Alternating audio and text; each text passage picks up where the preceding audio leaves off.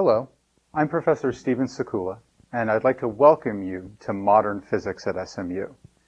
Modern Physics is the first course past the two-semester introductory sequence, where we begin to get closer to the physical principles that are at play in the modern technological and scientific world. Now, like all good sciences, physics builds on the past discoveries that have driven the field forward to continue to move through the frontier of human knowledge.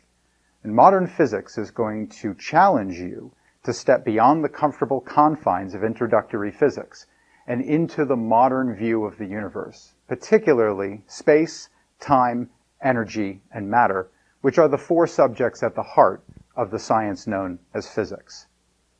Now, introductory physics tends to leave off at the end of electricity and magnetism, and that period coincides with the end of the 19th century, the late 1800s, which was a feverish time of experimentation. The foundations of space and time had been laid in the centuries before by people like Isaac Newton. And the laws of electricity and magnetism, which were relatively the new kids on the block as regards scientific law, had been established firmly in the mid-1800s. It was believed at the time that, for the most part, everything that needed to be known about the universe had been established, and all that was really left was to sort out some lingering puzzles that hadn't quite yet been fit into the framework of Newton's mechanics and the laws of electricity and magnetism. Now, one of those phenomena is light. It's fairly straightforward to make a light source in the modern world. All we have to do, for instance, is take a sealed tube filled with gas, for instance, and expose it to a strong electric field, a large electric potential. And we can coax it into emitting light. Now, light is, of course, all around us. It's what's literally illuminating the scene here. But what light was only thinly established by the end of the 1800s. We'll look at the foundations of light and electricity and magnetism and mechanics in this video. But one of the puzzles that was left over at the end of the 19th century was why certain elements emitted certain kinds of light, but not others. So for instance, this sealed tube here is containing hydrogen gas. And you'll notice that it gives off a fairly strong reddish color.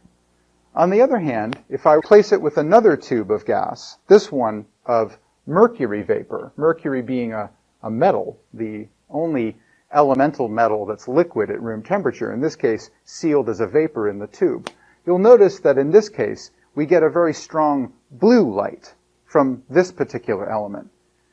If you study the fingerprints of these light emissions very closely, you'll observe that they have strong colors in some places, but not in others, in what is known as their atomic spectrum.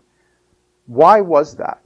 The mystery of atomic spectra would only be fully understood in the early part of the 20th century, with the advent of what we now call modern physics, specifically quantum physics. Now, another interesting phenomenon that had been observed in the 1800s, but which was not fully understood, had to do with electric currents. So what I'm going to do here is using the triboelectric effect, using friction to build up an electric charge on a piece of plastic, and then placing that plastic in contact with a conductor so that it can soak up that excess charge.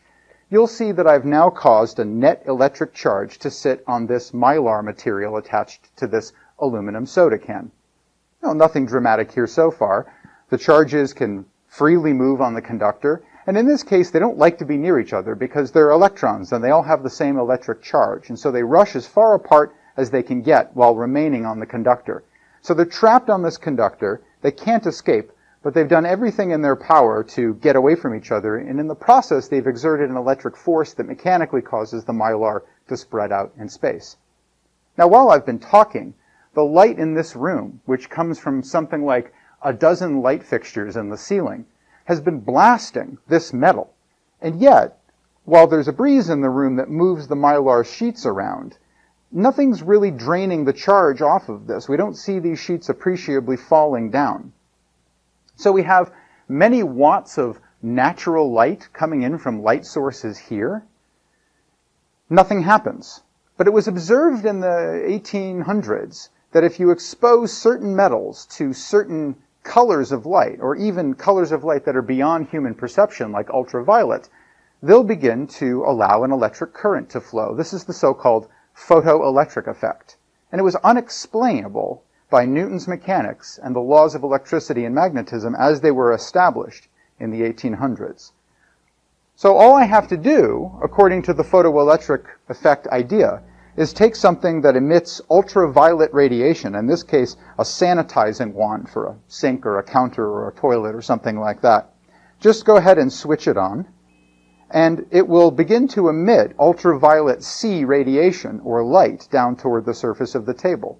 And if I move it over the aluminum can, it will begin to almost instantaneously drain the electric charge off the mylar. And if I sit here long enough, it will eventually pull almost all of that electric charge off the mylar, leaving it hanging back down in a more vertical position. This is 4 watts of UV light, compared with tens of watts of natural light coming from the light fixtures in the ceiling. Why?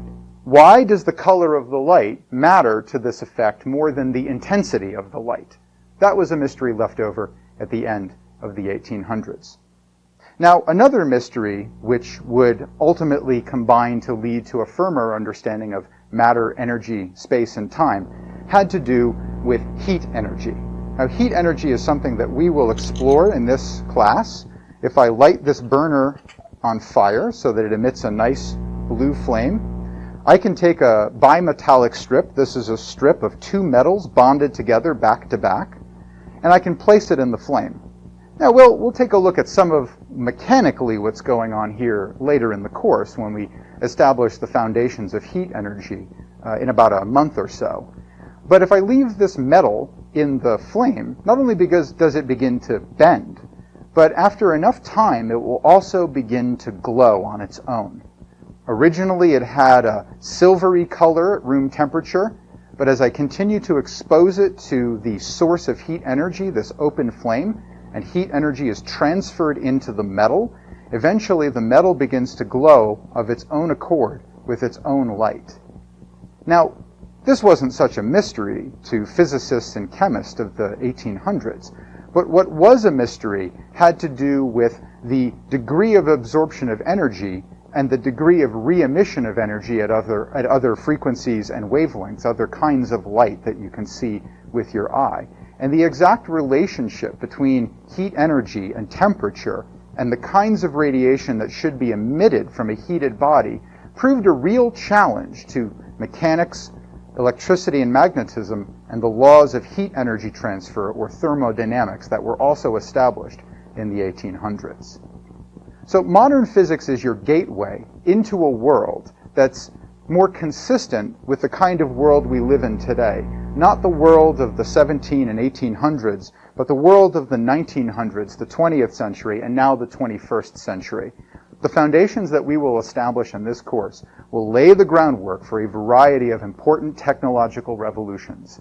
Non-invasive imaging of the human body, the harnessing of the energy at the heart of every atom, the construction of semiconductor devices which revolutionized our ability to do computations quickly and efficiently, and a host of other advancements whose roots were all laid down in a revolutionary period in the transition between the 1800s and the 1900s that led into the era of modern physics. Welcome to this course. For the rest of the video, we'll do a foundations review of introductory physics to refresh your memory about the most salient things from the past 2 semesters of material, and then we'll move on to the foundations of modern physics. In this lecture, we'll re-explore the foundations of introductory physics, the basic concepts that should have been communicated to you in the first 2 semesters of introductory physics. Physics builds on the past. Like all sciences, the discoveries of an earlier era influence our understanding of new discoveries and how to adapt our mathematical descriptions of nature in order to describe what we know from the past, but include new observations that don't quite fit into the original framework that we had developed. The big picture that I want you to take away from this Foundations lecture can be broken into 4 large parts.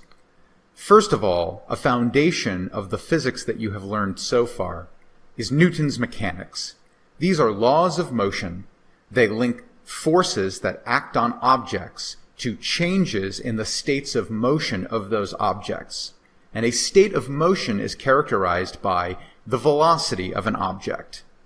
The laws of mechanics were first established by Isaac Newton in his foundational publication, Philosophiae Naturalis Principia Mathematica, or the Principia, published in 1687.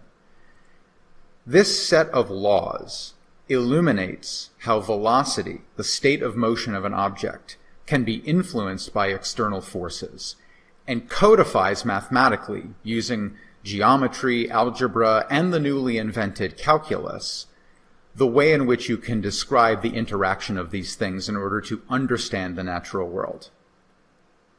What would also be developed over the following centuries were a series of what we now call conservation laws. These are principles that establish that certain quantities appear to be conserved, that is, left unchanged, even by complex phenomena in nature. These include things like the total energy of a system, including internal forms of energy like chemical energy, the total linear momentum of a system, and the total angular momentum of a system. And for closed and isolated systems, where no external forces, especially of the non-conservative variety, those that can't store and release energy in some kind of potential, in those systems, conservation laws will absolutely hold. And they were established through careful chemical and physical work up through the 1700s. And they continued to be built on in work on heat energy in the 1800s. Heat energy and the laws that govern its transfer from the mechanical form to the thermal form will be revisited in later lectures, the second part of the foundations of modern physics. The third key idea is Newton's law of gravitation. That is the law that relates the distance between material bodies and the force between them, a force that requires no actual physical contact, no medium to be present between two things in order for them to exert a force on each other. And this was also established in Newton's Principia.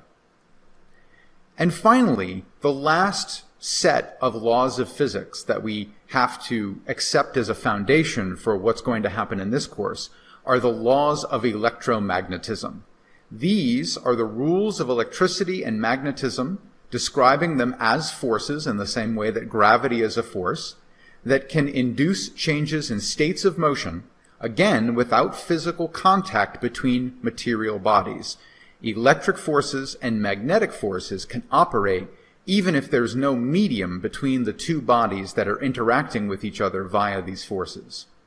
They were established in the 1700s to 1800s, and they were finally codified formally in 4 equations known as Maxwell's equations in 1862. One of the mathematical foundations of describing nature in physics is a kind of number known as a vector. These are essential to describing any multi-dimensional quantity, and they have a well-defined algebra which you should have exercised in previous physics courses. You probably have also exercised these in a dedicated math or engineering or both course. Vectors are numbers that can be built from scalars. Scalars are numbers that have no directional information. So, for instance, a good example of a scalar would be if you asked for directions to somebody's house and they told you, go 10 miles. Well, that might eventually, by going 10 miles, get you to their house, but without some crucial directional information. How far east, south, north, or west should I go to add up to those 10 miles? You're probably not going to make the journey successfully. Scalars, however, can be assembled using, for instance, component notation into a vector. So here, for instance, is demonstrated a vector denoted A with a little arrow over its head, and it's broken into components. It has a component that lies entirely along the x-coordinate axis in a Cartesian coordinate system, with length a with a subscript x, and similarly it has a component along the y-axis in a Cartesian coordinate system, a with a subscript y. And these little vectors here, I with a little triangular hat over it, j with a little triangular hat over it, we'll come back to those in a moment, but they're essential in indicating a dedicated direction, either only along the x or y or z axis. Vectors, even though they carry both length information and direction information, can be summarized as having a singular length that characterizes the full straight line distance that you would have to go to get from the beginning of the vector to the end of the vector, and this is known as its length or its magnitude. This can be denoted in one of several ways, either just drawing the vector with no arrow over it, so a in this case, or putting absolute value signs around the vector. That's another common notation for length or magnitude of a vector.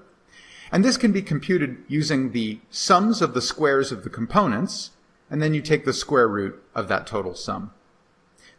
In 2 dimensions, this will recall the familiar Pythagorean theorem, which, given the lengths of the sides of a right triangle, will tell you the length of the hypotenuse. Then there are unit vectors. This is a subspecies of vector, and they're special because they are vectors whose length is always exactly 1 in whatever unit system you choose to use. Unit vectors are denoted with that little triangular hat symbol. So for instance, I hat, j hat, and k hat, as they would be denoted in spoken terms, are special, and they're unit vectors that point only along the x, y, and z axes, respectively, of a Cartesian coordinate system. This also means that because the angles between the x and y and z and x axes are 90 degrees, the angles between these unit vectors are also always 90 degrees for any pair. You can add vectors. So for instance, if I have a vector A and a vector B, and I want to know what the resulting vector, for instance, C with a little vector arrow over its head looks like, all I have to do is take the x components and add them together, noting that they point along the I hat direction. Take the y components and add them together, noting that they point along the y direction, etc. And this will give you the resulting sum of 2 vectors. You can replace the sum with a minus sign to get the difference of 2 vectors, but the math is the same. There are 2 kinds of multiplicative products of vectors, the dot product, which gives you a number, and the cross product, which returns a vector. The dot product is given by the following notation. C can be represented as the dot product of 2 vectors, A and B, with a little dot between them, and it's a number, it's a pure scalar, whose size is the magnitude of A times the magnitude of B times the cosine of the angle between A and B. In component notation, you can calculate this by taking the x components and multiplying them together, taking the y components and multiplying them together, etc., and then adding all of those products together. And again, this yields a pure scalar, a pure number with no direction. On the other hand, the cross product, the other multiplicative operation between 2 vectors, yields a vector. So in this case, the cross product of 2 vectors A and B would yield a third vector, C. The cross product is denoted by putting a cross multiplicative sign in between the 2 vectors A and B. This one's a little bit more complicated, and you have to be a bit more careful with this. I like component notation because you can essentially distribute the multiplication algebraically between the 2 vectors A and B, and you wind up with terms that look like the x component of A and the y component of B with this cross product of unit vectors next to it, and then the y component of A and the x component of B with the reverse cross product of I and j hat next to it, and then a bunch of other terms that look similar to this depending on how many dimensions this thing has. And in the end, this yields a pure vector with a length given by the magnitude of A times the magnitude of B times the sine of the angle between the 2 vectors A and B. Also, the vector C will always point at exactly a right angle to both A vector and B vector. That's one of the natural consequences of the cross product. Now, the cross products of coordinate axis unit vectors like I hat, j hat, and k hat obey the following rules. The cross product of any unit vector with itself is 0, because there is no vector that's perpendicular at the same time to both I and itself. There's an infinite number of those vectors, and the cross product yields a result of 0 for this. Similarly with j cross j and k cross k.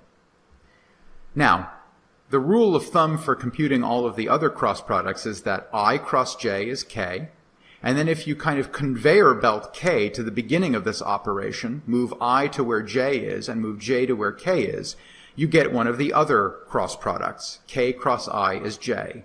And then similarly doing this conveyor belt permutation one more time, so-called cyclic permutation, you get j cross k is I. Now, what about j cross I cross k, or k cross j? Well, if you swap the order on the left side of these equations, then the right side changes by a minus sign. So j cross I would be negative k hat, I cross k would be negative j hat, and so forth. Vectors are an essential building block of everything that happens in mechanics. But the real laws of nature that we encounter in a course on introductory mechanics are Newton's famous 3 laws of motion. The first law states that the state of motion, that is, the velocity of an object, remains constant unless the object is acted upon by an external force. Absent external influences, the natural state of an object is to maintain whatever velocity it presently has. This can be summarized in an equation as follows. The sum of all forces with subscript I, and there can be from 1, 2, 3, all the way up to capital N forces acting on an object, if all of those add up and cancel each other out so that there is 0 net force acting on an object, then the resulting acceleration, that is the change of velocity with respect to time, or the change of the state of motion with respect to time, given by the second derivative of a position vector of the object, is 0. No net force, no change in state of motion. The more general form of this equation is given by Newton's second law, which relates the net unbalanced force acting on an object to any resulting acceleration or change in the state of motion of that object. The change in Newton's second law is proportional to something. Force and acceleration can be related to each other by a simple equation, and the constant of proportionality between force, F, and acceleration, A, is given by m, the so-called inertial mass of an object. Because you can write the acceleration as the second derivative with respect to time of the position vector of an object, I've put here the calculus notation for the acceleration in 3 dimensions, where r vector is a position vector x, y, and z that not only can change with time, but whose change with time can be further altered by having an external force act on it. That is an acceleration. And then finally there's Newton's third law, that in every interaction of 2 material objects, let's call them A and B, 2 forces are in action. The direction of the force exerted by object A on object B is the opposite of the force of object B on object A, but they are otherwise equal in magnitude. So if I take my hand and push on the surface of a table, the table pushes back against my hand with an equal magnitude but opposite direction force. That's why my hand doesn't go through the table. Now, usually after learning about Newton's laws of motion, we then learn about quantities that are associated with motion. These are known as energy and momentum. What is common between these quantities is that they vary in some proportion to the degree of motion. So, for example, the quantity of energy associated with a moving object, so-called kinetic energy, is proportional to mass and to the square of the velocity of an object. It is a scalar. Because you square the velocity, you lose all directional information about it. And the exact equation for kinetic energy is determined to be 1/2 times the mass times the velocity squared, or the speed squared, of an object. There is a direction full quantity of motion, and that is known as linear momentum. It is proportional to mass and directly to the velocity of a body. At least in this classical physics and this introductory mechanics we learn about, this is observed to be the thing that appears to also be conserved in nature like energy. Linear momentum is denoted by the letter P with a vector hat over it, and it's the product of inertial mass and the velocity of the object. We can write this in calculus notation as the mass times the first derivative of the position vector with respect to time. Now there's another momentum quantity that's associated with a body that can rotate as well. So the degree of its rotation around some axis imparts some angular momentum to the system, and we also learn that in closed and isolated systems this quantity can be conserved. It's proportional not to the mass of the body, but to the distribution of mass around the axis of rotation, the so-called moment of inertia, and to the rotational velocity of that body. All points on a rigid body that can rotate about an axis will have the same rotational velocity regardless of their distance from the axis of rotation. And the moment of inertia describes using an integral, which is shown here. I is the integral of r squared dm, where r is the distance from the axis of rotation for the little bit of dm mass that you're considering at the time. The product of these two things yields the angular momentum, and this is observed to be conserved in systems that are closed and isolated. Now, if an external conservative force acts, one where the work done by the force in moving an object from point A to point B is the negative of the work moving from point B to point A by any path that you can take, then there is an associated potential energy as well, which we denote U. This is another kind of energy. So there's kinetic energy, and then for conservative forces, where those things like gravity, for instance, can act on a system, you have an associated potential energy. You can lose kinetic energy and store it in potential energy, and you can lose potential energy and gain it in kinetic energy. There's an interplay in these kinds of energy in systems, and the total energy can be conserved. On the other hand, for external non-conservative forces, such as friction or air drag, there is no associated potential energy. But other forms of energy, such as heat, which is the motion of atoms in a material object, can result from losses of kinetic energy through the action of those forces. Now, as I've hinted at before, energy and momentum can be conserved. And for a system that is acted upon only by conservative forces, which have an associated potential energy, and is otherwise closed to and isolated from all other kinds of forces, in that specific case, what is known as mechanical energy is completely conserved. Mechanical energy is the sum of all kinetic and all potential energy in the system at any moment. So for instance, there might be some initial moment of time where there's a total kinetic energy Ki and a total potential energy Ui. And if the system obeys the constraints I've listed above, then I can look at any other time, say some time final later, denoted with an F, and I can see that although kinetic and potential energies may have morphed one into the other, the sum of these two things across all objects in the system is the same sum as I had at the earlier time. Now, for a non-closed and non-isolated system, and especially where non-conservative forces can act, total energy will be conserved, but not just mechanical energy. And total energy is the sum of kinetic, potential, and all other forms of internal energy like heat due to friction or drag, or even chemical energy. If, for instance, mechanical energy has been converted into stored chemical energy through some chemical and mechanical and electrical process, then you can retain the energy in that form, and you may be able to get it back later in the form of either potential or kinetic energy, depending on what kinds of non-conservative forces are acting in the system. But if you can figure out all the energy buckets where energy can go in a system, even one where non-conservative forces can act, then you can still see that the total energy in all of those buckets, added up, remains constant over time, even if you can't recover mechanical energy when it's lost into forms like heat or chemical energy. And for a closed and isolated system of objects, total momentum, both kinds, linear and angular, is conserved. So if I sum up all the linear and all the angular momentum at one time initial, ti, I will find later on that the sum of all momentum and all angular momentum, all linear momentum and all angular momentum is the same, even if it's been interchanged between objects, maybe they've collided with each other, things like that.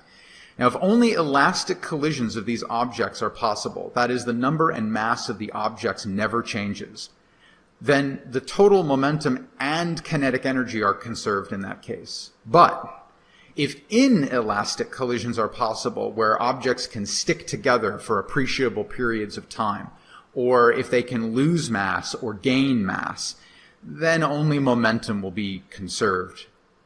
But again, you have to be very careful with how closed and isolated the system is. Now, another law that we encounter in introductory physics, which seems a strange beast compared to the other kinds of mechanical phenomena that we encounter in these courses, is the law of gravitation, which governs the gravitational force between any two bodies with mass. It acts without physical contact, and it does so even across empty space. And I've illustrated that here by showing you the planet Jupiter, which is the heaviest planet in our solar system, and 4 of its moons, the ones that were first spotted by Galileo when he turned his telescope to the night sky to see what he could see. These are the so-called Galilean moons. They're the biggest moons of Jupiter. Jupiter has many more moons than this, but these are the 4 most visible, the most easily visible, even with a modest aid to the eye. And those are Io, Europa, Ganymede, and Callisto.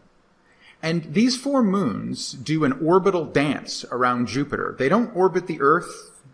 They orbit this planet. And this was a remarkable observation in the days of Galileo, that you had objects in the night sky that didn't go around the Earth. And they do this under the influence of gravity, the same force that holds our moon in orbit around our planet, and our planet and all the other planets of the solar system in orbit around the central star, our sun. It's gravity. Gravity explains all of this stuff. Now, the gravitational force that an object A exerts on an object B is proportional to the masses of both objects and inversely proportional to the square of the distance between them. And this is codified in the law of gravitation. That is, the gravitational force between any two bodies, so for instance the force on A that's exerted by B, is proportional to the product of their masses divided by the distance squared between them. The constant of proportionality, G, I'll get to in a moment, but the force points from the object that's acted upon, A, toward the object that's doing the acting, B. So it's an attractive force. Now, again, this is the force that A experiences exerted by B. Now, G is this universal constant of proportionality.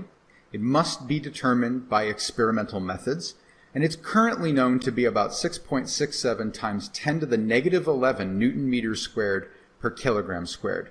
Not a very big number.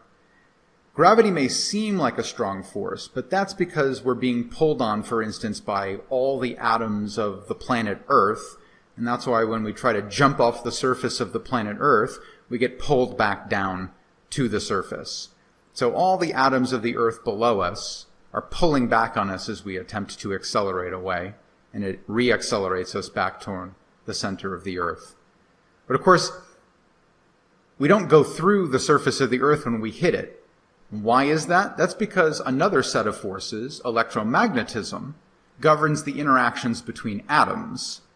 And atoms tend to repel each other because they have clouds of electrons around them, and the electrons have the same electric charge, and in the laws of electromagnetism, this causes a repulsive force to occur.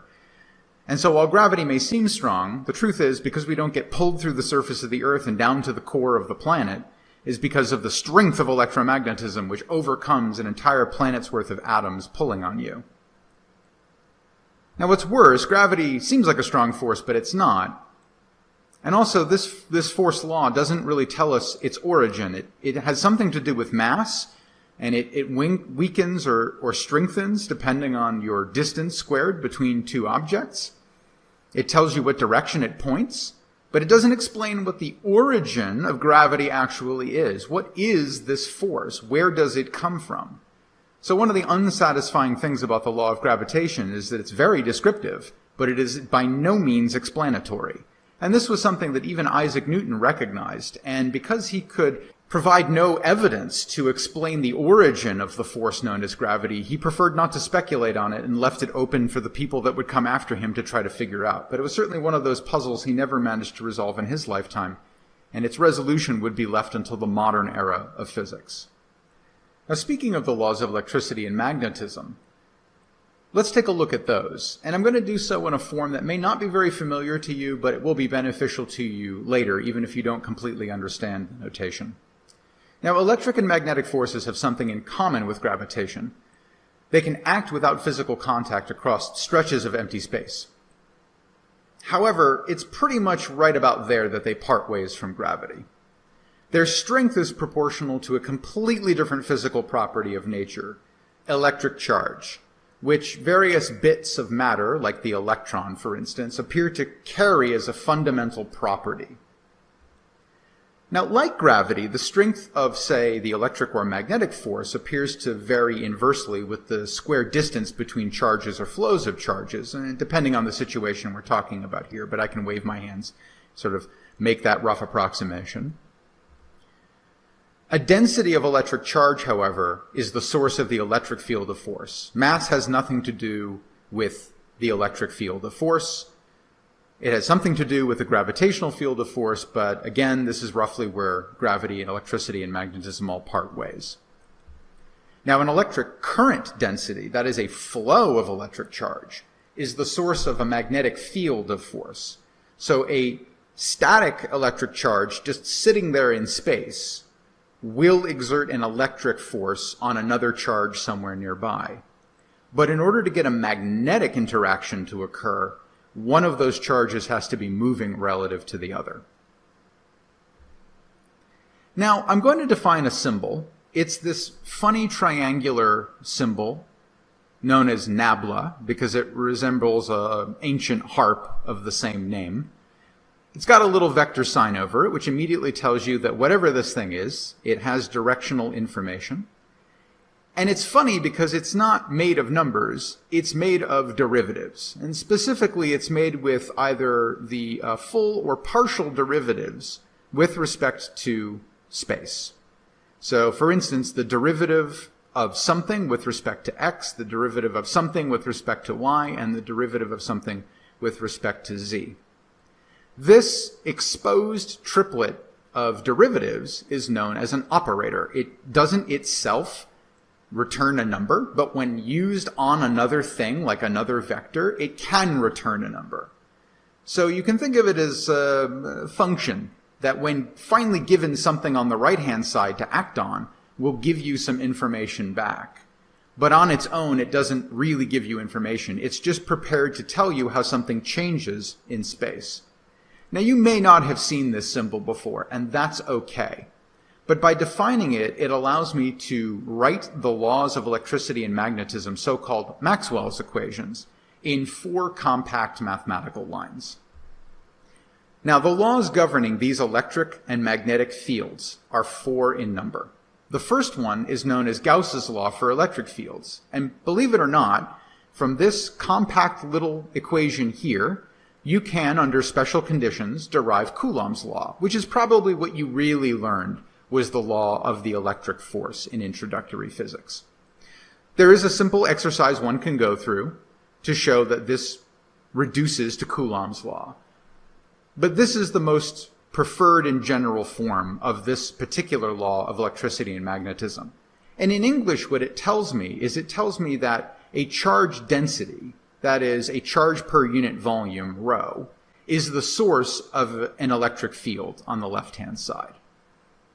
We have this operator I defined above, which is just a triplet of space derivatives acting on an electric field via the action of the dot product. So this thing returns a number, and that number is equal to the charge density divided by epsilon naught, which is a constant of nature. The second law is Gauss's law for magnetic fields. And this one is probably the simplest of the 4. it's that same operator action, the nabla symbol with a dot product with the magnetic field. But on the right-hand side, you get 0. And what this equation tells you is that so far as we know, there are no such thing as a magnetic charge. In order to create a magnetic field, you have to have moving electric charge. And so far as we know, and many experiments have tried and many experiments have failed, there is no such thing as a magnetic charge. That's what this equation codifies. Then there's the Faraday-Maxwell law.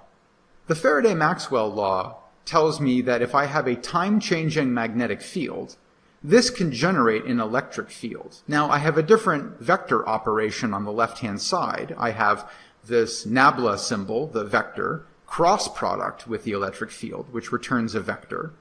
And indeed, I have a vector on the right-hand side as well. The time derivative of a vector field is also a vector. And then finally, there's the Ampere-Maxwell law. And this tells me something a little bit similar to the Faraday-Maxwell law. And that is that if there's a time-changing electric field, or if there's a current density of electric charge, a flow of electric charge, or both, then this results in a magnetic field. So the left-hand side tells me that there's a magnetic field that exists. The right-hand side tells me where those magnetic fields might come from, either from a charge current density or from a time-varying electric field. And mu naught here is another fundamental constant of nature. Epsilon naught and mu naught you should have encountered in introductory physics, and you can go ahead and look up their values. Now, what's amazing about the laws of electricity and magnetism, Maxwell's equations, is that when you consider them in a particular situation, it finally clarifies what the heck the nature of light is. Light is an amazing phenomenon. It carries information from one place to another, and it does so at a seemingly immense speed. And it turns out that by solving Maxwell's equations in a certain regime, you find out what light is. It's a very rewarding exercise, one that you would presumably go through in a more advanced course than this one, but I'll tease it here. So, for instance, if you consider empty space where there are no electric charges, no rho, no charge densities, and where there are no electric currents, no J's with the vector hat over the top of it, nonetheless, Maxwell's equations are not just simply all zero.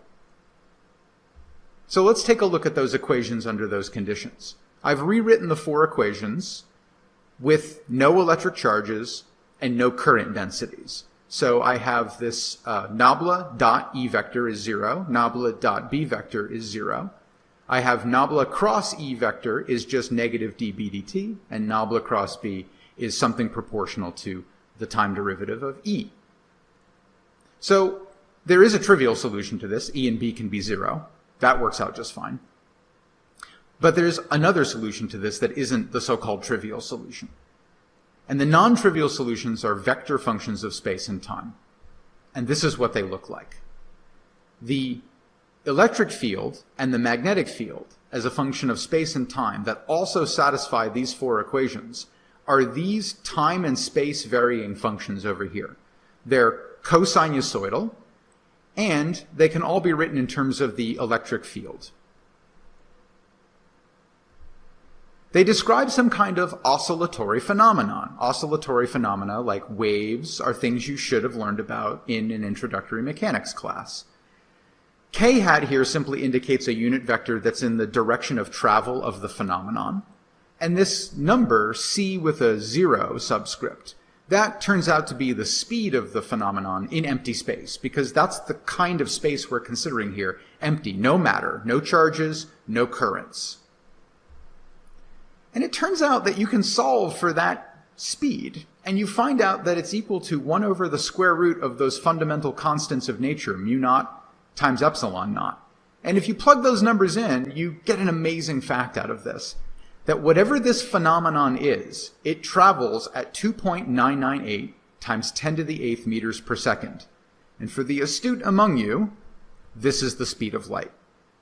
So what Maxwell's equations in empty space tell us is that when solved, they describe a phenomenon that can travel from point A to point B seemingly through empty space, and it does so at precisely the speed at which light was known to travel in the days when this was solved. So light is what is known as an electromagnetic wave. And like a mechanical wave, which was the only analogy that physicists had at the time, it was originally assumed that it must travel in a medium. Sound travels in air. Water waves travel in water. They are distortions of a medium. And so it was presumed that light must too be some kind of mechanical wave. And that means that seemingly empty space couldn't really be empty. Something's got to be there that distorts to allow this wave to travel. That was the assumption based on mechanics. Now, finally, I want to go into the subject of relativity, which would have been introduced to you probably under the phrase relative motion. In introductory physics, you get some exposure to relative motion. That is, a person standing on a train, the train is moving relative to somebody on the ground. The person on the train throws a ball up in the air. What does the person on the ground see? That's usually the way in which this is couched. The person on the train, for instance, who throws the ball straight up in the air, will see it go up, gravity will accelerate it, and eventually it will come straight back down into their hand. So it just goes up, slows to a stop, and then accelerates down back to their hand, all along a straight vertical line. That's what the person on the train sees. A person on the ground watching this sees the ball follow a parabolic trajectory because the ball and the person have a horizontal velocity because they're standing on the train. So the ball goes up and comes down, yes, but it doesn't land at the same coordinate along the horizontal that it started at. It appears to follow a parabola. And so the two observers will disagree on the motion of the ball. The person on the train says, no, it goes straight up and then comes back down to my hand. And the person on the ground says, well, no, it didn't go straight up. It followed a parabolic trajectory, but your hand moved too, and so it was there to catch it when it came back down. And it's possible to use mathematics to relate these differing observations of space and time. And to do this, you assume that time passes the same for all observers. The person on the train and the person on the ground all experience time the same way. And when you make that assumption, you get out of this something known as the Galilean transformation that allows you to relate spatial coordinates and velocities of objects from a frame you consider to be at rest to a frame that you consider to be moving. So in our case, you might consider the platform or the ground next to the train to be the rest frame. You might consider the train to be the moving frame. And these equations shown down here will relate coordinates, velocities, and times in the moving frame with the primes next to them to things in the rest frame, the numbers without the primes attached to them. Okay, so that's not so bad. It's actually one of the more complicated things that most students encounter in introductory physics because it forces you to think in two different frames of reference, and this is not always as straightforward as it seems. But the math itself is not that bad. It's more the conceptual issues that go along with this that pose a particular challenge for most people who see this the first time. So that is basically a summary of what we now call classical physics, introductory mechanics, and the laws of electricity and magnetism, or semester 1 and semester 2 physics. And even though classical physics is challenging, there are many difficult things that you have to do. There's new math you haven't seen before. You're often learning calculus at the same time you're expected to use calculus in introductory physics. Nonetheless, at the end of the day, if you stop and look at all of this stuff, you'll often say, okay, the mathematical or some conceptual difficulties aside, all of this stuff feels to me very intuitive. I can throw a ball up in the air, I can catch it. I can watch somebody do that in a train and see it moves in a parabolic arc. Okay, yeah, we disagree on what's happening, but we can explain to each other why we see what we see. It's all very, normal day-to-day human scale stuff. Really, this is intuitive. It just had to be described by mathematics, and that often is the difficult part. But you have to be very careful about intuition. Intuition is largely based on experience with events that involve the following things. Speeds that turn out to be very close to zero. Driving at 70 miles an hour may seem really fast to you as a human being, or getting on a rocket ship that goes into Earth orbit might seem really extreme, and they are for human beings. But compared to the fastest known phenomenon in the universe, which is light, 2.998 times 10 to the 8th meters per second, 70 miles an hour seems pretty pathetically slow, and in fact is so close to zero that from the perspective of light, it might as well be nearly at rest. Not very impressive to light. So you have to be careful, one, because the speeds that you're used to encountering are really close to, it turns out, zero, and so your intuition is built on a very narrow spectrum of experience in the universe. The other thing that you may take for granted is that the sizes of things that we usually think about in classical physics, with the exception of electrons and protons and electricity and magnetism, the sizes of those things tend to be very large by comparison to what are known to be the building blocks of the material universe. And for the stuff around us, that's mostly going to be atoms. That's the day-to-day stuff that we are interacting with. But when you interact with a table, that table has like Avogadro's number worth of atoms in it. That is a huge number of atoms, and the scale of the structure built from those atoms is vast by comparison to the atoms themselves. And so as a result, as we begin to encounter phenomena, and this was true of physicists at the end of the 1800s, as you begin to encounter phenomena that are very fast or very small, so objects moving very close to the speed of light, or objects that are really more at the atomic or even the subatomic scale, the things that make up the atoms, you begin to find that classical physics needs to be modified to describe the universe more completely. It works for slow things at large scales, like human scales, or planet-size scales, or even bigger. But it breaks down in regimes where it was never designed to operate, the very fast and the very small. So, as a result, you're often going to find as you go into modern physics that what you think to be true about the universe is based on intuition from a limited set of experiences in the cosmos. And as a result, your intuition is actually fundamentally wrong.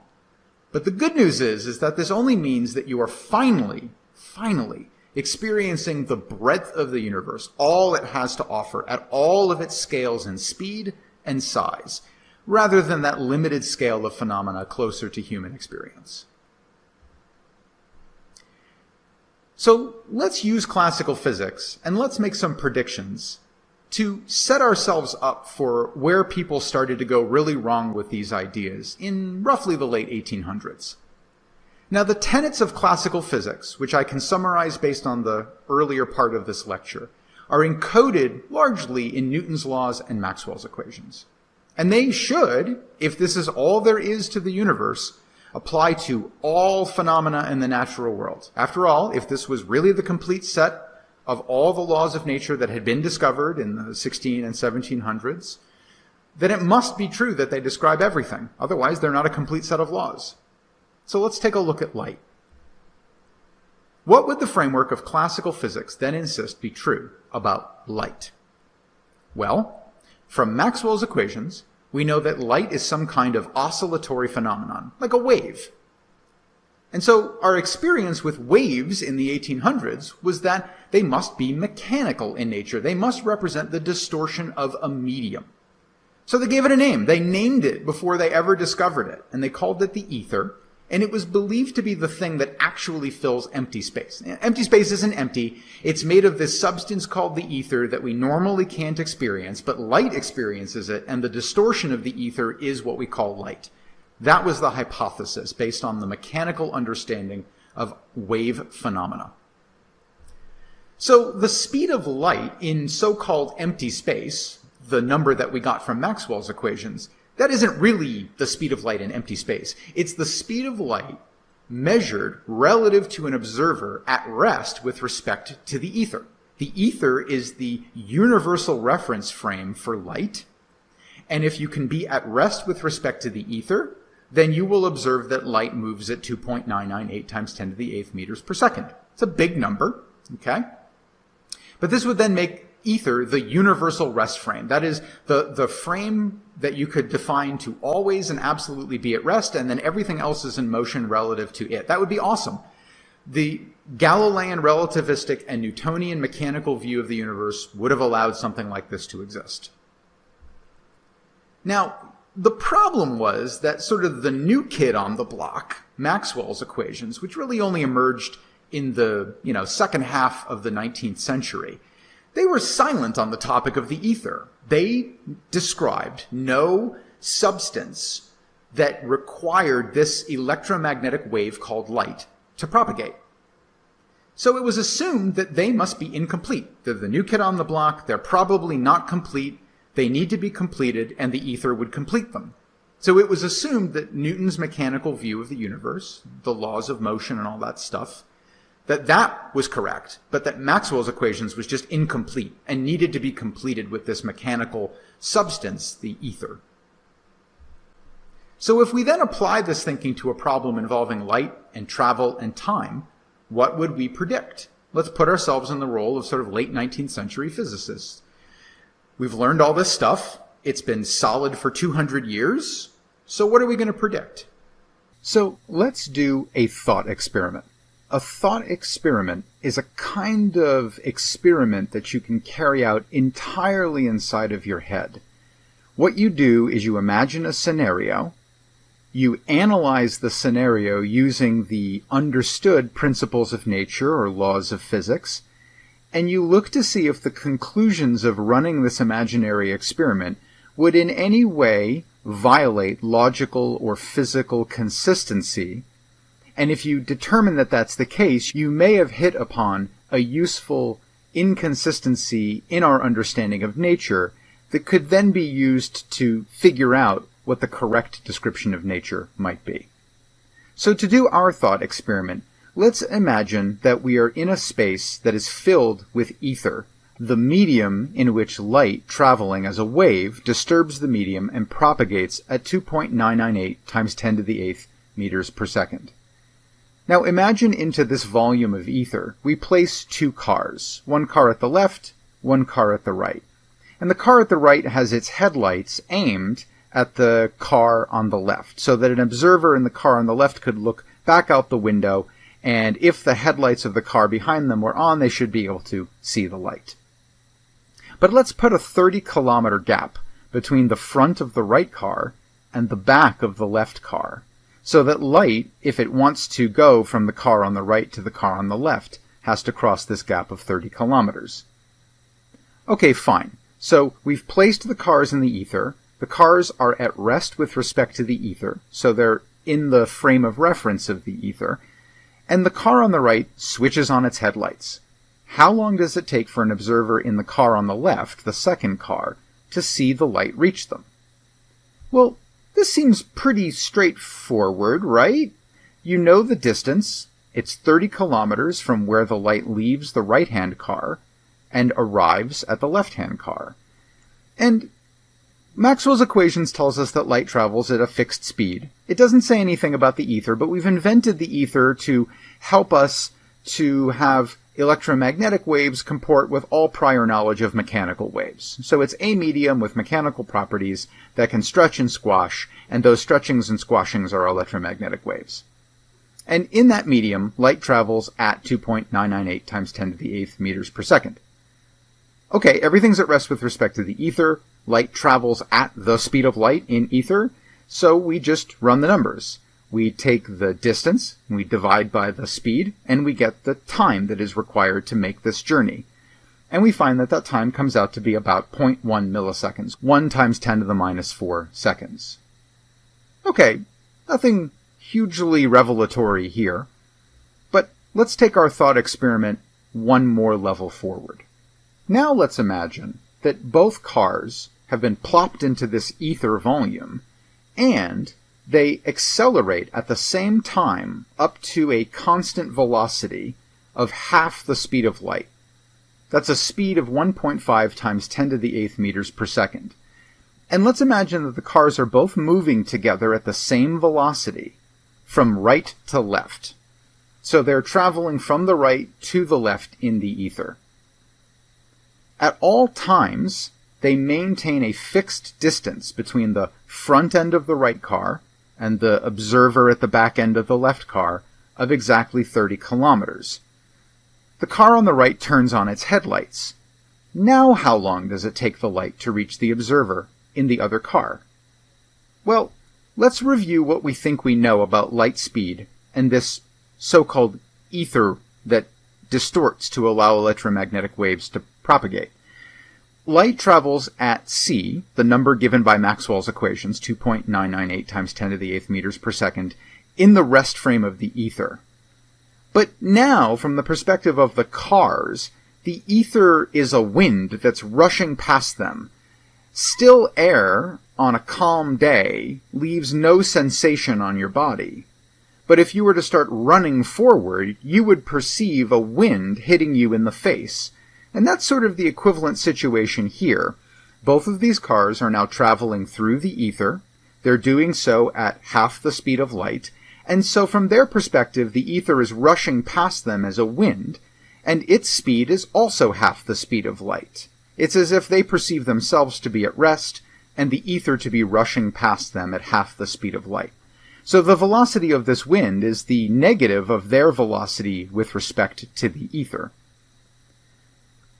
Now, Galilean relativity and Newtonian mechanics demand that, from the perspective of observers in the car, that the light that leaves the car on the right, while it's traveling at 2.998 times 10 to the 8th meters per second in the rest frame of the ether, is encountering this wind of ether that has the apparent effect of slowing it down.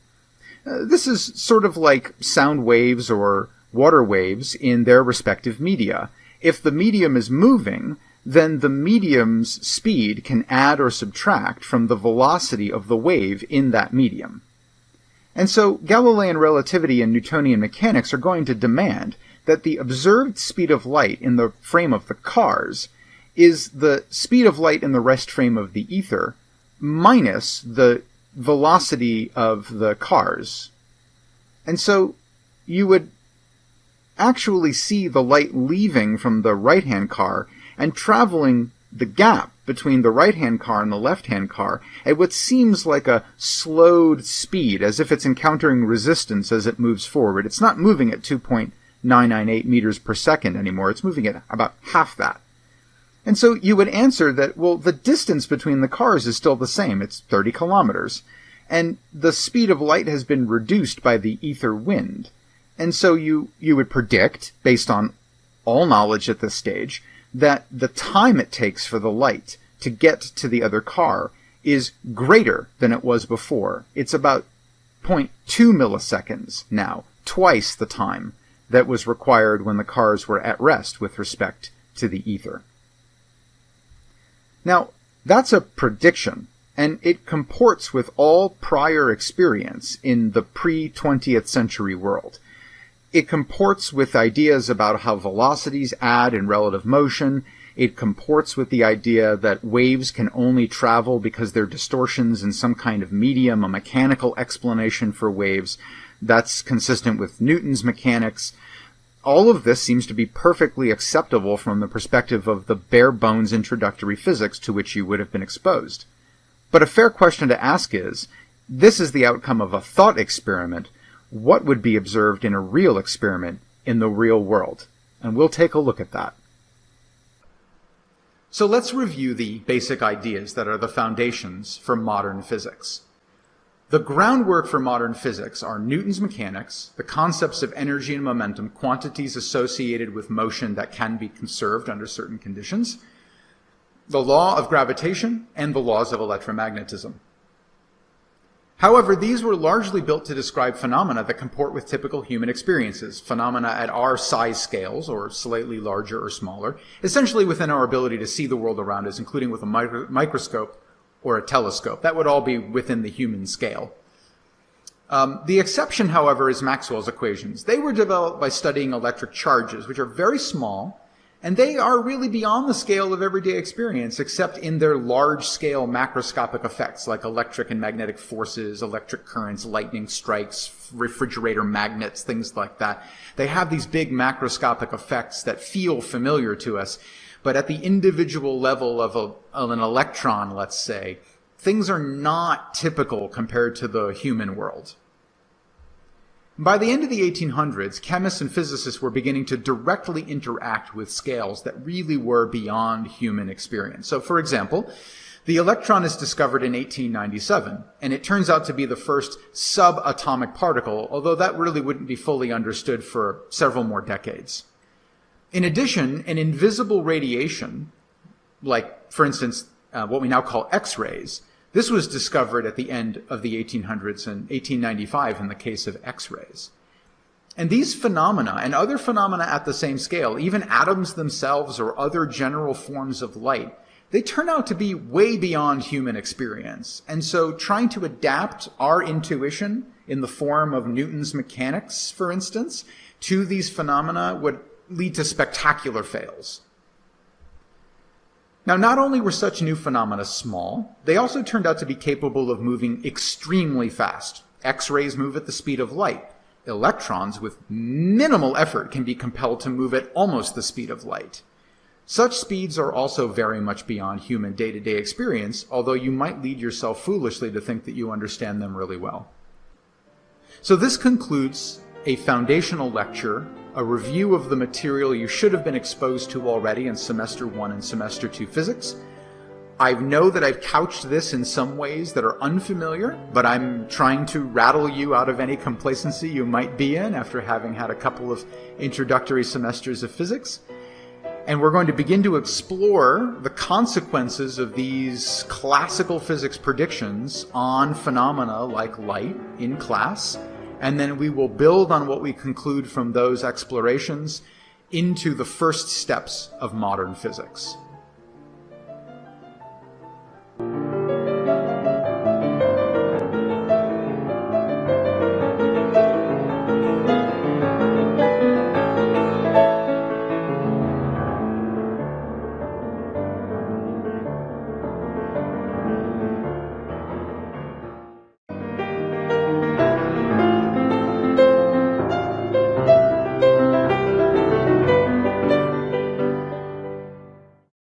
In this lecture, we will learn the transition in thinking that led from Galilean relativity to the special theory of relativity in 1905.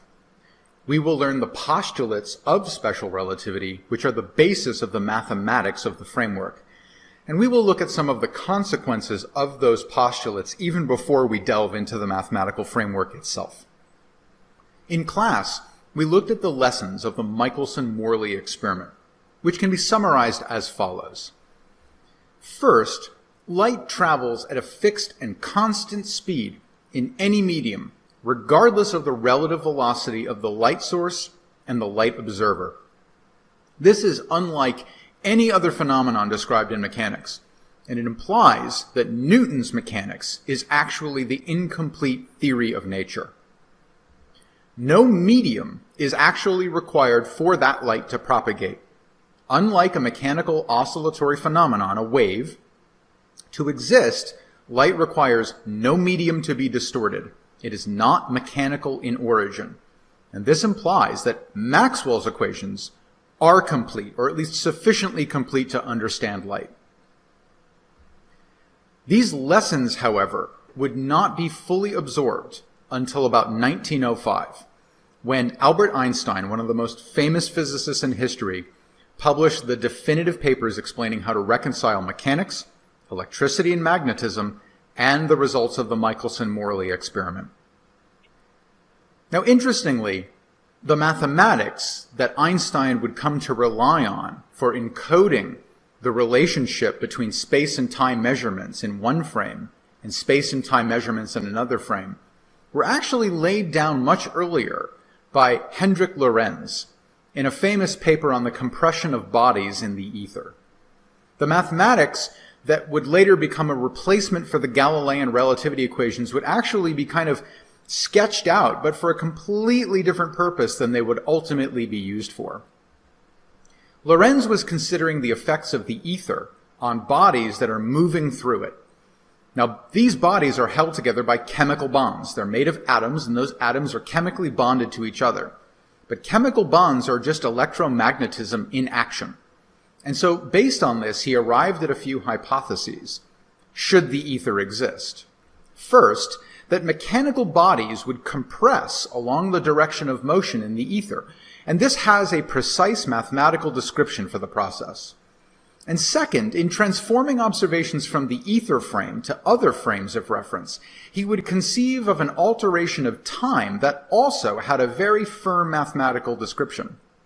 Now, Lorentz conceived of this during a period when the ether was still very much believed to exist. The results of the Michelson-Morley experiment were not fully digested during this period.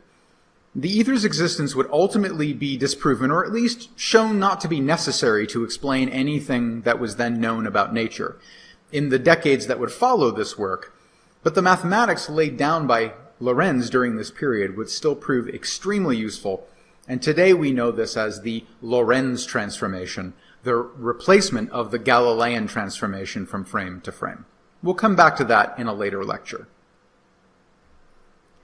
Let's talk about Albert Einstein and his miracle year of 1905. So Albert Einstein in 1905 was a young PhD physicist who was laboring doing physics as sort of side work in what was otherwise supposed to be his regular work at the Swiss Patent Office in Bern, Switzerland. He had this job because he was unable to secure, for instance, a faculty job after completing his PhD. And in part, this was because Einstein really couldn't get any recommendations out of any of the professors that had supervised his education, because he had so irritated them with his behavior during what we would consider graduate school, including skipping out entirely on classes, in particular, for instance, math classes for mathematics he didn't consider to be physically useful, and also for challenging his professors, challenging their authority, thinking of them as idiots, and so forth. Now, Einstein was a very bright young man, but he was also a bit arrogant and temperamental, and this didn't do him any favors when he was trying to get a job. Now, ultimately, it was the thinking that culminated at the end of his PhD work and then into the years leading up to 1905 that would lead to a change in the way that the community of physicists thought about the supremacy of the assumptions made in Newton's mechanics versus what the laws of electromagnetism, that is Maxwell's equations, had to say about light and space and time. And in 1905, he published the work that had resulted from his PhD research in a series of about 4 papers. And this was his so-called miracle year. This is a highly productive year for a young and relatively unknown physicist in this day. In doing so, he reframed assumptions about space and time and what is and what is not invariant to all observers and all frames of reference. Recall that in the Newtonian and Galilean view of space and time, time is experienced the same way by all observers, regardless of their relative states of motion. Time would be referred to then as an invariant. But what Einstein proposed challenged thinking about what was and what was not invariant in space and time. Now, in short, here's what Einstein did. He accepted the conclusion of the Michelson-Morley experiments that light has a fixed speed regardless of the motion of the source relative to the observer of the light from the source. This then implied that there's no ether as well. Using a simple thought experiment, like the one that we did in the Foundations lecture involving car headlights and the ether, he explained also why time is not absolute even in Newton's mechanics. Time itself is not an invariant concept, and he did a quick thought experiment that showed that it wasn't even true under Newton's way of thinking. And so he was free to abandon time as the constant thing in transformations from one frame to another frame. Instead, he chose to preserve overall the forms of the laws of physics and the speed of light, which the Michelson-Morley experiment implied was constant regardless of your state of motion. This then led to the foundation of 2 postulates that allowed him to then define all the mathematics that would follow. The first postulate is what I hinted at a moment ago. The forms of the laws of physics, that is, F equals ma, for instance, or Maxwell's equations, will be the same for all observers, regardless of their state of relative motion, that is, their frame of reference. The second postulate is that the speed of light is the same for all observers, regardless of their frame of reference, their state of relative motion. Now, let's begin by breaking down the concepts that we need to dig into so that we can really understand where all of this is headed. We need to take these postulates and parse them into some phrases and words, define those things, and then go forward from there. This will allow us to build back up to a more complete understanding of the math that we'll eventually need in order to understand relativity and relative motion going forward in modern physics. First off, there's the word event. You might think you know what this is, but in physics it is given a very precise definition so that we can always try to define the concept mathematically so that everyone can agree on what an event is and what an event is not. Another phrase that's deceptive and may seem to have a common definition for you, but where we have to be careful about this in physics, is the phrase frame of reference. We need to define it. It comes up a lot in our discussions, and because descriptions of events can depend on the frame of reference in which the observation is made, we have to carefully define this concept. Simultaneity is another word, probably the one that causes the most consternation among people who are making the transition from introductory mechanics and electricity and magnetism into modern physics. Because simultaneity has probably been implied in a lot of things in the past, but we have to put it on some firm footing conceptually here so that we can use it and explore it going forward. It turns out that the concept of simultaneity is actually essential to many things you take for granted all the time. You've just never been forced to think about it before. This concept turns out to be a subset of the discussion of events, and it's going to play a very important role. So we're going to have to define this. And then finally, you might think you're comfortable with this idea, but the phrase speed of light would benefit from some context and some description. We should really try to understand the number that is behind this phrase. It's a ridiculously large number compared to most things on the day-to-day human scale. But it actually turns out that this speed is only impressive on the scale of things that are roughly the size of planets. I'll even allow solar systems, and maybe smaller, depending on how you define a solar system. But it turns out the speed of light is not as fast as we would like it to be, and certainly on the scale of things like the entirety of the universe, it is pathetically slow. So, let's get started in the next few slides trying to define each of these things very carefully. First of all, let's talk about the concept of an event. An event is, quite simply, anything with a location in space and time. So let's practice this concept. I will show you an event, and I want you to try to describe it with words and numbers. Go ahead and pause the video while you're doing this when prompted. See if you can come up with a short sentence that describes the event using the definition that an event is anything with a location in space and time.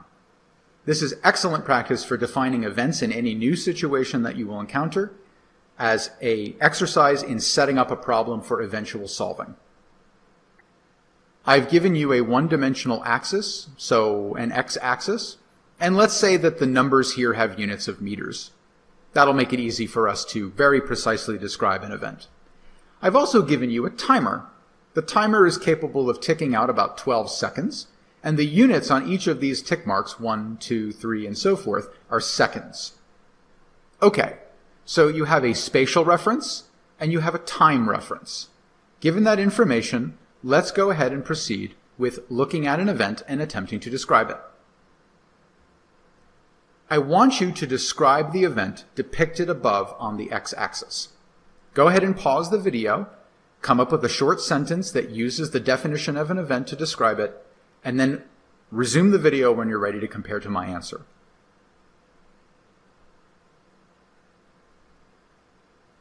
You should have come up with something like the following. The dot is at position x equals 0 meters at time t equals 0 seconds. That's an example of describing an event in physics. The dot is at a spatial location that is defined at a time that is also defined. X and t, space and time locations. If you didn't feel comfortable doing this, now that you've seen me go through it once, let's try another event. You try to describe it, and let's see what you come up with. Describe the event depicted above now on the x-axis. Go ahead and pause the video. Write down a short sentence that uses the definition of an event to describe this event, and then resume the video when you're ready to see what I came up with.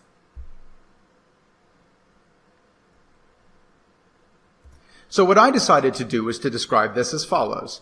The dot is at position x equals 2 meters at time t equals 2 seconds.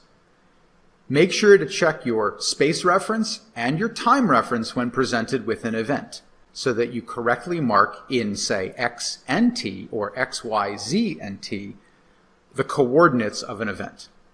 An event is something that has well-defined coordinates in space and time, a location in space and time.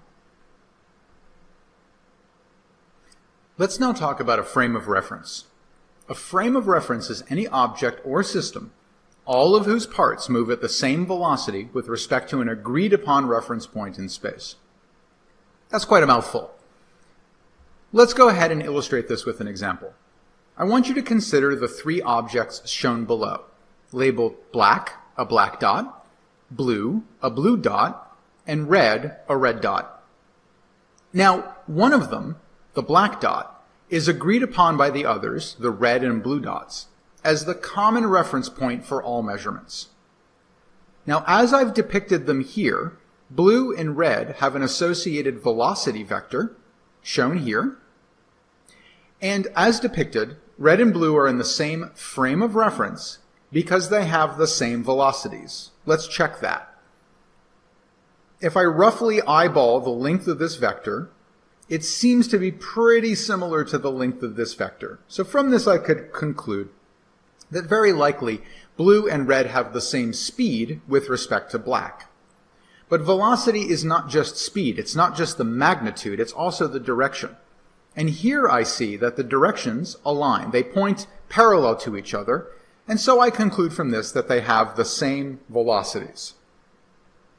Therefore, although blue and red are both moving, they are moving in the same way, with the same velocity. They have the same state of motion, and therefore they are in the same frame of reference.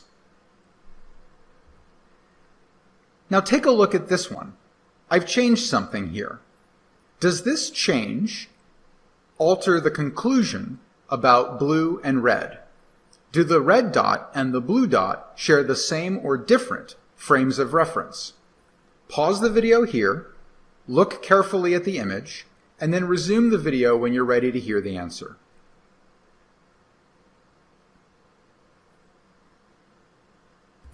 The answer is that they do not. Although their speeds are the same, the lengths of those two arrows look pretty much identical, the direction of the motion of the red dot relative to the blue dot, and all measured with respect to the black dot, has changed. This means that they have different velocities, and different velocities means different states of motion, and therefore different frames of reference have now emerged here. The blue frame of reference is no longer the same as the red frame of reference.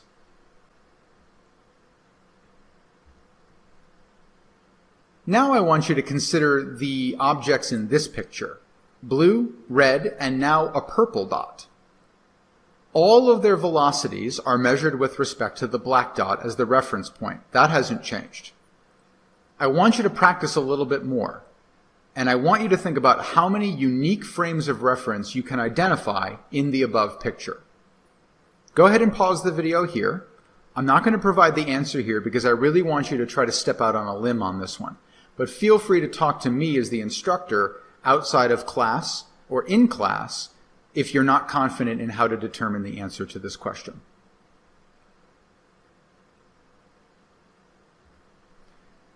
Now let's visit the concept of simultaneity.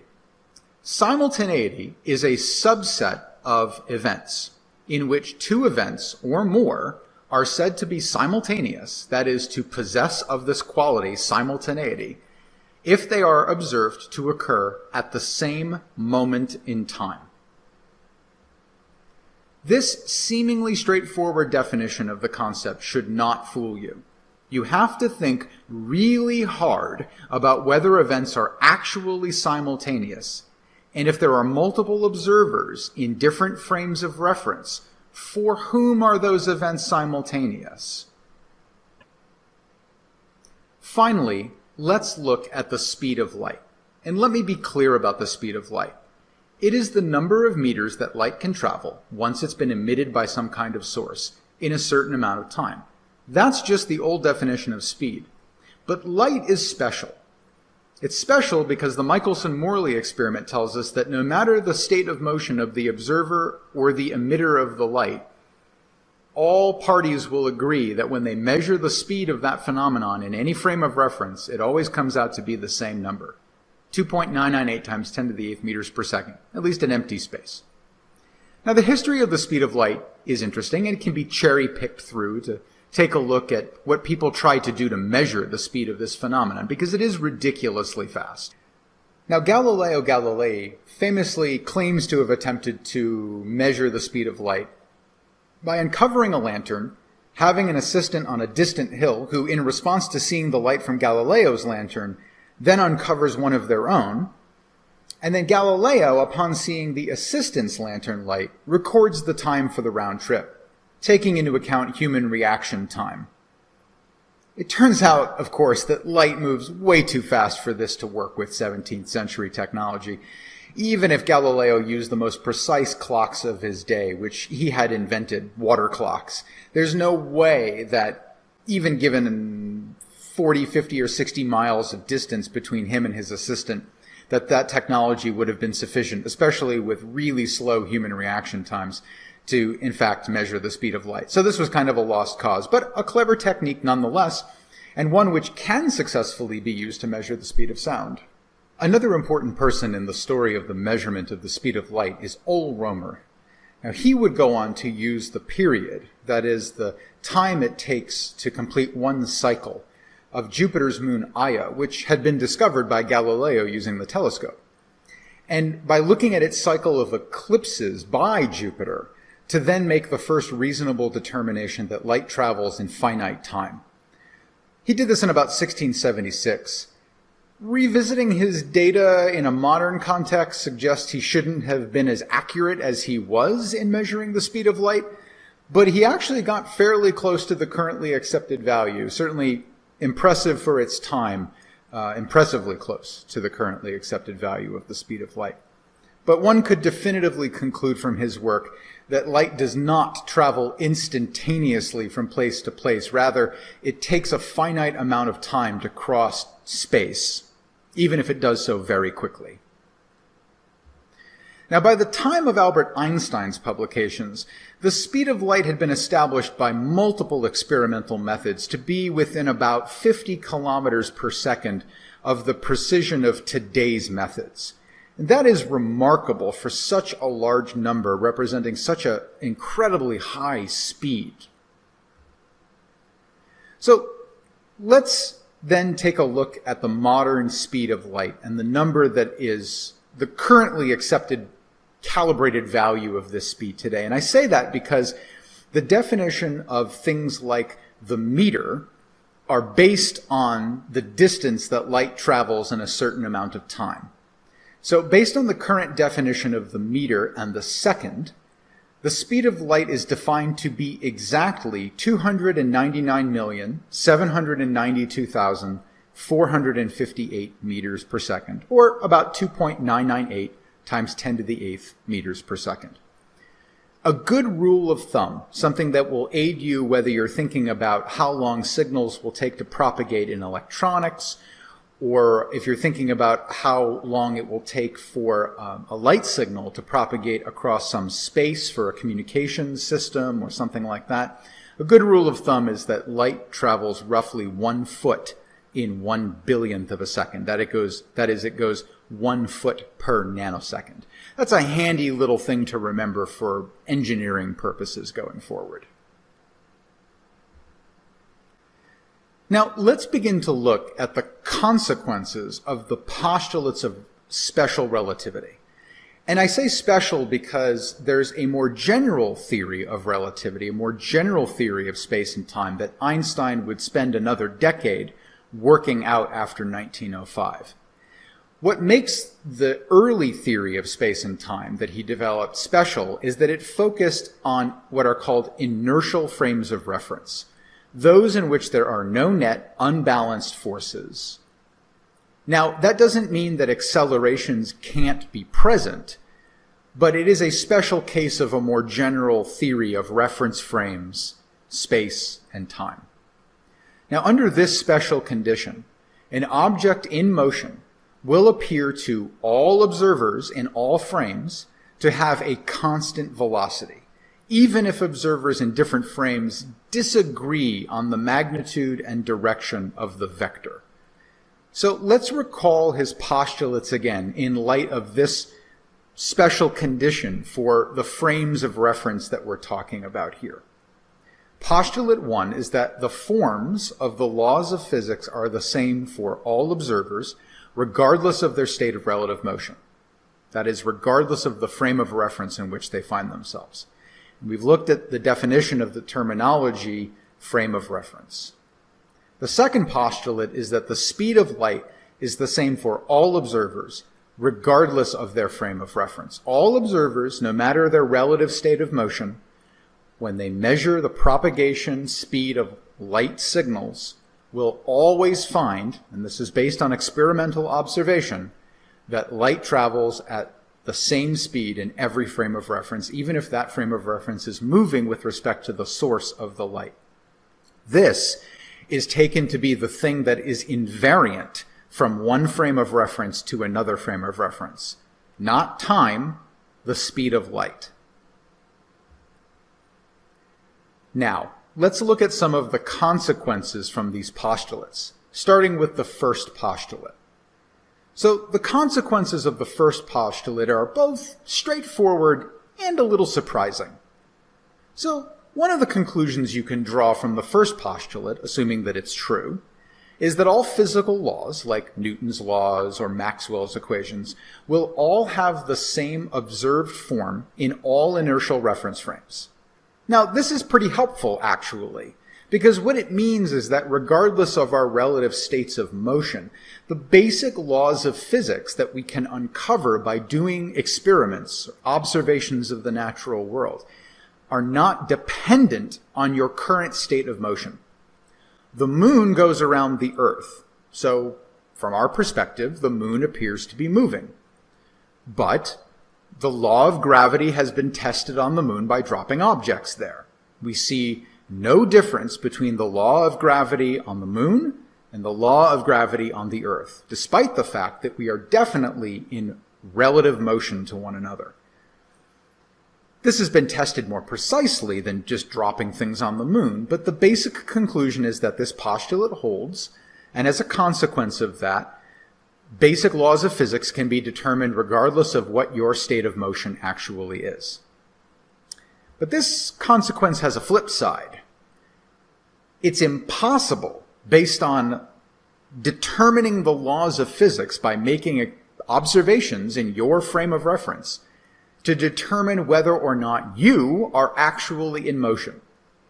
The analogy I like to make for this one is being a little sleepy on a train. If you've ever been on a light rail car or a real passenger train, and you've been a little tired, and you're sitting on the car waiting at the station for the train to leave, and another train is parked next to you, you might doze off for a moment while sitting there looking at the other train.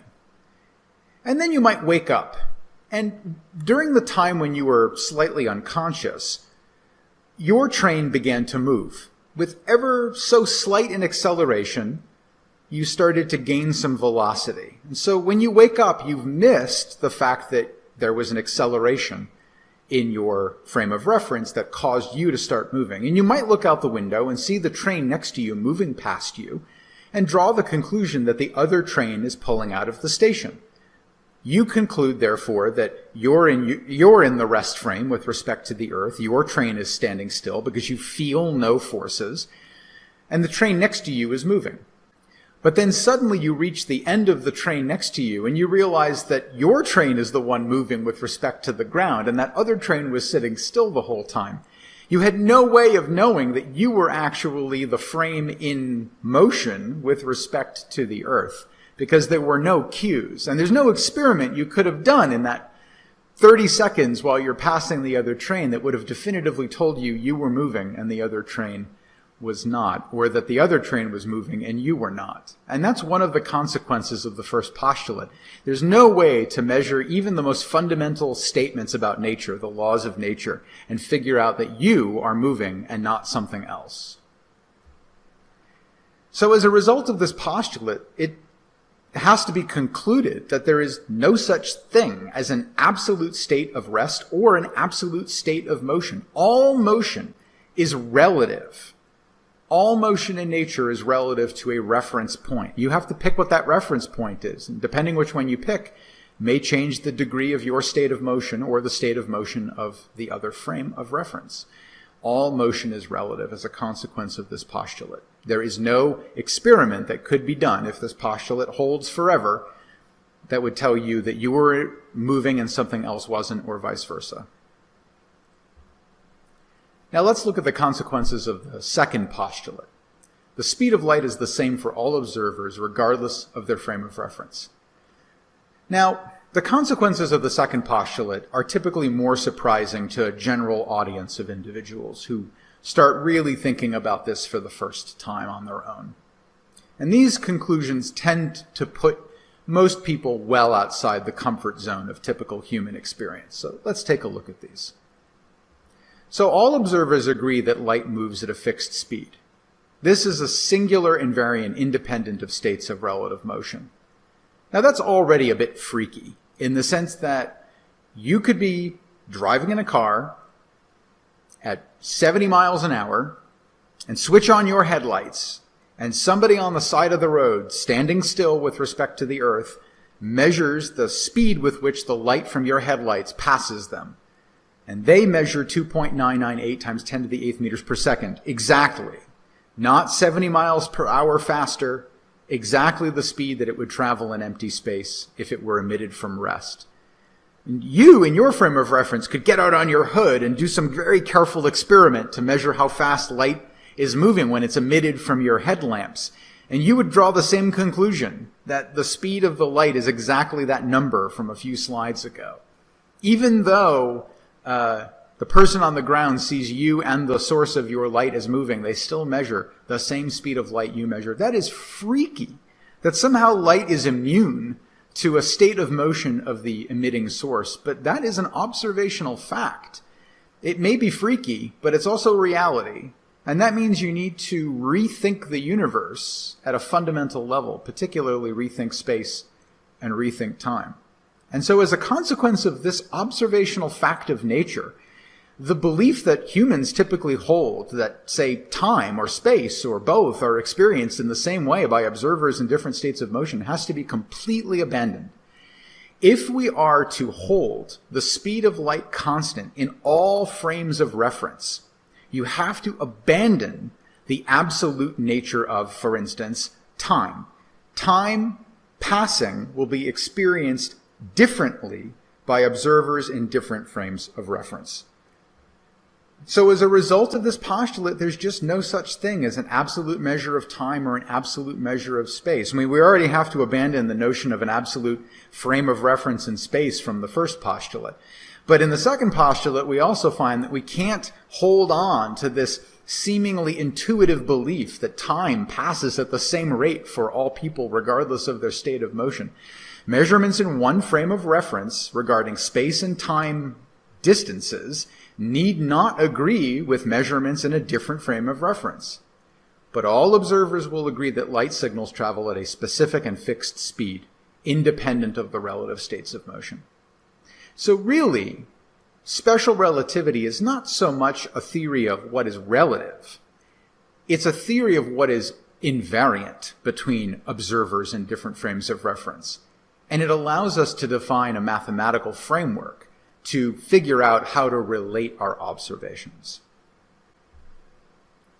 So let's take a look at the relative nature of time briefly, using a variation on Einstein's thought experiment, or as he called them, Gedanken experiments. Gedanken from the German for thoughtful or mindful. What freed Einstein to write down the postulates, ultimately, of what we now call special relativity was his ability to be able to abandon Newton's old idea of absolute time. That is, time that passes the same way for all observers, regardless of their state of motion. It was this thing that was really a key moment for Einstein of insight, a moment when he he relates that the dam kind of broke at that moment in his mind, and he was freed to draw the conclusions that ultimately led down the correct path to the correct description of nature. So let's take a look at a variation on the Gedanken experiment that he felt liberated him from the sort of tyranny of absolute time that had been passed down through the generations as an assumption that turned out not to be true. So while riding on a streetcar in Bern, Switzerland, where he worked as a patent clerk, Einstein began to think more carefully about what it meant to know the time by observing the clock tower. So shown here on the right-hand side of the slide is a picture of the Bern clock tower. And here you can see the tram lines in the street that likely carried the streetcar on which he was riding at the time when he finally had one of his moments of insight into this question. What does it mean to know the time by observing the clock tower? Well, we're going to do a modern version of his thought experiment because analog clocks are not as common as they were in his day. Time is the measure of distance, if you want to think about it that way, between events that occur, for example, at the same spatial coordinates. So imagine not an analog clock on the face of this clock tower, but rather a large blinking light. And when the light is on, that marks a moment of time. It's an event. It has a location in space and a location in time. And then the light goes out, and then it comes back on later in the same position in space. The gap between the two blinks is what we refer to as a duration of time. And we could use that gap between these regular blinks of the light to define a standard unit of time, whatever we choose that to be, the second, for instance. Now, Einstein realized that the way you know that time is passing is you see these two events. But to see these two events, you need to receive light from the blinking light. And light has to travel through space. So if you're on the streetcar and the streetcar is moving away from the clock tower, the light from the clock tower has to travel from the tower to your eyes. So you see the blink after it's actually occurred, but in your frame of reference, in the streetcar, it's the arrival of the light that tells you that a moment in time, an event, has occurred. And then you wait for the next blink to occur. But by then the streetcar's moved a little further away, so the light has to travel a little bit further, and that takes a little bit longer. And so in your frame of reference in the streetcar, time appears to be slowing down. And this is just using a Newtonian view of the universe. I haven't even invoked the postulates of special relativity here. This is just the simple fact that light has to travel across a distance, and it does so in finite time. And the time intervals are stretched by moving away from the clock tower, because light has to catch up to you. So even in Newton's view of the universe, time measurements cannot be absolute as a result of this. So imagine two observers that are using a blinking light to measure time. They agree that the blinking of this light is how they will define their standard time units. Now, one of the observers is at rest on the ground with respect to the source of the light, maybe standing right next to the blinking light. And the other is on a super train that's racing away from the light source, and it's doing so at a ridiculous speed, half the speed of light. So the two observers agree to count how many blinks occur while the super train makes a journey of 2 million miles. Now, I chose that because this is about how far light can travel in 10 seconds. Now, on the ground, the observer at rest with respect to the blinking light counts 10 blinks during the journey, each blink being 1 second apart. But for the observer in motion, not all of those 10 blinks will have had time to reach the super train by the time it arrives at its agreed upon destination. It will have marked off fewer observed blinks from the light. And thus, an observer on the train would rightly claim that less time was required than the 10 blinks that the person on the ground saw to make the journey.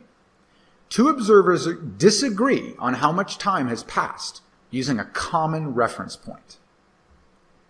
So even in Newton's view of space and time, the notion of an absolute time measurement is just not correct. Now, this thought experiment is essentially based on an optical effect. You could even say it's based on an optical illusion, the transit time of light through space. But nonetheless, because it already, using a Newtonian view of the universe, disproves that there is such a thing as a notion of an absolute unit of time that passes the same way for everybody, this completely then frees a thinker from abandoning the concept of absolute time as a necessary tenet of reality. So, the speed of light is the same for all observers regardless of their frame of reference. And since space and time displacements are not experienced the same in frames with different relative states of motion, even based on this optical illusion-based thought experiment, observers at rest, looking at an object in a frame of reference that's moving with respect to them, will observe that that object is contracted in length along the direction of motion. Now, we will firmly see that when we explore the Lorentz transformation for relating observations in one frame to observations in another frame. But already you could have concluded that since it's the speed of light that remains fixed, not time or something else, that you're going to have to give something in this process. And what you find out from all of this is that objects in motion, from the perspective of people who are in the frame that's agreed upon as being the rest frame, will be observed to shorten along their direction of motion. This is known as length contraction. So hang on to that phrase because it will come up over and over and over again. It refers to this phenomenon of spatial measurements from the perspective of observers at rest looking at the moving frame, getting contracted in the moving frame. Now, observers in motion relative to other observers will also experience a slower passage of time. It's not an optical illusion that you need to use to explain this. It's a physical change in the experience of time itself. No optics required to explain the phenomenon. It simply is a behavior of time that for objects in motion relative to other observers, if they stop moving and then compare their clocks to people on the ground, they'll find out that they have experienced less passage of time than their colleagues who remained in what was agreed upon to be the original rest frame. This is known as time dilation, that time slows down in a moving reference frame relative to a frame that's at rest. Now, it will be a lot easier to appreciate the degree of these consequences as we actually explore the postulates of relativity in class, and then in the next section of this class, look directly at the Lorentz transformation, which is the correct way to relate observations between frames of reference. So I want you to get these notions of terminology down. You don't necessarily have to agree that this is what happens right now, because I have done no math to prove to you that this is possible, and I've certainly shown you no experimental results to tell you that this is what happens. But for now, look at the terminology and understand what a length contraction or a time dilation is, so that we can carry that terminology forward with us. So to review what we have done in this lecture, we have learned about the following things. We've learned about the transition in thinking that led from Galilean relativity to the special theory of relativity in 1905. We've learned about the postulates of special relativity, which are the basis of the mathematics of the framework. And further, we've started looking at the consequences of those postulates, from the fact that it's impossible to tell from looking at the laws of physics in different reference frames that a given frame is in motion relative to any other. All motion is therefore relative.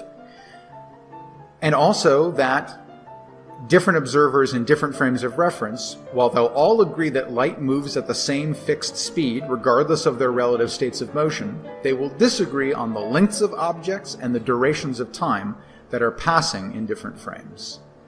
These consequences will carry forward into the next section of the course, a discussion of the Lorentz transformation, and preview the conclusions that we'll draw from the correct mathematics that relates observations from one frame of reference to another frame of reference.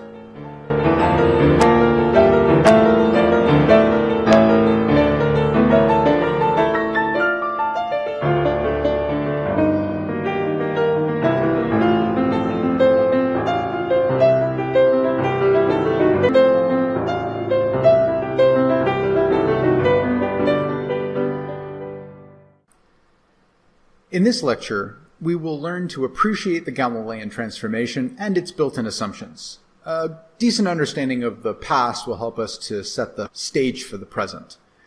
We'll learn a way to derive the form of the correct transformation between frames of reference, respecting the postulates of special relativity. And we'll learn how to begin applying this transformation and see that it is in fact consistent with the postulates of special relativity. It does end up being entirely self-consistent, and it gives us a basis for making predictions about the natural world, predictions that can be tested. The Galilean transformation was predicated on two assumptions, and these assumptions may not have been made very clear when you originally learned about this transformation.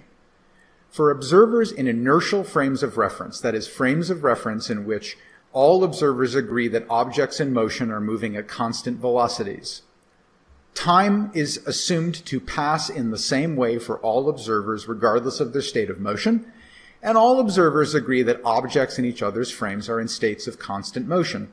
And I've drawn down here an example graphic of a representation of an object in motion with some velocity vector illustrated here that I'll use in a lot of the images going forward that will help us to think about these transformations. Now let's define two frames of reference that we can use as the archetypes for thinking about transformations of space and time information from one frame to another. Let's denote one of these as frame S, and we will always take frame S to be the thing that we call the rest frame. Now, this is an arbitrary assignment. You can choose one thing to be at rest and not another, or vice versa, but once you make that choice, you need to stick with your choice. You need to see that through to the bitter end. So, for the purposes of illustrating the process of thinking about transformations of space and time information from frame to frame, we'll always take S to be the frame that is not in motion. Now, in this frame of reference S, we will imagine that they carry along with them a coordinate system, like a framework of three lines that are at right angles to each other, that they'll use as reference markers for all spatial measurements. And the coordinates from their Cartesian coordinate system will be denoted x, y, and z. When they describe object velocities, they'll notate them as using the letter u. The letter v for velocity, as you'll see in a moment, has a special place in relativity calculations. And so to avoid confusing us as to what velocities we're talking about, we will use u to denote object velocities. Now, we will define a second frame, S with a little prime symbol next to it, or S prime, that is moving relative to frame S at a velocity v. So everything in that frame is moving all at once in the same direction at the same speed, relative to S. And in that frame, they too have a little framework, a little Cartesian coordinate system framework of x, y, and z. But they label their coordinates x prime, y prime, and z prime. And when they measure object velocities, they denote them as u prime, to be consistent with the notation of their coordinate system. Now, we will do the following to simplify our thought process going forward. It doesn't have to be this way, but we can set the problem up this way to make it easier for ourselves. We will assume that they have arranged their coordinate axes so that they are always parallel to each other. X is always parallel to x prime, even if x prime is moving relative to x. Y is parallel to y prime, z is parallel to z prime. This makes it easier for us mathematically to relate things between the frames. We can't allow chaos to reign in all of this.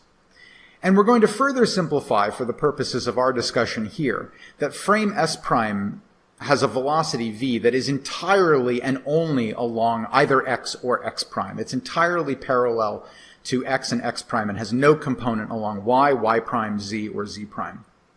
Now, in the Galilean picture of things, in all frames, time is absolute, so that t is equal to t prime. The time measured in one frame, frame S, is equal to the time measured in another frame, frame S prime. Always. That is the definition of absolute time. Now, I've recovered the picture of our two little frames of reference here and our blue object in motion, viewed from the perspective perhaps of one or the other frame with its velocity u or u prime. Now, this picture, built from the postulates of the Galilean or Newtonian approach to space and time, then allows us to define the equations transforming observations in one frame to observations in another frame. For instance, if we measure x prime and t prime and u prime in frame s prime, these equations will allow us to figure out what the people in frame s would see. And here are the equations. You've probably seen them in this form or a similar form in introductory physics. Because the motion of frame s prime is entirely and only parallel to x and x prime, there's a transformation between the x and x prime coordinate system that is given by the first equation. Measurements in y are equal to measurements in y prime, and measurements in z are equal to measurements in z prime. And of course, because of absolute time, t is equal to t prime. Now, object velocities are related between the frames using the velocity transformation equation, which, if you use calculus, and I would invite you to do this as a simple exercise, you can prove from the first of the equations up here, x equals x prime plus vt. You can prove that this equation is the addition of velocities derivable from the coordinate transforms using a little bit of calculus and a few minutes of work on paper. But basically, the velocity observed for an object in frame S is equal to its velocity in frame S prime plus v, the velocity of frame S prime with respect to S. Now, there's a problem here. We know that the postulates of special relativity are more compatible with reality than the assumptions that were made to define the Galilean transformation in the first place. And if you play around with a Galilean transformation, you can pretty quickly find out that it violates the postulates of special relativity. So, for example, and this can be left as an exercise for the student, especially because Maxwell's equations are not something you get rigorous training on in introductory physics, you can show that Maxwell's equations, their forms, are not invariant under a Galilean transformation. That would violate the first postulate of special relativity. Because if Maxwell's equations have different forms that can be determined by experiment in different frames of reference, that implies that it's then possible to know whether or not you're in the absolute rest frame, for instance, in the mechanical view of the universe, in the frame of the ether.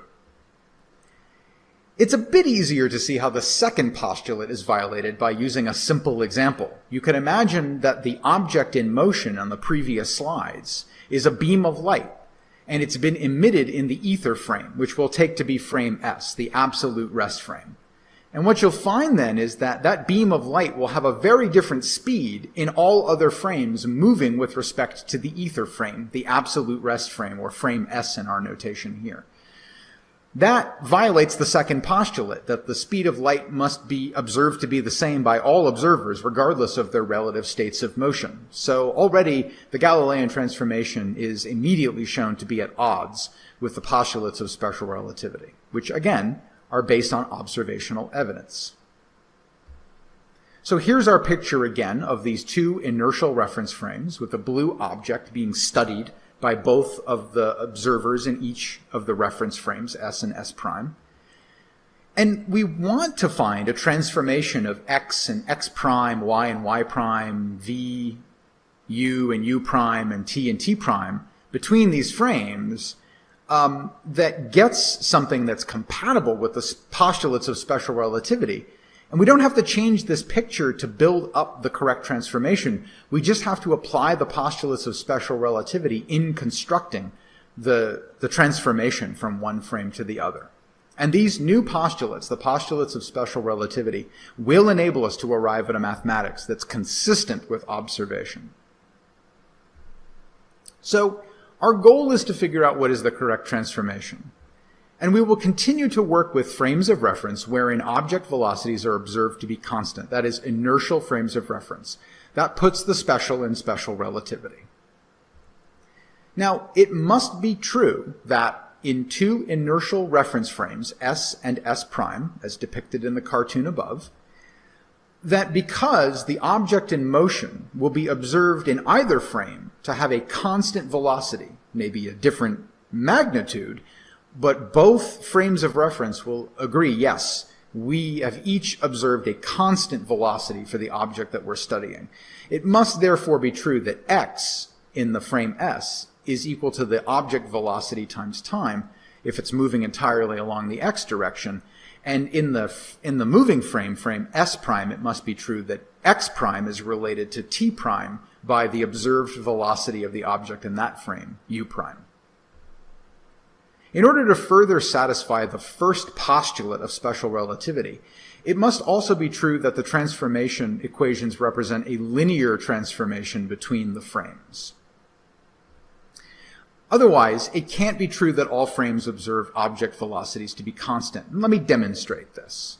It's important, I think, to start exercising your calculus a little bit at this stage in the class so that you get a bit more comfortable with using calculus as a means to make predictions about the natural world. So let's begin by assuming an extremely generic form for the transformation between spatial coordinates in frame S and space and time coordinates in frame S prime.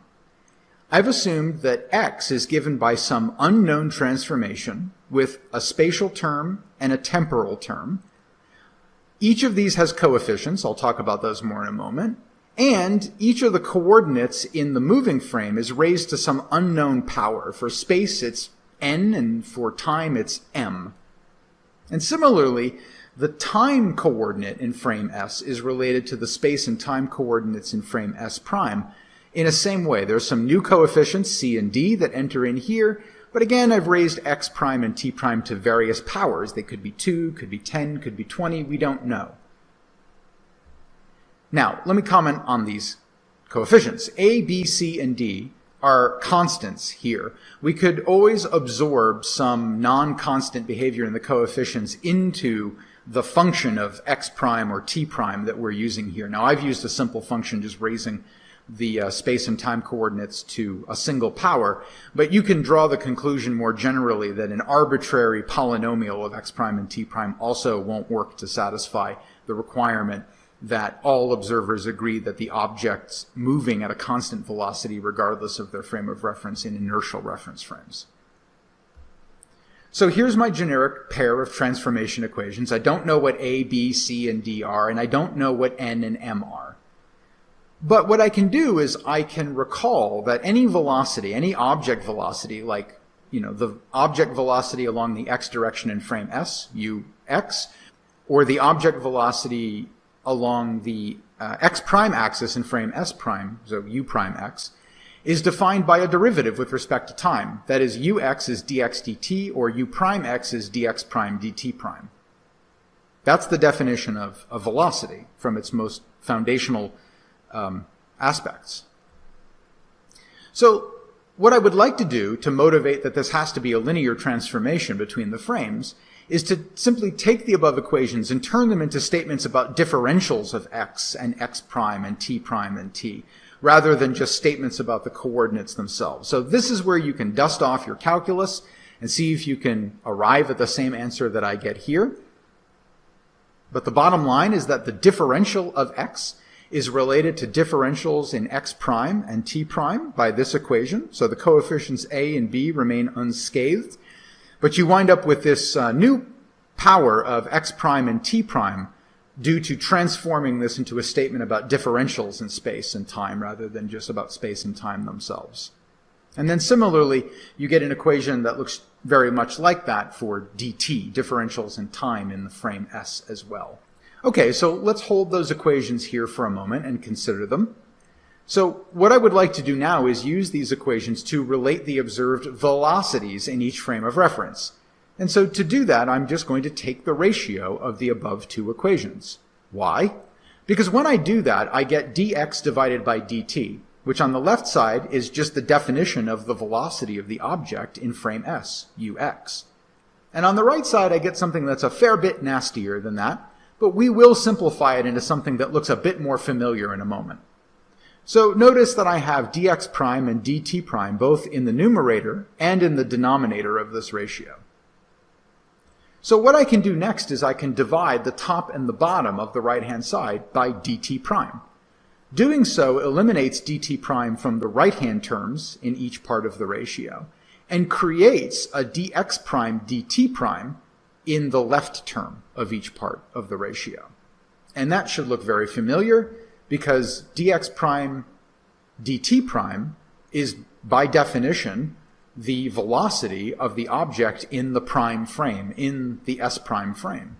And so we arrive at this final relationship that relates the observed velocity of the object in frame s prime to the observed velocity in frame s.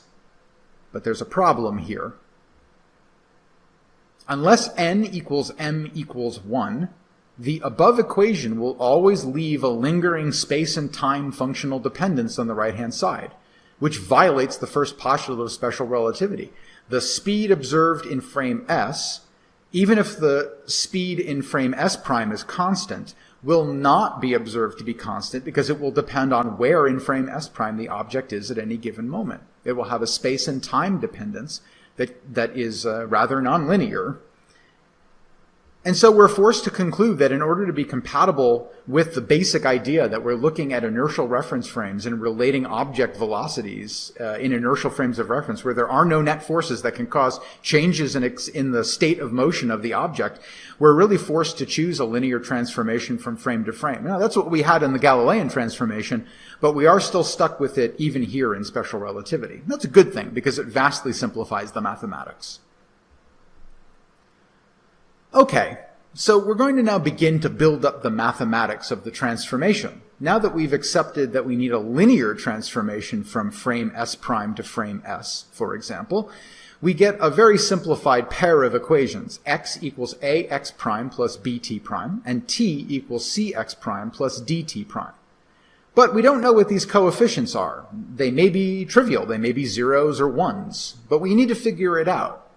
So now that we've established the linearity of the transformation, we need to nail down A, B, C, and D.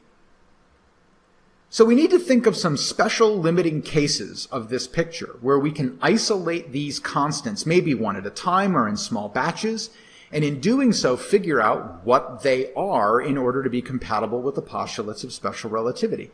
Now, this is a standard trick in algebra. We have 4 unknowns and 2 equations. We're going to need 4 special cases to solve for all the unknowns, and the postulates give us the framework to define those special cases. So let's pick special case number 1, where we take the moving object, the blue ball, and we pin it to the origin of the coordinate system of frame s prime. So in frame s prime, the object will always be located at 0, 0, 0 in the x prime, y prime, z prime coordinate system.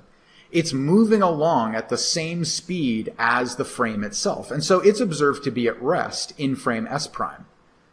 In frame s, however, what we see is we see the blue ball pinned to the coordinate system of this frame, and they're all moving together at a velocity v to the right along the x-axis. So in frame S, it's observed that the object is moving at v. So u equals v in frame S. Now, when we do this, we have a simplifying situation for x prime. X prime will always be 0 because this thing is pinned to the origin of frame S prime. And so we can simplify the above equations to the following. We have now that x is just equal to bt prime in this special case. T is just equal to dt prime in this special case. And then the velocities, x equal ut and 0 equal u prime t, prime are the resulting equations from this special case. So let's take the first 2 equations, the one for x and the one for t, and divide them. And then let's use the third equation, x equals ut, as a substitution to eliminate one of the unknowns. So when we do this, we wind up with x divided by t is equal to b over d. Go ahead and check this yourself. And then from the velocity equation, we get that x over t is equal to u. But in this special case, the object speed is also the frame speed, v. So we wind up with x over t equals v. And as a consequence of that, we get the first constraint on our coefficients. Whatever b and d are, their ratio is equal to v, the velocity of frame s prime. Now let's choose a second special case. And you might have guessed that this would be the next thing that we would do. We pin the blue object to the origin of the rest frame coordinate system. We put it at 0, 0, 0 in frame S. So x, y, and z are 0, 0, and 0. And now we observe that blue object from frame S prime. Now from the perspective of frame S prime, which is moving to the right at speed v, the blue object appears to be falling further and further behind their frame. Its velocity appears to be negative v from the perspective of an observer in frame S prime, the moving frame.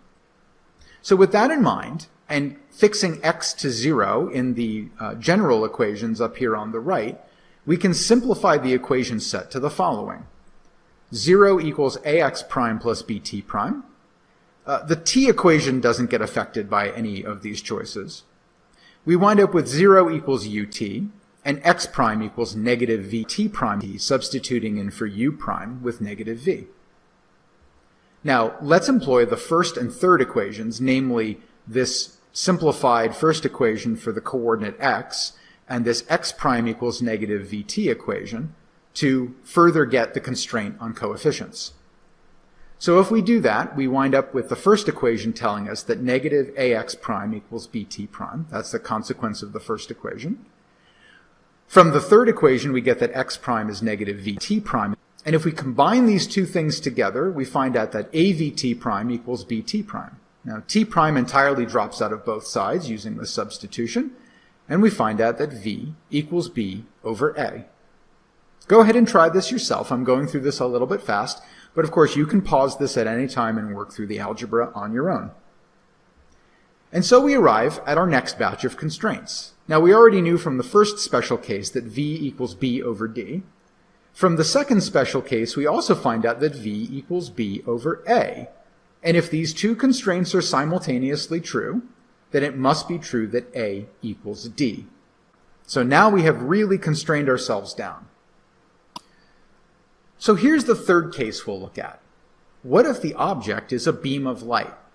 Now, this is the first time that we will definitively deploy one of the postulates of special relativity, specifically the second postulate. Because if the object that's observed to be moving in both frames of reference is a beam of light, then by the second postulate of special relativity, observers in both frames must observe the velocity of the object to be exactly c, 2.998 times 10 to the 8th meters per second, regardless of their relative motion. So what happens to our equations as a result of this fact that, according to observations and encoded in the second postulate, all observers observe that the beam of light moves at the same speed regardless of their state of relative motion? The equations simplify as follows. The first two don't really change at all, but because the last two are statements about velocity and their relationship to space and time measurements, it must be true that x equals ct, but also x prime equals ct prime when the object in motion is a beam of light. So let's combine the first two equations, the x and t equations, and substitute using the information from the third equation at the bottom. And when we do that, this one gets a little nasty at first. We wind up with x divided by t equals this horrible ratio over here, not looking very promising so far, but x over t is just c by the third equation. And if we divide the top and bottom of the ratio on the right-hand side by t prime, we wind up with x prime over t prime in both the numerator and the denominator. And x prime divided by t prime is just c, the speed of light. So we wind up with the speed of light here, the speed of light here, and the speed of light here. And now what we can further do is take the previous constraints relating b and d and a. We can substitute those in and go through a simplification process. And when we do that, we find out that c is equal to b over the speed of light squared. And we finally arrive at c equals a times the velocity of frame s prime relative to s over the speed of light squared. So all of our constraints allow us to eliminate b, eliminate c, and eliminate d from the equations up here in the top right of the screen. b is equal to av, c is equal to a times v over the speed of light squared, and d is just equal to a itself. So what we have done now with special case 1, 2, and 3 is we've eliminated 3 of the unknown coefficients in favor of the fourth, a. And all we have to do is come up with one more constraint that allows us to figure out what a is. Well, here's our last case. And the last case is a basic assumption about the transformations. First of all, we chose that the transformation of x and t to x prime and t prime from the perspective of observations in frame s prime being mapped onto observations in frame s have a certain form. But because it shouldn't matter which frame we pick to be the one that's at rest and the one that's in motion, we should get the same transformation equations if we had started with frame s prime being at rest and having frame s be the one that was in motion. And the only thing that should change between observations in frame s and observations in frame s prime is that the relative velocity of the two frames changes sign. That's the only thing that should change when you alter the perspective of which one is at rest and which one is in motion. And so as a consequence of that, we should be able to eliminate the unknown a and figure out what it actually is. So let's start by writing down x and t in terms of the coefficient a and all the other things we've already sorted out. So I've effectively just copied these two equations down here. Next, let's rearrange and rewrite these equations not as solutions for x and t, but solutions for x prime and t prime, as if we were trying to figure out what the person in frame s prime would have seen if frame s was chosen to be the frame that was in motion. Now, a lot of algebra is involved in this, and I will leave it as an exercise to the viewer to try this out, to practice their chops at algebraic manipulation in order to get what we want. But the bottom line is that if you work this through, you will find out that x prime is given by this nasty function of x and t prime is given by this equally nasty function of x and t. Now, these equations tell us what should have been observed in frame s prime, given observations in frame s, treating frame s as if it had been the frame in motion, and frame s prime as if it had been the frame at rest. But all that should change when switching perspectives on the problem like this is you should get the same equation, differing only by a minus sign on any term with v in it. Then we're forced to say that a is equal to 1 over a times the quantity 1 minus v squared over c squared to the minus 1. And if you rearrange now and solve for a, you find out that a must be equal to 1 over the square root of 1 minus v squared over c squared, this quantity shown here. Now this may not look pretty, but this strange thing, 1 over the square root of 1 minus v squared over c squared, shows up all over the place in special relativity calculations. And so it's given a special name. We don't leave this as coefficient a. It gets the symbol gamma, the lowercase Greek letter gamma, shown here in the lower right. Gamma is defined to be this strange beast here, 1 over the square root of 1 minus v squared over c squared. So let's take a look at the final form of the Lorentz transformation, the mathematical transformation that obeys all the postulates of special relativity. If we are making observations in frame s prime and relating them to frame s, which is taken to be at rest, then these equations here tell us what we want to know. We measure things in frame s prime and we get x prime and t prime, and then we combine them using these equations to get x and t, the observations that should be made in frame s. If, on the other hand, we're making observations in frame s and want to convert them to observations in frame s prime, we flip the sign of v and change all the coordinates around, and we get basically equations that look the same up to a minus sign on terms that just have v in front of them. This number, gamma, always lurks out in front of everything.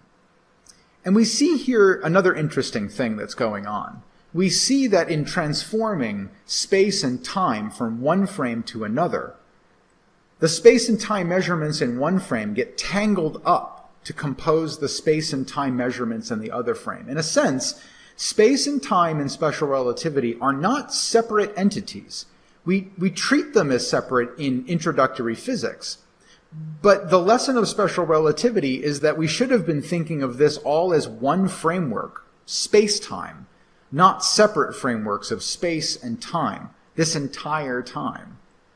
Now, this multiplicative factor gamma depends on the relative velocity of the two frames. And as you'll see, it's effectively a measure of the degree of the relativistic effects, how much you need to take into account special relativity to solve a problem correctly between two frames of reference.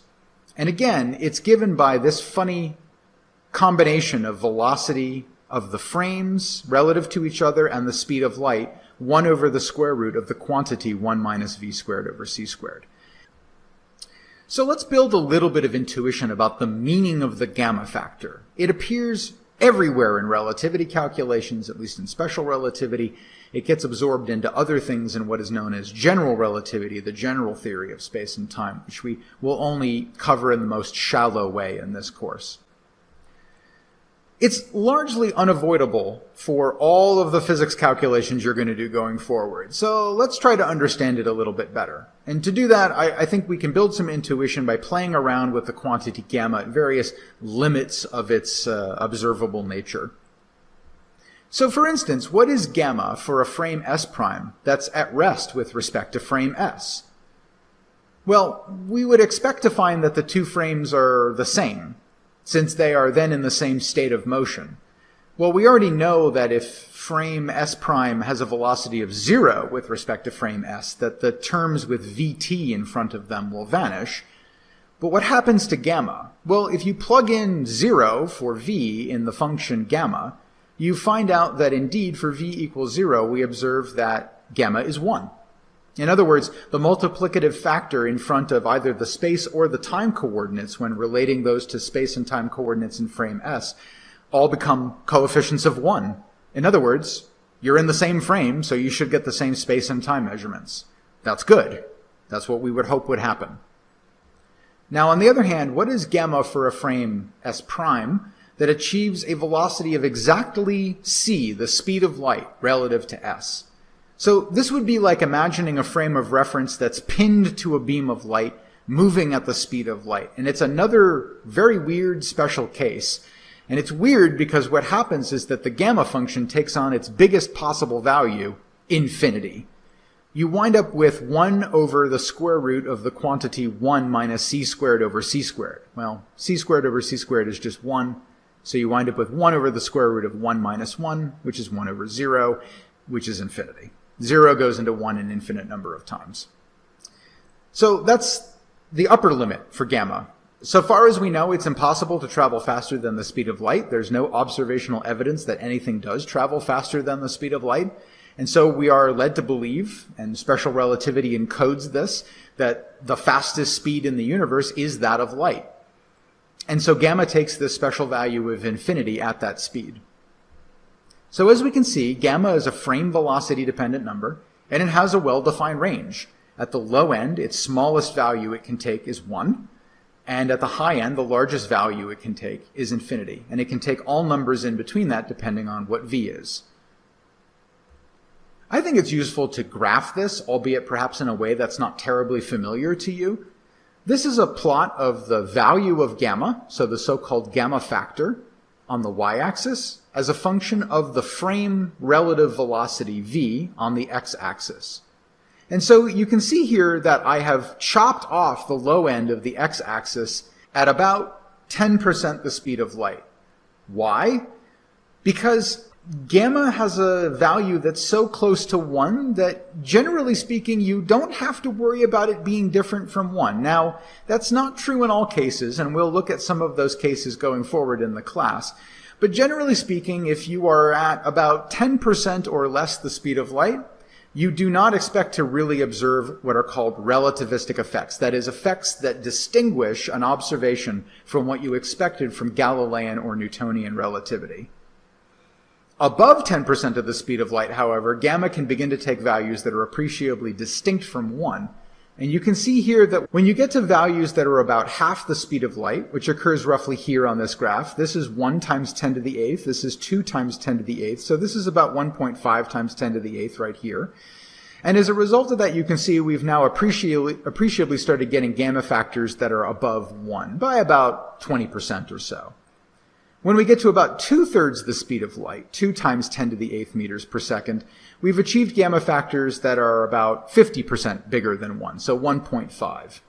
And as we begin to approach closer and closer and closer to the speed of light, we see that the gamma function takes on increasingly larger and larger and larger and larger values, spiking up to infinity at exactly the speed of light. This plot will help you to understand why it is that we just didn't notice these deviations from the Galilean or Newtonian view of the universe for most of the history of science and humanity. And that is because the laboratory experiments that we were effectively conducting as a species were all done at speeds that were far less than that of light. And so we really never would have noticed these effects to begin with. It was only when we began playing around with light and things that can move very close to the speed of light, like subatomic particles, that we began to get ourselves into trouble with the intuition we had built up on human experience prior to that. But we see now that the postulates of special relativity predict that we should have expected deviations from that Newtonian or Galilean view of time, where time is the constant between all observers. It's not, it's the speed of light. And we can see this effect encoded in the gamma function. Now, as has been teased in the previous lecture on the basics of special relativity, that is, the postulates and their consequences, this theory of space and time has some consequences that can feel surprising to the average human being. For instance, objects in motion relative to what we consider to be a rest frame, that is, the frame we denote S, will appear contracted along the direction of travel. We can actually show this as a prediction of the Lorentz transformation. Now, that said, to appreciate this particular effect, even from the Lorentz transformation, really requires you to think extremely carefully about what it has ever meant to measure the length of something. I feel that discussion is best saved for class time, as in class time we can get very hands-on with the concept before we start plunging into calculations where the language you would use to describe the recipe for attacking this particular question may not feel very natural, because you haven't really thought about what it means to measure the length of something, especially the length of something that's moving relative to you. So instead, in this lecture, let me concentrate on frames in motion relative to the rest frame S, which will also observe a passage of time that, relative to S, seems slowed. This effect I labeled time dilation, and we're going to formally calculate it now. And finally, I'll also look at events that are simultaneous in one frame and show that that simultaneity is not guaranteed at all in another frame that's moving relative to the first. Let's explore time and simultaneity in this lecture. So how does one consider the passage of time in different frames of reference? Well, to measure time, we have to define a clock of some kind, a regular pattern of events that all happen, for instance, at the same reference point in a frame. So consider a clock that's at rest in frame S prime, and it provides regular information. So for instance, pulses of light at different times, T1 prime, T2 prime, T3 prime, and so forth, always with regular intervals between them. But that clock is always pulsing at the same position, x prime. So x1 prime equals x2 prime equals x3 prime whenever the time measurements are established. And what we want to know is, what's the time between the pulses observed in the rest frame? So that clock is in a frame that's moving with respect to a frame that we agree is at rest. We call it to be the rest frame. What does an observer in the rest frame observe the time to do in the moving frame? Well, again, you want to relate time observations between the two frames, but to do that you need to use the Lorentz transformation, which takes space and time information from the moving frame and translates it into time information in the rest frame. So we want to take the pulse at T2 and transform its time into what the person in the rest frame measures, their so-called T2. And we want to take the pulse at T1 and transform that into the rest frame's T1. And to do that, we have to use this equation. This comes from the Lorentz transformation. Now, we have a simplifying fact here, and that is that the clock in frame S prime is always pulsing away at the same location. x1 prime equals x2 prime. So if we were to combine these two equations to calculate the duration of time between t2 and t1, we might do the following. We might take t2 minus t1 and try to figure out what that is in terms of t2 prime minus t1 prime.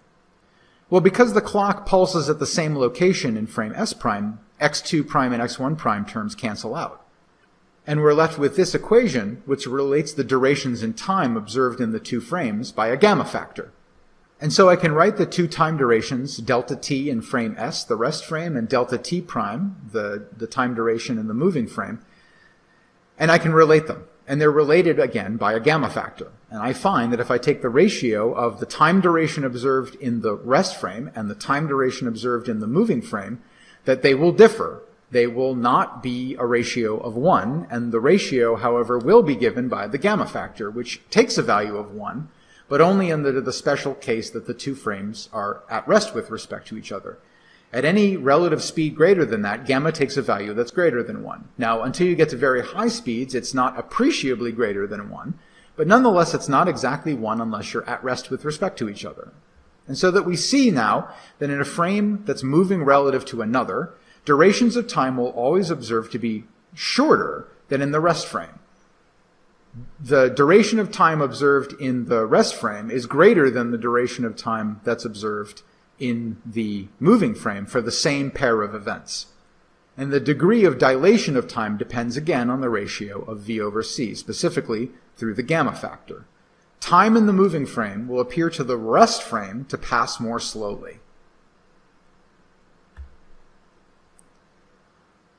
Now, another expected effect due to special relativity is that events that are simultaneous in one frame of reference may not necessarily be simultaneous in another. Now, we already explored that a little bit, even under classical velocity situations, but we can revisit that idea here under the Lorentz transformation.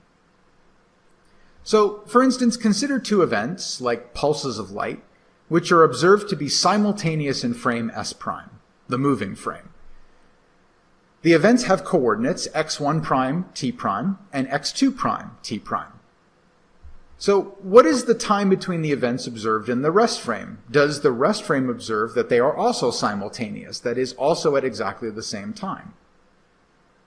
Well, we can start by relating the times in the rest frame to the space and time measurements in the moving frame for t2 and t1. Again, we're just writing down the Lorentz transformation here between observations in frame S prime and the observations we want to establish in frame S. Now, since the events are simultaneous in frame S prime, t1 prime will be equal to t2 prime. So if I now calculate the duration of time that passes in frame S, t2 minus t1, I find a very interesting fact that it's not equal to 0. It's equal to this thing on the right-hand side here, which depends on the velocity of the frames relative to one another, v. Quite directly in this case, not just through the gamma factor, but gamma multiplied by v.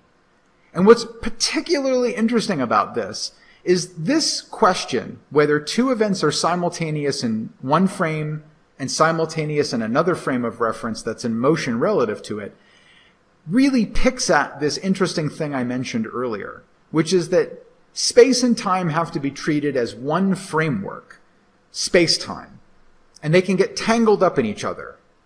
And what we see here is that because the events in frame S prime are simultaneous, but not necessarily at the same location in space in frame S prime, this creates a displacement in time between the two events in the rest frame. In other words, delta t in the rest frame is not necessarily equal to 0. It's equal to gamma v over c squared times the spatial displacement of the two events in the moving frame, delta x prime. So we see that in the rest frame, events cannot be observed to be simultaneous, even when they are simultaneous in the moving frame, unless those events happen at exactly the same position in space. That is, x2 prime equals x1 prime. That's a special case. Or unless the two frames are not in relative motion to each other. That is, v equals 0. In that case, of course, the two frames become indistinguishable and the whole discussion was moot to begin with. But if the two frames are not the same frame of reference, if the events occur at different locations in space in one frame but are otherwise simultaneous there, they will not be viewed to be simultaneous in the other frame. Simultaneity of events could have been guaranteed in Galilean relativity, even if they were at different locations in space, because of the absolute passage of time. But since time is not absolute, and special relativity doesn't accept that as one of its postulates, you find out that except under these very special conditions, simultaneity cannot be guaranteed in another frame. And again, this is a really good example of how space and time are not inseparable from one another in special relativity. In transforming observations in space in one frame, you wind up with observations in time in another frame. Space and time get kind of tangled up in each other and going from frame to frame. A spatial separation in S prime becomes a temporal separation in frame S. And I find this to be one of the more remarkable features of space and time as viewed through the lens of special relativity. Now, one last question we can visit in all of this is whether or not it's possible to recover classical physics from this view of the universe. In other words, are the Galilean-Newton view of space and time and relative motion totally gone? Were they totally wrong this whole time? It turns out the answer is not really. After all, the Galilean transformation did work in real computation for centuries before special relativity was needed, right? I mean, people were able to relate observations in different frames of reference at relatively modest speed compared to those of light.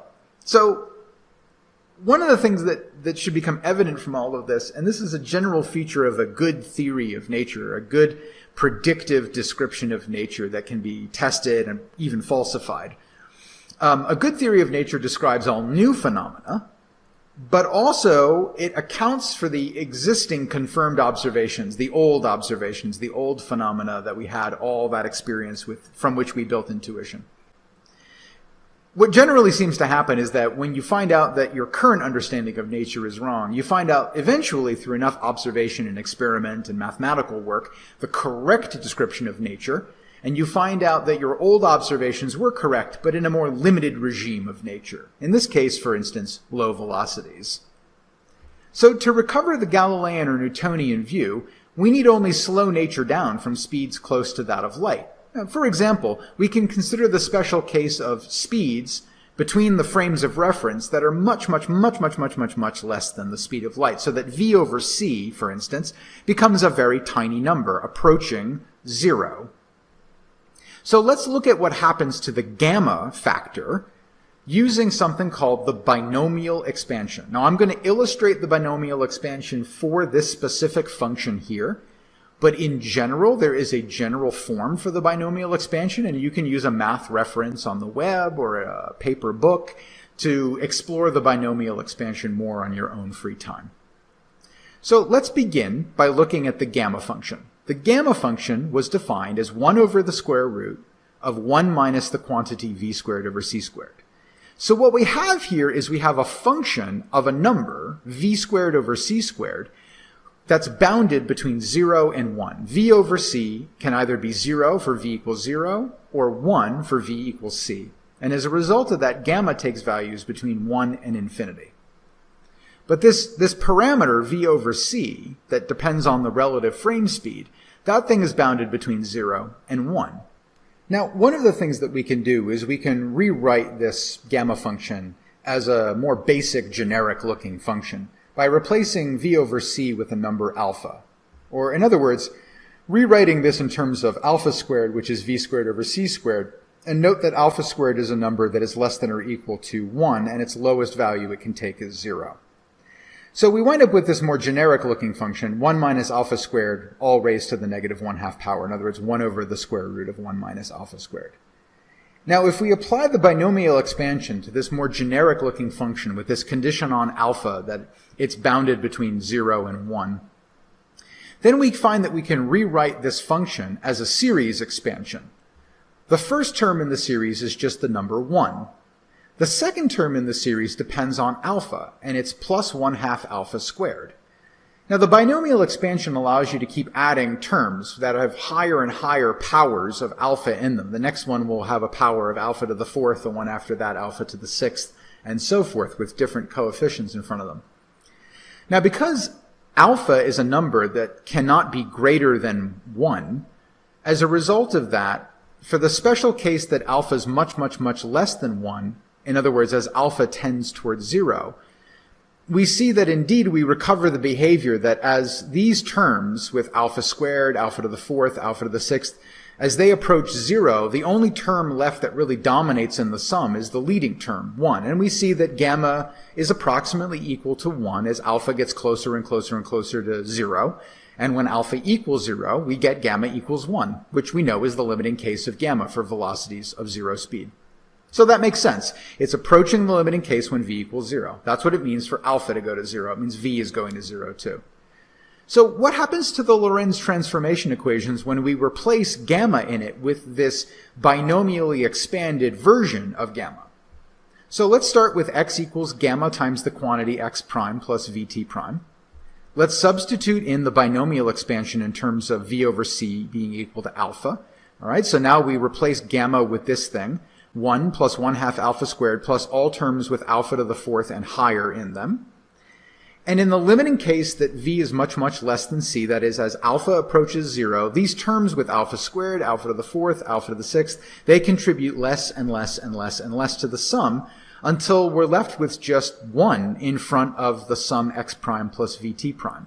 So in the special case that the velocity we're considering for the relative motion of the frames is much less than that of the speed of light, we find that we recover x equals x prime plus vt prime, which is the old Galilean relationship between x and x prime and t prime. Now similarly, I can take the equation relating x prime and t prime to time in the rest frame, and I can substitute for the gamma factor using this binomial expansion. I can also notice that there's a v over c lurking here in front of the x prime coordinate. That's another alpha that sits in front of x prime. So if I write that all out, here's the binomial expansion of gamma. Here's that alpha that I've substituted in for the v over c that was lurking in front of x prime. And what you'll notice is if I distribute this gamma to both the terms inside of this sum, that the space term, the x prime term, always has an alpha somewhere in front of it multiplying it. You can't escape it. You don't just get a bare number like 1 multiplying the x prime coordinate. Whereas for the t prime coordinate, there is a term in the expansion that just goes as 1 times t prime. And so in the limit that the velocity is much, much less than the speed of light, all terms with alpha in front of them vanish to 0, and we're left just with t prime. In other words, in the low velocity limit, t is equal to t prime. And we see that we have completely recovered the Galilean transformation, and we've reconciled with classical physics in the limit of low velocities. This is why time appeared to be absolute in the original formulation of mechanics. It's because when the velocities are much lower than the speed of light between two frames of reference, you have a very hard time seeing these extremely subtle effects between clock measurements between the two frames. But that is laid bare as a false perception of nature as you approach the speed of light in relative velocities between two frames of reference. But we see that we can reconcile the old picture of space and time with this modern and correct picture, at least correct as regards observation of the natural world, simply by considering the limit of small velocities compared to that of the speed of light, and we completely recover the old view. The old view is nested inside the modern view as a limiting case.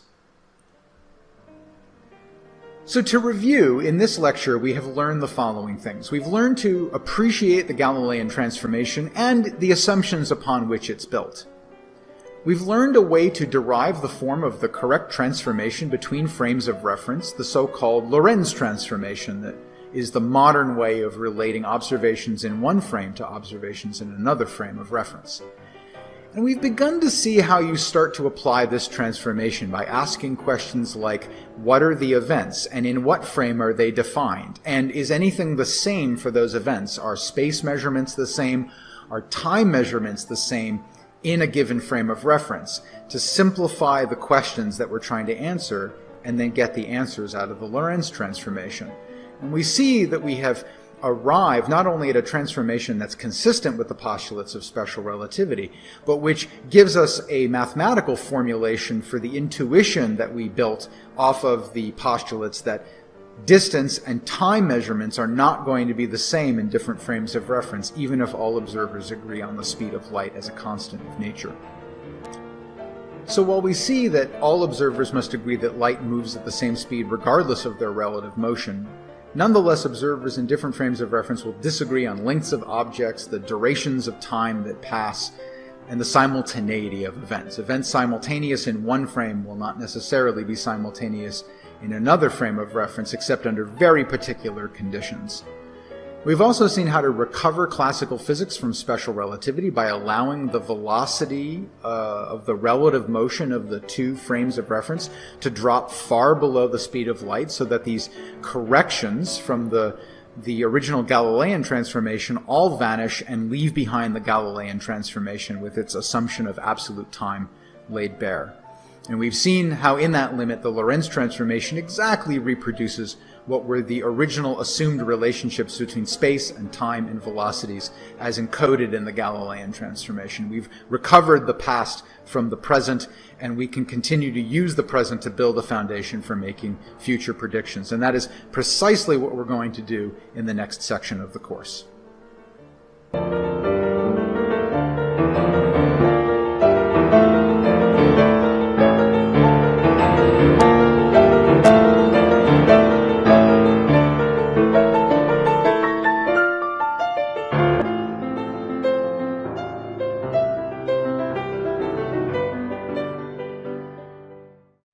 In this lecture, we will learn the following things. We will learn what is a muon. We will learn how to use the muon as a laboratory for making predictions with a Lorentz transformation. And finally, we will learn how the muon was the first direct test of the validity of special relativity. Let's begin by reminding ourselves one more time about the Lorentz transformation. If we make observations in a frame S' that we consider to be moving, and we want to convert them into observations in a frame S we consider to be at rest, then the equations in the top left of the slide will do just fine.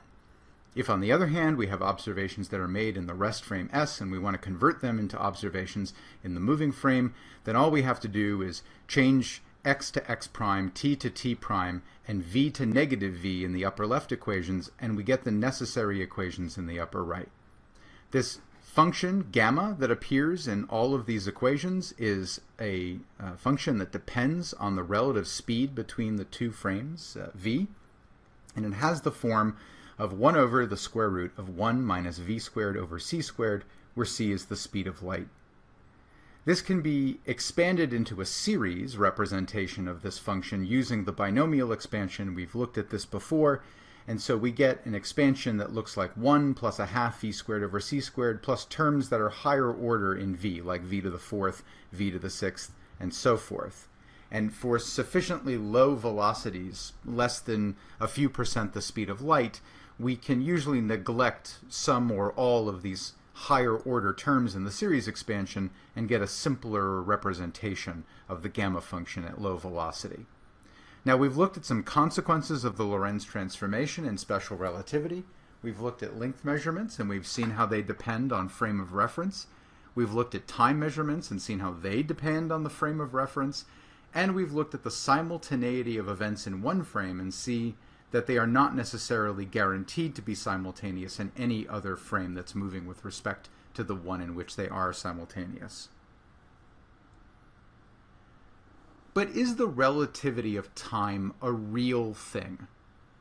Ideally, what we would want to do is take two twins, put one in a spaceship that can accelerate very quickly up to speeds well in excess of half the speed of light. That's where the gamma function begins to take on values that are very much in excess of 1. And then we would let the twin travel out on a journey of maybe 10 or 20 years, and then bring them back. That's going to take another 10 or 20 years. And when the twin gets back from the journey at high speed, we would compare the two twins and see how they have aged from the perspective of observers on Earth. That would be a great experiment, except that it is really not easy to construct a vessel not only that can hold humans for long-duration space flights, but also that can accelerate up to speeds that are appreciably close to that of light. This is an engineering challenge that we as human beings have never really mastered. Instead, what we need to do to test the claims of special relativity is to identify a laboratory where such speeds can be readily achieved, but also one where there's a natural clock of some kind, a regular sequence of events whose time can be well predicted, so that we can compare those things when they're at rest to when they are in motion. Now, tiny particles would be a great potential laboratory. Tiny particles have very small masses, they're very easy to accelerate, and so it's possible that something like the electron, with a mass of 9.11 times 10 to the minus 31 kilograms, could be ideal for investigating fast-moving objects and maybe even the relativity of time. For example, the ground state energy of the hydrogen atom, the lowest energy state that an electron can have when orbiting a single proton, is 13.6 electron volts. You can look back at the conversion factor for the electron volt, look it up on the web, whatever you want to do, but you'll find that this comes out to be about 2.19 times 10 to the minus 18 joules of energy.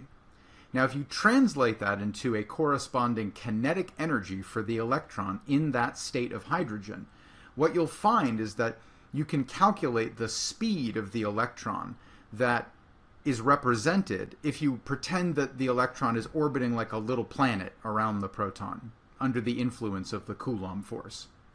So let's do that. Let's imagine that the electron is orbiting the proton at the center of the hydrogen atom, and let's use the energy of this state to estimate the kinetic energy and therefore the velocity of this electron. And if we do this using the classical kinetic energy, 1/2 mv squared, and rearranging it to solve for the speed of the electron, we find that it should come out to be about 2.2 times 10 to the 6th meters per second, or thereabouts. That's already pretty fast on its own. That's about 1% of the speed of light, without having to do anything exotic except maybe study the electron in a hydrogen atom. Now, of course, we'd like to get the electron up to faster speeds than that, but if that's how fast it's already going in a hydrogen atom, then you can imagine it's probably not too hard to get it going faster. In fact, J.J. Thomson, who's credited with the discovery of the electron, isolated them by ripping them off of parent metal atoms using the Coulomb force, using a strong electric field and a large electric potential. This has the effect of accelerating the electrons up to rather high kinetic energies for the tabletop experiments of his day, representing tens of thousands of electron volts of energy in the electrons. And that would equate to speeds roughly of the scale of 10 to the 8th meters per second. Perfect! Those are the speeds we want to investigate phenomena at. So a particle like the electron would be easy to accelerate, but there's a problem. The electron doesn't do anything. It's an extremely stable particle. In fact, left on its own, an electron will simply be for the rest of the history of the universe, so far as we know. So it doesn't have any regular characterizable phenomena associated with it once you've isolated an electron. It lacks a kind of clock that it carries along with it that we could use to see whether or not the passage of time is affected by the motion of the electron. Well, are there any such clock-like phenomena in nature that are associated with very small particles? The answer is yes.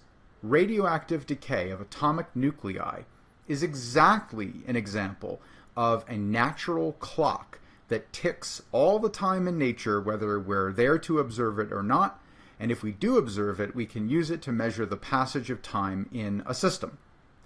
So, for example, among her many discoveries, two-time Nobel Prize winner Marie Curie isolated the element polonium. It is highly unstable, and the natural isotope of polonium, polonium-210, transforms spontaneously into a stable lead atom, lead-206, after emitting energy in the form of radiation. Specifically, what it does is it spontaneously ejects 2 protons and 2 neutrons from the polonium nucleus. These 2 protons and 2 neutrons are bonded into the nucleus of a helium atom, and this thing is known as an alpha particle. We'll return to alpha particles later in the course. The bottom line is there's some spontaneous phenomenon that happens with regular time intervals that we can use to actually track time in nature. Now, polonium-210 has what is known as a half-life of 138 days. But what does that phrase, half-life, mean? It means that if I were to isolate 100 atoms of polonium-210 in a sealed container and have some way of looking at those atoms and counting them every hour of every day, if I were to wait 138 days from the time I seal the container and then look in the container, on average I will find that after 138 days, about 50 atoms of polonium-210 will remain in the container. The container will also now be home to 50 lead-206 atoms. They resulted from the spontaneous decay of the missing polonium-210. Now, if I further wait another 138 days from that moment and look in the container again, on average I will find that I now have 25 polonium-210 atoms left, half of the sample I had 138 days ago. And correspondingly, I'll find 75 lead-206 atoms in the container. A half-life is a regular interval of time, and if you had some kind of equipment that could be used to establish the amount of a certain isotope present in a sample, you will find that after one half-life, after every half-life passes, you'll lose half of what was there the last time you looked. So unstable radioactive elements have a reliable built-in clock, a regular process that occurs at the same place, that is the nucleus, at regular time intervals. However, there's a problem, and in the historical context, what I'm talking about here is a problem in the early 1900s. Polonium and other radioactive elements were pretty hard to come by in the days when they were discovered, and even in the decades after that. And even if you could isolate an appreciable sample of them, how would you know precisely how to count the numbers of those things, whether they're at rest or whether they're in motion? And not only that, you got to put them in motion, which means you need to accelerate them. And they are thousands or tens of thousands or hundreds of thousands of times heavier than electrons. Particle accelerators that are capable of bringing ions up to speeds approaching that of light of any decent quality and control were decades away in the early 1900s. They wouldn't emerge until the 1930s, 40s, and 50s. So it's nice that we have these regular clocks like radioactive isotopes, but you can't actually do practical experiments of the variety we're thinking about trying to do. That is, attempting to see whether their clocks slow as they are put into a state of motion relative to the observing frame. If only we had a tiny particle that combined the lightness, abundance, and ease of acceleration of the electron with the regular instability of radioactive atoms. And it's into this part of our story enters the mu meson, or for short, the muon. Now, the mathematical description of unstable nuclear behavior and of the strong binding of things in the nucleus took decades to work out. But around the 1930s, with some experience now with other forces in nature, like electromagnetism, it was hypothesized that the forces inside the nucleus that both bind it together so tightly, but also occasionally allow it to catastrophically break apart, that these forces were maybe of two different kinds, and that they had particles like the particles of light that transmit electromagnetism that acted as intermediaries in the nucleus and transmitted these forces within the nucleus. And so these intermediaries were given a generic class of name, mesons, from the Greek word mesos, meaning intermediary. And by the 1930s, or certainly the 1940s, the hunt was on to find them. Now, shown at the left here on this slide is an image that was taken by two physicists, Anderson and Nettermeyer, and published in 1936. A previously unobserved electrically charged particle punches through the slab of lead that runs through the center of the photograph. These are two different views taken from different angles of the same particle interactions at the same moment in time. And the interactions are taking place in a lead target that runs through the center of the picture, roughly here in the picture. Now, as this previously unidentified particle passes through the lead, it knocks apart nuclei, but in this process it barely loses any energy. This was a really strange beast in its day. It would come to be dubbed the mu meson, or muon for short, as the physicists of that day mistakenly thought that this has to be one of the sought-after nuclear force intermediaries. I mean, what else could it be? This turned out to be a bit of a lack of imagination and experience on the part of physicists with the broader picture of nature, a good lesson for all of us, of course. And this assumption turned out to be wrong.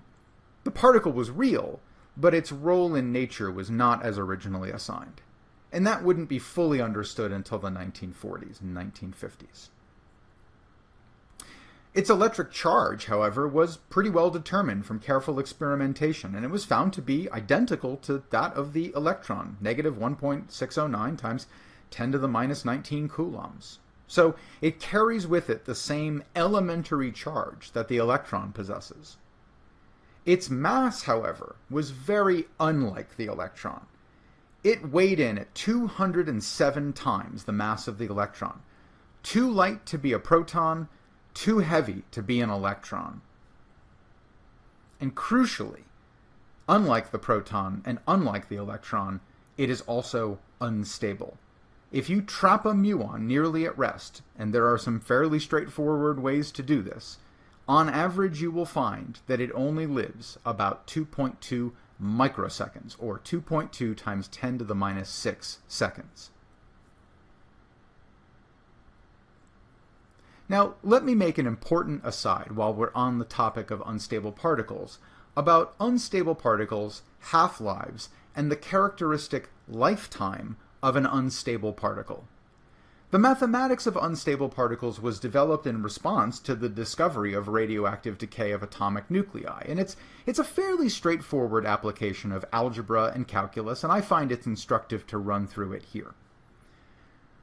Consider the kinds of systems we've been talking about so far. So for instance, let's imagine you have a system of n0 unstable objects, like 100 nuclei or particles, like the muon. And you observe them to have that number at time t. And then you wait a little bit, and we consider some change in time, t plus delta t, at which point we then discover that the number of objects has decreased by negative dn. Now here, dt and dn are differential units of time and number, respectively. And you find that the number of objects remaining after a time has passed, dt since the original time measurement, is the original number n0 minus dn. But if you double the number of objects, so if you start with 200 unstable objects, for instance, and wait the same amount of time, you don't find that the dn is the same size as it was before. It gets bigger. And if you triple the objects to 300 or quadruple them to 400, you again find that dn after the same dt is proportionally larger, and it's larger in proportion to the size of the starting sample. There is some proportionality between the change of number of objects, the change in time, and the original number of objects. And so we can express this observational relationship in a simple equation. Negative dn, the change or decrease in the number of objects, is equal to a constant, which we have yet to determine. We'll denote that with the Greek letter lambda, lowercase lambda, times the original number of objects n, times dt, the time that passed during which the number changed. Now you'll notice that this is set up to look like an equation of differentials, and so one could actually integrate both sides of this equation. You can put all the n's and dn's on one side and all the constants in dt on the other side. And then you could integrate the side with the number stuff on it from the original number n0 to the final number n after waiting a time t. Now you'll notice that on the left-hand side we have the integral of negative 1 over n dn, or 1 over x dx, if that sounds more familiar to you. And so you should know from some experience with second semester calculus that the natural log of the argument, n in this case, will wind up being the answer to this integral. On the right-hand side, we have a much simpler integral. We're just integrating a constant times dt from time 0 to time t whenever we observe the system later. And that's a very simple integral. You just wind up getting the time t back times lambda, and then you just evaluate it at the endpoints. So if you do that, you should find that you get the following equation. The natural log of the original number of objects minus the natural log of the final number of objects at time t is equal to lambda times t minus 0. 0 is the original time at which you observe the system, and see that it has objects n0 in it. Well, if you rearrange now and try to isolate the number of objects n at the later time t on the left side, you wind up with this equation, moving the logs and constants and signs around. And so finally you can solve for n as a function of time, and you find out that it's exponential in nature. If you start with a number of objects n0, the number of objects left after a time t is given by e to the minus lambda t, times the original number of objects n0. Now, let's talk about this constant of proportionality, which we've been calling lambda. So, in order to satisfy the requirement that the total argument of the exponential function be dimensionless, it must be true that lambda has units of inverse time, 1 over time, or 1 over seconds, per second, hertz, in the units of oscillatory phenomena. It's convenient to therefore define lambda as 1 over some characteristic time, which I'll denote with the lowercase Greek letter tau, where tau is known as the time constant of the phenomenon. Well, what does it actually mean for t to reach tau, the time constant? Well, if you allow enough time to pass that one time constant's worth of time goes by, you find that 63.2% of the original number of objects are gone. For unstable particles, this characteristic time is what is known as the lifetime of the particle, and you can actually show, using some math we'll develop later in the course, that mathematically tau is also equal to the average time that an unstable particle exists. So it has two meanings. One, it's the time after which 63.2% of the original n0 objects have disappeared from the system. And two, it's the average time that any randomly picked unstable particle will exist. Now, where does the half-life come into all this? Well, you can show that the half-life of an unstable particle, which we could denote as t with a subscript 1/2, is directly related to the time constant tau by the following simple equation. The half-life is equal to the time constant times the natural log of 2. So when we say, quote, the muon has a lifetime of 2.2 microseconds, unquote, we're referring to the time at which there is a 63.2% chance that any single muon has decayed, vanished, gone away from the original sample of muons. Now, let's talk about muons and observing them and their origins in the world around us. Muons are not naturally occurring in the same sense that atoms are naturally occurring. Atoms are generally speaking stable, they stick around for a long time, and they form large structures because they have a chance to bind to each other through chemical means, which is just electromagnetism in action. Muons, on the other hand, are a bit stranger. You have to make them, and because they don't live very long, you have a very limited opportunity to study them once they come into existence. Now, thankfully, nature does make them all the time, and it does so because the Earth is constantly bombarded by particles from outer space that are smashing into the atmosphere at very high speed, very high kinetic energy, and these things are known as cosmic rays. And when cosmic rays slam into the Earth's atmosphere, they result in a whole bunch of particle interactions that ultimately spray muons down onto the Earth, among other things. So they do this by smashing into nitrogen or oxygen nuclei, having all kinds of nuclear reactions in the process that produce a whole bunch of other particles, and I'm not going to worry about what those are right now, but ultimately muons can result from this, and the symbol mu with a minus sign next to it denotes the muon with its natural negative electric charge. There are also positively charged muons, and that's a subject we'll come to later in the course. Now, Anderson and Nettermeyer, who originally discovered the muon, did so using showers of particles from cosmic rays, so-called cosmic ray showers. And they did so by putting detectors at different altitudes in the Earth's atmosphere. So, for instance, they did a bunch of experiments with a detector located on top of Pikes Peak, which is 4.3 kilometers above sea level. And they did a bunch of experiments at home base at Caltech in Pasadena, California, which is roughly at sea level. And it turns out, in the decades we've been studying cosmic ray interactions and muon production, we've learned that most of the muons that are produced by cosmic rays are made roughly at a height of 15 kilometers above the Earth's surface. That's not the top of the atmosphere, but it does correspond to the place where the density of the atmosphere gets big enough that these interactions of cosmic rays and nitrogen and oxygen molecules or nuclei get very high in probability. And so we get a lot of muons that get produced at that part of the atmosphere. Now, based on the known instability of the muon, one might expect that if one counts a certain number of muons at a high altitude, say counting a number n1, then by the math of unstable particle decay and using the known lifetime of the muon when it's nearly at rest, that is, tau for the mu is roughly 2.2 microseconds, one could accurately predict the number of muons you should expect to see at a lower altitude, n2. Now, at that lower altitude, because particle decays had a chance to happen, we expect fewer total muons to be found. If we make 100 muons or 1,000 muons at 15 kilometers above the Earth's atmosphere, and we go down a bunch of kilometers, we don't expect to find the same number of muons. We expect to find typically fewer. All right, now this is very interesting here. Let me show you this. So here in the basement of Fondren Science, the physics department has a small experiment set up that allows us to capture muons created in cosmic ray showers above the Earth, trap them by trapping them in atoms in a material in this device over here on the left. And then after trapping them, we can wait and see how long they stick around until they decay. So all of this equipment is designed to establish the time at which a muon is trapped, and then the time at which it then subsequently decays, because it doesn't live forever. And if we take a look at the data here, what we find is that when we trap these muons and hold them nearly at rest in our reference frame, indeed we see an exponential fall off in the number of muons that survive after a certain amount of time, as predicted by the theory of particle decay.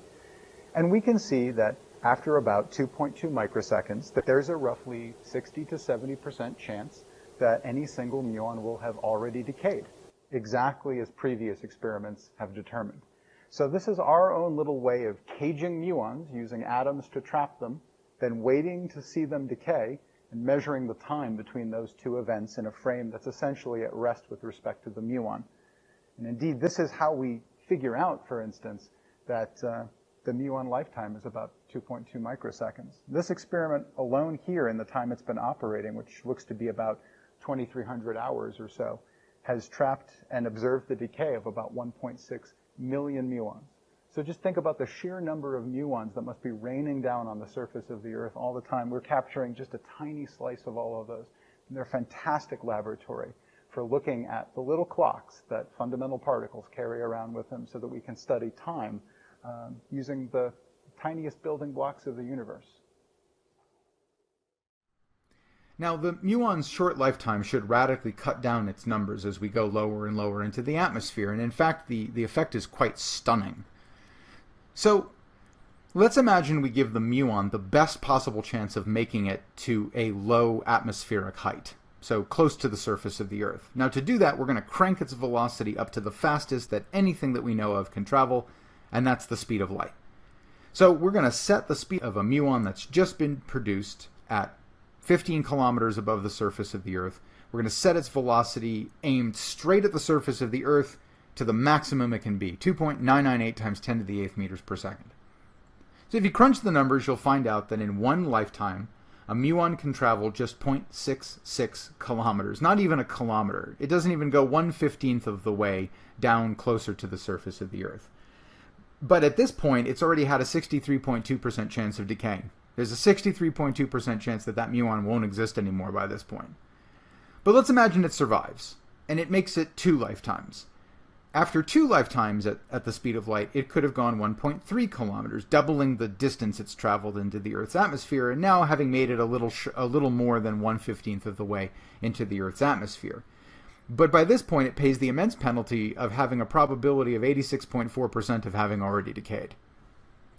10 lifetimes will only bring a muon 6.6 kilometers into the atmosphere. That still leaves it about 8 kilometers above the surface of the Earth. But by then, it has had a 99.995% chance of decaying. There's really very little chance that muon really makes it this far. And if you take it twice as far, 20 lifetimes, the probability is even smaller. So the bottom line is that we don't really expect, if we produce 1,000 muons at 15 kilometers, to find really any of them down at sea level. So what actually is observed? Well, shown at the right is some data. It's real data taken from an experiment that really can count muons at different altitudes. And the graph shows the number of counts per minute versus the altitude where the measurements were taken. And these measurements were taken by high school teachers who were involved in a program called QuarkNet.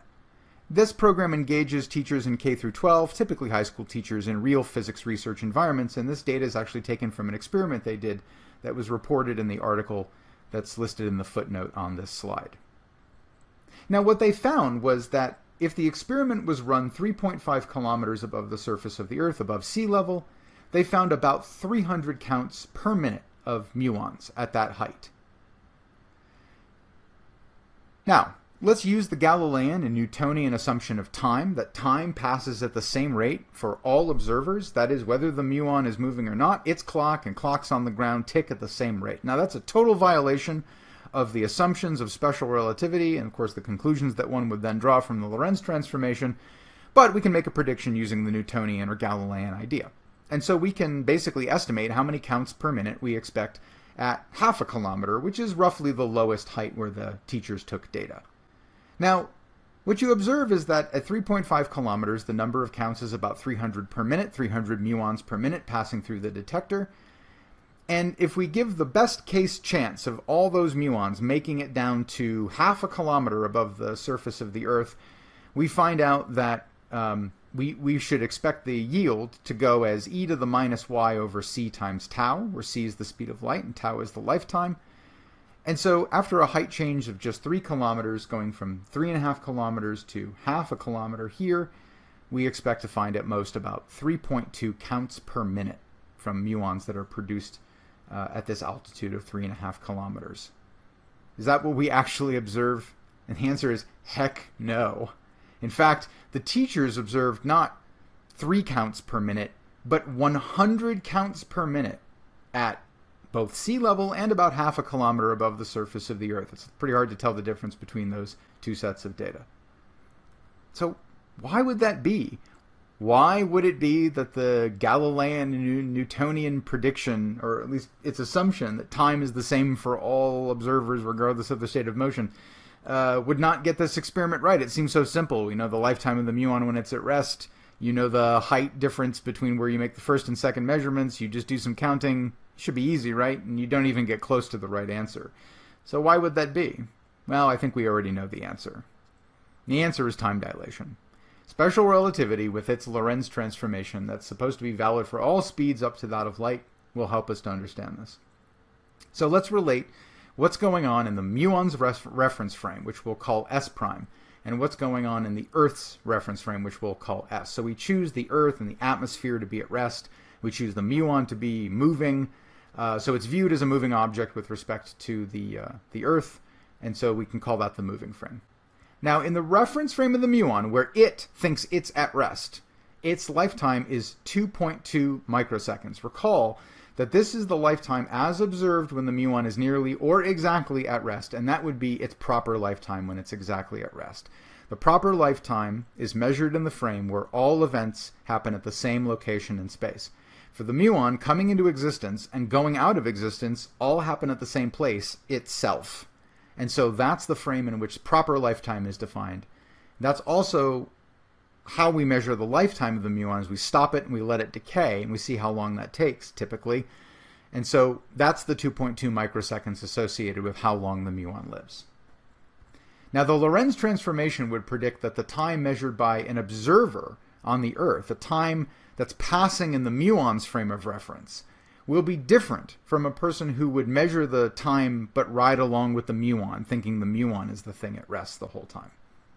So we can take observations in the frame of the Earth, observations of, say, the clock ticks in the muon's frame at T2 and T1, and take the difference, the delta T between those ticks, and we can relate those to the spatial coordinates where all the events happen and the time measurements as observed in the frame of the muon, the S prime frame. We're just using the Lorentz transformation one more time here.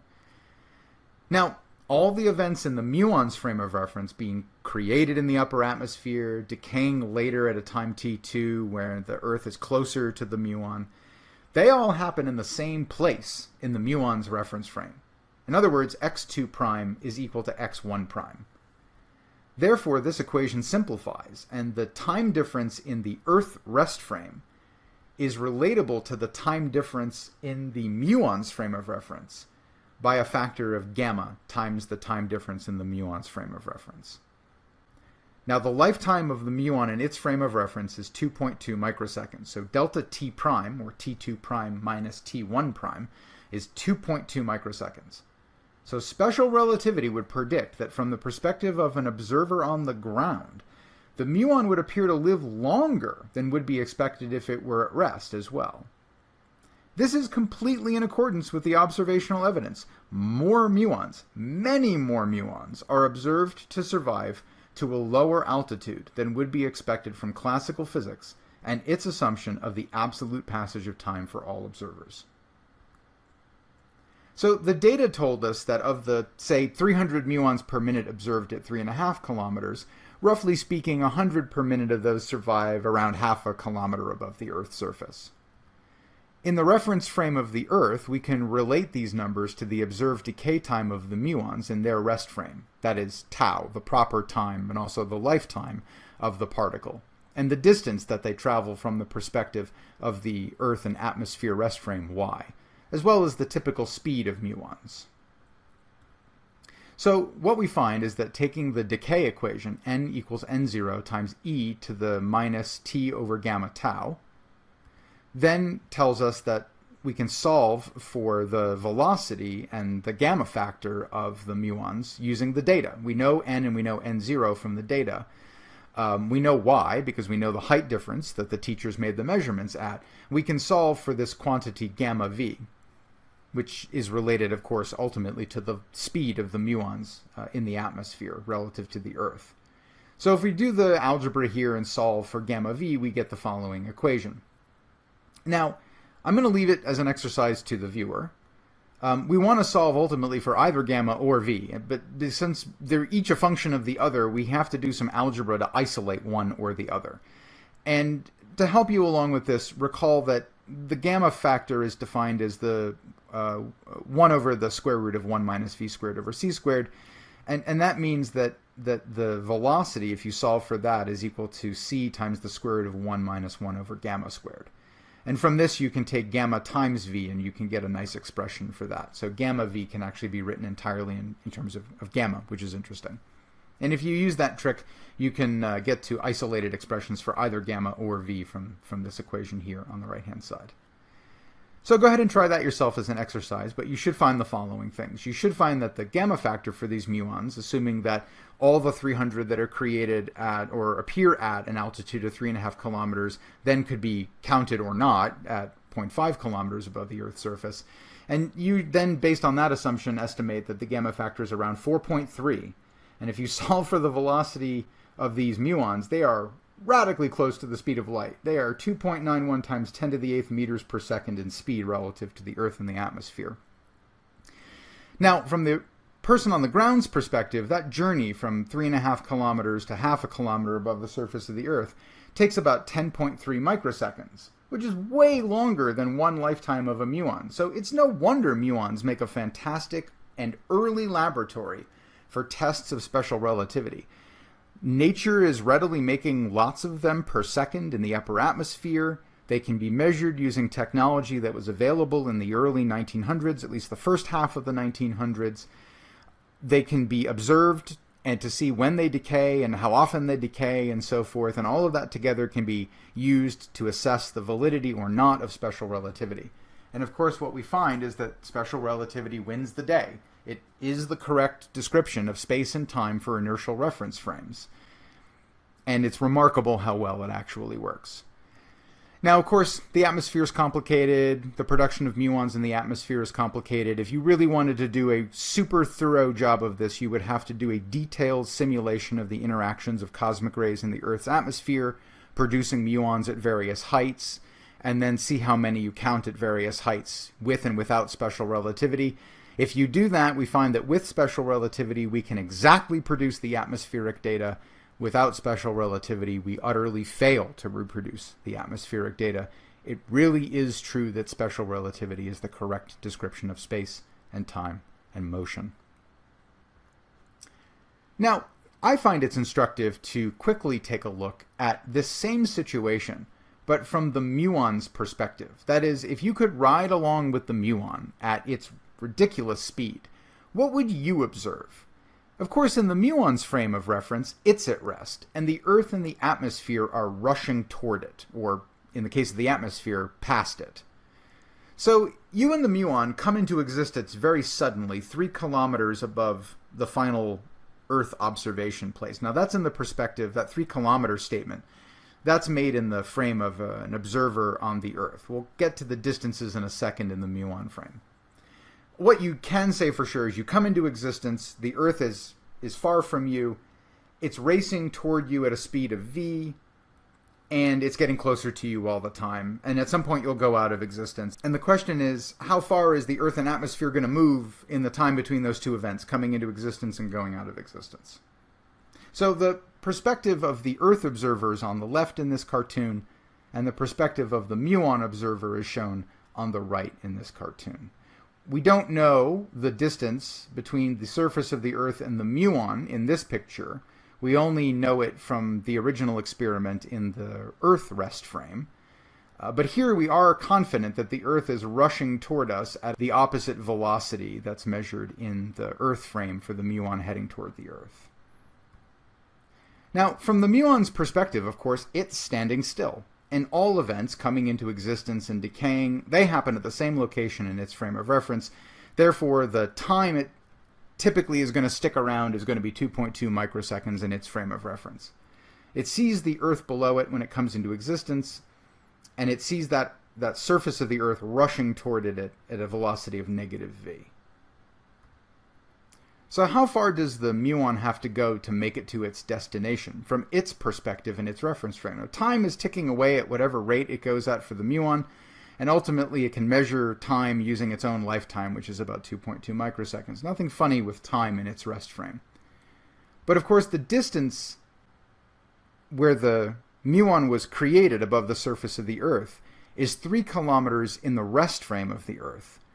That's the frame where the Earth and its atmosphere appear to be at rest, and that makes that distance, 3 kilometers, the proper length or proper height above the surface of the Earth. That is the longest distance that any reference frame would measure between where the muon is created and, say, the surface of the Earth. The muon, on the other hand, will see the Earth-atmosphere system as moving, and therefore distances in that system contracted along the direction of flight. And the length or height above the surface of the Earth that it will measure will be the proper length, 3 kilometers, divided by gamma. And this comes out to be about 23.3% of the proper length, or 0.699 kilometers, 699 meters. That's the distance that the muon perceives between where it comes into existence and that final measuring point, which was 3 kilometers away in the frame of the Earth and the atmosphere. So, from the muon's perspective, we conclude that it observes that the distance it will travel is contracted compared to what observers on the Earth are seeing, and that contraction factor is 1 over gamma. From the muon's perspective, the distance between the place in the atmosphere where it came into existence and where it ultimately decays is greatly shortened, requiring only a time of delta t prime of about 2.4 microseconds to make the trip, because the Earth atmosphere system is contracted and moving relative to it. And so, given that it lives about 2.2 microseconds in its reference frame, it's absolutely plausible that it could make it that full distance that people on Earth said it went. It's just that the people on Earth are confused because the distance is shorter than they claim from the muon's perspective. So while observers on Earth and an observer moving with the muon would disagree on the reason for the muon reaching the lower measurement point, they all agree that it's very likely to happen. The Earth observer argues that the reason it makes it is because time in the muon's frame is passing more slowly than they claim, because the muon is moving. And so that takes longer to decay as a result of that. It's able to cross the 3-kilometer gap, even though it should have only lived 2.2 microseconds, because time has slowed down for it while it's in motion. The muon observer says, no, our clocks are working just fine. What's going on is that because the Earth and atmosphere are rushing toward us, they're in motion, and so they seem contracted along the direction of motion. And as a result of that, we don't have to go that far to make it to, say, the surface of the Earth. And we're definitely going to make it in about 2.2 microseconds or so. That's why we made it so far. Now, they're both right. Even if they have different reasons for what happens, they both observe the same outcome. The muon makes it to the surface of the Earth, but they disagree on the space and time reasons for that. And that's okay, because the Lorentz transformation allows them to relate their perspectives and put their measurements into the other person's frame to see what's going on, and resolves the paradox in that sense. So to review, in this lecture we have learned, first of all, what is a muon? It's a subatomic particle. It's about 200 times heavier than the electron. It's about 5 times lighter than the proton, and it has the same elementary charge as the electron. So it's its own thing, and it would take decades after it was originally discovered to finally fit it into the sort of final picture of nature that we've reached today. The muon, regardless of what it really is an outstanding laboratory for testing predictions that are made using the Lorentz transformation, specifically about whether or not muons, given their very short lifetimes, should be able to travel the vast distances from where they're created in the Earth's atmosphere to where they can be measured down on the surface of the Earth. And in fact, we find that muons, in vast numbers, make it from where they're produced in the upper atmosphere to the ground. But they're not supposed to if time passes at the same rate for all observers in all frames of reference. So it may seem weird that time doesn't pass at the same rate when you're moving, but it's the truth. We have direct tests of this not only with muons, but with many other systems as well.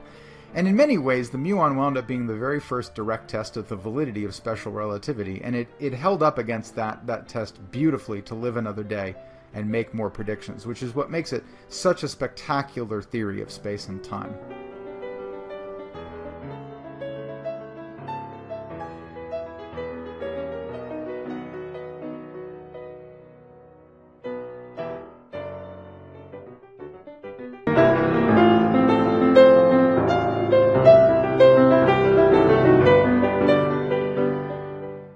In this lecture, we will learn the following things.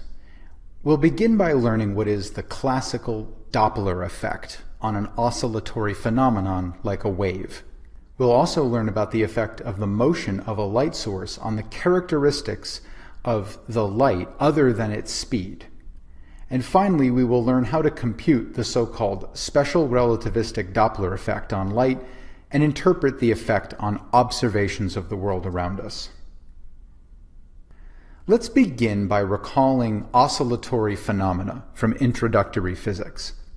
Specifically, let's look back at something called simple harmonic motion. This is a kind of repetitious motion that has a time and space structure that allows itself to be described using sine or cosine functions of space and time. So for example, depicted in the graph at the bottom of the slide, we have the vertical position of some object as a function of the horizontal position of the object. And we see that the vertical position varies gently upward, then downward, then upward again, and then repeats with the horizontal position. And this motion of the y-coordinate with respect to the x-coordinate lends itself to a direct description, in this case, using a sine function. Now, a wave phenomenon, such as a water wave or a sound wave, can similarly be described using exactly this kind of mathematics. A sound wave is a region of high compressed air, followed by low compressed air, followed by high compressed air, and so forth. It's a so-called density wave in air. A water wave is similarly an increase in the number of water molecules in one region of water and a decrease in the number of water molecules in another, a rising and a falling of the surface of the water. These wave phenomena are oscillatory in nature and can be exactly described using the same kind of sine or cosine function approach that we apply on simple harmonic motion. Now, the wave phenomena, just like oscillatory phenomena, have characteristic numbers that describe their spatial distribution. There's no one place where a wave is and where it is not. For instance, you could say that there's more of the wave in this region of y and less of the wave in this region of y. The wave is a structure that's spread out in space, and it has both a spatial structure and, because it can move in time, it has a time structure as well. We have to use certain quantities to characterize the overall macroscopic shape of an oscillatory phenomenon or a wave. And the wavelength, denoted by the lowercase Greek letter lambda, is one such number. For instance, the wavelength of a wave, like the one depicted here, could be taken as the distance between crests of the wave, the locations of the maxima, the maximum displacement from zero in the y direction. Or it could be taken as the zero displacements of the phenomena. Really picking any two similar points on the wave and drawing a line between those points horizontally will give you the wavelength. Now, if we were to observe this phenomenon passing us by picking a reference point in space and just watching it go by that point, the time between maxima or minima passing the same spatial reference point is known as the period, capital T, of the wave. This is the time between the same thing happening over and over and over again in the wave phenomenon. Now, the inverse of the period, 1 over T, is the rate at which, for instance, maxima pass that point, and it's known as the frequency. And it can be denoted in one of a couple of ways. For instance, the lowercase letter f for frequency, which equals 1 over T, or it can be denoted using the Greek letter nu, which looks like a little curved V. That's also used often to describe the frequency of a wave, and again, that's just equal to 1 over the period, or 1 over T. Frequency have units of per second, or hertz, H-E-R-T-Z, the unit of frequency. Now, the speed with which waves move in space during some unit of time is actually given by a very simple product of frequency and wavelength. If you want to know the speed of a wave, you just take the wavelength, lambda, and you multiply it times the frequency, f. And of course, for a light wave, the speed with which all light waves move is known to be c, the speed of light. And so this will just be, again, the product of the wavelength of the light wave and the frequency of the light wave. But that product will always yield c, 2.998 times 10 to the 8th meters per second, regardless of whether an observer is in motion relative to the source of the light or not. We know that already as one of the postulates of special relativity. Now, summarizing again the gross properties of waves, it's helpful to pick a characteristic point on a wave and think about the repetition of those characteristic points as representative of the spatial or temporal distribution of the wave phenomenon. So for instance, we can think of waves of sound or waves of light as merely being represented by lines or planes. So for instance, the location of a line in 2 dimensions or a plane in 3 dimensions could indicate a location in space of a maximum of the traveling wave. Using this picture at the right, you might imagine that each of the locations in space marked by one of these red planes is a place where you would find a maximum of the wave having been sliced through by the plane. This is a very common way to quickly and simply sketch a wave without having to draw the sine or cosine function. The distance between lines or planes is the wavelength. That's the sort of cartoonish way you represent that particular feature of a wave in the image. Now, such a line or plane would be referred to as a wave front, and wave fronts can be used to characterize the location in space of a particular point on a wave and all of the repetitions of that point. The frequency of such a phenomenon can be thought of as how many fronts per second are emitted by the source. So if you think about one plane and then another plane and then a third plane being emitted by the source, the distance in time between those planar emissions would be the period of the wave, and 1 over that would be the frequency, the rate at which it emits wave fronts. Now, this brings us to the so-called classical Doppler effect. And I'm going to use sound waves to motivate this because most of you have probably at one point in your life or another actually experienced the Doppler effect with sound waves. The Doppler effect occurs when the source emitting a wave is itself moving relative to an observer. So if we're talking about a sound wave here, we're talking about a listener, someone who can receive the pressure changes in their ears. And when that observer is moving relative to the source, the Doppler effect can occur. And this is actually illustrated in this cartoonish animation below. A car starts emitting sound, perhaps by the driver laying on the horn, and the wave fronts are represented by those red circles. So everywhere you can locate a point on a red circle would be a wave front of the sound waves, and they're emitted at rest uniformly in all directions. But as the car accelerates forward, the wave fronts in front of the car begin to pile up. The sound waves get closer together, the wavelength shrinks, and behind the car, we see the wave fronts spread out. The wavelength gets bigger. So in this example using sound waves, we have the effect that in the direction of motion of the emitter, the car honking its horn for instance, and ahead of the source, the wave fronts are pressed together more densely, shrinking the wavelength and thus increasing the frequency with which waves will strike our ears. If we were to be standing on the backside of this moving object while it's moving away from us, sort of against its direction of motion, the wave fronts are more widely spread apart than they would normally be. And this increases the wavelength and thus decreases the frequency with which these waves reach our ears. So to human ears, it's the frequency of waves that determines what we call pitch. High-pitched sounds are also high-frequency sounds.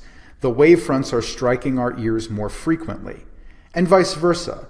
Low-pitched sounds are low-frequency sounds. The time between wave fronts hitting our ears is longer.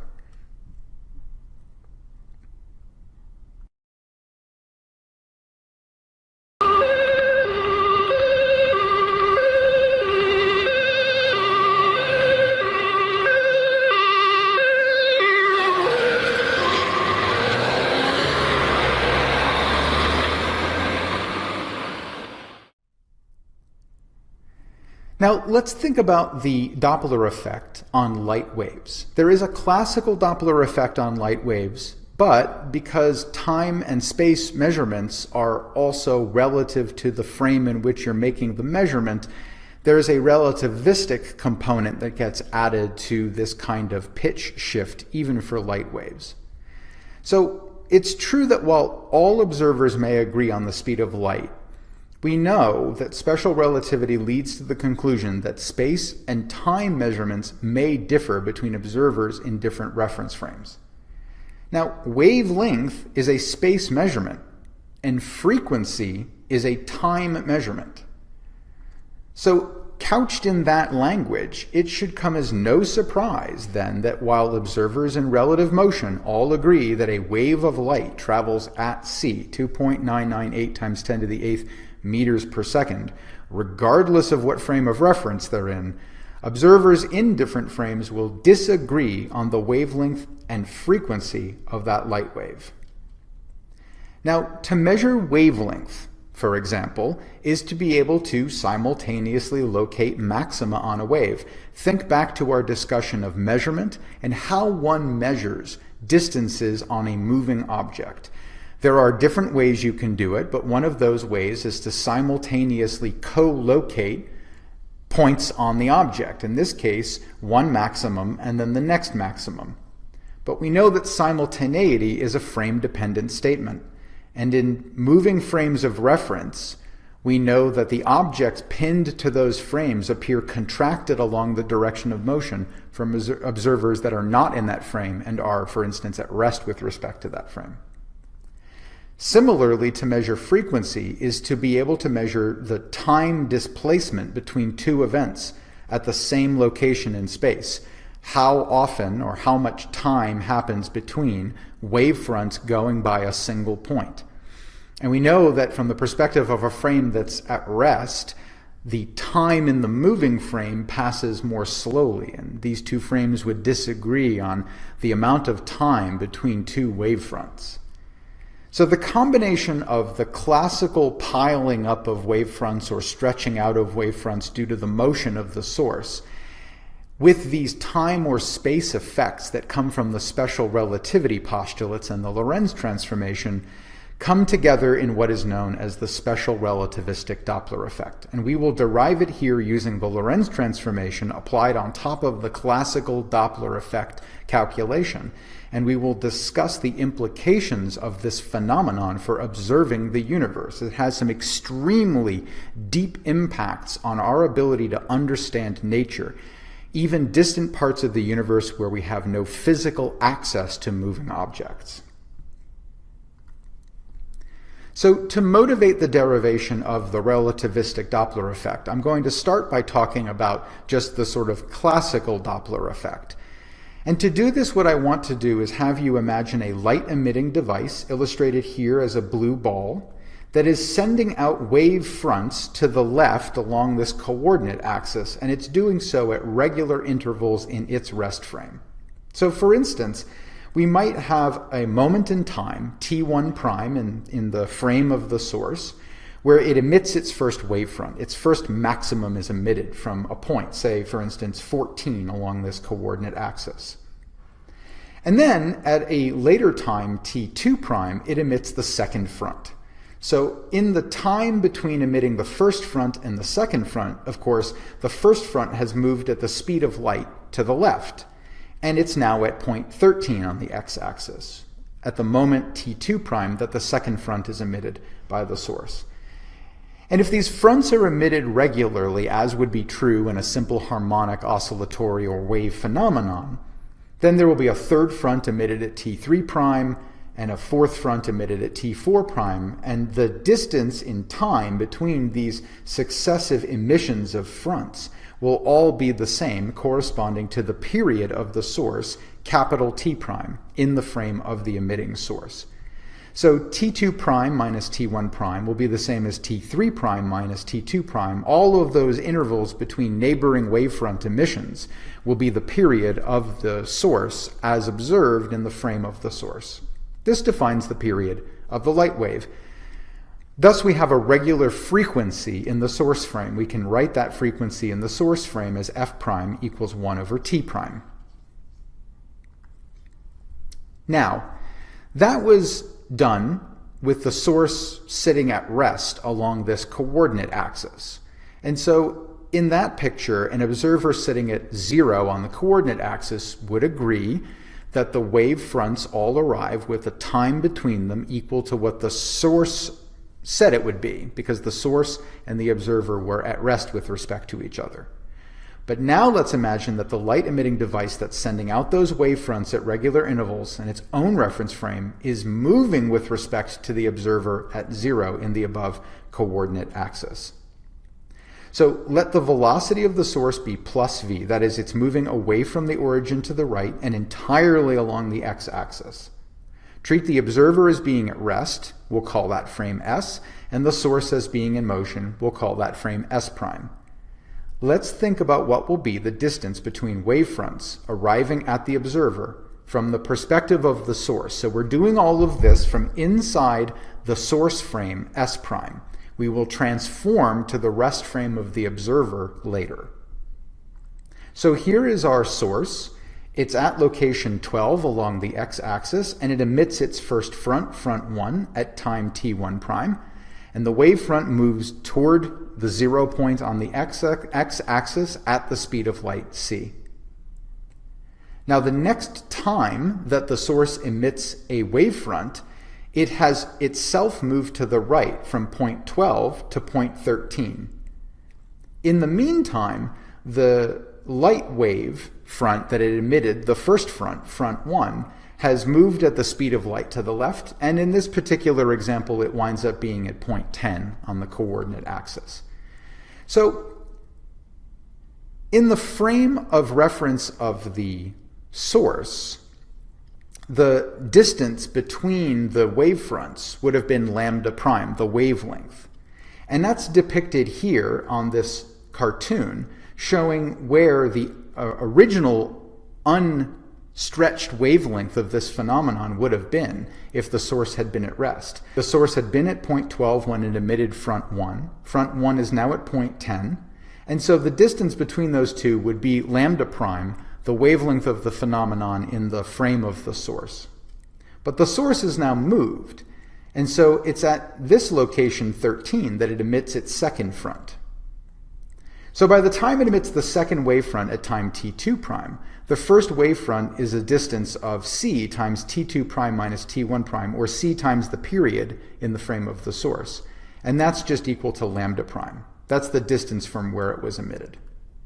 But the source is now farther from the observer by an amount of v times t2 prime minus t1 prime, or v times the period, when it emits the second wavefront. And again, that's depicted up here. So this is the distance from the point of emission that front 1 has traveled, which technically would have been one wavelength of the original emission. But the source has moved back further along the x-axis by a distance vt prime, v times the period. And so the source will argue that as a result of this, an observer who is looking at these wavefronts coming at them, sitting at point 0, should see the combined distance of lambda prime plus vt prime between the two wavefronts. And this will actually be the observed wavelength of the phenomenon, according to the person riding with the source. That will be what the observer sitting at 0 should see. So this is all illustrated above. We take lambda prime and we add vt prime, and that's going to give us the observed wavelength in the frame of the source. So this is all illustrated, and we can write the equation down, adding these two together. And then we can rewrite this in terms of frequencies by remembering, first of all, that period is equal to 1 over frequency, or frequency is equal to 1 over period, and that the speed of light is equal to the product of wavelength and frequency. Similarly, the wavelength, for instance, in the frame of the source, will be the speed of light divided by the frequency in the frame of the source. And the wavelength, according to the observer, from the perspective of frame S prime, will be equal to the speed of light divided by the frequency according to the observer in that frame. So we then find, again, all of this from the perspective of frame S prime, that the observed period at 0 should be 1 plus v over c, all divided by the frequency of emission f prime. So maybe pause here and try to work all this out for yourself, but again, keep in mind that we have not yet transformed this observation into the rest frame. That is the frame in which the observer is at rest. Right now we're calculating the observed wavelength or period according to what the observer should see if their time measurements were absolutely in agreement with the moving source. This is the classical Doppler effect, the stretching or compressing of wavelength with the motion of the source. We haven't yet included, for instance, time dilation or length contraction in all of this. Now we're going to take that last step. And to aid us in notation here, we're going to begin by defining a very convenient symbol, and that is the lowercase Greek letter beta, which is rather regularly used to represent the ratio of the speed of the frame, for instance, divided by the speed of light.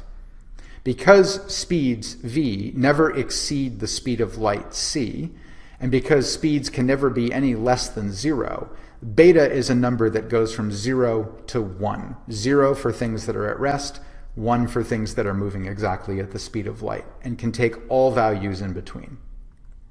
In terms of beta, the claimed period of the phenomenon, as observed by the observer in frame S prime, should be 1 plus beta divided by the frequency of emission.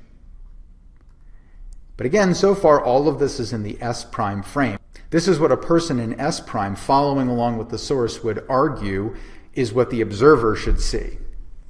The original frequency of emission from the perspective of the source, F prime, which we can just call F with the subscript source, and includes the relative speed of the source and the observer, V, and the period and frequency with which a person in the source frame would expect the observer to receive the wavefronts, T prime observed, or correspondingly the observed frequency.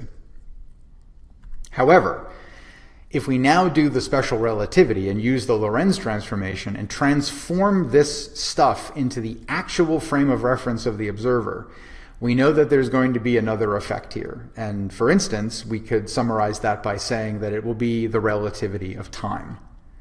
Time in the source frame, where all emissions happen at the same location, is proper time. The source always says that wavefronts are being emitted from its location in space. And as a result of that, that's the frame where proper time will be observed. But in any other frame moving relative to the source, time dilation will be what is observed. That is, the passage of time on the moving object will appear to be slower than the observers on the moving object would claim. And it's given simply by taking the proper time and multiplying it by gamma. So the time, the period observed in the rest frame of the observer will be gamma times the period that the source claims the observer should have seen according to the classical Doppler effect. So we then finally arrive at an expression for the period of the phenomenon of the light wave as observed in the rest frame. So we start by just saying that the period observed in the rest frame will be equal to gamma times the period that should have been observed from the perspective of the moving frame, T prime with the subscript OBS. We can substitute in with 1 plus beta over the source frequency, F prime. And we can do some algebraic gymnastics to sort of rewrite this in a more pleasant looking form. We've got gamma and we've got beta. Of course, gamma depends on beta. Gamma has V over C all squared inside of it. That's beta squared. So it's nice to try to rewrite this all either in terms of just beta or just gamma. And so with a little algebraic gymnastics, starting with writing gamma as 1 over the square root of 1 minus beta squared, you can then do a little work and show that a final neat-looking expression for this is that the period observed in the rest frame is equal to the square root of the ratio of 1 plus beta over 1 minus beta, all times 1 over the source frequency, the frequency of emission from the perspective of the source itself in its rest frame. So we can transform this into an observation, of course, of the frequency in the rest frame by simply doing 1 over t observed. And that just flips the stuff in the square root upside down, and you wind up with this neat little relationship that the frequency of the light observed in the frame that's not moving will see the frequency as emitted in the source frame where the source is at rest, shifted by an amount given by the square root of 1 minus beta over 1 plus beta. So we've solved the problem now. We've derived the special relativistic Doppler effect, the shifting of the frequency due to relative motion between the source of emission and the observer of the light, by considering the situation where the source is moving away from the observer. Now, this special relativistic Doppler effect is a combination of two effects. The classical Doppler effect of just the effect of the moving source that adds extra space between the wavefronts. But in addition to that, the dilation of time due to relative motion of the source and the observer. Proper time, and therefore proper frequency, would be in the frame of the source. This is modified by a gamma factor to go into any other reference frame. So the special relativistic Doppler effect is a combination of the classical Doppler effect with the relativity of space and time measurements. And you actually would expect from just Newtonian and Galilean relativity that there's a Doppler effect on frequency and wavelength of light.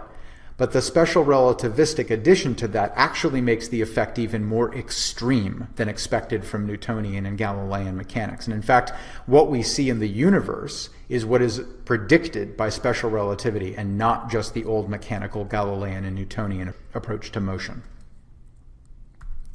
Now, for a source that's moving toward an observer, that is, approaching the observer while emitting wavefronts, the sign of the velocity is all that needs to be changed. We go from having beta, the velocity moving away, to negative beta, the velocity now moving toward the observer.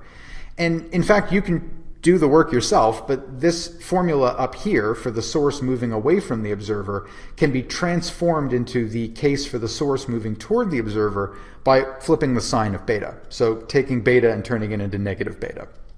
And all that does is it takes the stuff under the square root and flips it upside down. So now we have the square root of 1 plus beta divided by 1 minus beta, that whole thing times the frequency of emission in the source rest frame. So I would recommend you practice this calculation by checking for yourself that this second equation for an approaching source is correct. But once you've convinced yourself of that, the shortcut is a really easy thing to remember. If you can remember one of these two formulas, you can get the other one simply by changing the sign of beta. Not too bad. So let's talk about some expectations from the special relativistic Doppler shift. For example, if a light source is moving away from us or toward us, what do we expect to happen to the frequency of its light? So for a source that's moving away from us at speed beta along our line of sight, we expect to scale the source frequency by the following quantity, the square root of the ratio of 1 minus beta over 1 plus beta. Now, if you play around with this a little bit, you'll notice that this thing is always less than or equal to 1. It's exactly 1 when beta is 0, and if beta is anything other than 0, its value decreases from 1. The frequency, therefore, that we should observe should always be lower than in the source's frame of reference, owing to the stretching of its wavefronts combined with the dilation of time. Now, because, as I said, beta is a number that's inclusively bounded between 0 and 1, we are taking the ratio of a number less than 1 and a number greater than 1 for beta that's anything other than 0. Now, if instead the source and observer are moving toward each other, then we scale the source frequency by this quantity, the square root of 1 plus beta divided by 1 minus beta. And again, if you play around with this, you'll find out that this is either always equal to 1 or greater than 1. This means that the observed frequency is always greater than what is observed in the frame of the source, since we're dividing a number greater than or equal to 1 by a number that's less than or equal to 1. So to summarize all of this, for a source that's moving away from the observer of the light, the frequency that the observer sees will be lower than the frequency that's observed in the rest frame of the source itself. And similarly, for a source that's moving toward an observer, the observer will always see that the frequency is increased over the frequency as observed in the rest frame of the source of the light emissions. These equations are all for frequency, but we can very quickly derive the equations for wavelength using the fact that the speed of light is equal to wavelength times frequency. So if we go through the brief algebraic gymnastics for this, we find that we get the following equations for the observed wavelength, depending on whether the source is moving away from the observer or if the source is moving toward an observer. So as expected, when a receding source is present, this gives us a lower frequency and a longer or greater wavelength. So the frequency has gone down, therefore the wavefronts are farther apart from each other because the wave is still traveling at the same speed, c. On the other hand, when the source is approaching us, we get the higher frequency, which means the wavefronts are coming at us more often, and that means a shorter wavelength will be observed for the phenomenon. So let's talk about the perception of light color due to the full relativistic Doppler shift. So I've rewritten here the equations for the wavelength that an observer sees depending on whether the source is moving away from the observer, in which case the wavelength is stretched by the motion, or if the source is moving toward an observer, in which case the wavelength is compressed by the motion. Receding sources of light are said to redshift compared to when they are at rest. And that's because longer wavelengths correspond to redder light than shorter wavelengths, which correspond to bluer light. I've illustrated this over here on the right using a spectrum, and specifically I've isolated the visible or color spectrum of the electromagnetic frequency spectrum. So for instance, red light, near the edge of where the human eye can detect the color red, has a length of about 700 nanometers, or 700 billionths of a meter. Blue light, or violet light, which is at the other end of our ability to see, comes in at around 400 nanometers, or 400 billionths of a meter in length. Blue light has a shorter wavelength and thus a higher frequency than red light. So if a source is moving away from us, the wavefronts get stretched out, and that would take something that's bluer and shift it more toward the red end of the light spectrum. And conversely, an approaching source is said to be blue shifted because this results in shorter wavelengths, which corresponds to the bluer end of the color spectrum. Now, of course, it's possible that if you have an object that's already, say, violet in color, and it's moving toward you very rapidly at a significant fraction of the speed of light, the shifting effect can be such that it actually shifts so blue that it goes outside the visible spectrum. And then you'd have to look for it in ultraviolet or X-rays or other similar very short wavelength electromagnetic phenomena. Similarly, if an object is already very red and on the edge of the ability of the human eye to see it, and the source of the light is moving away from you appreciably quickly, this can result in a redshift that puts it into the infrared or even microwave or radio, depending on the speed of the object that's emitting that light. You can imagine, therefore, that this has some strong implications for measuring our place in the whole cosmos. For example, without making physical contact with distant stars or galaxies, which are collections of billions or trillions of stars, it's possible to actually determine whether or not those objects are receding away from Earth or approaching toward Earth based on the degree of the color shift of their atomic spectra. Let's take a look at an example of this. Through long centuries of observation of distant objects by astronomers, and especially by breaking down the light from distant objects into their component colors, the so-called color spectrum or atomic spectrum, astronomers have determined that the stuff that makes up everything out there is the same stuff that makes up everything down here on Earth. And that is, at least for the luminous stuff, the stuff that emits light or absorbs light, that stuff is atoms. And the atoms that are out there appear to be the same as the atoms that are down here on Earth. Iron has the same atomic spectrum, whether it's found on Earth or in the heart of a star. So as a result of that, we can look at the light coming from distant objects, figure out what atoms it's made from, and knowing the pattern of light each atom gives off, determine whether or not, first of all, it's composed of certain atoms, and second of all, whether it's moving relative to us. So here's how you figure out the motion. The spectrum on the left over here on the slide is actually from our own star, the sun. The sun is not appreciably getting closer or farther away from us over the course of a day or a year. We're going around the sun, and our distance is changing slightly as we orbit the sun every year. But it's not happening so fast that you get an appreciably different shift, at least to the eye, in the color of the sun. So we can consider the sun to be an atomic spectrum that represents a star at rest. On the other hand, on the right-hand side, is an atomic spectrum from a very distant so-called supercluster of galaxies. That's a cluster of galaxies of stars, which are themselves clusters of stars. And it's named BAS 11. It's not so important what it's called. But if you stare at this for a few moments, you'll notice that there's an interesting similarity in the pattern of the light between our sun and the light that's coming from all the stars that make up this distant supercluster of galaxies. There's a missing color line here in our sun, and then there's a gap where there's lots of colors, and then there's another missing line.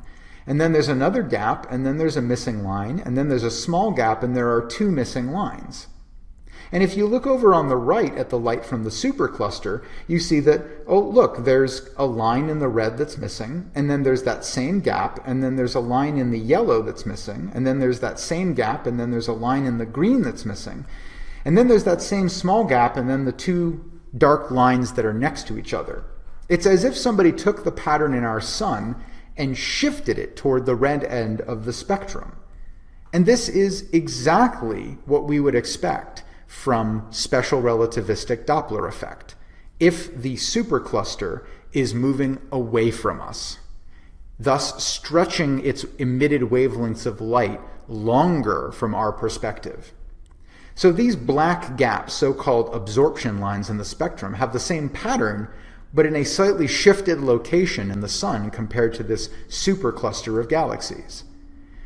And the fact that those missing colors are redshifted means the galaxy supercluster is moving away from us. That's the conclusion from the special relativistic Doppler effect. And you can actually then use measurement differences of the wavelengths between where the missing wavelengths are present in the sun and where they're present in the galaxy supercluster. And using some astronomy, you can actually estimate the relative velocity, beta equals v over c, with which the supercluster is receding from us. This is incredible. This allows us to measure velocities without having physical access to a material object. All we have to do is look at the pattern of light that comes from its atoms, and knowing that those patterns are the same patterns that should be found here in the atoms on Earth, look at the shifting of those patterns to determine the relative velocity of us to the distant object. This kind of measurement is actually how we know that the universe as a whole is expanding. So far as we've been able to determine, all distant objects appear to be receding away from the Earth, as if carried along on the momentum of an initial explosion that set the whole universe in motion, with all points expanding outward from every other point. This implies the universe as a whole, and on the largest distance scale, is expanding with time. So let's review what we have learned in this lecture. We've looked at the classical Doppler effect, both in a cartoonish way and using the example of a moving source emitting wavefronts along a horizontal axis. We've then considered the effect of the motion of a light source, where observers all agree that the light waves are moving at the same speed. We've looked at the effect of the motion on characteristics of light other than that speed, which isn't changing, the wavelength and the frequency of that light. And by combining the classical Doppler shift with time dilation, we've seen how to compute the special relativistic Doppler effect on light, and we've even looked at ways that you can interpret that effect on observations and take observations of the natural world and use those to infer relative velocities on the grandest scales of the cosmos.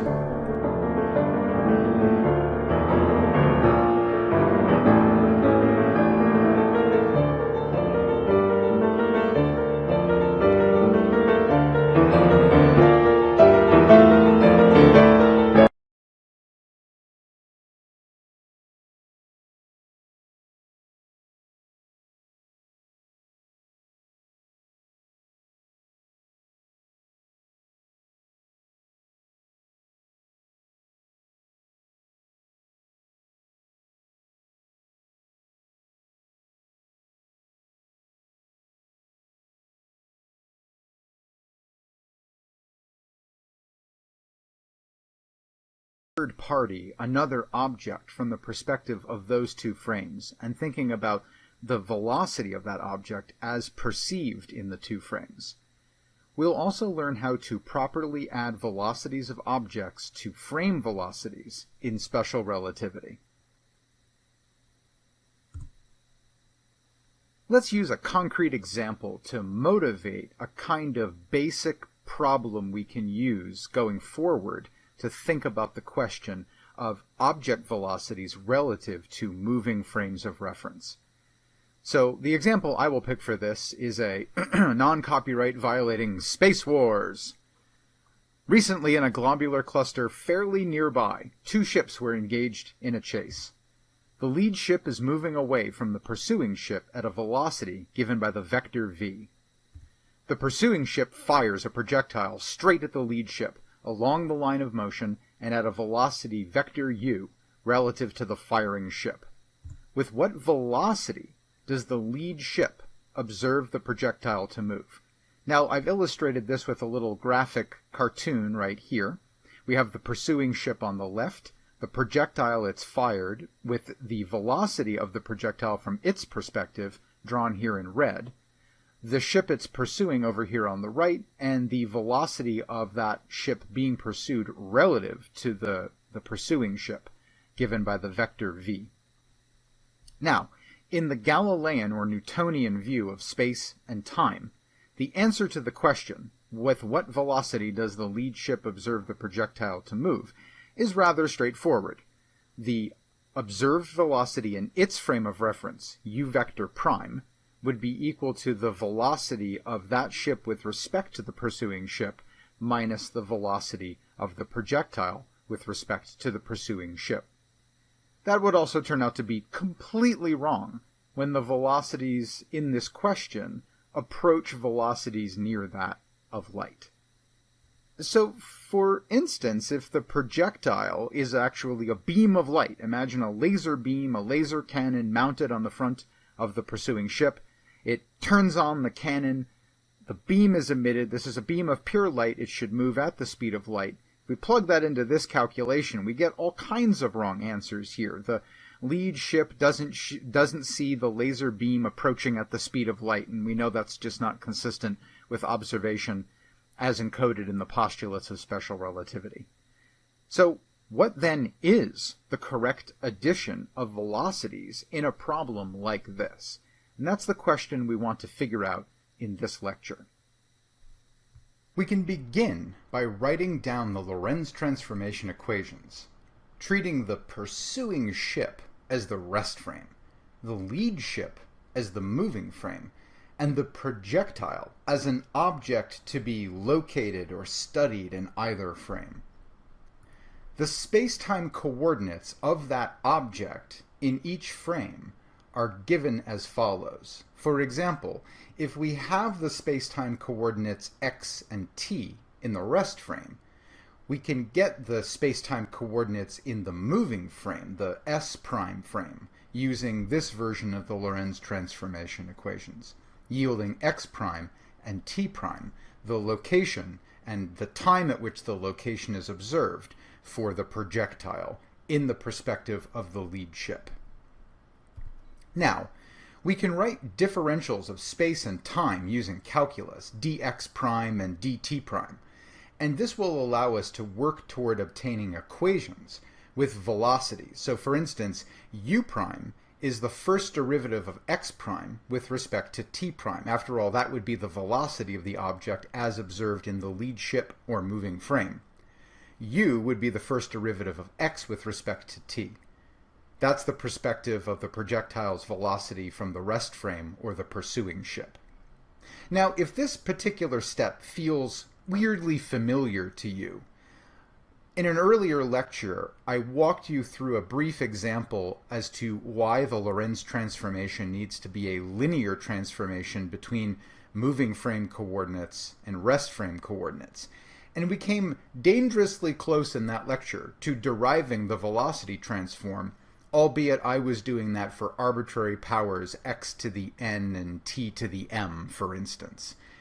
Here, of course, it's purely linear because it's based on the Lorentz transformation, and so if some of this feels awkwardly familiar, you may flip back to the earlier lecture on the Lorentz transformation and have a look and see where the roots of this were planted.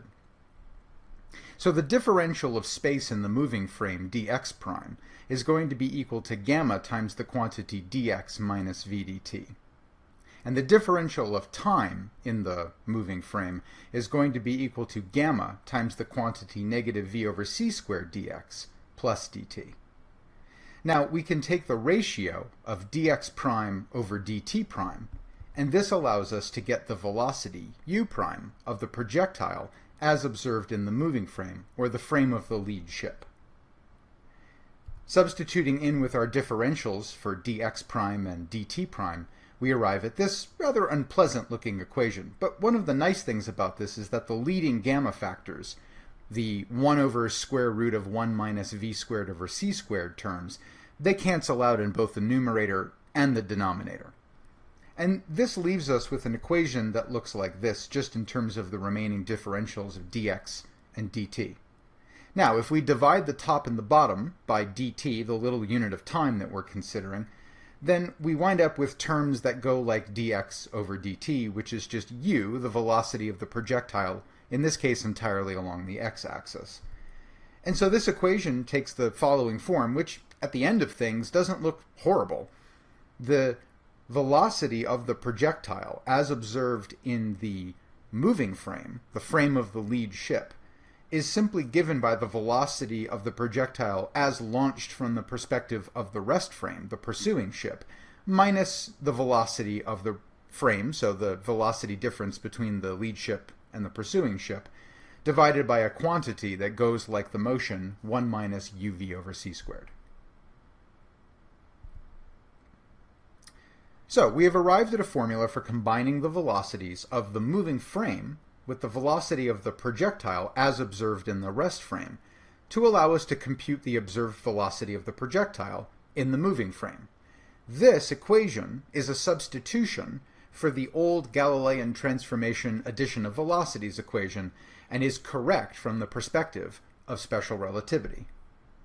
So let's plug in some numbers and see what we learn about projectile motion in the case where objects are also in relative motion to each other and observing that projectile as it moves. And let's begin by picking a low velocity situation where the ships are not really moving apart from each other all that fast. I've decided to pick the lead ship having a velocity of just 1% the speed of light, or 0.01 c. And I've picked a projectile velocity that's just 3 times bigger than that, or 3% the speed of light, 0.03 c, from the perspective of the firing ship, the pursuing ship. Now, from the above equation, we learn that the lead ship observes the projectile approaching it at a speed of 0.02 c. Now, if you stare at this for a moment and recall the Galilean velocity transformation, you'll note that this is exactly what we would have expected from the low speed case, where all the velocities of objects in the problem are not really a large fraction of the speed of light, although I've allowed them in this case to go up to a few percent the speed of light. We actually get back exactly what would have been told to us by the velocity transformation in Newtonian/Galilean relativity, that is that u prime equals u minus v. Now, that doesn't mean that this is exactly true at every decimal place. There's some decimal place where the Newtonian Galilean approximation to space and time and motion breaks down compared to the more accurate special relativistic calculation. So let's instead pick some bigger velocities. Let's now assume that the lead ship is racing away from the pursuing ship at half the speed of light. And then from the perspective of the pursuing ship, it fires this projectile at 8/10 the speed of light, 0.8 c. Plugging those numbers in, we find out that the lead ship observes the projectile to approach it at 1/2 the speed of light. And if you stare at that again for a moment, play around with the numbers on your own, you'll very quickly realize that this is definitely not what would have been predicted by the Newtonian or Galilean approach. It's not simply u minus v in this case. Now, interestingly, we can look at the case of when the lead ship is flying toward the pursuer. So now we turn the lead ship around and we aim it back at the pursuing ship and flip its velocity vector so that it's moving at negative 0.5 c compared to its original direction of motion. In that case, we see that the lead ship that's now racing toward the projectile that's been fired at it doesn't observe that projectile to be moving in excess of the speed of light. Rather, it observes it to be moving at 93% the speed of light. And that's, again, a distinction from what the Newtonian or Galilean approach would have yielded. The old relativistic approach from Galilean relativity would have predicted that the lead ship observes the projectile to be approaching at a speed that is far in excess of the speed of light. But we also know from the postulates of special relativity that one consequence is that nothing can move faster than the speed of light. And so we see that that's preserved here in the velocity transformation. Although the velocity of the ship is now aimed back at its pursuer, and although the naive addition of velocities would give you something in excess of the speed of light, the naive addition is not consistent with observations of space and time and the speed of light. And using the special relativistic transformation, we see that while it's true that the velocity of the projectile does appear to be larger than when the lead ship was racing away from it, it does not exceed the speed of light, but comes in at a pretty fair fraction of the speed of light. So let's summarize what we've learned about adding velocities in special relativity, keeping in mind that the cases that I've built these equations from all involved an object velocity that was parallel or anti-parallel to the velocity of the frames. If you have the velocity of the object in the rest frame and want to determine it in the moving frame, then the left equation is what you want. If, on the other hand, you have the object velocity in the moving frame and you want to determine it in the rest frame, all that should change between the left equation and its corresponding equation on the right should be that you swap u and u prime and you flip the sign of all terms that involve v or v cubed or something like that. You take v and send it to negative v. And in fact, that's the equation that's written here on the right. You can always derive these directly from the Lorentz transformation, or you can memorize one of them and remember how to transform it into the other by swapping the object velocities and flipping the sign of the frame velocities. I'll leave it up to you as to what your best possible learning strategy is for this, but know that if you memorize one of these, you can figure out the other from context and knowing how to trade the mathematics around. Now, what if the object, instead of having its velocity aligned parallel or anti-parallel to the frame velocities, is moving in a direction that isn't solely parallel or anti-parallel to v? So you might be tempted to assume that the object velocity in, for instance, the y direction, assuming that the frames are moving only along the x and x prime axes, you might be tempted to assume that the object velocity along the y direction and the z direction, as observed in either frame, is the same, since in the Lorentz transformation, coordinates y and y prime, z and z prime are equal to each other if all the motion is along x and x prime. And you'd be wrong. You need to be very careful with these things. Why? Well, think about it a second. Object velocity necessarily involves the time derivative of a coordinate. Is time absolute between two different frames of reference? Well, we should feel pretty confident at this point that the answer is that it does not. T does not equal t prime in special relativity. Because a time derivative is involved, there's going to be a dy dt, and there's going to be a dy prime dt prime. And while y may be equal to y prime, t is not equal to t prime. So let's go through this. I'm going to consider motion component along the y-axis. The frames are moving entirely along x. So v in this is still directed entirely along the x and x prime axes.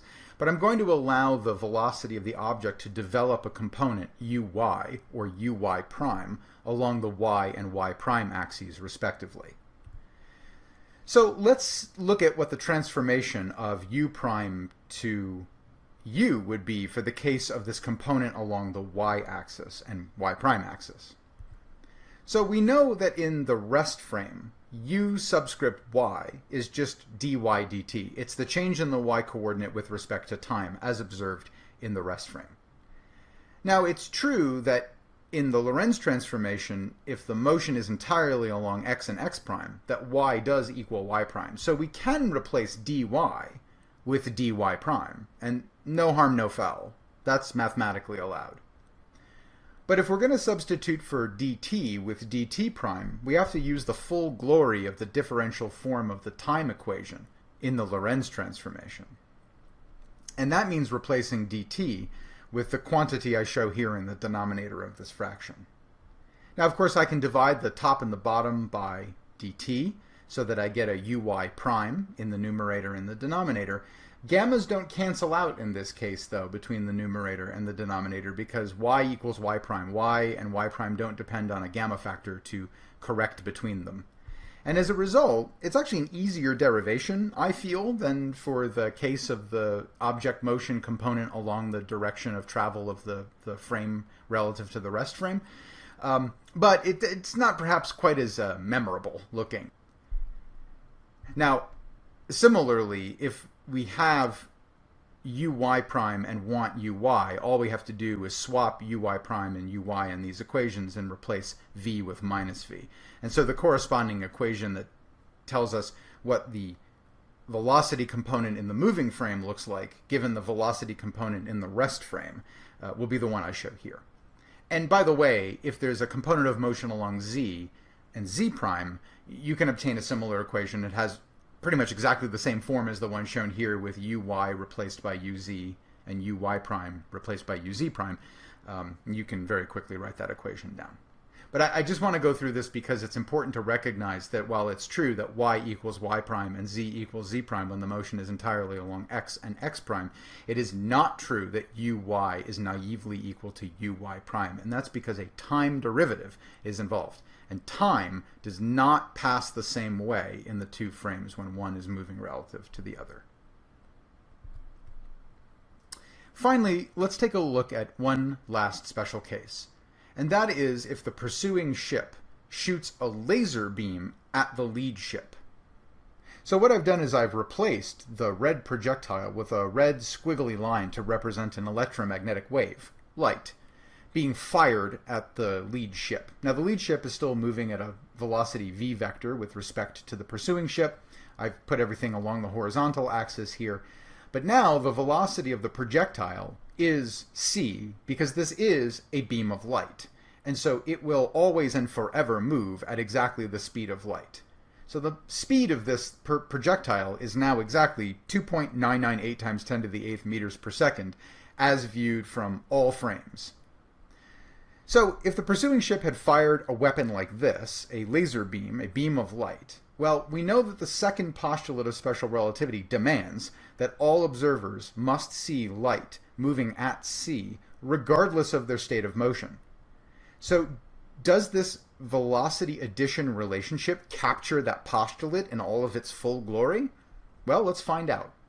Let's assume that the relative velocity of the lead ship to the pursuing ship is 1/2 c, and that the projectile speed, as viewed in the rest frame of the pursuing ship, is c, the speed of light. Well, plugging these numbers in, we can start from the equation where we have the relative velocity of the two frames and the speed of the projectile in the rest frame, and we can get the speed of the projectile as observed in the moving frame. So all I've done is I've replaced u in this equation with c, because the projectile is a beam of light that's moving at the speed of light. If you do some algebra, you can simplify this equation to c minus v all over the quantity 1 minus v over c. And if you do a little bit more algebra, you'll find out that this is just equal to c minus v over the quantity 1 over c times c minus v. And if you play with this one step further, you find out that this is just equal to c, the speed of light. So in fact, we see that v entirely drops out of this equation once the projectile is a light beam. The value of v doesn't matter at all. The relative velocity between these two vessels can be any number, and it won't affect the outcome of the calculation. V could have been a 1/2 c, or negative a 1/2 c, or 0.8 c, or 0.99999 c. Basically, once u equals c, v drops entirely out of the equation, and we always recover that u prime equals c as well. The second postulate of special relativity is fully obeyed by this velocity transformation equation. So, to review, in this lecture, we have learned how to think about object velocities in different frames of reference, and how to go from the coordinates of an object that's in motion to its velocity in different frames. We've then used that information to figure out how to properly add velocities of objects to frame velocities in special relativity. We've looked at a couple of case studies of this and seen that everything seems to comport with the postulates of special relativity, which themselves comport with observations of the natural world.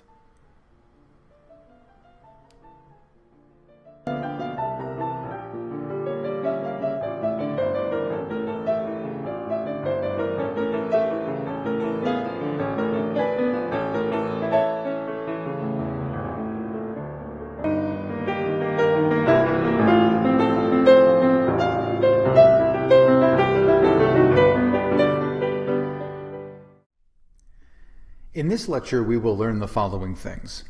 We will learn how to define kinetic energy and momentum while incorporating special relativity. We will learn about the nature of mass and the concept of intrinsic mass. And we will learn about the relationship between energy, momentum, and mass. Now, let's take a look back at Newton's second law from the perspective of classical physics, and in particular have a look at momentum or classical momentum in the context of this discussion. So in introductory physics, you are introduced to the concept of momentum roughly as follows. Historically, it was observed that there appeared to be a conserved directional quantity associated with motion. This quantity, which we call momentum, is well defined in the classical domain of physics, that is, low velocities or large scales, by the product of the mass of an object, m, and the velocity of the object, u vector. So we arrive at the definition, the so-called classical definition of momentum, by taking the product of these two things, m times u, and that gives us p, the momentum or linear momentum of that object. Now, in a closed and isolated system, perhaps with a whole bunch of different objects, I equals 1 to n, it is observed that this quantity overall is conserved. That is, the sum of all momenta of all objects in a closed and isolated system can be written as a singular number, the total momentum, and that total momentum remains constant no matter what happens inside that closed and isolated system. Now, when a system is not closed and isolated, for instance, subject to some net external force F, then the full beauty of Newton's second law is observed to be obeyed by the system. That is, that the net force acting on the constituents of the system is just given by the change in momentum of that system divided by the change in time, or dp dt. So Newton's second law, F equals ma, can actually be rewritten in terms of momentum concepts as just F equals dp dt. Now, of course, we need to bridge from classical physics to modern physics. And to do that, I want you to start thinking a little bit about the laws of physics and their invariance under transformations from one inertial frame of reference to another. Recall that one of the postulates of special relativity is that the laws of physics should not depend on what frame of reference you are measuring them in. They should be the same for all frames of reference. And the consequence of that, of course, is that you can't tell if you're in an absolute state of motion. But the benefit of that is that it preserves the forms of the laws of physics for all observers, regardless of whether or not they're moving. So if one subjects the classical momentum concept to consideration moving from one frame of reference to another, imagine a second frame of reference observing an object moving at speed u prime, and that second frame of reference, s prime, is moving at relative velocity v to the original frame s. Now, imagine that this is all closed and isolated, and in the rest frame, the velocity of the object is u, and in the moving frame, it's u prime, and the conservation of momentum will hold. And so, for instance, if we take the momentum observed in the rest frame for this object, so p equals m times u, and we use the Galilean transformation from classical physics to move to what we observe in the moving frame, we find that, of course, the moving frame will observe p prime equals m times u prime. And we can relate the momentum in the moving frame and the momentum in the rest frame using a Galilean velocity transformation, changing u prime to u minus v, and then distributing that inside the definition here. So when we do that, we find out that the momentum observed in the moving frame is related to the difference between the momentum observed in the rest frame and sort of the frame momentum itself, m times the velocity of the moving frame. Now, if we then consider changes in momentum in the moving frame with respect to universal and absolute time, so dt prime or dt, it doesn't matter which in the classical view of physics, we just wind up taking the time derivative of momentum in the moving frame, and if we distribute that time derivative to the two terms on the right-hand side above, we find that we have du dt and dv dt. Now, since the moving frame is moving at a constant velocity relative to the rest frame, dv dt is 0. That is, the moving frame is not accelerating with respect to the rest frame. It's moving at a constant velocity with respect to the rest frame. So this second term is 0. And we see that we recover exactly dp dt in the rest frame. In other words, dp dt in the moving frame is the same as dp dt in the rest frame. This is Newton's second law, and so we find that this transformation in classical physics leaves the form of Newton's second law invariant, at least under Galilean transformations, assuming that's the correct transformation of space and time and velocity. Now, this should all work in domains where the speeds are low compared to that of light. But we know that the original definition of momentum was predicated on experiments and observations that were all done in that low-velocity, large-scale regime of investigation. That is sort of the human scale of speeds and sizes.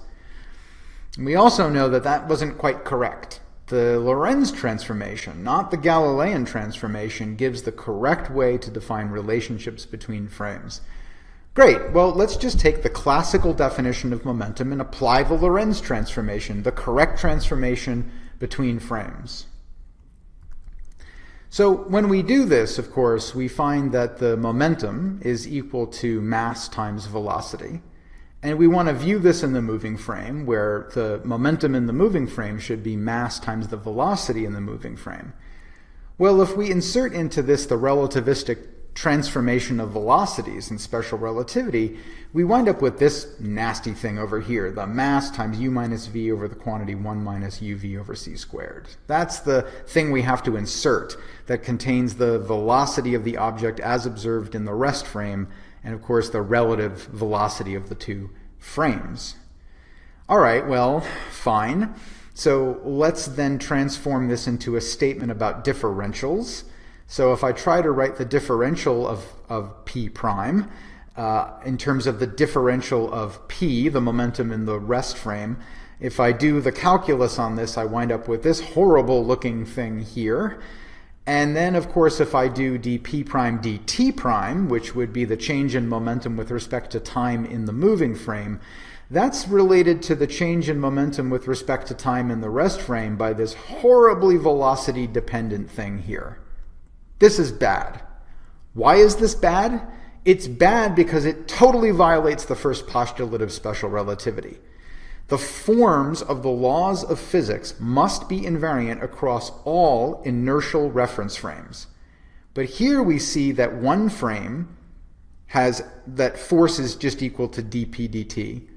But in the other frame, that very same law is horribly velocity dependent. This is not good. And rather than throwing the whole concept of momentum out the window, what we should do is stop and ask ourselves, did we really define momentum, the conserved quantity associated with degree of motion? Did we do that assignment correctly in the classical regime of physics? Did we just get the wrong definition? Is m times u too naive a definition of momentum, given now what we know about space and time and invariance in special relativity? Now, in order to come up with a more appropriate and physically correct definition of momentum, that is, relativistic momentum, there are many, many alternative approaches to finding the correct definition of momentum. Textbooks gloss over this because in many cases the framework for coming up with the exact form of this is not really approachable to students at the level of a student taking this course. So I had to cherry pick a methodology to motivate where the definition of relativistic momentum might come from. And I prefer the method that comes from my colleague Darren Acosta.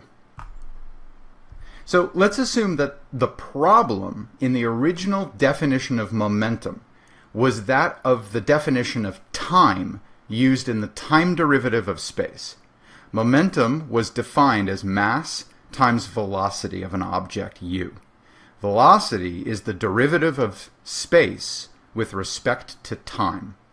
So perhaps it's that time definition that's the flaw in the original definition of momentum. After all, that definition of time did not regard changes from frame to frame as having any appreciable effect on time. dt was not necessarily invariant from frame to frame, and in fact could have been the root cause of the problem we saw on the previous slide.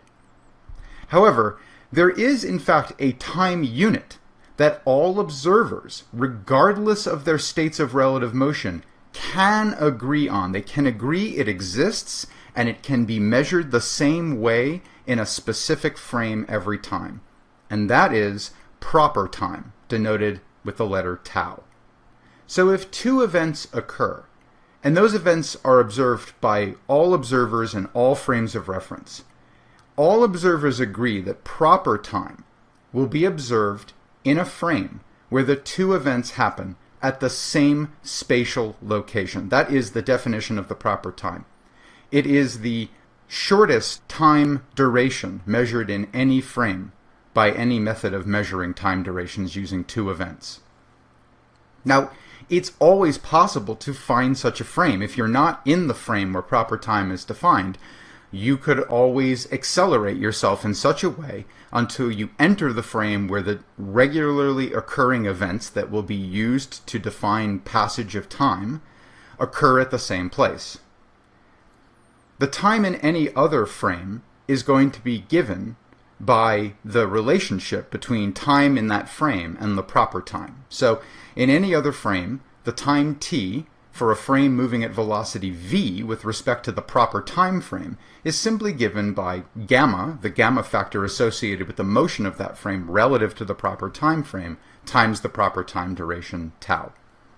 Now, we're talking about inertial frames of reference, moving in relative constant velocities with respect to one another. And so as a result of that, the gamma factors involved here will not be time dependent. They are defined using constant velocities of objects or constant velocities of frames relative to one another, or both. So consider an object moving at velocity u with respect to the proper time frame. That, in and of itself, that object would be a frame of reference that's in relative motion to the frame in which proper time can be observed. So let's trade the old time derivative in the definition of momentum, that is, momentum equals mass times the first derivative of space with respect to time, for the derivative with respect to proper time. That is, momentum will now be defined as mass times the first derivative of space with respect to proper time. Now we want to convert that into any other frame, specifically into the frame where the momentum is being measured, which may not be the proper time frame. And to do that, we just substitute for d tau with the relationship between it and dt. And if you do that, you'll find that you now have mass times the first derivative of space with respect to time times a factor of gamma. So if this is a better definition of momentum, one that preserves the second law from Isaac Newton under transformations from frame to frame, then we should be able to show that. And the definition that we get from this exercise using proper time derivative instead of just the plain old time derivative is that the momentum of an object viewed from a reference frame is given by the gamma factor of that object relative to that frame times its mass times its velocity as observed in that frame. Now again, I want to be careful here because the gamma factor that appears here is very specific. It has to do with the gamma factor associated with the velocity of that object viewed in the frame of reference.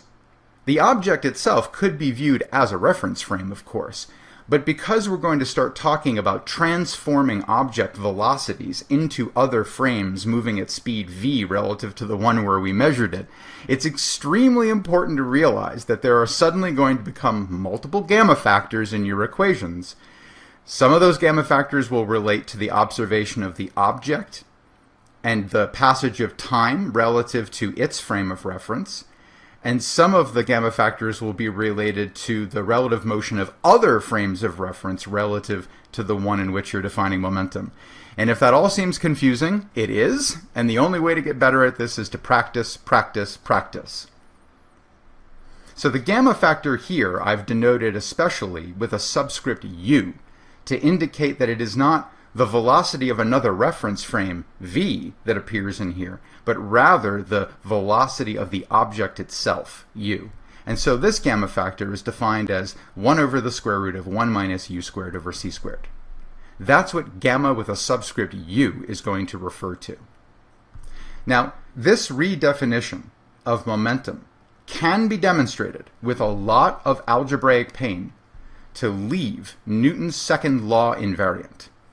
And in fact, this is accepted to be now the correct definition of momentum.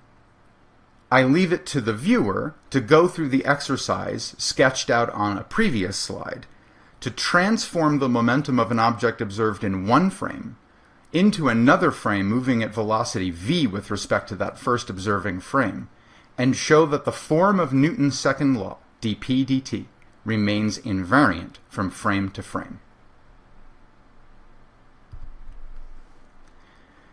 Now, any good definition of momentum will hopefully respect the observations of the past, that at low velocities, the classical definition of momentum seemed to be good enough.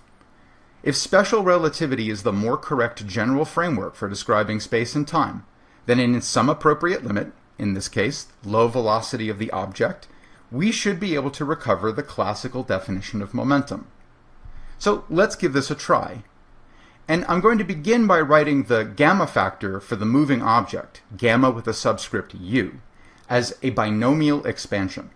And I've used this before in an earlier lecture, so hopefully the rhythm of this will begin to look familiar.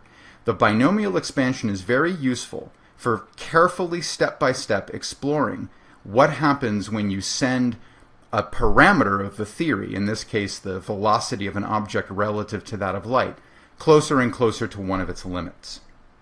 So we'll start by writing down gamma subscript u with its traditional definition of 1 over the square root of 1 minus u squared over c squared, and then we can use the binomial expansion approach to write it instead as a series of terms of increasing powers of the velocity over c.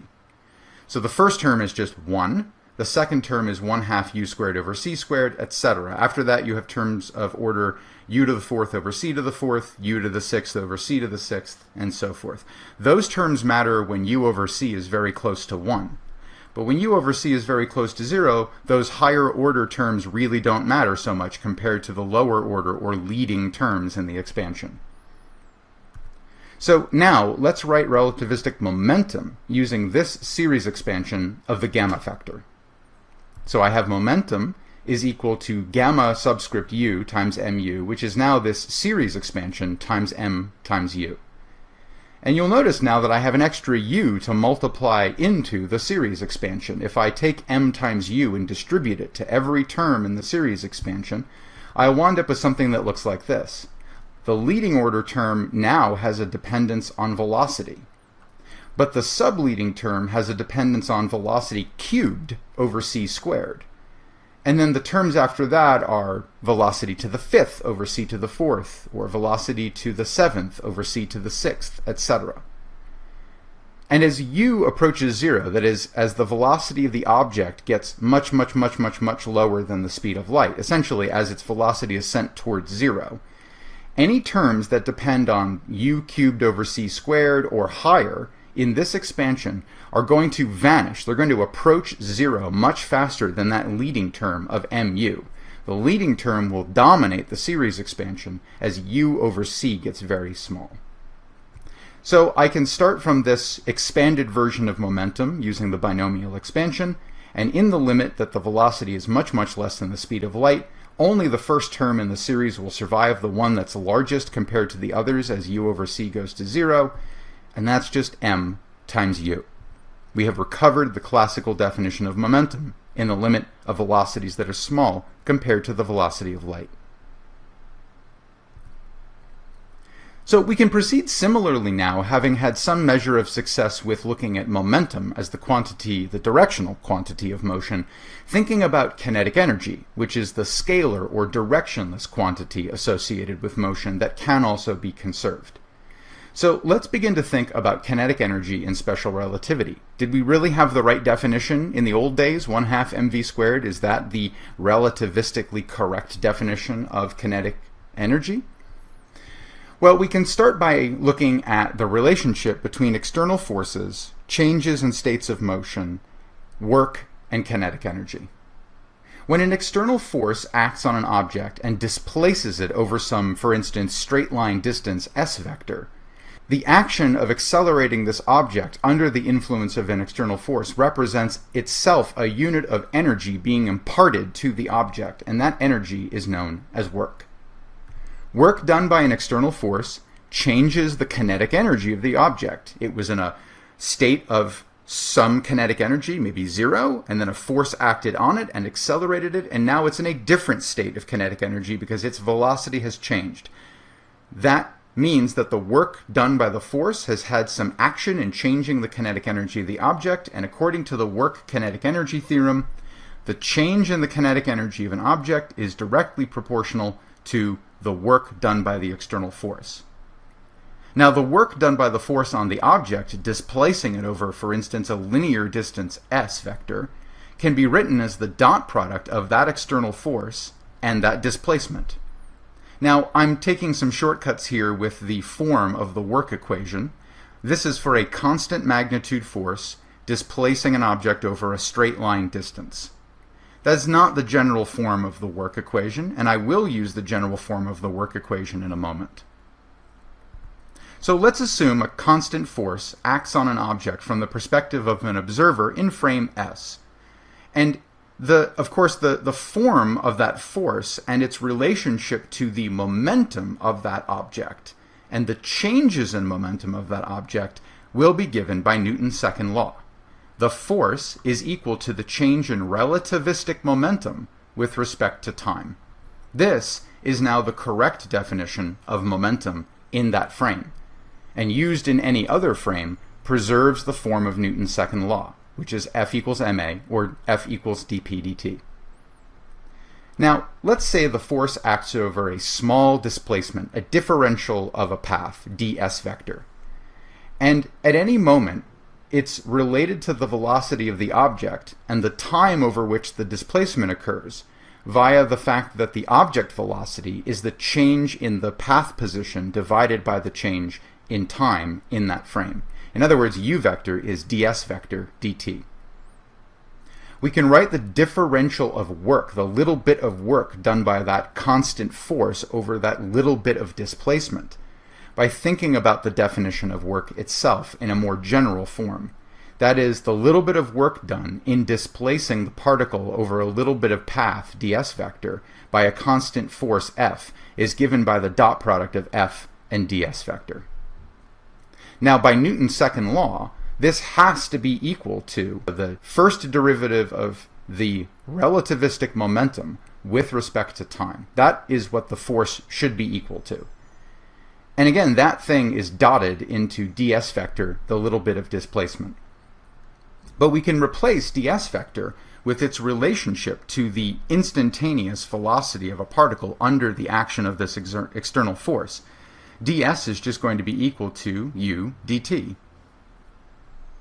Now, to simplify this dot product, I'd like to assume that the change in momentum is in the same direction as the force that's applied on the object. So the force is entirely directed in the direction of the displacement, or the change in momentum, or the change in velocity.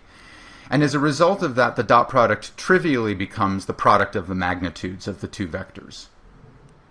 To find the total work done by the force, which is to be related to the total change in kinetic energy, if I can find the total work being done by this force, I can absolutely relate that to delta K, the change in kinetic energy, and perhaps arrive at the form for the kinetic energy. What we're going to do is we're going to integrate both sides.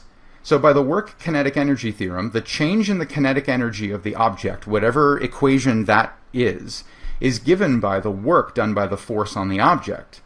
And that is going to be the integral of this equation here. The sum of all the little bits of work should add up to the total work. And so that equates to taking the sum of all these little bits here. And if I pull out all the constants in all of this, I'm going to wind up with the mass times the integral of u times the quantity d gamma u.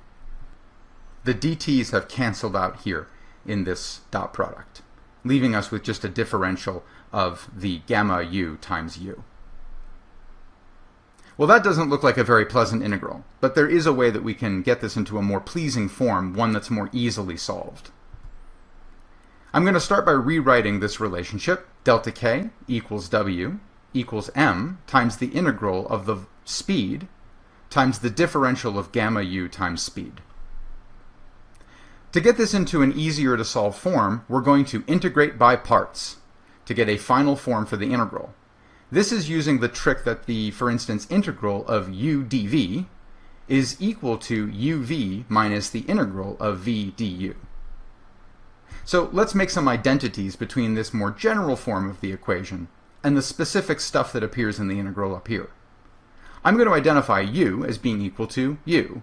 That's straightforward. I'm going to identify v as being equal to gamma times u. When I do that, I can then write u times v, which I need here, as gamma u times u squared. And then I need v times du. Well, v times du is just going to be equal to gamma sub u times du. That's pretty straightforward.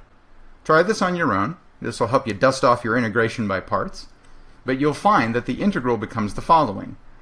The change in kinetic energy is given now by substituting in, using the integration by parts trick, as m times gamma u times u squared, evaluated at the endpoints of velocity, the initial velocity ui and the final velocity uf, minus the mass times the integral of gamma u du, again evaluated between the initial and final velocities.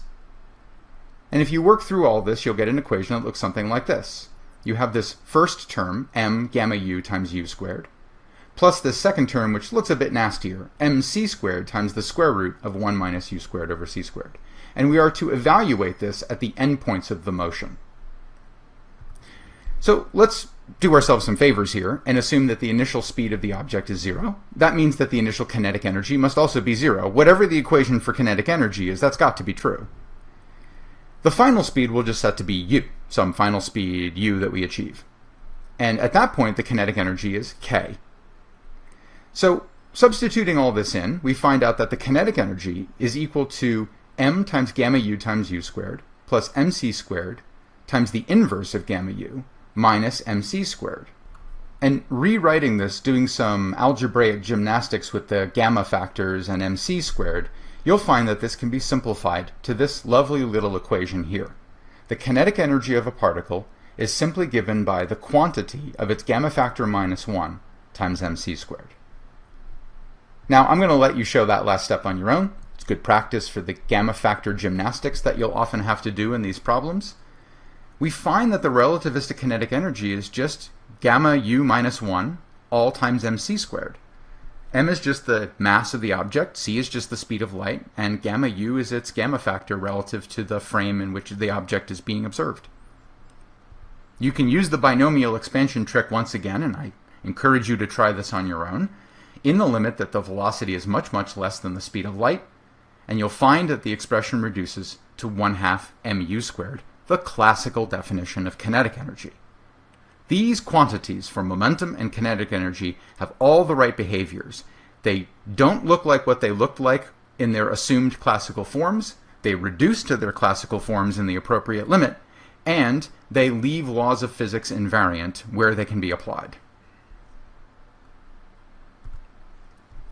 Now, we've looked at momentum, and we've looked at kinetic energy. But what about the total energy of an object in special relativity? In classical physics, the total energy of an object was just its kinetic energy, and if it wasn't moving, it was said to have no energy.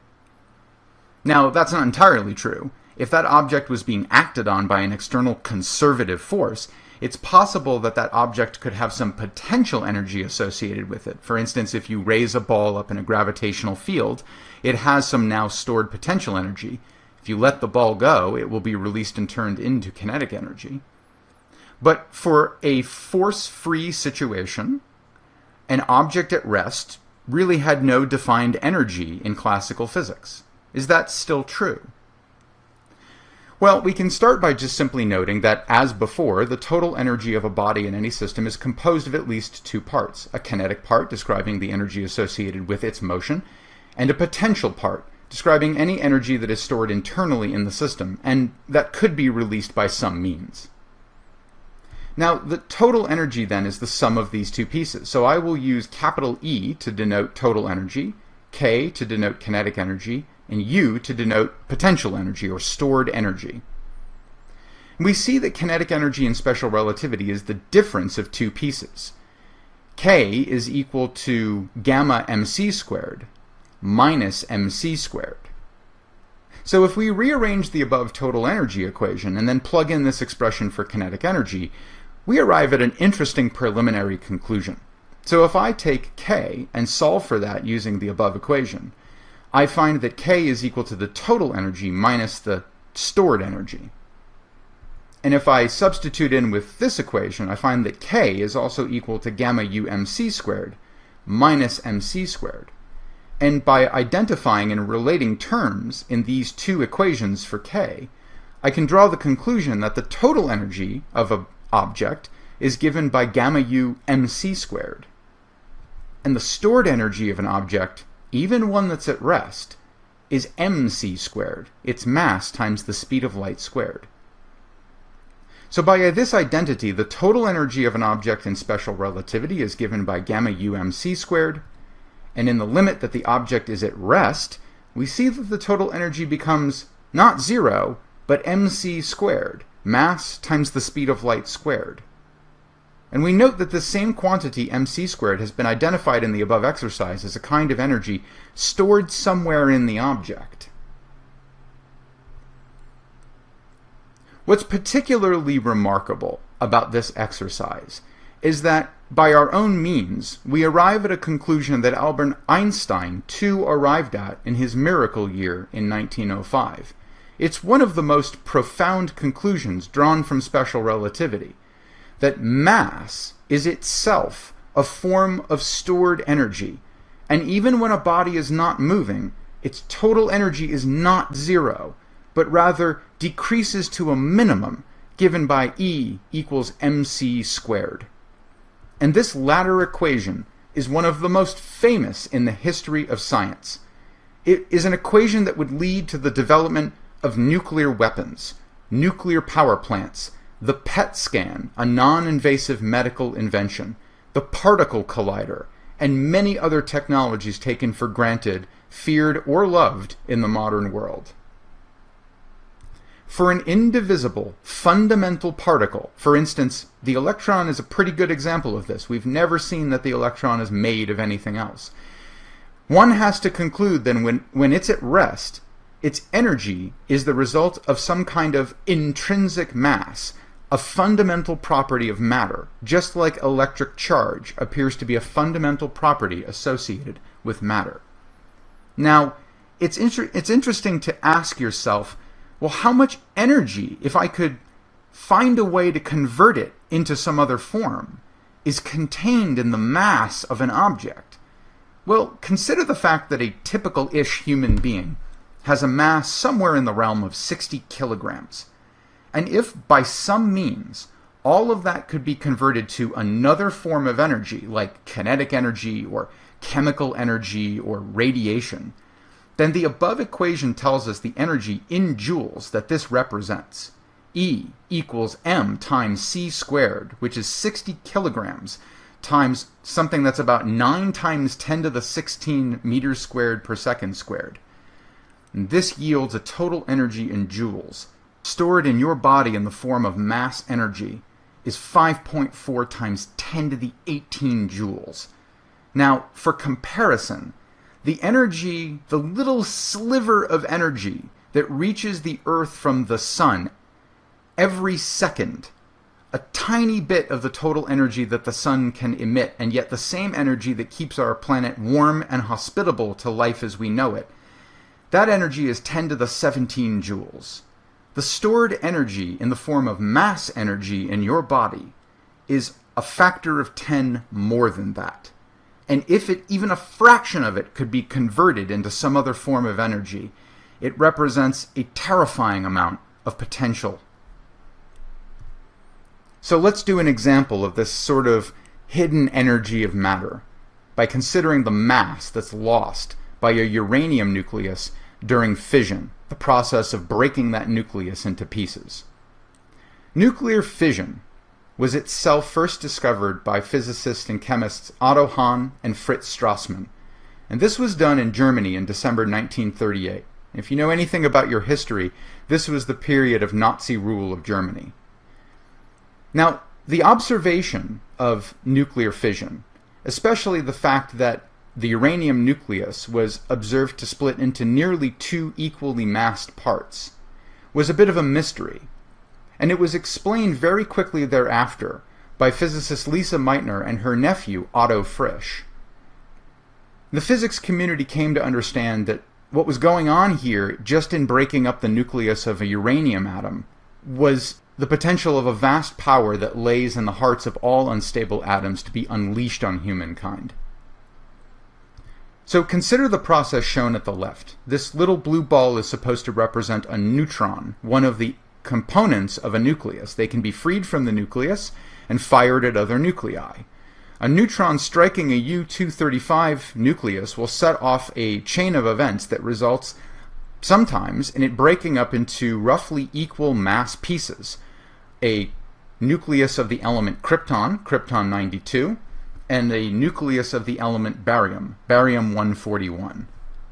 Now, the mass of the unsplit U-235 nucleus is given in atomic mass units using this number, and I'm keeping the precision on purpose because small differences when it comes to mass energy matter a lot. Now, the masses of the daughter nuclei, krypton-92 and barium-141, are 83.798 atomic units and 137.327 atomic units, respectively. Now, I should note that for purposes of conversion, one atomic mass unit is given roughly as the mass of a proton, 1.6605402 times 10 to the minus 27 kilograms. Now, if you check, the daughter masses do not add up to the parent mass. Mass is not conserved in this process. It's lost in the fission process, and the amount of mass that is lost is roughly 14 atomic units. Even accounting for the fact that 3 neutrons get produced in the fission process, that only adds up to roughly 3 atomic mass units. That's still 10 atomic mass units or so of energy left over that could be converted into forms like kinetic energy or heat. Now, since we've checked that the daughter masses don't add up to the parent mass, we recognize that there's missing mass energy here. And that mass energy that's missing is about 2.1 times 10 to the minus 9 joules, about a billionth of a joule. Now that doesn't sound like much, but consider what's going on in this cartoon at the left. 3 neutrons have also been produced in this process. 3 neutrons that are bullets that can be fired at other U-235 nuclei that might be lingering nearby. For instance, if you highly enrich uranium to greater than 90% pure U-235, it's possible to set off a reaction of events that cannot be stopped and has catastrophic consequences. This process can initiate what is known as a chain reaction, as you multiply the fission process over and over and over again using these neutron bullets that get produced from the first fission process. So for instance, the first split makes 3 to the 1 neutrons. The second generation of splits makes 3 to the 2 neutrons, because each of these neutrons goes on to split a uranium nucleus that produces 3 neutrons. So that gives you 9. The third generation gives you 3 to the 3, or 27. A typical chain reaction in purified U-235 can go something like at least 40 to 50 generations before this device will blow itself to pieces. That's a multiplicative factor of about 3 to the 45, or 3 times 10 to the 21. So you're taking the energy left over from one split, and you're multiplying it by about 10 to the 21. Now, those neutrons won't all go on to split uranium nuclei. Some of them will be thermalized and will result in dumping thermal energy into the body of the material or into the surrounding air around it. If the energy of those neutrons is converted to heat from collisions, you'll find that this level of multiplication is sufficient to explain the explosive yield of the very first uranium atomic weapon, codenamed Little Boy, which was equivalent to about 13 to 18,000 tons of trinitrotoluene, or TNT, being dropped on a single city. That's 54 to 75 trillion joules of energy. That weapon devastated the Japanese city of Hiroshima at the end of World War II. So we can see that a little bit of mass energy goes a long way, and it can have positive applications in society, it can have negative applications in society. But all of this stems from the revelation that energy and mass are not distinct from each other. Now, in classical or Newtonian Galilean physics, there is a relationship between momentum and kinetic energy. We know that. It's K equals P squared over 2m. Go ahead and try it yourself if you've never seen this before. Convince yourself that this is true in classical physics. P equals mv, K equals 1/2 mv squared. Do the substitution. There's a relationship between kinetic energy and momentum. Now, in the more correct description of space and time given by the special theory of relativity, we have kinetic energy, mass energy, and momentum. What is the correct relationship between these things? Let's begin with the momentum equation. That is, momentum is equal to gamma u times m times u. Let's then insert a sort of clever multiplicative 1. Multiply this equation by c over c, which has the effect of just multiplying the equation by 1, but allows us to distribute the c in a useful way. We can take the denominator, 1 over c, and move it to the left and associate it with the velocity of the object u. So we wind up with a term of u over c in this equation. Now, we know that the equation for total energy has c squared and gamma u in it, and gamma u depends on u squared over c squared. They're related to each other. So I recommend you try squaring this above equation. Square p, which then squares this thing on the right-hand side, gamma u times m times u over c times c. And when you do that, you get this equation here. Now, if you then use the fact that u squared over c squared can be related to gamma by 1 minus 1 over gamma squared, you can then insert that, and you find that p squared is equal to m squared c squared times the quantity gamma u squared minus 1. Now, if you stare at this for a moment, you'll notice that this equation has a piece in it that's awkwardly close to E squared. E squared, the total energy, would be given by gamma squared m squared c to the 4th. So multiply both sides of this equation by c squared. We wind up with p squared c squared on the left.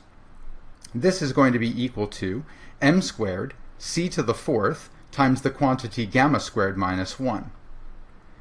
If we then distribute the m squared c to the 4th into the parentheses, we wind up with this equation.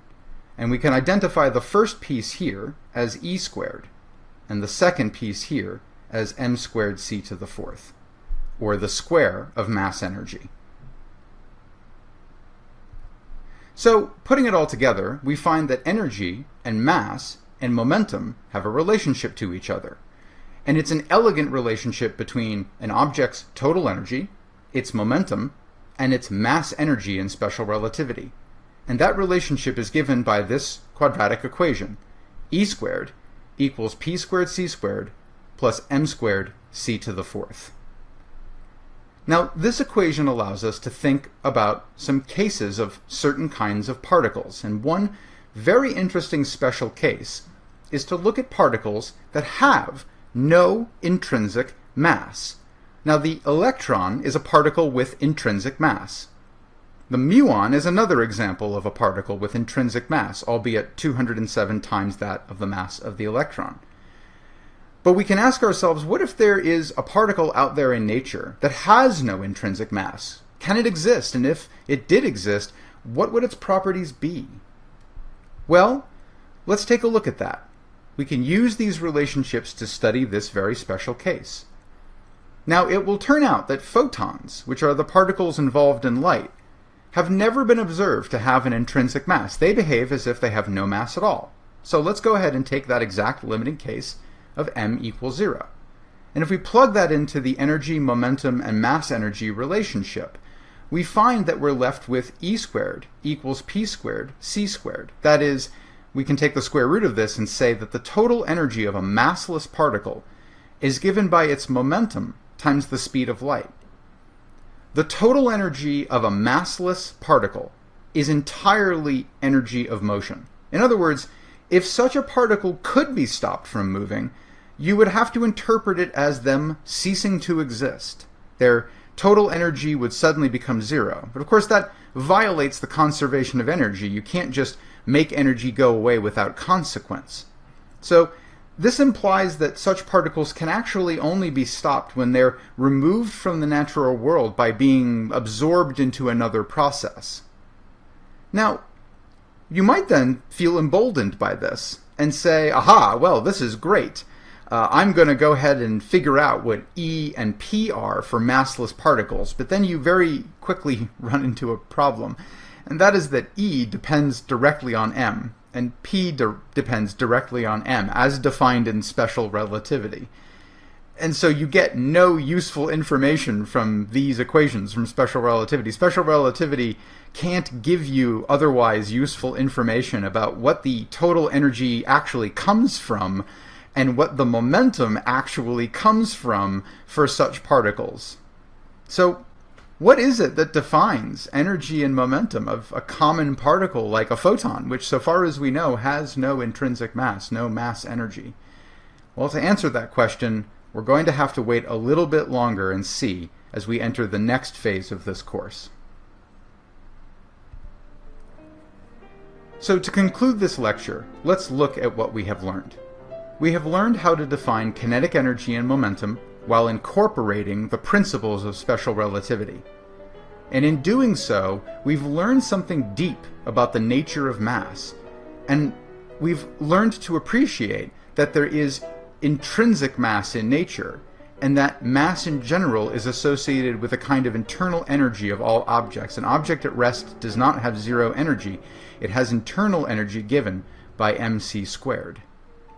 We've also learned about the relationship between energy, momentum, and mass. We've looked at some applications of the relativistic concept of energy, momentum, and mass, and we've left ourselves with some questions that we can hopefully resolve by delving deeper into nature in the next phase of the course.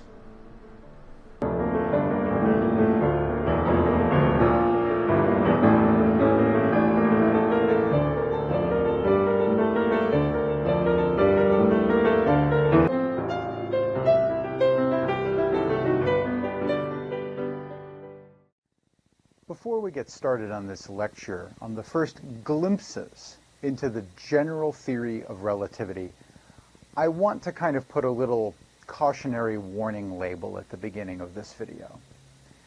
In any textbook at the level of a course like this, and certainly in this lecture video, I don't want you to walk away with a feeling of full confidence that you have completely understood the generalization of the theory of space and time that Einstein set in motion in 1905 with what we call the special theory of relativity. Relativity is an extremely rich subject. You can quite literally fill volumes on this particular bit of material, and in fact I'm holding one of them in my hands now that I'll show you later. The general theory of relativity is fundamentally built on a rich and complex set of mathematics that students at the level of a course like this simply have never seen and cannot be expected to master in a week or a month or even 3 months without really first having had the full breadth of undergraduate mathematics. Now that said, there are nuggets of ideas and mathematics that one can draw out of the general theory of relativity and use to motivate, in the context of special relativity, the implications of the grander theory of space and time. Since 1916, when Einstein first established the calculational framework, the reliable calculational framework that set the stage for the general theory of relativity and all the work that would be done with it, students have struggled with this material because it challenges many preconceived notions, many concepts that we walk into any standard science class cherishing. So I want you to be a little bit forewarned, first of all, that the nuggets that we will draw out of the general theory of relativity and analyze in the context of special relativity can have some stunning implications that either will challenge things you already believe to be true, or which open your eyes to the grander scale of the cosmos that we inhabit. Now, I mentioned this book earlier. This book is one of the seminal works in the field of physics on the whole of the general theory of space and time. And it's entitled Gravitation. Its three co-authors are Charles Misner, Kip Thorne, and John Archibald Wheeler. Now, all three of these individuals, each in their own way, are considered some of the brightest lights of 20th and 21st century theoretical physics. And this book is expansive in its treatment of the subject. I mean, look first of all at how thick this book is, and if you flip through this, you will quickly see that most of us would be out of our depth in the level of mathematical rigor and notation and variety and subject matter that is minimally expected in order to follow along with a text like this, certainly to its bitter end. All of this is to simply point out that the general theory of relativity is complex and rich, and mathematically far beyond the scope of a course at this level. Now, that said, we can draw nuggets of ideas out of the general theory of relativity, and we can put them in context in our own course experience for a course at a level like this one in modern physics. Now, some of the names on here may seem familiar to you. Kip Thorne, for instance, has become recently famous not only for winning the Nobel Prize in Physics for one of his key bits of work on space and time, energy and matter, and the theory that links them together in general relativity, but also because he has served as an advisor to film and TV, including things like the movie Interstellar from 2014, which had some of the most advanced visualizations of physics based on the general theory of relativity in any movie that came before it or since then. John Wheeler is another bright light in the field of theoretical physics. He will feature briefly later on in this lecture in the context of an individual who could not only deal with the mathematics of this subject, but elegantly communicate to an audience, even at the level of our course, the grandest sweeping summary of the general theory of relativity and its implications for energy, matter, space, and time. So, with all of those caveats in mind, let's pluck some interesting nuggets of ideas out of the general theory of relativity, place them in a local context in special relativity where we feel more comfortable with the mathematics, albeit with the caveat that the mathematics required to really do this treatment is far beyond our grasp at this stage in a physics course at the university level, without the full breadth of undergraduate mathematics behind us quite yet. Let's see what those nuggets tell us should be revealed about energy, matter, space, and time. And then let's look at how those ideas have implications for the whole structure of the cosmos in which you and I live.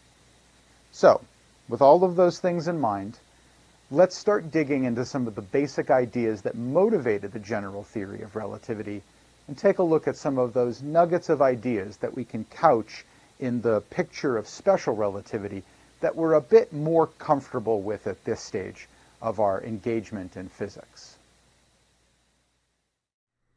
In this lecture, we will learn the following things. we will learn about the transition in thinking from the special to the general theory of relativity. This will by no means be comprehensive, but merely a taste of some of the basic ideas that led Albert Einstein ultimately to construct this theory of space and time. We'll look at some implications of the general theory of relativity on specific physical phenomena, and we'll look at some of the large-scale implications for space and time. Let's talk a little bit about the transition from special to general relativity. Experiments on the speed of light in the first and second decades of the 1900s continued to yield no disconfirming evidence for the postulates of special relativity. Now, Einstein's physics work in 1904 and 1905 and beyond earned him the faculty position that he had so richly sought after his PhD, and he was able to escape the job as a patent clerk in Bern, Switzerland, and finally take on the mantle of the academic position that he had hoped for after earning his PhD. He was sure that the special theory itself could be generalized to a complete theory of space and time, including, he hoped, an explanation of the nature of gravity itself, the very prize that had eluded Isaac Newton. All that Isaac Newton could establish was that his law of gravitation correctly described the behavior of gravity on all scales that could be observed at the time. Einstein ambitiously pursued the elusive prize that Newton could not grasp, and that was to finally unmask the nature of gravity itself. Now, this work would take another decade of struggle. Einstein would fail many times, and in fact, if you look at the record of Einstein's work in the decade that followed his miracle year, there were some serious missteps in papers that he had published based on his work beyond the special theory of relativity. And had anyone been able to mount an experimental test of the claims of the general theory of relativity prior to 1916, Einstein might have been laughed off the scene of physics. But it took more than 10 years to be able to make an observational test of one of the key predictions of the general theory of relativity. And that ultimately saved Einstein, buying him the time he needed to fully develop the mathematics behind the general theory, put on firm ground, theoretically speaking, the predictions of the theory of general relativity, and to finally publish key papers in 1915 and 1916 that are considered the first accurate and fairly complete treatment of the subject from Einstein himself. Now, interestingly, in order to lay the groundwork for the general theory of relativity, Einstein required much of the advanced math that he had eschewed during his time in graduate school, one of the things that offended many of the faculty that had him in his classes. He was forced then to go and actually relearn subjects that he had actively avoided in some cases during his PhD education. He benefited from a close network of friends who were outstanding physicists and mathematicians in their own right, and through his network of friends he was able to build his own foundation strong enough to eventually lead to his key insights and firm mathematical grounding of the general theory of space and time. In this lecture, we will explore some of the very basic ideas and tease the larger implications of the general theory. It's very difficult at this level, as I have warned you before, to give you the full treatment, but I will do my best with the aid of the textbook that we use in class to attempt to communicate some of the key nuggets and frame them in the language of special relativity, which we've developed more carefully over the last few weeks. Let's begin with a tale of two masses. We take for granted in introductory physics that mass appears in a large number of equations. But if you really boil it down, mass as a concept appears in two distinct equations in introductory physics. The rest of the equations that we use that involve mass can be found to stem from these two laws of nature. Now, what's interesting, and what may not have been pointed out in introductory physics, was that the two equations do not necessarily have anything specific to do with one another as regards mass itself. The two equations in question are Newton's second law of motion, F equals ma, where mass appears as the multiplicative scalar factor in front of acceleration, the constant of proportionality between what an external force of a general nature exerts on a body and the responding change in the state of motion, the acceleration of the body. But mass also appears in an equation that describes the nature of a very specific fundamental force, gravity.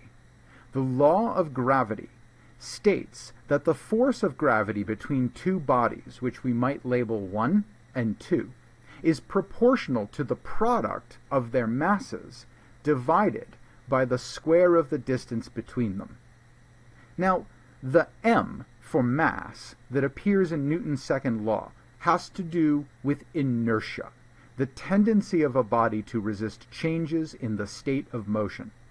And so it's more honest to say that Newton's second law is concerned with a mass concept we might label inertial mass, the mass of a body that resists changes in state of motion. But the m that appears in Newton's law of gravitation has to do with the primary cause of the gravitational force between two bodies that have mass. This doesn't necessarily have anything to do with their tendency to resist changes in the state of motion. It has all to do with the degree of the gravitational attraction between the two bodies. This is more honestly referred to as gravitational mass, potentially distinguishing it from inertial mass. There is nothing in these two laws that says that these two quantities, these two kinds of mass, have to be fundamentally the same.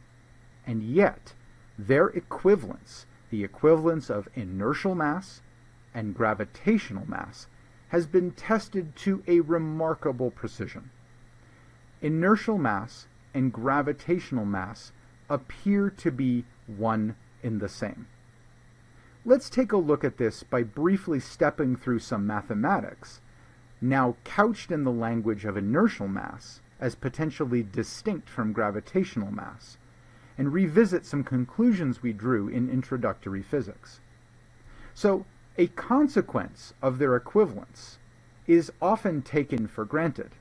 What if they weren't equivalent? Well, if they weren't equivalent, then we would rightly state that two bodies that are acting on one another through the gravitational force can have their degree of acceleration explained by Newton's second law, but without necessarily equating inertial mass and gravitational mass. For example, if we consider the Earth to be pulling on a body, say you jump off the surface of a table in an attempt to accelerate down to the floor and land on the ground. The Earth is attracting you down toward its center. We can figure out the local degree of acceleration due to the gravitational force by taking the product of Newton's gravitational constant g, the mass of the Earth, and dividing by the distance between you and the center of the Earth squared. Now, we multiply that acceleration, which we often denote little g for gravitational acceleration, times your gravitational mass. And we set that equal to your inertial mass times your total acceleration. Now, if we then solve for the acceleration due to gravity, we find that this would be equal to this gravitational acceleration, little g, or big G times the mass of the Earth divided by the distance between you and the center of the Earth squared, times the ratio of the gravitational mass and the inertial mass. And if we were to substitute for little g, 9.81 meters per second squared here, we would conclude that if gravitational mass and inertial mass are not the same, if, for instance, the gravitational mass were 10% of the inertial mass, that only 10% of your inertial mass has anything to do with causing the force of gravity, well, then we might conclude that your acceleration might be very different than a body that has more mass. But we don't observe that. When two objects of different masses fall in a uniform gravitational field, a field of uniform gravitational acceleration, if you will, all bodies, even though they possess of different masses, appear to fall at the same rate. And so by eye, you can already draw the inference that gravitational and inertial mass are, if not equal to each other, very close to one another. And as far as the limits of our ability to test this have taken us, we've never seen a difference between gravitational and inertial mass. They really seem to be one and the same within the limits of experimental methodology.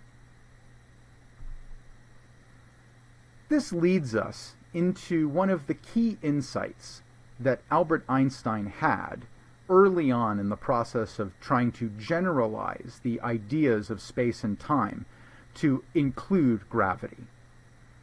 This is summarized by the phrase, the equivalence principle. Now, I've pointed out that observationally, there seems to be an equivalence of gravitational and inertial mass. And this can lead you down the path, as it did along with some thought experiments for Albert Einstein, to a larger consequence. And that is the principle of the equivalence of a system accelerated by a constant force, or alternatively experiencing a constant gravitational field. The principle of equivalence, in the language of relativity and space and time, is about the equivalence of two different situations. One in which a system is experiencing an external force of some kind that causes it to change its state of motion, like a rocket or something pushing on something else. The equivalence of that system and a system that's experiencing a gravitational acceleration that pins objects to a low point in the system. And I will illustrate this. Einstein observed early on in his thought process about all of this that due to the equivalence of these two kinds of mass, inertial mass and gravitational mass, there's really then no difference between being under the influence of a uniform and constant gravitational field, or source of gravitational acceleration, or instead being placed in a non-inertial reference frame, one where there is an observed net force acting on all the parts of the system by the action of some other kind of external force. This picture illustrates the idea in a rather cartoonish but elegant way. The scenario I like to have that goes along with these set of pictures is the following. Imagine you wake up and you find yourself in a room with no doors and no windows. There's no way to see past the walls of the room at all. As I like to joke with people, this is like the premise of the opening scene of some kind of cheap horror movie. You push yourself up from the ground, you feel gravity pulling you down, and you have to work against gravity to raise yourself up. That's what it feels like to you. Now on the floor next to you was a red ball. You lean down and you lift up the red ball and you hold it out roughly at arm's length and level with your shoulder, and you let the ball go. And indeed, you observe that the ball falls down to the floor of the room. You then check your watch. Think about the average height of a human being, measure roughly how long it takes that ball to make that drop from shoulder height to the ground, and you're relieved to find out that you seem to still at least be on Earth, albeit you have no other external information to tell you where you are, because the ball appears to fall at a rate of acceleration consistent with g at the surface of the Earth, 9.81 meters per second squared. But in reality, in this opening scene of this cheap horror movie, the camera zooms out and gets a view from outside of the enclosure in which you have woken up, and reveals that you're not on Earth, but rather far from all planets and stars in empty outer space, being accelerated upward, from your perspective, by a rocket that you can't hear through the soundproof and vibration-proof walls of your little prison. And that rocket is accelerating you upward at 9.81 meters per second squared. So from your perspective in the sealed room, you think that objects are falling down in a gravitational field, or that you have to work against a gravitational field to lift yourself off the floor. But in reality, what's going on is the entire system is being pushed by an external force, experiencing an acceleration in one direction of 9.81 meters per second squared, which gives you the illusion inside the room that you're in a gravitational field, even though you're not. How would you be able to tell the difference between these two situations? A soundproof, vibration-proof, windowless, doorless room with no external reference information to tell you that you're moving or not in outer space. And a gravitational field on Earth under the same conditions, where, yes, you're on the surface of a planet, but you have no external information that tells you that. A ball dropped in either of those two environments will look and behave the same way. And it was this insight, or a variation on it, that led Einstein to realize that a constant acceleration due to gravity is no different from taking a reference frame and accelerating it at a constant rate. As a visual test of the equivalence principle, let's see if you can tell the difference between the following two situations: a zero-gravity environment and an environment that's in free fall in a gravitational field. Take a look at the video on the left and the video on the right. Which one do you think is shot in a zero-gravity environment? Which one do you think is shot in a free fall environment where a gravitational field is present? The answer is that neither of these is in a zero gravitational field environment. This may surprise you. Maybe you recognized somebody in one of the videos and said, aha, that person's an astronaut. Therefore, this video must have been shot in zero gravity. But in fact, both of these videos are depicting life in a locally inertial reference frame in free fall in a gravitational field. The video on the right is shot in something known as a reduced gravity flight, an airplane that makes a parabolic arc through the sky and briefly enters free fall in the Earth's gravitational field, close to the ground. The video on the left is shot in the International Space Station. The International Space Station may be far above the surface of the Earth, but the acceleration due to gravity is actually quite strong in its orbital position. However, the International Space Station is orbiting the Earth every 90 minutes, and as a result of this circular motion, it's actually in free fall constantly. It's just missing the Earth because it's moving to the side every time it falls down a little bit. It's almost impossible to the human eye to tell the difference between life in a free fall frame of reference in a gravitational field and life in a zero gravity environment. That's no accident. That's the equivalence principle in action. Einstein then defined the concept of a locally inertial frame by imagining not this situation I've described here, but a system in which a person, for instance, is in free fall in an external gravitational field.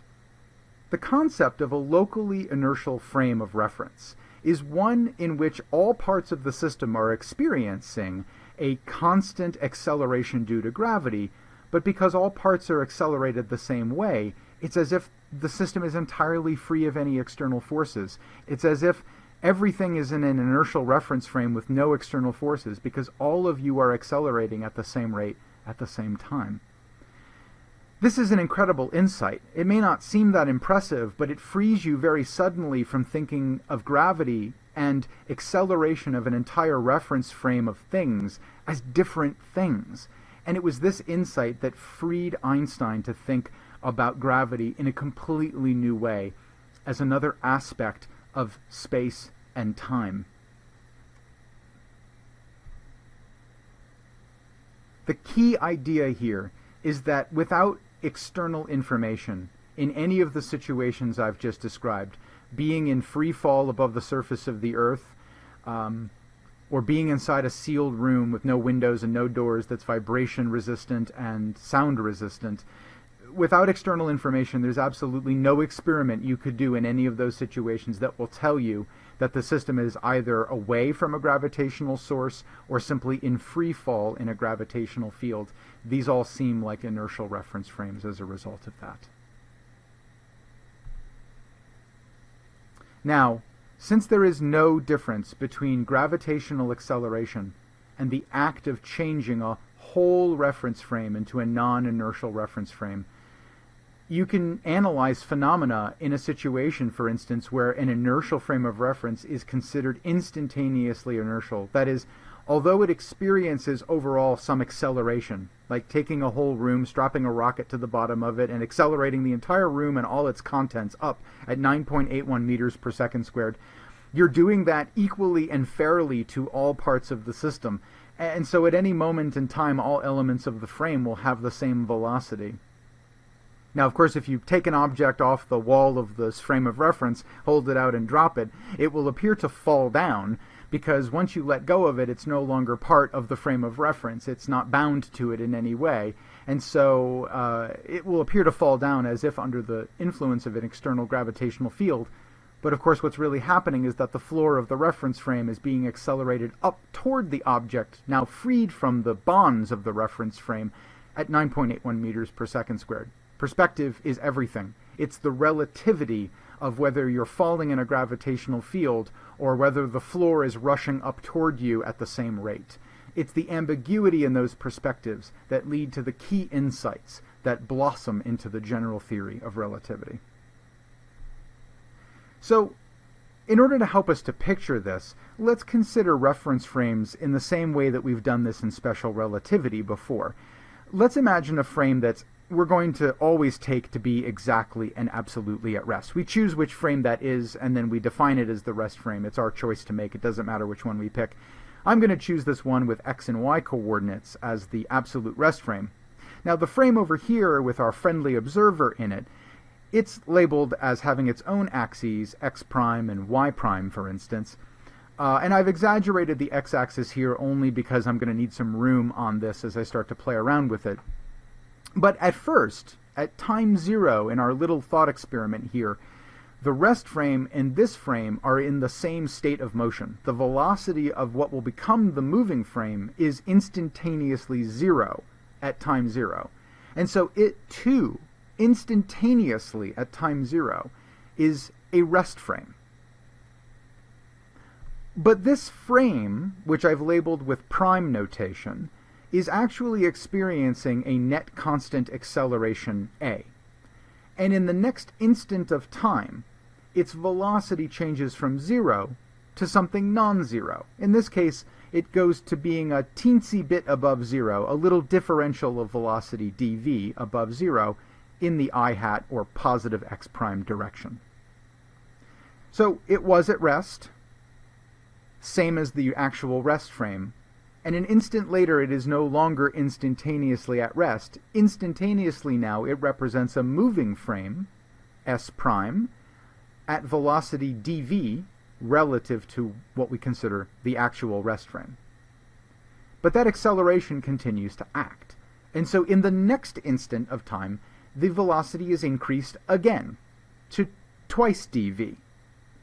And so now, while at this instant of time, it's another inertial reference frame, albeit with a different velocity relative to the rest frame, it is the result of an acceleration that has been acting on the system the whole time, from time 0 to time 1 to time 2. At each instant in time, this frame is inertial because it has a well-defined velocity at that moment with respect to the rest frame. But overall, we can clearly see that this is a non-inertial reference frame, one that is experiencing a net acceleration, and a person in that frame would conclude overall that there must be some external force acting on the system, because they will see objects freed from their frame of reference to behave as if an external force is acting on them. Now, let's start to dig a little bit into some of the implications of the more general view of space and time, now that we've freed ourselves and allowed for the equivalence of a gravitational force to a frame that's non-inertial, experiencing an external acceleration by any means necessary. Now, using this imagery of frames that are instantaneously inertial, but overall non-inertial frames of reference, let's analyze an observation of light that has been emitted during this period of slight accelerations of the frame of reference S'. So let's consider a light source, this black dot here, that's pegged to the y-axis of frame S'.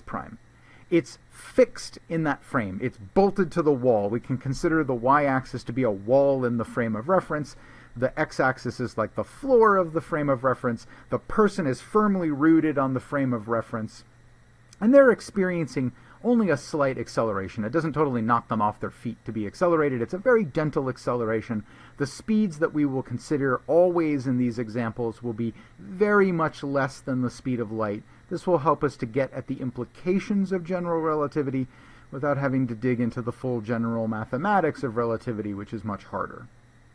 So this is our situation. At time zero, we have our happy observer. They're looking at this light source on the wall that could emit a pulse of light at any time. And in fact, at time zero, we're going to allow the light source to send out a wave of light. So at that moment, t equals 0, it emits a wavefront. But at the same time, the frame is accelerating. It's been accelerating, and instantaneously at time zero, its velocity happened to be 0. So it was in our rest frame, as we've defined it. But at that moment, time 0, the light source pulses, emits a wavefront, and that wavefront, of course, being light, is going to travel at a velocity of exactly c from the perspective of any observer in any frame of reference. And it will travel from the left to the right, from the above the origin of the S' coordinate system, where the light source is pegged, toward the observer over here at some other coordinate along the horizontal axis in frame S'. So we have a light wave, a wave front, traveling at c, released from its prison in the light source at time 0. Now, at some time later, the light wave will cross the gap between the light source and the light observer, and the light observer will see it. But what will the observer see? Because in that time that it took the light wave to cross the gap, the frame has changed its state of motion from 0 to some velocity dv. Will the observer see the light wave as it was emitted from the source, or will they see something else? Let's take stock of the key elements of this question from the picture that I showed you on the previous slide. First, the light was emitted originally from a source that was considered to be at rest. That light was emitted with frequency f at the source, f source, and wavelength lambda, also defined at the rest frame of the source. Now, the light source and observer remain a fixed distance apart the entire time in this question, because they both accelerate together. The system is experiencing only gentle accelerations, not enough to knock the observer away from their spot on the x-axis. So they remain planted at their position, the light source is bolted to the wall, the whole thing is accelerating together at the same rate. So their state of motion is changing instantaneously in the same way at every moment of time. And so there is no change in the distance, call it capital L, between the source of the light and the observer of the light. Light travels at c, 2.998 times 10 to the 8th meters per second, no matter the frame of reference in which it was observed. It was emitted in a frame that was at rest. It will be observed in a frame that is moving, but no matter the state of motion or the change of the state of motion of that frame of reference, the observer, if they were measuring the speed of this wave, is always going to say it moved at c. The light will take a finite, non-zero time to travel to the observer from its source. It has to cross a gap. That's going to take some time. and by the time the light reaches the observer, they will have entered a state of non-zero velocity. From the cartoon on the previous page, they went from 0 to 0 plus a little bit due to their acceleration, and I've called that little bit a differential of velocity, dv. Therefore, the light wave in the end will be observed in a frame of reference that is now moving with respect to the frame of the source, which had been a rest frame. What does this sound like? This sounds an awful lot like a Doppler shift problem. Light being viewed in a frame that's moving with respect to the original frame of emission. This basic insight then guides the math within the framework of special relativity that we can do to calculate just what the observer will see. So let's do some very basic calculations with this, building on top of all of the stuff that we've been looking at over the previous lectures and time in our course. I have emphasized this before. I'm going to codify it now. I want us to assume that we are in an instantaneously inertial reference frame. That is, at any moment in time, we have a definite velocity that's well defined, albeit changing from moment to moment to moment to moment. We want the velocity of that frame to be greatly less than c, not even close to the speed of light, less than 1% the speed of light, or even smaller. And that's so that we can have v over c, which we've previously defined as this nice number beta, to be much, much less than 1. This is going to come in handy very quickly in this problem. Let's assume, again, as I pointed out before, that the distance from the light source to the observer, which is fixed this whole time, is some length L. Because the light source travels in the same frame as the observer, L remains constant the whole time. The light will take a time, which will denote delta t, t2 minus t1, t1 being the time of emission, t2 being the time of observation, and that's going to be given by L divided by c. Light has to travel across a gap of length L. It does so at a fixed speed c, the speed of light. The time that will take is L over c, full stop. Now in that time, delta t, the frame of the observer will have accelerated by an amount a, up from rest to a velocity v. And we can actually then analyze this using the very same equations of motion from introductory physics, which are still valid here for the conditions that we're looking at. There we could relate initial velocity to final velocity by considering the acceleration of a system and the time over which the acceleration acts. This equation will do nicely. The final velocity v will be equal to the initial velocity v subscript 0, or v naught, plus a term that's the acceleration times the time that is passed over which the acceleration has acted. Now we can plug in some specifics here for us. V will be equal to 0, the initial velocity of our instantaneously inertial reference frame, plus the acceleration times L over c, which is delta t, the time it takes for the light wave to get from the source to the observer. This then leads us to the conclusion that v is equal to a times L divided by c. And if we transform this into an expression for beta, we find that beta, which is v divided by c, is given by the acceleration times the distance divided by the speed of light squared. Now, let's take this information and let's put it into the context of the Doppler shift, the relativistic Doppler shift, specifically the special relativistic Doppler shift. So we're going to treat the case of small velocities relative to light. Beta is a small number. The Doppler shift of the light wave by the time the observer sees it will be given simply by what we did before. We take the frequency of the source, we multiply it because the observer is in a frame that becomes a frame that's moving away from where the source was. We have to multiply by the square root of the quantity 1 minus beta divided by 1 plus beta. This represents a lengthening, ultimately, of the wavelength of the light, a redshift.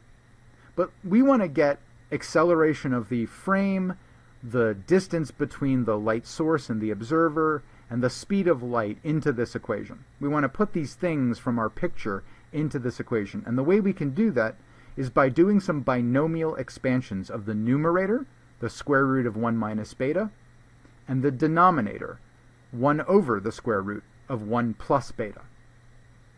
Well, if you do those two things and multiply them, do the binomial expansion of the square root of 1 minus beta of 1 over the square root of 1 plus beta, multiply those together, you find you get expansion products that look like this. 1 minus a half beta plus terms that are higher order in beta, and 1 minus a half beta. The same thing again, plus again higher order terms in beta, which I've just left out but indicated that they're supposed to be there from these three dots. The product of these things is multiplied by the frequency at the source of emission. Now, because we're working in the case that beta is a number much smaller than 1, because v is much smaller than c, we only have to keep the leading terms in all of this. And if we multiply out this product and then only keep the leading terms in beta, we wind up finding out that this product is approximately equal to just 1 minus beta, all times the frequency at the source of emission. Now, we have an expression for beta in terms of the acceleration of the frame, the distance between the source and the observer, and the speed of light. And if we plug that in, we get a final form of this approximate equation for the frequency that the observer should see. The observer, in the moment after the light has been transmitted, they accelerate, they get up to a velocity v relative to where the source had been, and then they observe the light. They will see the frequency shifted by an amount of 1 minus the quantity al over c squared. This represents a shortening of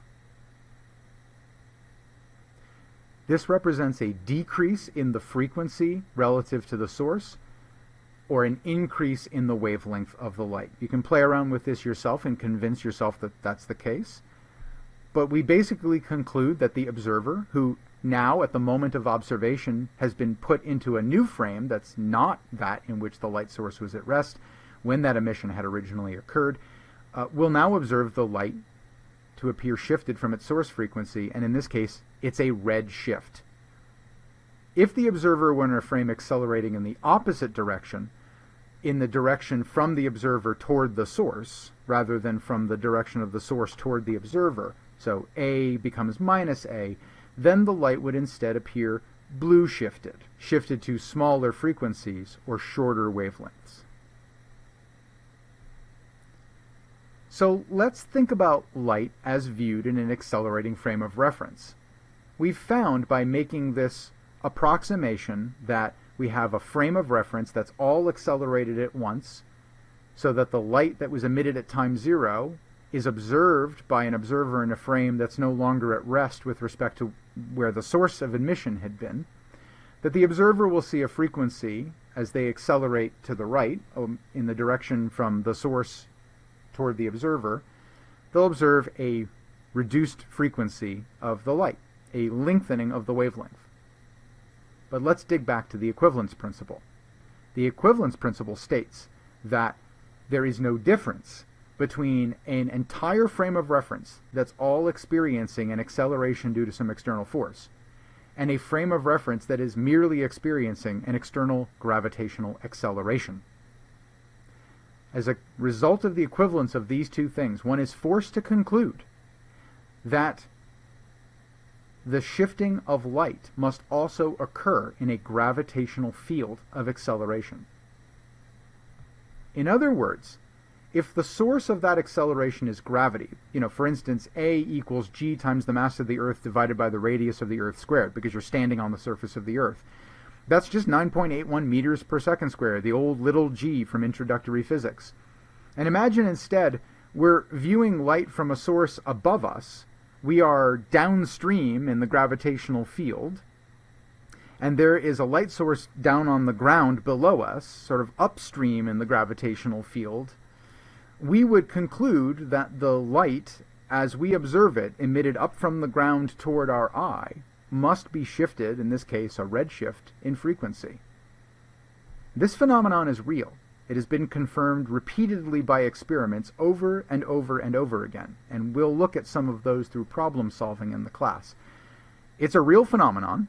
It must be taken into account when you are dealing with electromagnetic radiation and gravitational fields, and it's known as the gravitational redshift, or, depending on how the problem is set up, gravitational blue shift of light.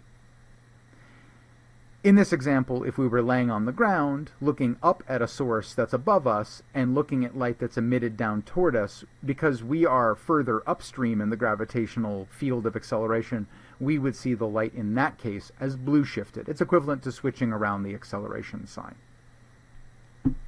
Now, this very same phenomenon, the red shifting or blue shifting of light merely because of its transmission in a field of gravitational acceleration, has other implications, including for the very nature of the passage of time in different parts of a gravitational field of acceleration.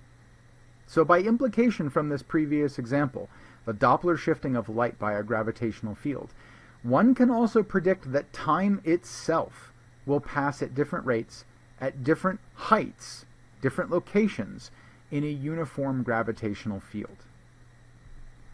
We saw that the frequency of light in a gravitational field is altered depending on the degree of acceleration.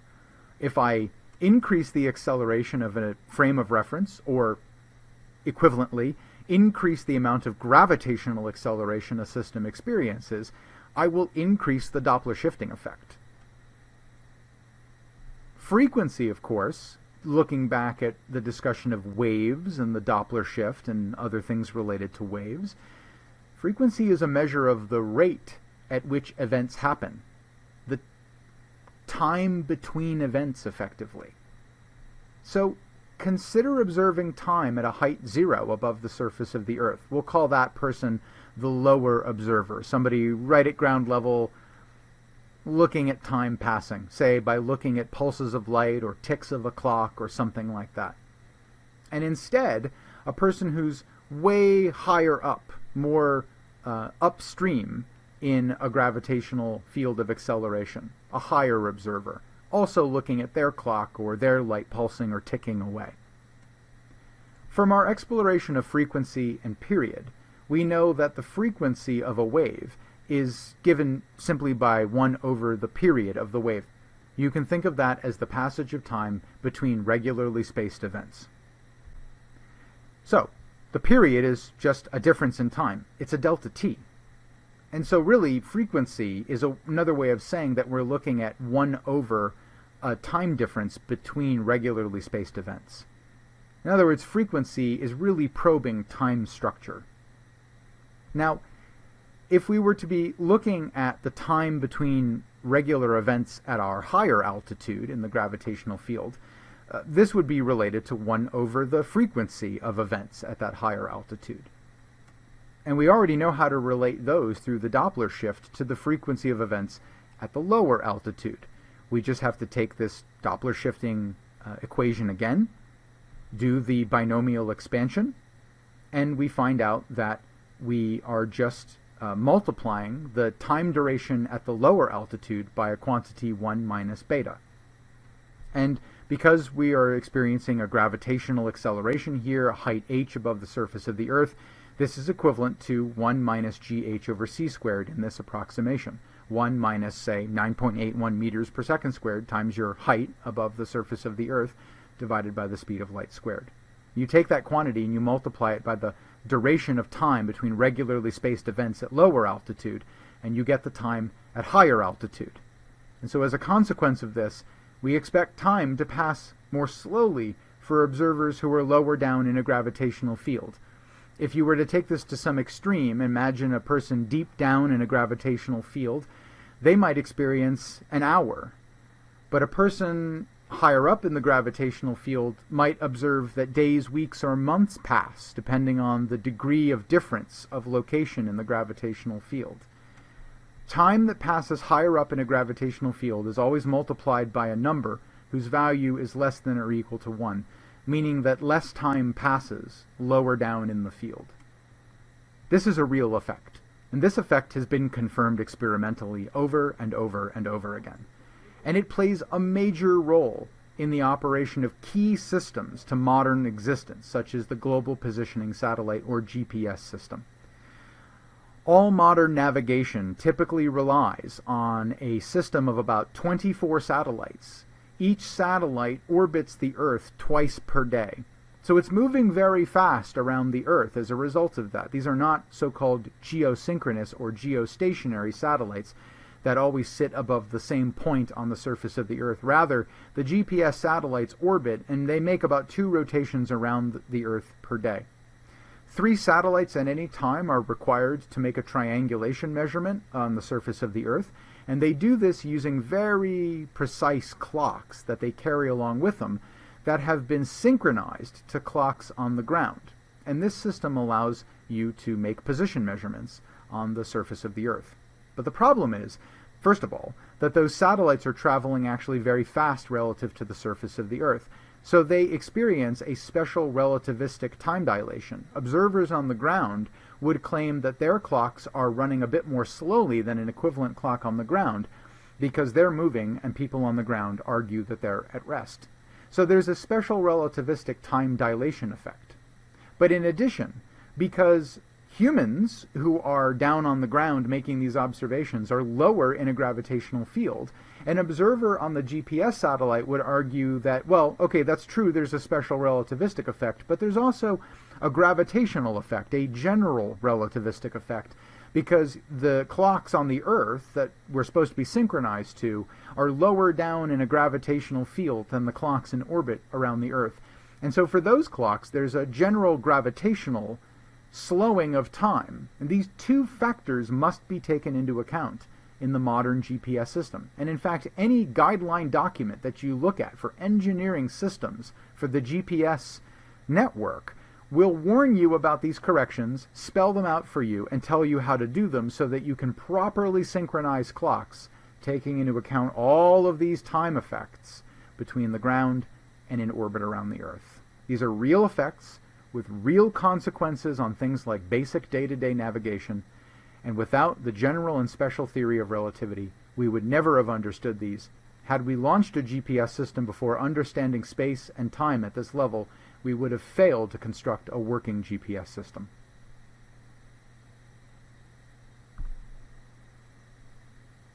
Now, one other implication of general relativity, and this can be relatively kind of quickly looked at in a cartoonish way by referring to our accelerated frame of reference, our sealed vessel.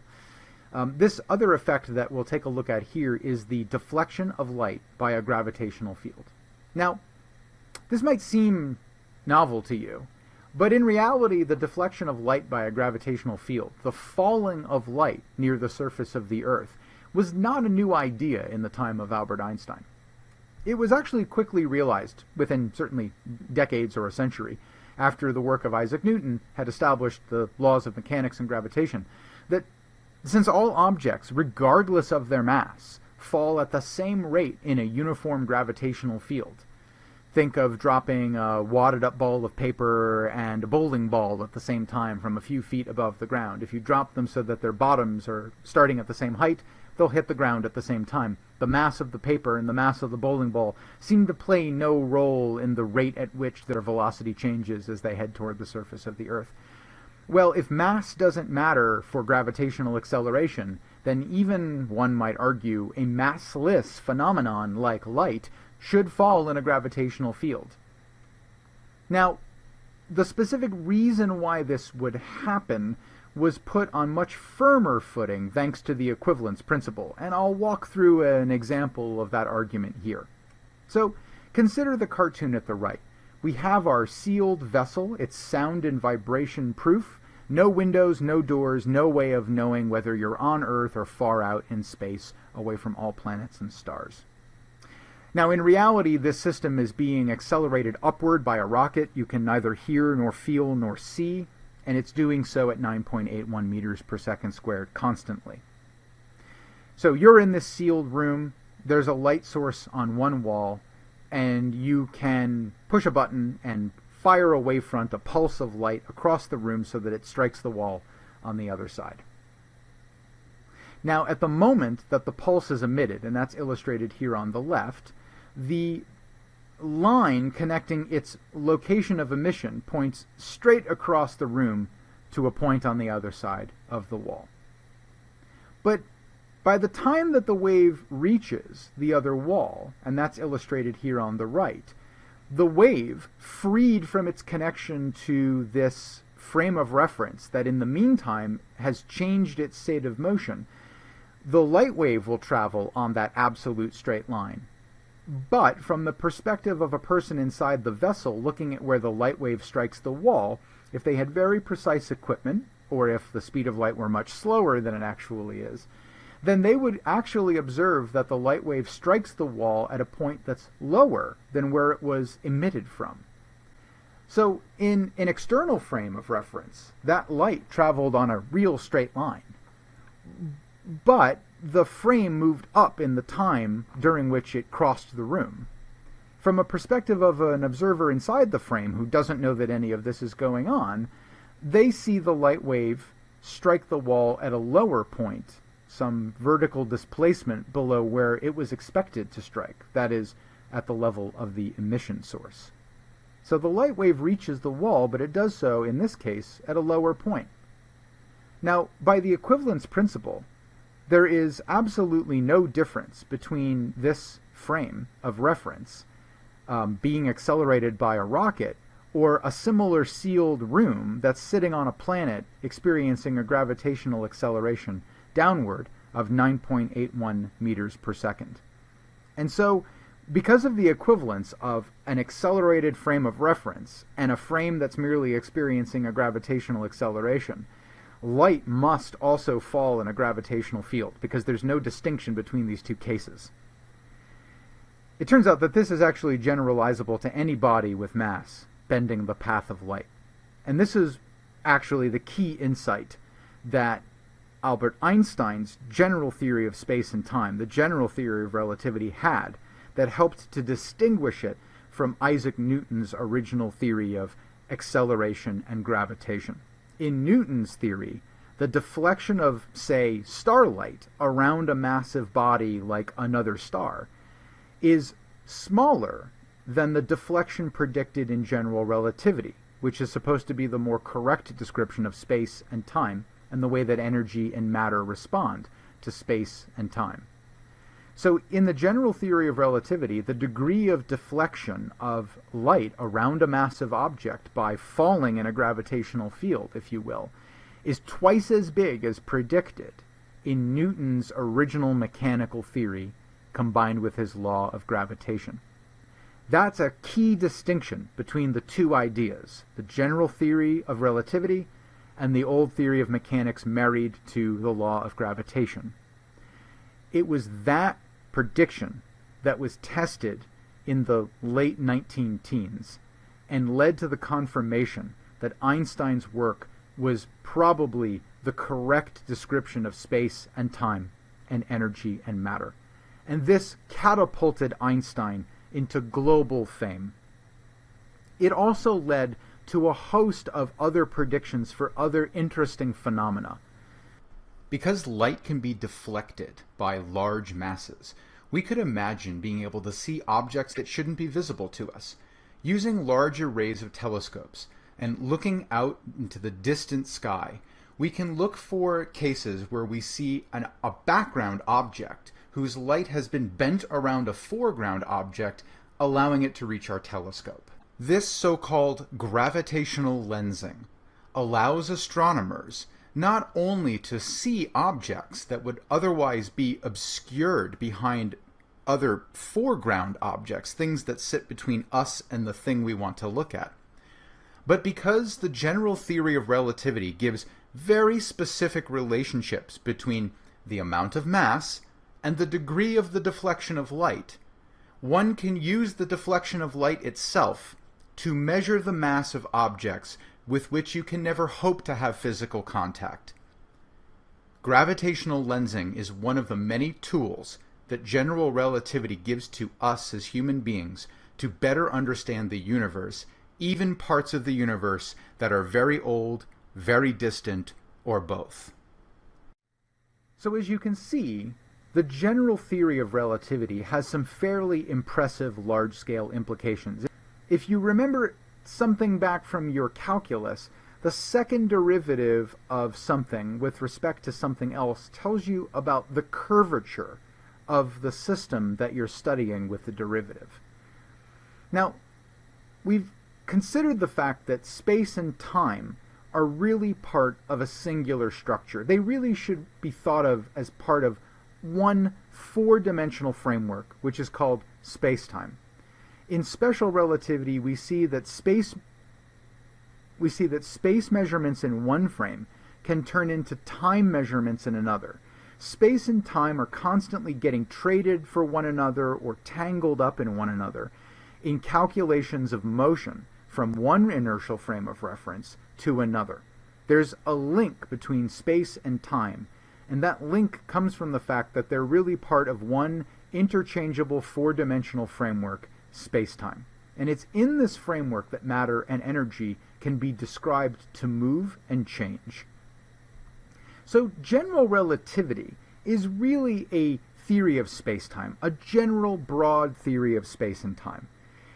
And ultimately, it concludes that what we call the force of gravity is really due to the fact that mass and energy cause space and time to curve, or in more colloquial language, bend or warp. The second derivative is a sign of curvature. And so it should have been a clue that since there's no distinction between accelerating a frame of reference or subjecting that same frame of reference to an external gravitational field, there must be no difference between curvature and gravity. And in fact, that's one of the broad conclusions of the general theory of relativity. Energy and matter curve space and time, and so other bits of matter, or even light, that travel past that object that's bending space-time will follow the curvature of space-time.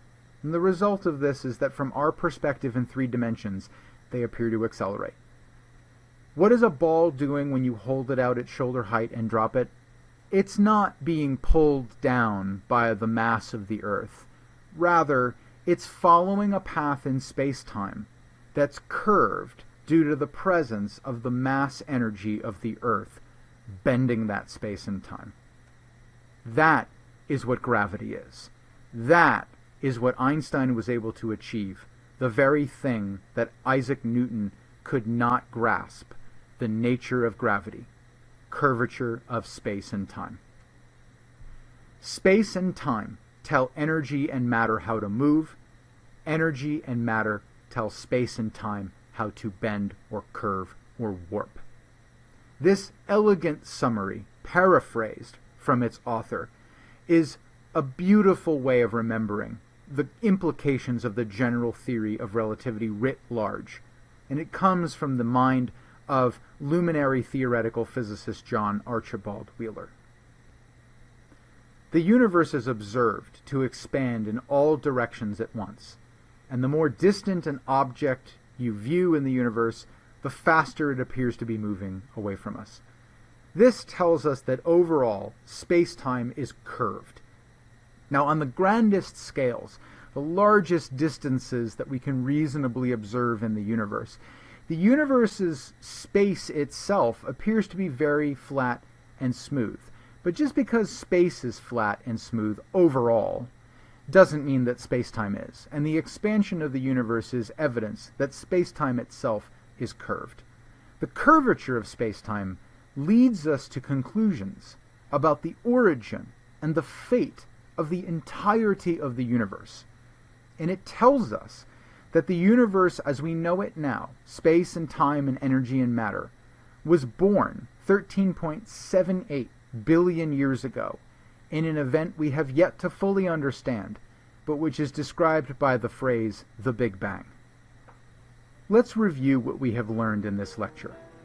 We've looked at the transition in thinking from the special to the general theory of relativity. We've looked at some implications of the general theory of relativity on physical phenomena. Specifically, we've considered what it means for light to travel in a gravitational field from a higher to a lower vantage point in that field. We've concluded that light should Doppler shift, either redshift or blue shift, depending on the direction in the field that you observe it. We've also concluded that light should be bent in its path of travel in a gravitational field, and we've drawn all of these conclusions by using the equivalence principle to map behavior in an accelerated frame of reference onto a frame that's experiencing an external gravitational acceleration. We've then looked at some of the large-scale implications for space and time. The bending of distant starlight around massive objects that intervene between us in the universe. The use of the warping of space and time and the bending of light to infer the mass of objects that we can never hope to weigh by putting them on a scale. And the overall implications for the nature of space-time as a framework in which energy and matter play out, the fact that energy and matter tell space and time how to curve, and the curvature of space and time tells energy and matter how to move, and how the overall curvature of space-time indicates to us the origin and possible fate of the entire universe itself. These grand themes all stem from the elegant thinking of a brilliant physicist who accepted observational evidence from experiment about the nature of light, thought deeply about the world around him, learned the math necessary to describe the universe, and in that elegant language spoke a volume about the cosmos that we are still reeling from today.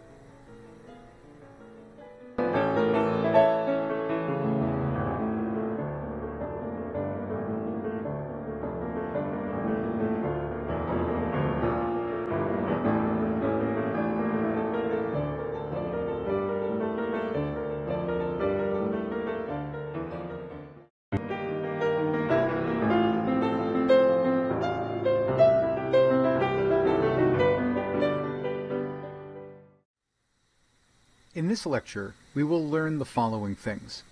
We'll learn about the concept of temperature of a material body. We'll learn how to establish a scale and measure of temperature, about the response of material bodies to changes in temperature, and finally, about heat energy as the underlying agent connected to changes in temperature. There are many things that are left unsaid in the first 2 semesters of introductory physics. We're only able to cover a prescribed range of topics, and that range can be described as follows: motion, force, the laws of motion, relating force and acceleration to changes in state of motion, energy, momentum, the conservation of energy and momentum, non-conservative forces, oscillatory motion, and rotational motion. That's typically what we get covered in the first course in physics. In the second course in physics, we're able to cover electric charge, electric force, electric fields, electric potential, and electric currents, and the combination of all those things into electric circuits. And then we explore magnetic field and force, and the basic behaviors of light, such as geometric optics or interference and diffraction. Now, as a result of this in introductory physics, there is essentially no time to discuss the laws of heat energy, also known as thermodynamics. But nonetheless, thermodynamics is an essential foundation of modern physics. It ultimately was a branch of physics that helped to lead the way to quantum mechanics, the theory of the very small. And that is the next subject of this course. So in this part of the course, we will establish the second half of the foundations of modern physics, the concept of temperature, the concept of heat energy, and some of the behaviors of heat energy. We all have a fairly solid familiarity with the various concepts associated with thermodynamics. If you go outside on a day when it's cold, you feel like something is being pulled from your body en masse, as if the world around you is hungry to take something away from you and keep it for itself. And this feeling, this sensation of the loss of something from our bodies, where we have to trap it to keep it in, is often what we call cold, or the concept of a cold temperature. Of course, the flip side of cold is hot. There are environments, there are situations where instead we feel like something is being put into our body and we want to get rid of it. We might shed some clothing in order to help achieve this, to help regulate our own sensation of temperature. When the world around us is hotter than us, we feel that penetrating into our skin in a way that can be uncomfortable. It causes us to sweat and so forth as a mechanism to try to maintain our own state of body temperature.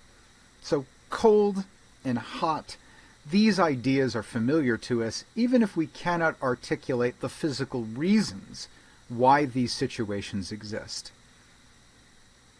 Now, connected to these two things is also the concept of establishing a numerical measure of the degree of hotness or coldness of an environment. So, for example, the average human being, and this can vary by age and gender and a number of other factors, is typically comfortable, especially for intellectual work, office work, something like that, in a temperature range between 70 to 75 degrees Fahrenheit. Now, a human being experiencing an environment where the temperature is observed to be less than that number will often express a feeling of being cold, chilly, chilled, needing to bundle up more to maintain their body warmth.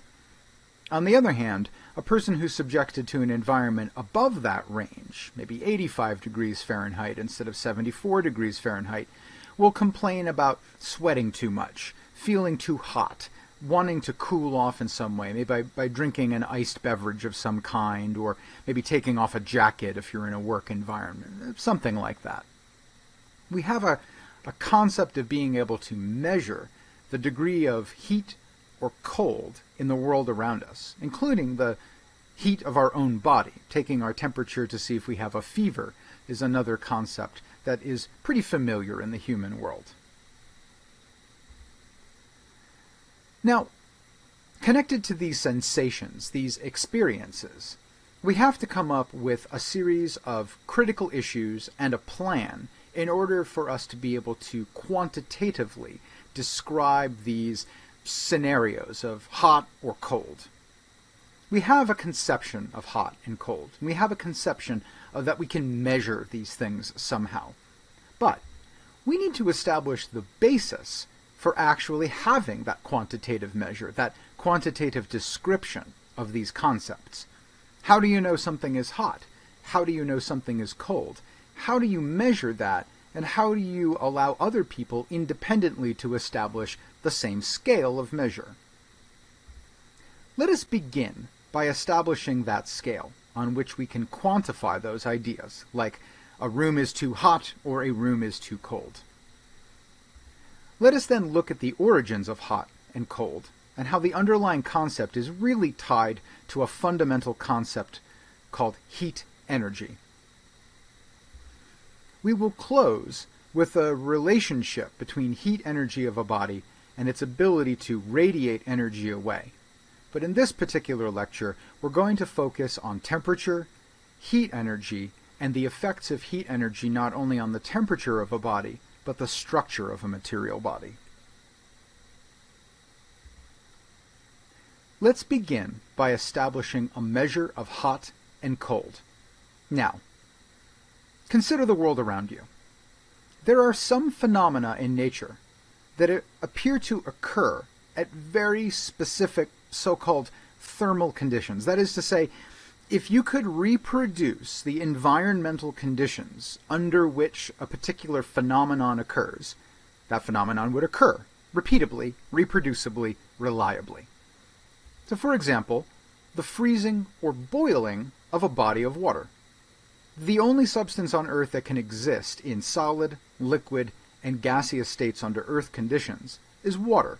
It's essential to life as we know it, and because it's able to coexist under a very narrow range of conditions, as either a liquid, a solid, or a gas, it makes an attractive phenomenon on which to establish a range of behaviors that can be used to delineate a scale of temperature measure. Now, that said, of course there are materials other than water, and they also change in response to temperature. For example, in the opening lecture video for this series, I showed you the result of heating a bimetallic strip. Now, I'll return to heating or cooling metals later, but we've observed already that two metals bonded into contact with each other will bend, curve, when exposed to a heat source, and that's because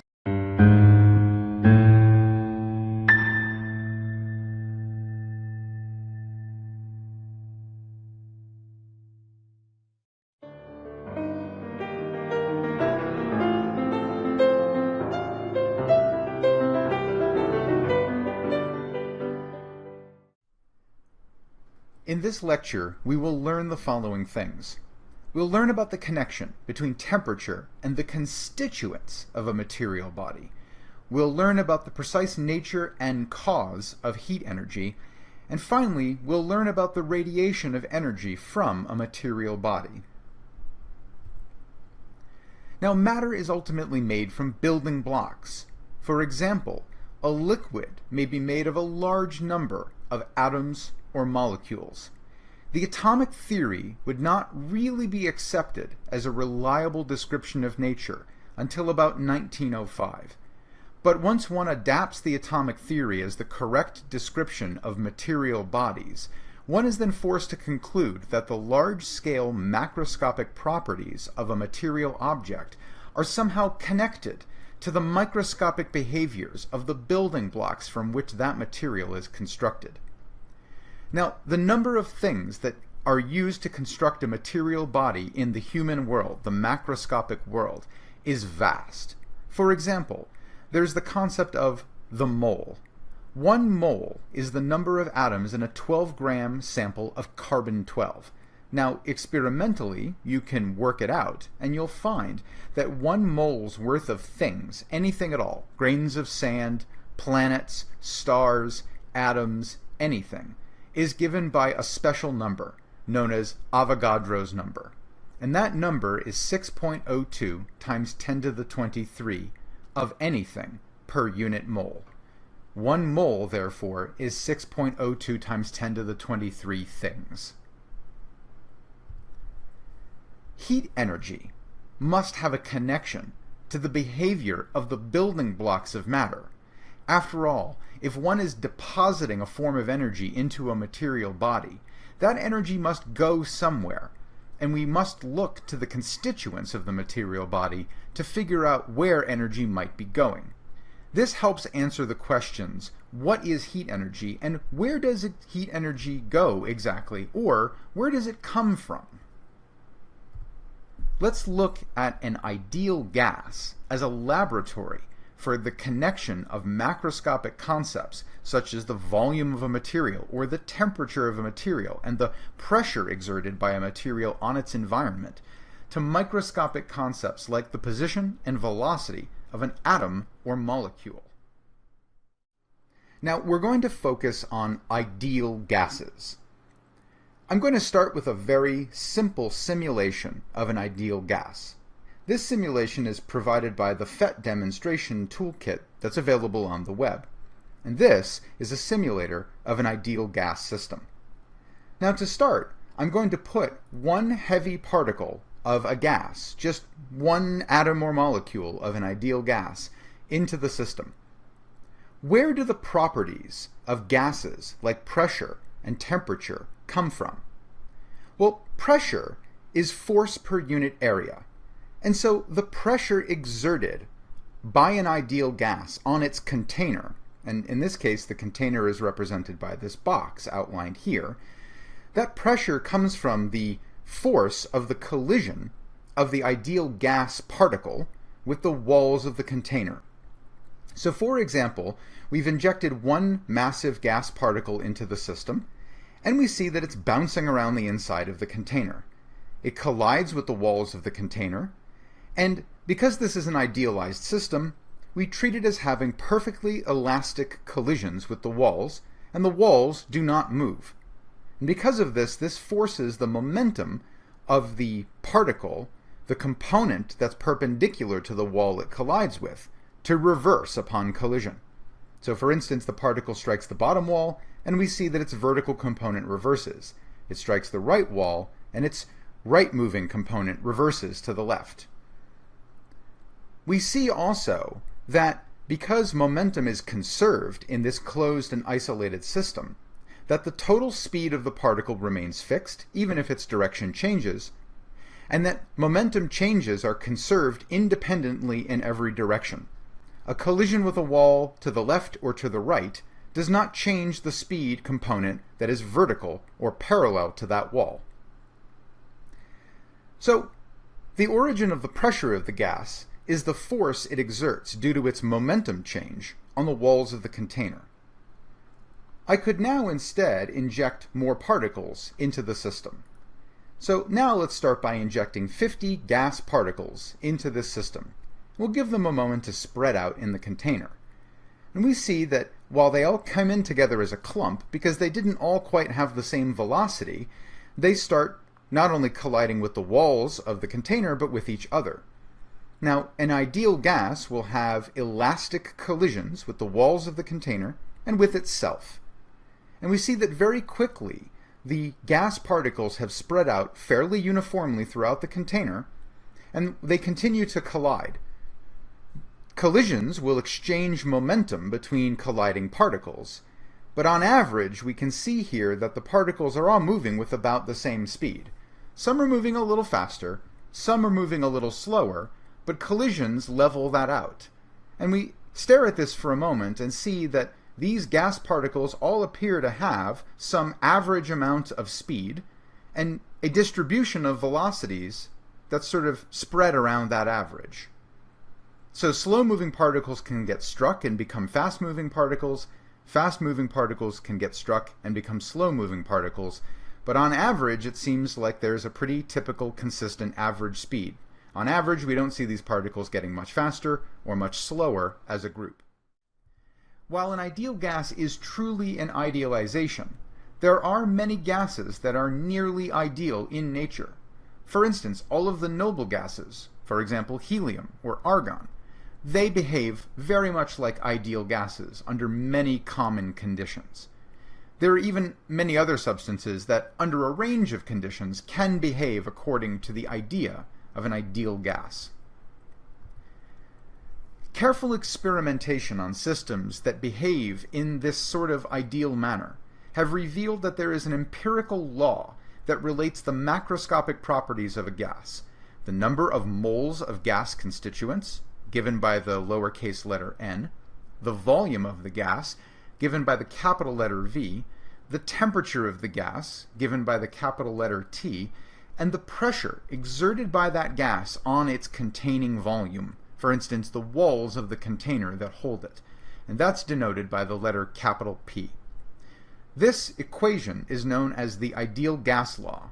Most students learn this in a chemistry course in either high school or college.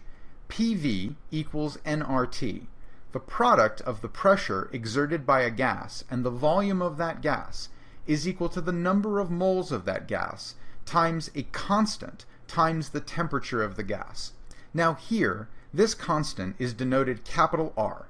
It is known as the ideal gas constant, and its value is 8.314 joules per Kelvin per mole. It's named in honor of the French chemist Henri Regnault, therefore the letter R. But since a gas is made from small constituents, albeit a very large number of them, can we connect the microscopic properties of those constituents, their positions in space, the changes in those positions in space with time?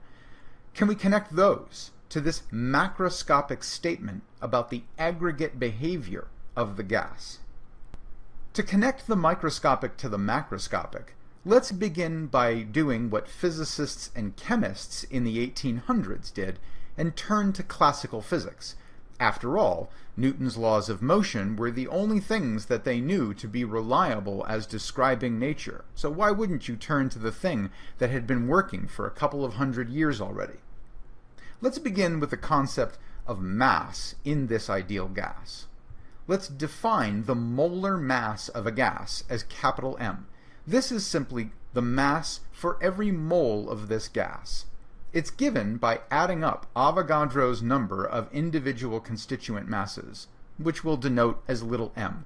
So if each atom or molecule that makes up an ideal gas each has an identical mass little m, then the molar mass is that little m times Avogadro's number. That gives us the mass per mole of this gas. What about the volume of the gas? Well, to keep things simple, let's consider a nice cubical space containing our ideal gas. It has a fixed size, it has sides all of length L, and that means that the area of any side of the cubical space, the box in which we're holding the gas, is given by capital A equals the square of the length of any side. And that also means that the volume is determined, capital V, by the cube of the length of any side. Now, pressure is a bit more difficult. Pressure is the sum total of the force, F total, per unit area exerted by all gas constituents on the walls of the container at any moment in time. An individual gas molecule will occasionally collide with a wall of the volume containing it. That collision will briefly exert a force. That force on that area is the pressure. Now, of course, a gas is made from many constituents, and so it's the sum total of the average number of collisions per some unit of time that cause the pressure on the walls of a vessel. How might we describe this using concepts of motion, Newton's laws, and conservation laws, all from classical physics? Well, let's begin by thinking about a single constituent. Each constituent has a velocity vector at any moment in time with three components: an x component, a y component, and a z component. Now, since we're considering an ideal gas, we're talking about elastic collisions between a constituent of mass m and, for instance, the wall of the container along the x-axis. Let's only focus, for now, on the component of the motion of a gas molecule along the x-axis. Now, during these collisions, the wall doesn't move, and so its velocity before and after the collision is zero. And if you consider a single collision along the x-axis between a gas molecule and the wall that it strikes, and if you conserve kinetic energy and momentum, as would be true of an elastic collision, then you find that the initial momentum of the gas molecule must be given by its mass times its original velocity in the x direction. And after the collision, conserving momentum and kinetic energy, you're forced to conclude that it has the same speed along the x-axis, but it's reversed the direction of its motion. So the final momentum just after the collision with the wall will be negative m times its speed along the x-axis. Now, a collision results in a change in momentum for the gas molecule, and a change in momentum is what is known as an impulse in introductory physics. The impulse is just the difference between the final momentum and the initial momentum.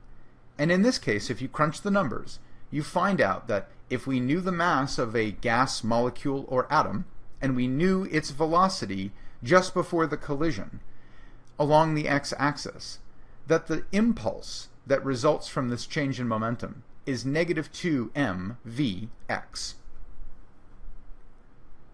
Now, if we knew the time over which the impulse occurs, then we might compute the force that's exerted by just this one constituent on the wall, and we can do that by relating impulse, time, and force using Newton's second law, that the force is equal to the change in momentum divided by the change in time.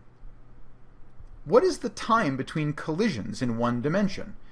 Well, with a specific wall, the time between collisions in one dimension is just the time between when the constituent strikes the wall for the first time, bounces back horizontally across the box, strikes the opposite wall, then bounces back along the x-axis to the first wall, the one on whom we're considering the force.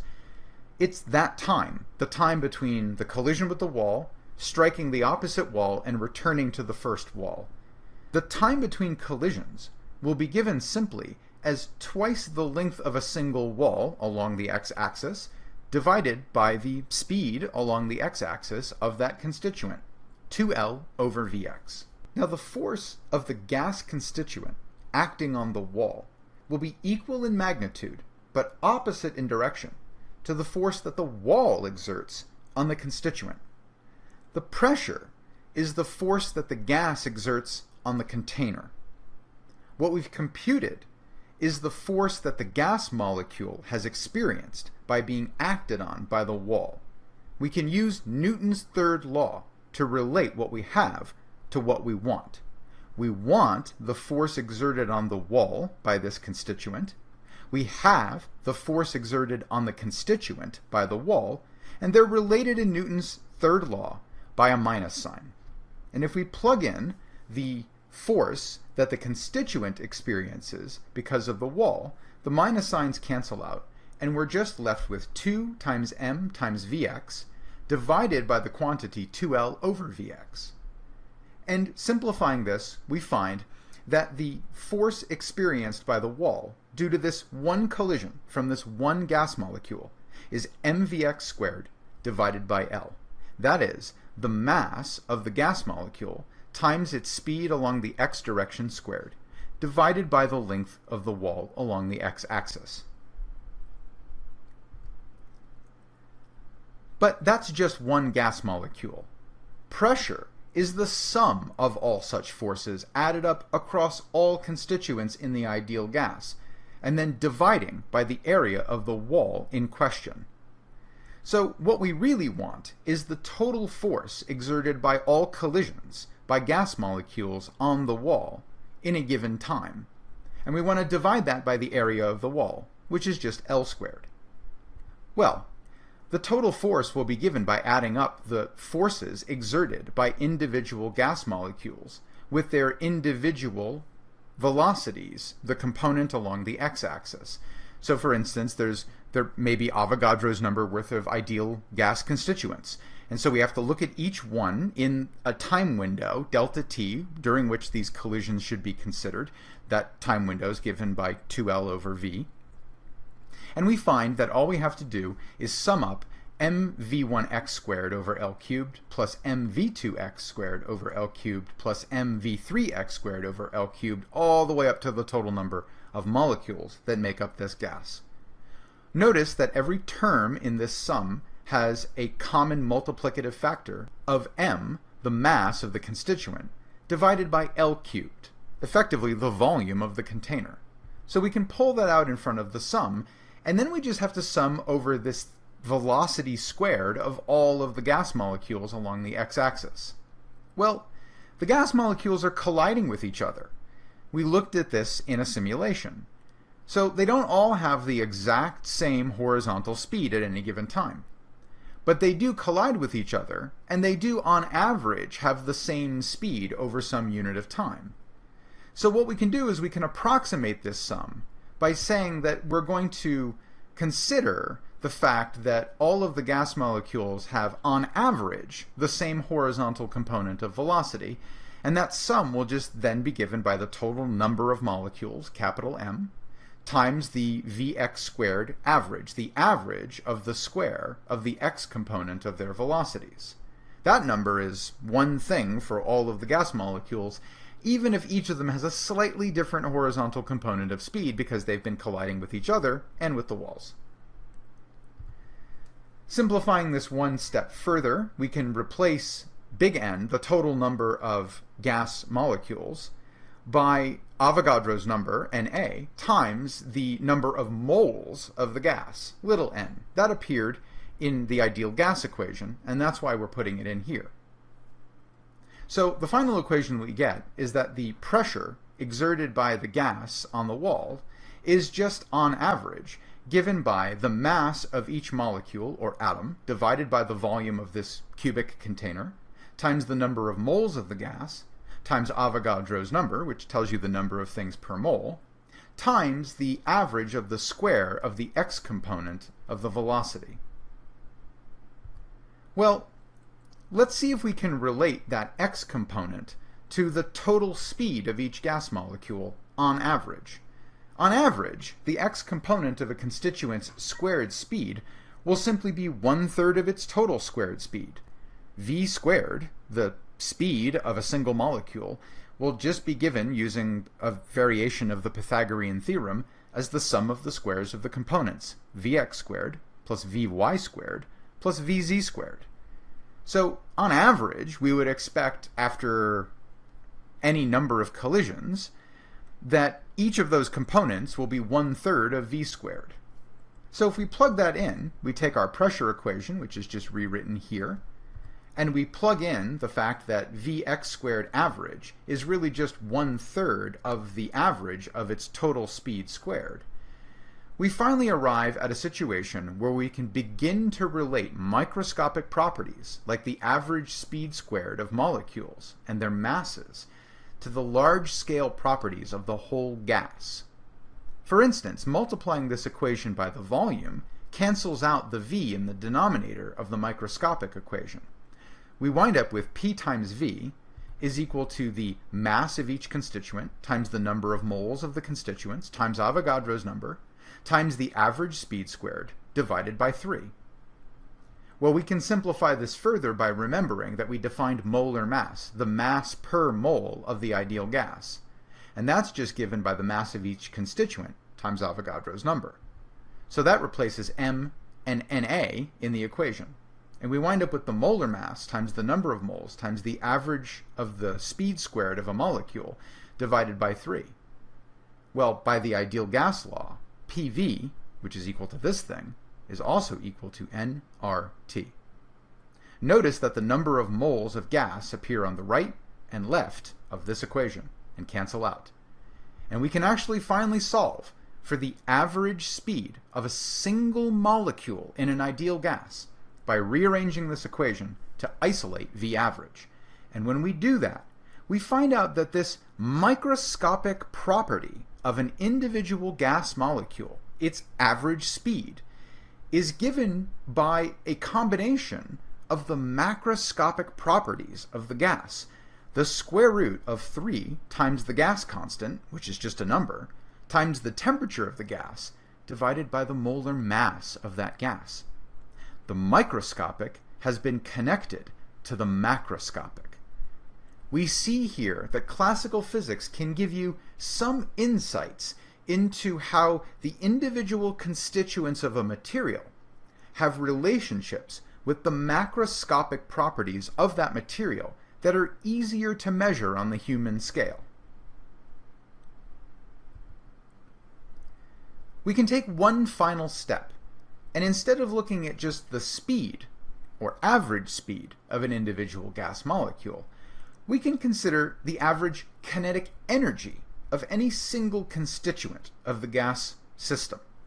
Well, that's just going to be equal to 1/2 times the mass of a constituent times its average speed squared. That's the definition of the kinetic energy of a typical molecule in the gas. Now, from the ideal gas relationship between average speed, temperature, molar mass, and the gas constant, we learn the following: that the average kinetic energy of a single constituent in the gas, which is given by 1/2 m V average squared, can be instead related to the macroscopic properties of the gas, 1/2 times m times the quantity 3RT divided by the molar mass. Now this can be further simplified by replacing the molar mass instead with the mass per constituent times Avogadro's number, which is also just a constant. And we notice that the individual constituent masses vanish from this equation. And we are left with the following: that the average kinetic energy of a constituent of an ideal gas is given simply by a number, 3/2, times another number, the gas constant divided by Avogadro's number, times a single variable, the temperature of that gas. Now it turns out that R, the gas constant, divided by Avogadro's number, is actually related to another fundamental constant of nature, which is known as Boltzmann's constant. It's written as a lowercase k with a subscript b. And so in the end, we find out that the average kinetic energy of a single constituent of a gas, regardless of the masses of the constituents of that gas, is simply given by 3/2 times the Boltzmann constant times the temperature of that gas. This is a remarkable observation, a fantastic relationship, that something so tiny as the kinetic energy of a typical thing inside of a vast number of gas molecules is related to this singular macroscopic property, temperature, that we can control easily in the macroscopic realm. Now, Boltzmann's constant is given here as 1.381 times 10 to the negative 23 joules per Kelvin. It's a very tiny number, which makes sense because the average kinetic energy of a constituent of a large number of gas molecules ought to be a very tiny number, even for a standard temperature at room temperature, for instance. Now, when we measure the temperature of an ideal gas, what this tells us is that we are actually measuring, probing in a very direct way, the average kinetic energy of its individual constituents. And this tells us what heat energy is. Heat energy is determined by this thought process to be related to the average kinetic energy of constituents of a material body. That is to say, as one adds heat energy to a system, this raises the average kinetic energy of the constituents. Adding heat, Q, raises T, temperature, and this proportionally results in an increase in the average kinetic energy. Where is the heat going? The heat is going into the kinetic energy of the individual gas molecules. If you want to remove heat from a system, all you have to do is find a way to reduce the average kinetic energy of the constituents of that system. This also allows us to finally understand that a system with no kinetic energy, that is, constituents that are holding perfectly still, experiencing no collisions with the walls of their container or with each other because there's no motion at all, that is identified as being the lowest temperature that you can ever have. 0 average kinetic energy for your constituents is 0 Kelvin. We finally have a physical understanding at the most basic microscopic levels of a large system as to what it means to achieve 0 temperature. 0 temperature, a state of 0 heat energy, is also a state of 0 average kinetic energy for the constituents of that system. So this raises an interesting question then. How do you transfer heat energy either to or from a system? Well, there are many ways to do this, and I'm going to focus on 3 quite broad established mechanisms for transferring heat energy from a system, because ultimately I only really want to focus on one of them. So let's consider cooling. Heating will just be the reverse of any of the things that I say here. Let's begin with the mechanism of conduction. Conduction is when you place a second system, perhaps at a lower temperature if we wish to cool the first system, in physical contact with the first system. Think of 2 cubes of metal at different temperatures. We want to cool one of those blocks of metal. So we take another system that's even cooler and we press them together so that their 2 faces of the material are physically touching each other. At that interface, at that contact space between the 2 materials, collisions are going to begin occurring between the atoms or molecules of one system and the atoms or molecules of the other system. This creates an arena in which collisions occur, transferring kinetic energy from one system on average to the other. What you'll find is that higher kinetic energy constituents are going to typically lose some kinetic energy to the slower moving constituents at the interface of the other system. Of course, at the interface of the other system, those constituents will then start having more collisions with the things inside the system, and that's how heat energy is transferred by conduction through a system. It's all collisions. This decreases the temperature of the hot system and increases the temperature of the cold system until such time as the temperatures of the 2 systems reach a new equilibrium position, T1 equals T2. This will occur, typically, when the temperature of the hotter system is lowered down and the temperature of the cooler system is raised up, and you finally reach a point where they both have the same temperature and they stop transferring heat energy. They, on average, have the same kinetic energy for all their constituents. No more transfer can occur. Then there is convection. In convection, you pass a fluid, like a gas or a liquid, across or around another system. So if we want to take a system and cool it, we might blow air over it, or push water across it in some kind of current. Collisions at the boundary of your system, between the constituents of your system and the constituents of the fluid, will transfer kinetic energy, on average, to the fluid. The fluid, if it's cooler, will have lower kinetic energy constituents, and collisions will tend to favor increasing the kinetic energy of the cooler system's constituents. And this ultimately cools your target system, System 1, by lowering the average kinetic energy of that system. And finally, there's radiation. Radiation is a process by which constituents lose energy by giving it up in the form of radiation of light. For instance, you might be familiar with the fact that you can stretch your hand out several centimeters, inches, maybe even up to a few feet away from a hot cooking pan on the stove. And even though you are not making physical contact with that, and even though the air is very still in the room around you, you feel something being transferred to your hand. You would say that you can feel from a distance that the pan is hot. Well, that's because it's radiating, typically at the infrared. And that infrared radiation, which you can't see with your eye, but which you can feel with your skin, will be absorbed by your skin. Radiation requires no physical contact between a system and the environment. In fact, if you took all the air out of the room and stuck your hand out in that environment, you would nonetheless feel heat being transferred to your hand by radiation.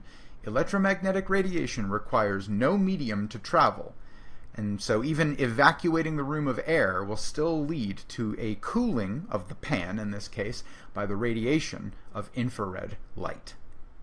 Now, radiation has the effect of carrying kinetic energy away from a system and giving it to the environment writ large around it, even without physical contact. Radiation is what I'm going to focus on for the rest of this lecture. It's an interesting phenomenon because it is an interface between mechanics and electromagnetism. And you can already begin to see that since we got ourselves into trouble thinking about motion and the laws of electromagnetism and the laws of mechanics, that a place like this, heat energy and radiation, is another similar interface of classical mechanical view of the universe with the electromagnetic laws of nature, where inconsistencies may arise if you overly trust the mechanical laws of nature.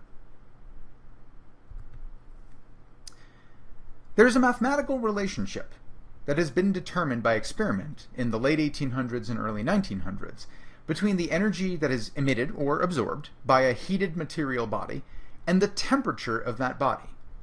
This was determined empirically by Joseph Stefan to be the following: that the power radiated or absorbed by a body, that is to say the change in heat energy per unit change in time, is given by the product of four numbers. Sigma, which is a constant of nature known as the Stefan-Boltzmann constant, whose value is 5.670 times 10 to the minus 8th watts per meter squared per Kelvin to the 4th. It's not a bad number to remember because it's got 5, 6, 7, 8 in it. I find that handy for remembering this number in a pinch. Now, the Stefan-Boltzmann constant is multiplied by another number, which is this curly lowercase Greek epsilon. Epsilon is the emissivity of the surface of a body, and it ranges between 0, no emission, and 1, perfect emission. You can see that a body with 0 emissivity will emit no power in the form of radiation, because the right side of this equation will always be 0.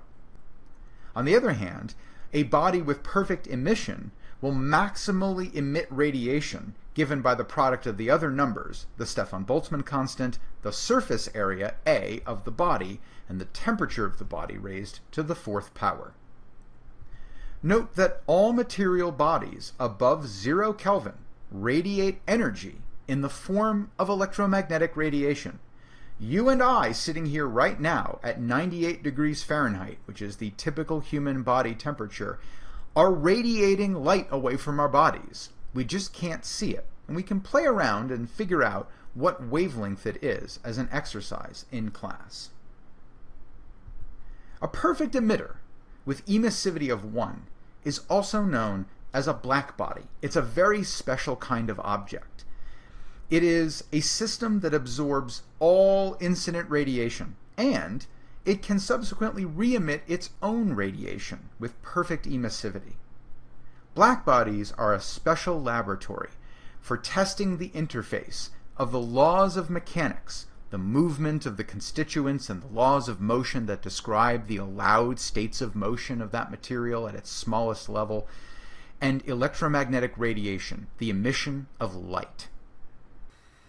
Now, before I show you an example of how classical physics, when applied to the question of radiation, got it wrong, I want to define for you a very useful concept, and that is the power emitted per unit wavelength in a radiation situation. This is known as the spectral radiance. Now, in a situation where an amount of energy, say delta Q, is radiated away by a body in some period of time, delta T, it is actually fairly typical to ask the following question, to really drill down into a question about the amount of energy within a certain range of wavelengths or frequencies of the emitted radiation. In other words, if I consider a range of the radiation with a minimum wavelength lambda and a maximum wavelength that's just a little bit higher than that, lambda plus delta lambda, where delta lambda could be a very tiny amount, how much energy per unit time is radiated by wavelengths in that range? And asking this question is answered by a special kind of function known as the spectral radiance. Now, it's often denoted by various letters. I'm going to use the capital letter B, and I'm going to make it a function of lambda, the wavelength, explicitly to emphasize the fact that it is answering a question per unit wavelength. This is the energy radiated per unit time, per unit wavelength. I could have also alternatively written B in terms of the frequency, f, because frequency and wavelength are related to the speed of light for electromagnetic radiation. But I'm going to use B as a function of lambda. If you want to know the power radiated around a specific wavelength, then you need to pick a small range around that wavelength and compute the product. So for instance, you might choose a specific lambda, and then because this is defined over a small range of lambda to lambda plus delta lambda, you need to multiply the spectral radiance, which is a function of lambda, times the window around which you are trying to compute the amount of power radiated, delta lambda, and that will return the power emitted around that wavelength. Now, that would be a sort of discrete way of thinking about it. If you have a well-defined continuous function, a function of lambda that varies continuously as lambda, representing this spectral radiance B, then you can just integrate. You can use integral calculus in a range to get the answer you desire. So for example, if I want to know how much power is emitted between two wavelengths, lambda 1 and lambda 2, I can simply take the product of B and D lambda and integrate that product from lambda 1 to lambda 2. And if B is a well-defined function, I can do the integral. It may not be pretty, but I can get a function that answers the question and gives me the power radiated in that range of wavelengths. Now, with that introduction in mind, let's take a look at a classical physics attempt to predict the amount of energy emitted per unit time about a given wavelength, lambda. This was worked out in the early 1900s and answers the question, how much power is emitted in, say, the ultraviolet range, around 240 nanometers, in some window around 240 nanometers? How much power is emitted in the range of red light, around, say, 740 nanometers, in some window around that? Answering that question in little steps through the electromagnetic spectrum will give you a picture of how power is distributed as a function of wavelength in the emitted radiation. Now, the classical version of this is known as the Rayleigh-Jeans law, and it's from 1905. And so again, you have to start from the spectral radiance function, the power per unit wavelength. That is this quantity here in the Rayleigh-Jeans law, 8 pi times a, the surface area of the object, times c, the speed of light, times the Boltzmann constant, times the temperature of the object, divided by lambda to the fourth. And if you check the units of that particular fraction, you'll see that it is joules per second per meter, so per unit wavelength. If you then want to know in a small window around the target wavelength, lambda, how much power is emitted, you need to multiply that by the size of the window, and that will then answer the question about how much power is emitted around that wavelength in a window about the wavelength lambda. So for example, this tells us that for, say, a spherical body that's heated to a certain temperature T, and that body has a certain surface area A, the shorter the wavelength of the radiation you consider being emitted from the body, the more and more power is radiated around that wavelength. If true, this would be a catastrophic feature of nature. So for example, consider a small sphere of metal or something like that. You make it out of a very good material, and it's got a surface area of just 1 meter squared, and it's got an emissivity of 1. If you heat that to 6,000 Kelvin, and just for reference, a very modest small propane torch can easily heat something to 3,000 Kelvin, you would emit about 10 to the 16 watts, that is joules per second, alone in dangerous ultraviolet radiation, for instance with a wavelength of 250 nanometers. That is easily lethal to a living organism. To give you a point of reference, you can buy easily on Amazon or at other online vendors a sanitizing wand. A sanitizing wand emits 4 watts of radiation power in the form of ultraviolet, specifically ultraviolet C, which has a wavelength which kills bacteria. Now, if it can kill bacteria, it can do significant damage to other kinds of living cells, including the cells of the human body. You should never expose your body to UVC if you can avoid it, because it causes damage to DNA, and this can lead to the formation of cancers. 10 to the 16th watts of UVC would be extremely dangerous, if not lethal. And all from a small heated sphere at 6,000 Kelvin? Well, that seems ludicrous. And it is ludicrous. If you actually go and measure the amount of power emitted at a given wavelength, it doesn't shoot off to infinity as lambda goes to 0.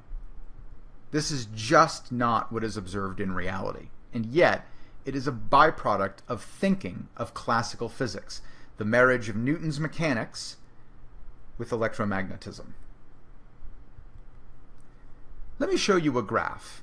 I don't want you to worry too much about what the axes mean. I'm going to describe them in an oversimplified manner. The vertical axis tells you how much energy is emitted per unit time, per unit area, and per unit solid angle, so at some chunk of angle space, for a given frequency of radiation you're considering. So the frequencies are on the horizontal axis. High frequency corresponds with short wavelength.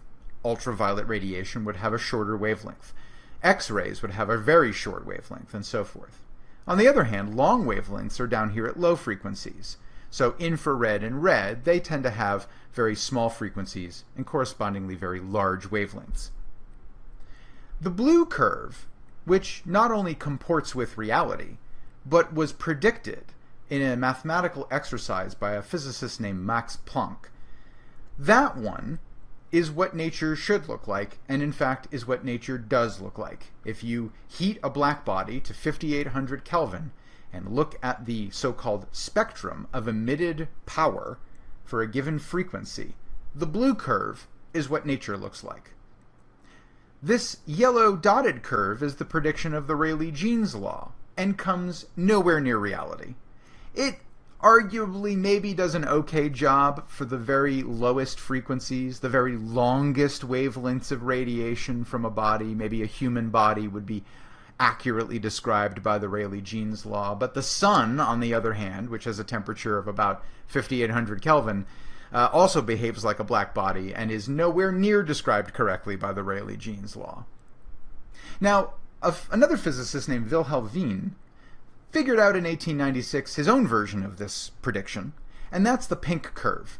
And you'll notice that Wien's law, as it's known, does a pretty good job of describing the radiation at the highest frequencies, but does an abysmal job of describing radiation at low frequencies. Planck's law, however, nails it. Max Planck's law, as he derived it in the early 1900s, was the cornerstone of the correct description of the radiation from heated matter. So you can see here again a place where there's a breakdown between classical thinking, motivated by the things that we learn in introductory physics, the things that are from the familiar macroscopic world, applied to the world of the very small in this case, the individual constituents of a heated body of matter. There's a breakdown here, and a breakdown is an opportunity to make sense of the correct laws of nature. Max Planck figured it out, even where Wien and Rayleigh Jeans could not. So to review, in this lecture, we have learned the following things. We've learned about the connection between temperature and the constituents of a material body. We've explored the precise nature and cause of heat energy, the fact that heat energy is related to the average kinetic energy of the constituents of material, like an ideal gas, and that is directly related to the temperature of the macroscopic body of that gas. We've considered ways of transferring energy to and from objects, and we've looked specifically at the emanation of electromagnetic energy in the form of light from a heated body. We've looked at some of the laws that were either derived or determined to govern that kind of radiation of energy. And we've seen that in places where classical physics, mechanics, Newton's laws were combined with electromagnetism to predict the radiation from a heated body, a special kind of body, a black body, is a total breakdown compared to reality. In the next phase of the course, we're going to take this breakdown as a launching point for a deeper understanding of nature. We're going to transition from the very fast to the very small and begin to explore the origins of quantum physics.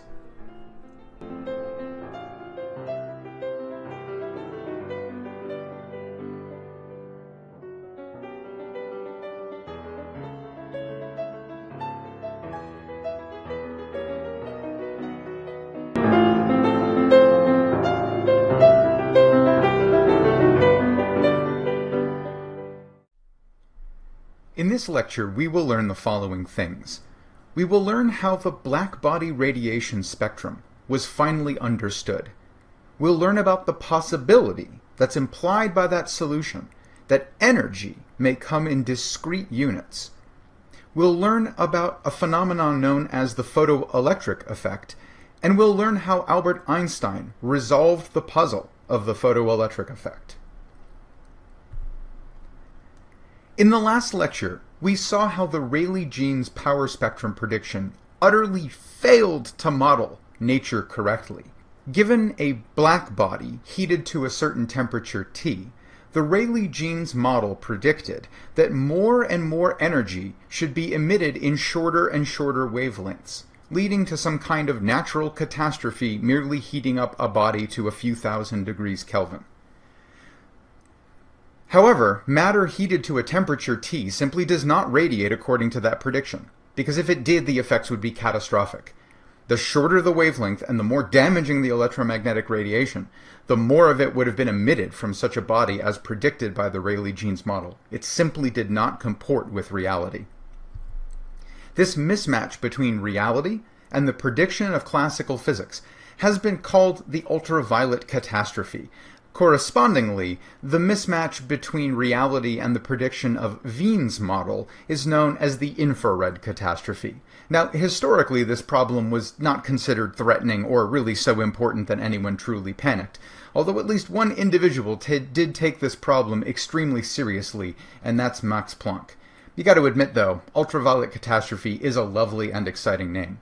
I should note that the term ultraviolet catastrophe actually doesn't date to the exact period when the Rayleigh-Jeans prediction or Planck and his work were established, but but it actually appears to date to much later, about 1911, and seems to have been coined by the physicist Paul Ehrenfest. Now, in the last lecture, we saw that there was a model by a man named Planck, Max Planck, that did seem to have gotten the right answer. So what was it that Max Planck did? Well, he started from a mathematical model of a perfect blackbody, a simple model, a cavity fully enclosed on all sides, except for a tiny hole in the cavity. An ideal blackbody, to remind you, is one that absorbs all incident radiation on it, and then it re-emits its own radiation with some spectrum. It's got perfect emissivity, so it maximally radiates given its other physical properties. Now, once one hypothesizes that such a system exists, one then has to apply the laws of physics to predict or describe that emitted radiation spectrum, the amount of energy emitted, for instance, per unit solid angle, per unit time, per unit wavelength, and per unit area. Per unit many things, but your bottom line is you're attempting to predict how much of each wavelength interval of radiation is present in the emitted bulk of radiation. Now, a cavity with a single small hole in it is actually a really good model for a perfect blackbody. If you shoot radiation at the hole, 100% of it, incident on the hole, will enter the cavity and be lost to the outside world. That radiation is absorbed by the cavity. Now, it then enters the cavity and it begins bouncing around inside the cavity, striking the walls and therefore hitting the bits of matter that make up the walls of the cavity. And fundamentally, as we've seen in physics 2, matter is made from electric charges. Now, as we also know, as these electric charges get struck by radiation, they're going to begin to gain kinetic energy, which will cause them to heat up the material surface of the cavity inside the cavity. A hotter object emits radiation in a different way than a cooler object. So again, the question we want to boil this down to is, what will that spectrum of emitted radiation due to the heating of the walls of the cavity from the incident radiation actually look like? Now, we can boil the black body problem down to just a very simple collection of phenomena that we can conceptualize of using information from physics 2. This is a very simple model of an electromagnetic wave, which would be what the radiation impinging on the surface of the cavity walls would look like. It's got an oscillating electric field, and perpendicular to it, it's got an oscillating magnetic field, and it's traveling perpendicular to both of those fields. This wave then strikes a charge in the wall of the cavity, so for instance an electron. The electron feels the electric and magnetic fields of the wave, and it will respond to those by accelerating. This is what we learned in physics 2. The wave, with its increasing and then decreasing electric field strength, for example, will cause an electron to accelerate more then less. It will oscillate. It will wave like a bit of matter in a rope that's wiggled, or in a chain that's shook, or in a string that's plucked. The electron will oscillate. So radiation enters the cavity with any number of possible frequencies or wavelengths that can compose that incident radiation, and all of it is taken in by the cavity through the hole. The electric charges that make up the matter in the walls of the cavity will either scatter, they'll be knocked off of their parent atoms, for instance, or maybe they'll wiggle in response to the electromagnetic wave that strikes them, and thus absorb some of the electromagnetic radiation as motion. Now, absorbing an electromagnetic wave causes the charges to oscillate, and an oscillating electric charge is a source of an electromagnetic wave. So these newly oscillating electric charges can emit their own electromagnetic radiation. This is the source of the emission spectrum from the black body. So what will that re-radiated energy look like when it escapes the cavity? That radiation too will bounce around inside the cavity, but some of it will make it out of the hole. What will it look like? And how much of each frequency is found in its power spectrum? Well, recall that the Rayleigh-Jeans model, using a purely classical model of all of this system, mechanics and electromagnetism via Maxwell's equations, determined that the spectrum should look something like this. that the energy emitted per unit time, taking into account the surface area and the whole viewing solid angle of the black body, will basically go as the temperature of that body over the wavelength to the fourth of a particular wavelength of light that we're considering as part of the outgoing spectrum. But as we can see, as you decrease the wavelength, that is, increase the frequency of the radiation, more and more and more power is emitted by the black body. Now, a key assumption that lay underneath the building of the Rayleigh-Jeans model was that all frequencies are possible for oscillating charges. A charge stuck in an atom in the wall of this cavity model can oscillate at any frequency it likes. All frequencies are possible. And that led to the Rayleigh-Jeans model. Let's make a very simple model of a system where we can cause oscillations to occur in electric charges, and then those oscillating electric charges in turn emit electromagnetic radiation, radio waves or light. That light then travels across a gap, striking another electric charge and setting it into oscillatory motion. To illustrate what I mean by this, imagine we have the ability to wiggle an electric charge over here at a transmitter site, and watch a sympathetic wiggle over here at a receiver site when an electromagnetic wave from the transmitter reaches the receiver. To illustrate this, let me start oscillating the electric charge on the left. What you're seeing here is the full electric field around that charge as it changes in time as the charge moves in space. The changing electric field propagates out at the speed of light and causes an oscillatory pattern in space. Some places have strong electric fields pointing in one direction, some places have weak electric fields, some places have electric fields that point in the opposite direction. We can better see this by looking at the amplitude of the electromagnetic wave as a function of position away from the oscillator, and we see the rising and falling in time of the wave as it travels to where the receiver is. The oscillator in this model is a charge that has been set in motion by radiation that was absorbed by the cavity walls. The absorption of the radiation causes the charge to oscillate, and the oscillating charge in turn emits its own electromagnetic radiation. So we're watching a charge that's been set into oscillatory motion by external radiation, emitting its own radiation here on the left, and then causing another charge to oscillate over on the right. That would in turn, of course, cause that secondary oscillation to generate its own radiation. And you can see how the blackbody problem is a very complex interplay, not only of mechanics, but electromagnetism. And getting the details of this right are essential to correctly predicting the radiation from a blackbody. Now, the fatal flaw that people like Rayleigh and Jeans made when constructing their prediction for the energy emitted per unit solid angle, per unit time, and per unit wavelength from, say, a blackbody, was that they assumed that any oscillatory frequency was possible for the charges. It seems a natural assumption. Electromagnetic waves originate on oscillating electric charges. If I change the frequency, and I can change it to anything I like in classical physics, I expect a different kind of electromagnetic wave with its own frequency to be emitted. And in classical physics, I can pick any frequency I want. Anyone at all. Because in classical physics, they're all possible. They're all allowed. And this was the fatal flaw, it turns out, in the Rayleigh-Jeans calculation of the blackbody spectrum.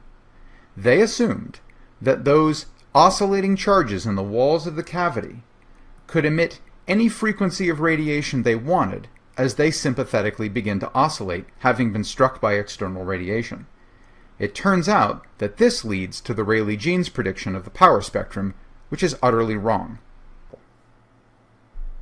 The Planck model, on the other hand, which arrived at the correct answer, results in a power spectrum that looks like this, it goes as 1 over lambda to a power, in this case lambda to the 5th.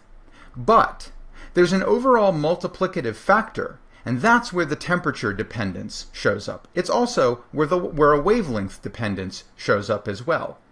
And this extra piece has the effect of cutting off the power spectrum at high frequencies. In other words, as you go to higher frequencies, you actually see there's a turnover in the prediction of the model, and it drops off to 0. As you go to shorter and shorter wavelengths, higher and higher frequencies, you don't emit more energy, you wind up emitting less. Now, what was the difference between the Rayleigh-Jeans model and Planck's effort to model the blackbody spectrum? Well, one key assumption was that Planck did not allow all frequencies to be possible for oscillating charges. And I'll return to that assumption in a bit, looking at some of the historical context of Planck's own work. To give you a better sense of what atoms and molecules actually do when they are struck by electromagnetic radiation, let's look at this simulation incorporating the modern understanding of the interaction of radiation and matter. We have here a water molecule, 2 hydrogens bonded to 1 oxygen, and we can shoot radiation at it. Let's begin by shooting microwaves, long wavelength electromagnetic waves, somewhere between visible light and radio. If we start shooting microwaves at the water molecule, we see that many of the microwaves will pass through the water molecule, but some of them will be absorbed and cause rotational motion of the molecule, which then scatters the microwave. This is in fact how a microwave oven works. Microwaves at the right frequency will cause water molecules to rotate and collide with each other, and kinetic energy is added to the system, and as we know, kinetic energy is related to the temperature of material. If you add kinetic energy to the water molecules in a system, you will heat it up. Let's change the wavelength of the radiation to infrared. We are now shooting much shorter wavelength light at the water molecule. No longer are we able to make it rotate. Rather, we are able to make it oscillate. The hydrogen atoms that are bonded to the oxygen will occasionally be struck by an infrared photon that then causes them to jiggle around a little bit before scattering off the photon. If we shoot visible radiation, which has even shorter wavelengths, at our water molecule, we see that it is effectively transparent to the visible light. All the visible light radiation is passing through the water molecule as if it's not even there. And that shouldn't come as a surprise to us. Water is transparent to light. So it makes sense that visible light should be able to make it through a body of water, and we see that modeled here. If we shorten the wavelength of the radiation even more to ultraviolet, we see that this also tells us something about water, that water doesn't respond to this wavelength of radiation. Ultraviolet radiation passes through the water molecule essentially unscathed. This kind of little simulation incorporates our modern understanding of electric charge, chemicals, bonding, and the ways that energy can and cannot be absorbed and re-radiated by atoms and molecules. We see that not all radiation causes a water molecule, in this case, to do anything. Only certain light frequencies or wavelengths have an effect on the charges of the water molecule, and thus can cause them to vibrate, oscillate, or rotate in such a way that might result in subsequent, later, re-radiation of energy. Now, as I showed you in the last lecture video, this model accurately describes the shape of a blackbody spectrum, but it comes at one small cost. Planck's effort resulted in the need for a new physical constant, which he labeled h, and eventually came to be known as Planck's constant. It is related to the degree of the discretization of the oscillation of the charges in the cavity. In other words, not all frequencies of oscillation are allowed, and h tells us something about the gap between allowed frequencies. Things in between in the gaps are not allowed. This is known as the quantization of the oscillatory motion of charges in the cavity walls. Quantization coming from quantum, a Latin word for how much, implying not an unlimited set of values that are possible for a system, but rather a discrete, well-defined, and finite set of values that are allowed for a system, with no values in between the allowed ones. Now, the reason that the spectrum winds up cutting off at short wavelengths or high frequency is that electromagnetic radiation, as a consequence of Planck's model, requires a specific amount of energy to make a specific wavelength. In other words, if you want to make ultraviolet light, you've got to put in a minimum amount of energy to do that. If you want to make something with a shorter wavelength than ultraviolet light, like X-rays or gamma rays, you have to put in even more energy. And not all of those energies are possible inside the oscillating charges of the cavity walls. So if you don't have that energy, you can't make that wavelength, and the spectrum naturally cuts itself off.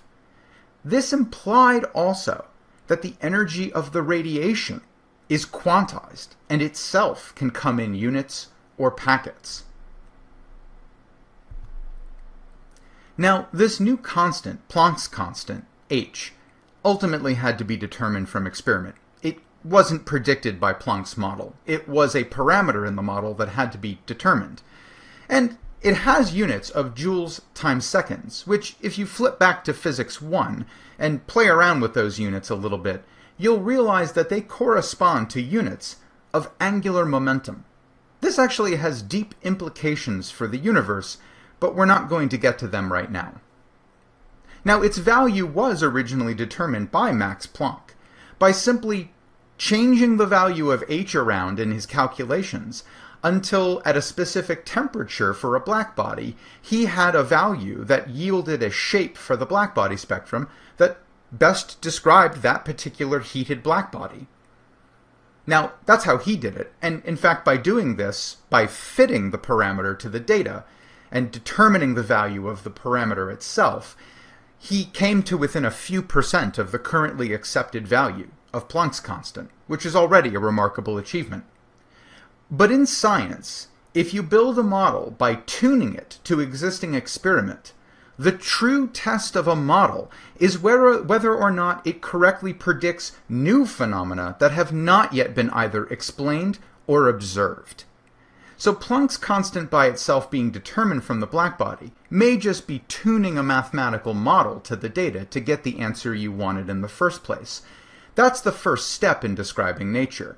But if you want to see whether or not you've learned something deep about nature, you need to find the next thing that you can test by applying the same idea with the same constant and see if you get answers that are consistent with nature. Now, the currently accepted value of Planck's constant is 6.626 and a bunch of other decimal places times 10 to the negative 34 joule seconds. That is a number worth memorizing, on par with the speed of light, 2.998 times 10 to the 8th meters per second, or the mass of the electron, 9.11 times 10 to the minus 31 kilograms.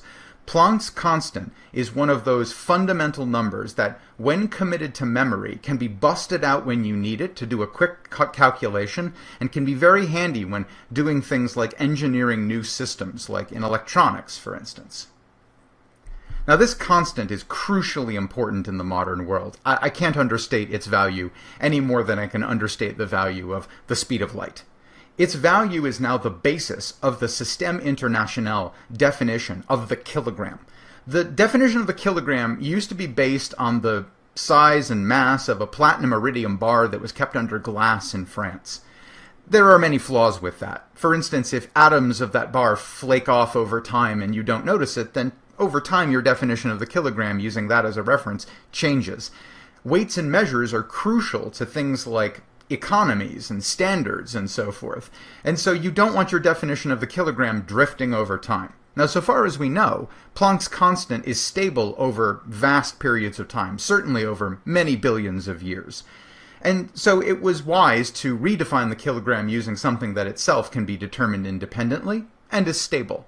And it turned out that a particular way of measuring Planck's constant lends itself to defining the kilogram. And that change went into effect only in 2018. Planck's constant also plays a fundamental and key role in all electronic devices, certainly all modern microelectronics.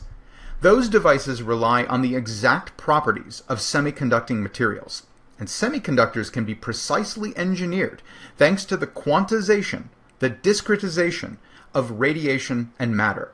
And ultimately, all of this stems in its scale, size, and control from the value of Planck's constant.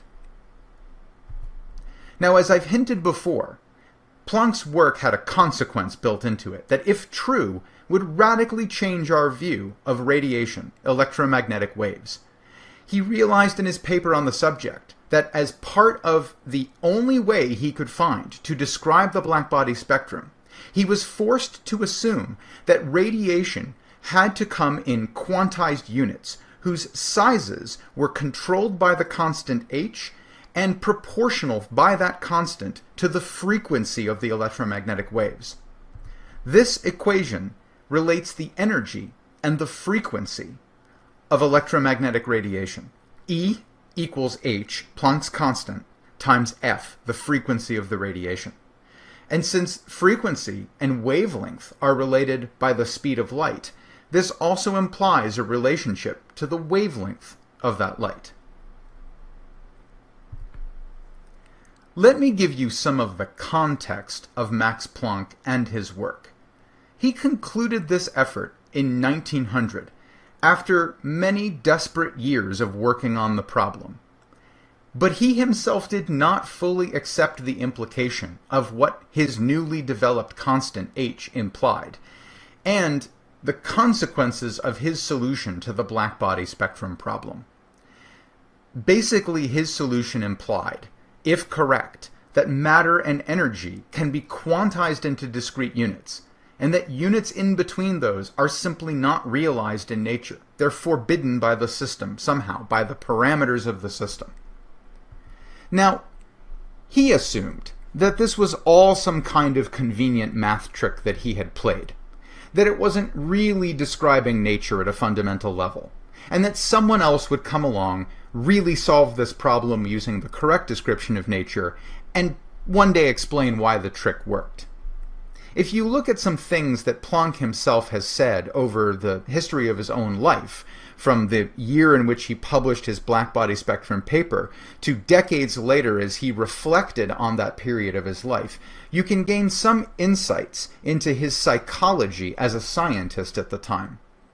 In the paper that he published in 1900, he states, "Moreover, it is necessary to interpret the total energy of a blackbody radiator not as a continuous, infinitely divisible quantity, but as a discrete quantity composed of an integral number of finite equal parts." You can see here in sort of the tone and writing of his sentence that he finds something necessary to do, but he doesn't necessarily take away from that it implies reality follows from this assumption. The assumption that the total energy of a blackbody radiator is discretized and not continuous may merely be a mathematical assumption, but nonetheless, he found it necessary to make this assumption in order to interpret the data. Now, many decades later, in a letter that he wrote to R.W. Wood, he reflected back on this period.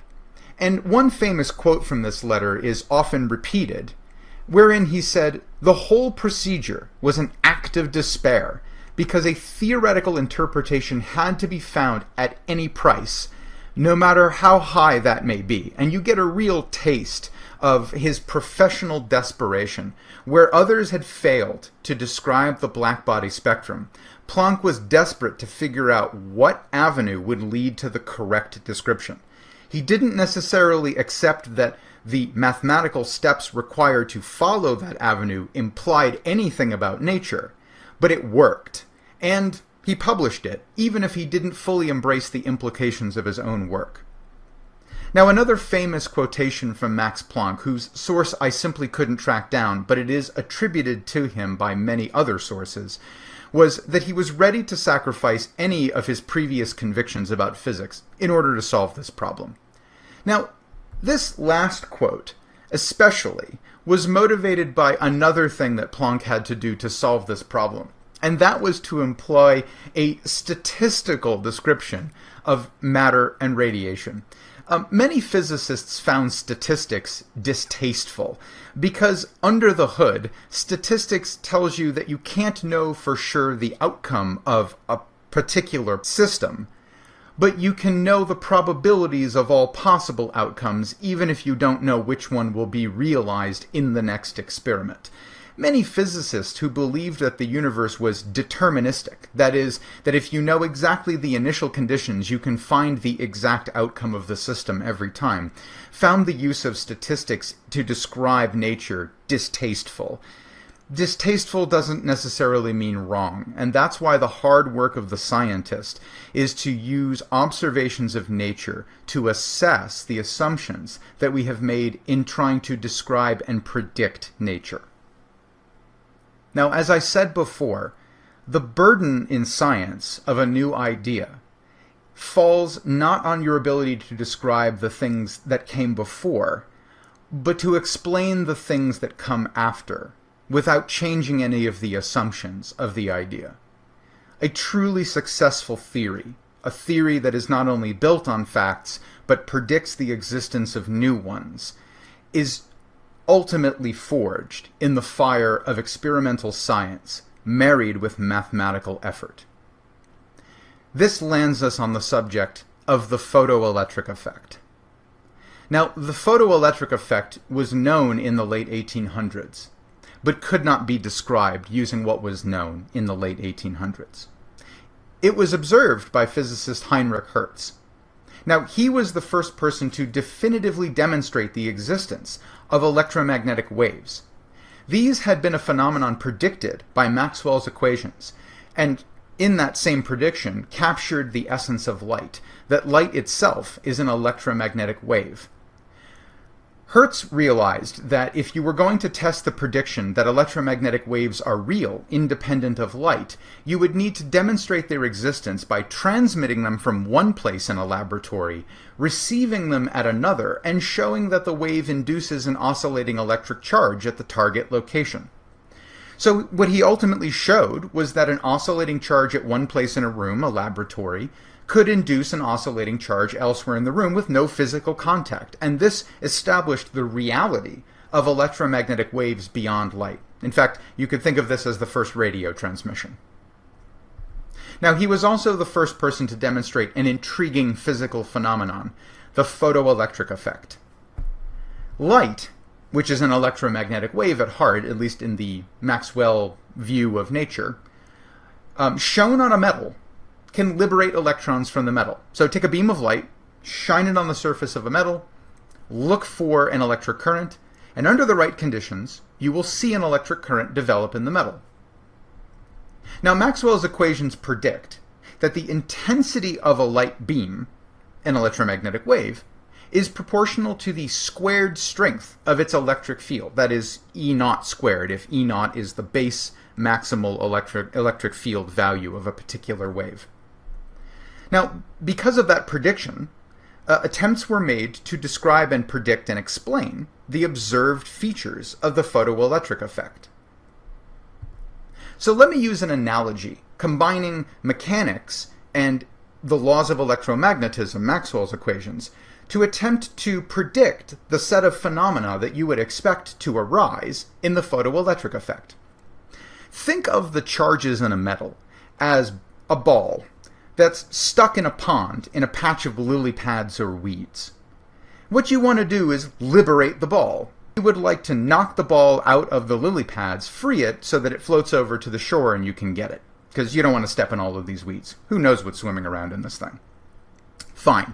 So you and your friends devise a sort of classical photoelectric effect experiment. You get a bunch of empty buckets that you might have around to keep ice, keep your beverages cool while you're playing that day.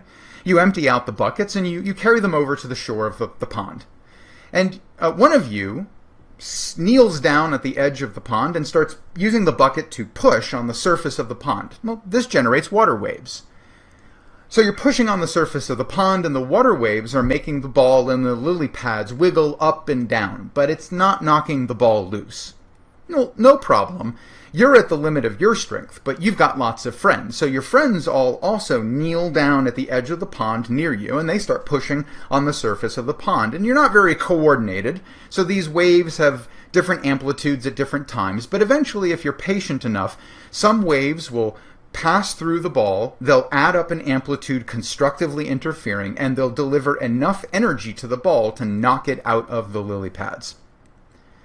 So the photoelectric effect, in analogy to this ball stuck on a pond and a bunch of lily pads, should be behaving as follows. If you send in light waves, even feeble light waves that don't themselves have enough energy to liberate a charge from a metal, if you send in enough of those light waves at the metal, you will begin liberating charges. The light wave amplitude should add up. They go as the electric field squared of each wave, and if you wait long enough, you'll start knocking electrons out of the metal. That's what people expected from the classical theory of mechanics and electromagnetism. But what was actually observed in the close study of the photoelectric effect? Well, what was observed was that the intensity of the light you shine on the metal has no effect on initiating the effect itself. The photoelectric effect can't be induced by simply cranking up and up and up and up the intensity of light if that light doesn't already seem to have the ability to make a current flow in the metal. We can simulate the observed photoelectric effect using this PhET simulation that's available on the web. For example, I can start by trying to shine long wavelength light onto a metal. I've selected a copper plate, which is located on the left side of the apparatus. I have a representative light source at the top of the apparatus. And as you can see, I can control the intensity of the electromagnetic radiation, or light, that I can shine on the copper. I'm going to go ahead and crank this red light source up to 100% of its intensity. And as you can see, there is no observed current in the graph on the right. The graph shows on the y-axis the electric current that's observed in the system, and on the horizontal axis the intensity of the light, which is currently pegged at 100%. Even if you wait 1 minute, 10 minutes, 100 minutes, you think you're allowing the amplitude to build up and occasionally knock an electron out of the metal, but you see nothing. Now instead, if you change the wavelength or frequency of the light, you maybe can see what happens to the effect. Do you make an electric current flow? Well, if you start from a particular wavelength of light that doesn't cause the photoelectric effect, and then you change it gradually to a longer wavelength, say start with red light and then change it to microwaves or radio, you'll also notice moving the intensity of the light up and down doesn't cause the photoelectric effect to start. But if you shorten the wavelength from the ineffective wavelength to something shorter, higher frequency, shorter wavelength, at some point you'll suddenly notice that electrons will begin to flow through and off the metal. You can induce the effect as you shorten the wavelength. I'm going to begin to lower the wavelength of the light from red at about 750 nanometers, down to orange, down to yellow, and we still see that nothing is happening. I've definitely switched to a shorter wavelength of electromagnetic radiation, but we still see no current versus intensity on the graph. I'm going to continue to shorten the wavelength of the light. Now we're into the green, we're approaching light blue or blue, now we're going to the more richer blues, and we're heading toward violet. Now, I'm definitely down at the shortest visible wavelength range of light, and yet the copper is doing nothing, and I'm blasting it with 100% intensity. But watch what happens when I push this simulation into the ultraviolet, very short wavelength radiation.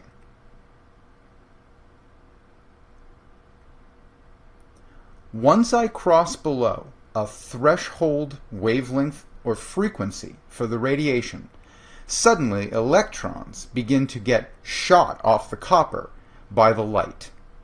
Now, Over here, you'll notice that the current has gone up a little bit on the vertical axis. I'm at 100% intensity, and I've moved up about 1 tick mark on this axis.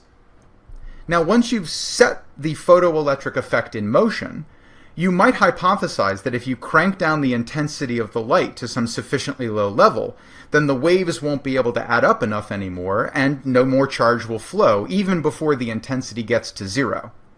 But what you find is that the electric current that you induce in the metal declines to 0 as the intensity goes to 0. And the electric current only goes to exactly 0 when the intensity is also 0. That is, you switch the light off. What I'm going to do now is I'm going to go ahead and lower the intensity of the light. Now you'll notice that, of course, the current is decreasing.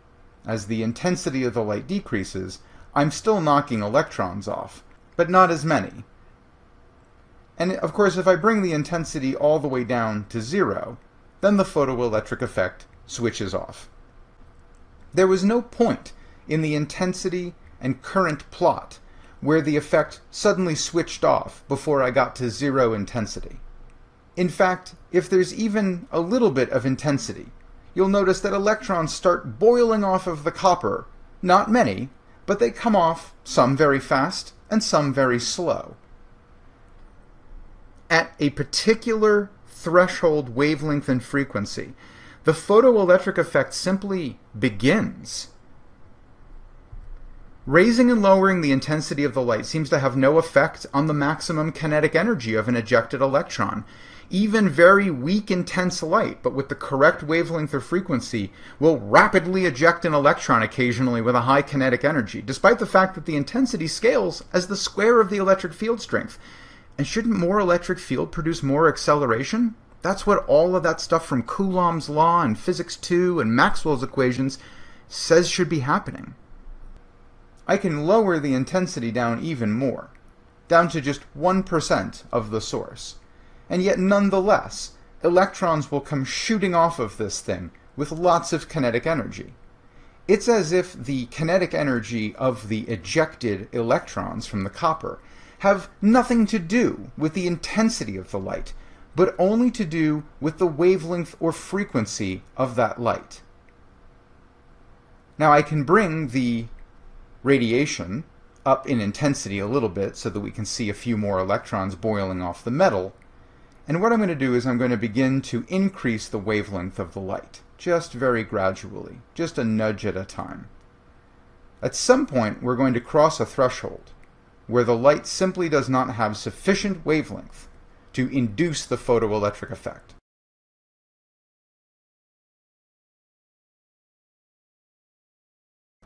And it seems that I've gotten to it at about 270 nanometers.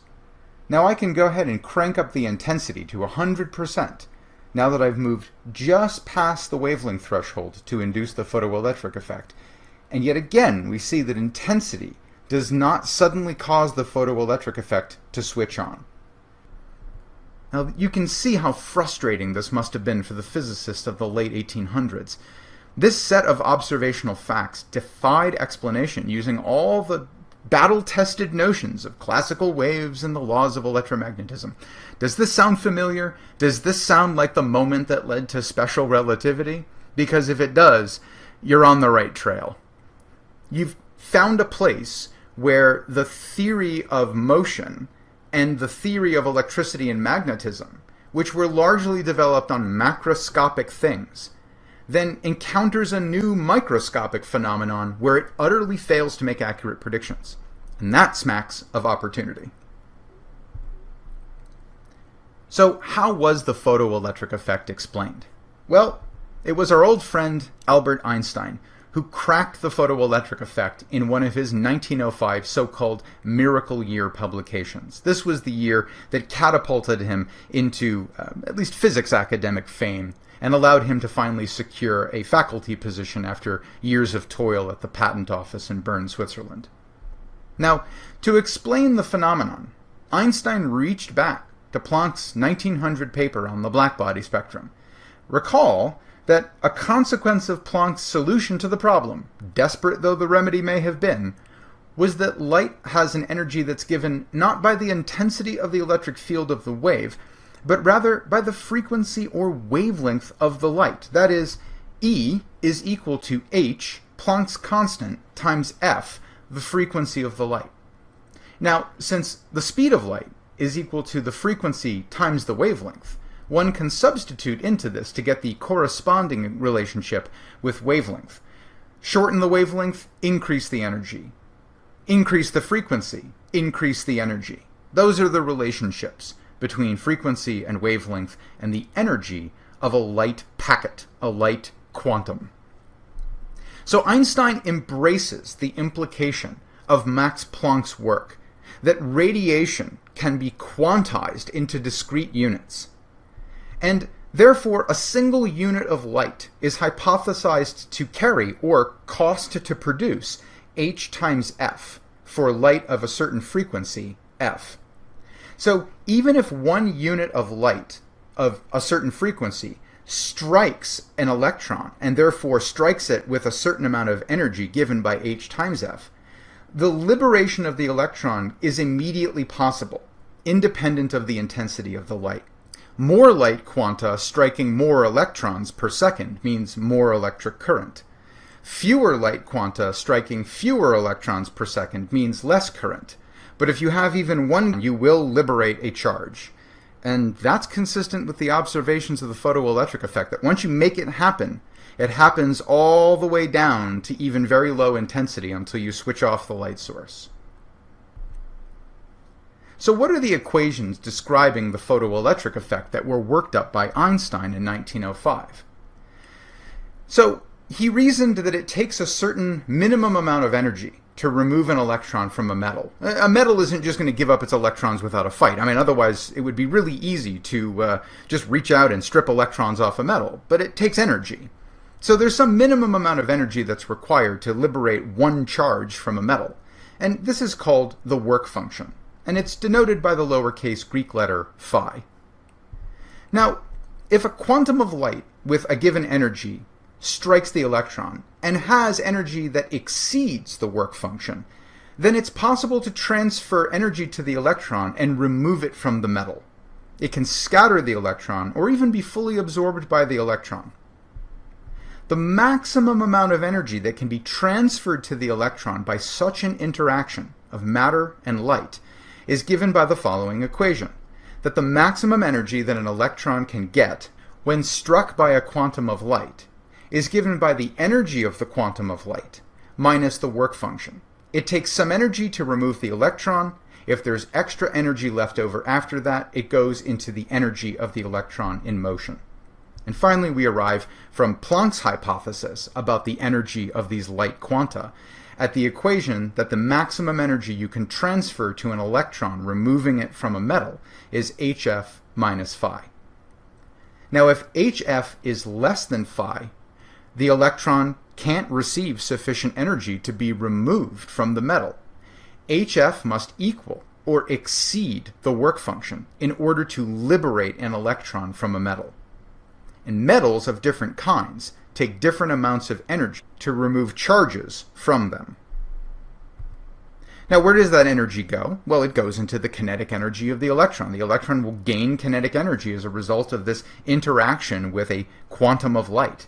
And so finally we arrive at the following equation, that the energy we're talking about here is really the maximum amount of kinetic energy that any given electron can receive in this collision process.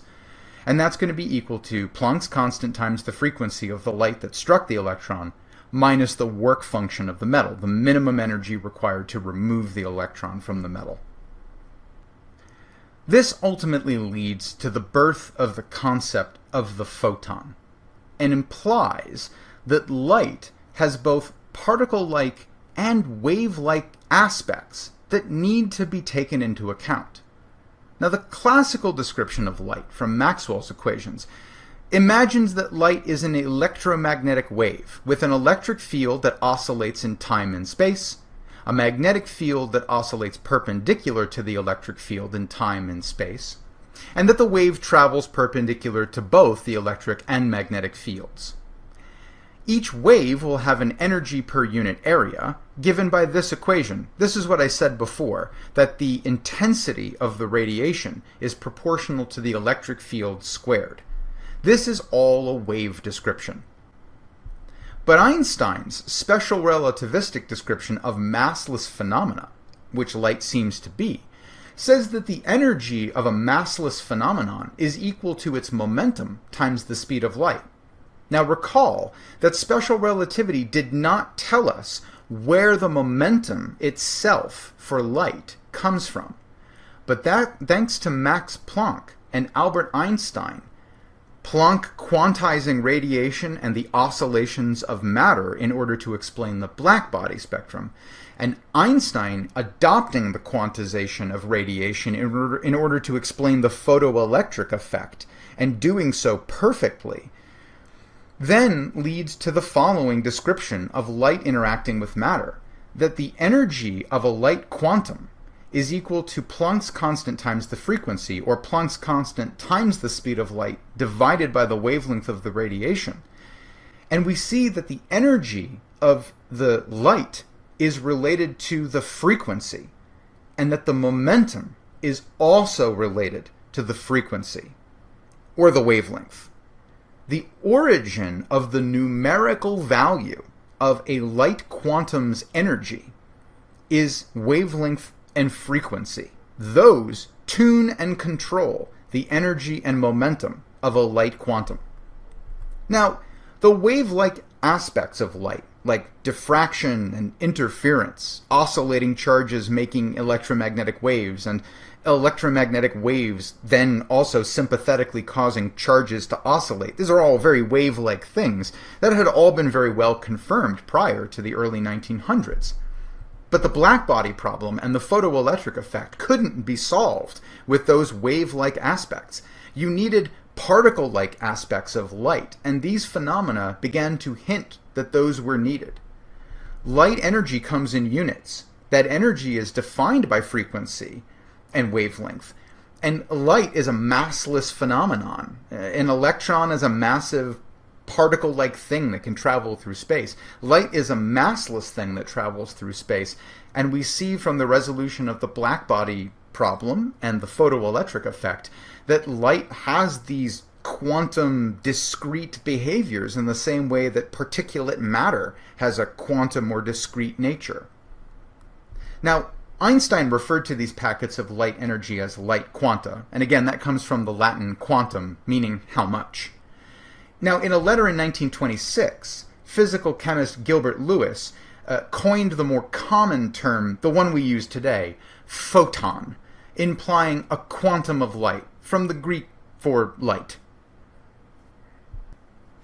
Now, in science, it's not enough to describe a phenomenon. It's important that that description have testable consequences, and that there is a test that could falsify the explanation and show that it's wrong.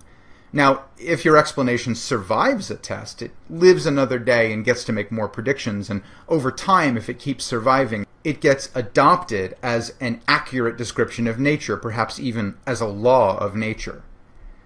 You can imagine that Einstein's explanation was not readily accepted, of course, and much as Planck had met his own work with serious scientific skepticism, Einstein's adoption of the quantum nature of radiation to explain the photoelectric effect with all of these interesting consequences was also met with serious scientific skepticism. The American physicist Robert Millikan, who was one of the sort of few well-known American physicists in this early part of the 1900s, and his famous, especially to high school chemistry students, for the oil drop experiment that established the fundamental unit of electric charge, although that experiment is a whole fascinating story in and of itself. Millikan did not take the claims of Einstein's explanation about the so-called, the maximum kinetic energy of an ejected electron and so forth very seriously. He wanted to test this claim to see if it was possible to refute Einstein's explanation of the photoelectric effect. Now, we're going to do a reproduction of this famous experiment by Millikan in our class, but I'll tease the conclusion of this, and it's the following. that Millikan in 1914, after careful experimentation, confirmed Einstein's description of the photoelectric effect, all stemming from the quantum hypothesis of radiation. In the end, the photoelectric effect paper that appeared in 1905 during this amazingly productive year of work from Albert Einstein won the day. And it's no accident, therefore, that Einstein went on to receive a Nobel Prize in Physics in 1921. Interestingly, it's for this work that Einstein received the Nobel Prize in Physics, not for special relativity, not for general relativity, but for this niche effect in experimental physics. Now, Einstein had extended Planck's work to an entirely separate space of experimental effort, not the blackbody spectrum where Planck determined the value of his constant and, while he made a satisfactory explanation of that spectrum, didn't accept the implications of his own explanation. Einstein embraced those implications and then predicted all the aspects of the photoelectric effect, not only correctly describing what was known of the phenomena, but then leading to the experiments of Millikan, who confirmed that description as accurate fully in its mathematical formulation. This set the stage for an entirely new other perspective on nature. Not the theory of space and time and the speed of light and gravity, the theory of the very fast, but the quantum view of matter and radiation, the correct theory of the very small. So to review, in this lecture we have learned the following things. We've learned how the black body radiation spectrum was finally understood, and about the possibility implied by this resolution that energy may come in discrete units. We've also learned about the photoelectric effect and how Einstein resolved the puzzle of the photoelectric effect by embracing the conclusion of Max Planck's work on the blackbody radiation spectrum, applying them to the photoelectric effect to make predictions about that phenomenon, which ultimately proved to be the correct description of nature, and that all of this has set the stage for a new view of radiation and matter.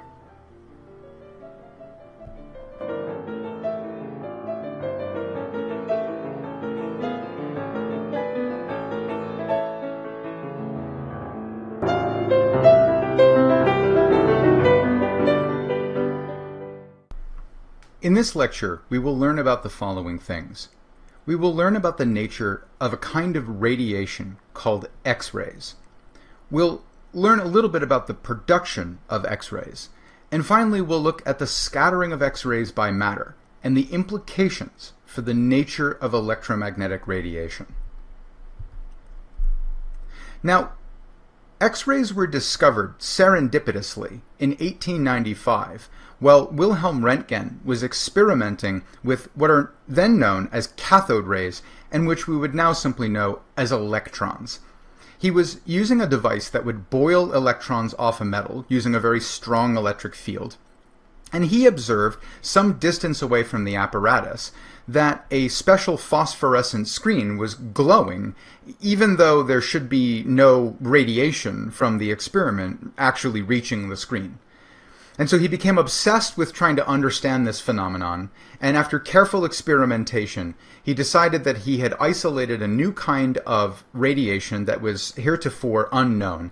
And using the variable for an unknown quantity in math, which is usually x, he coined the term X-rays to describe these.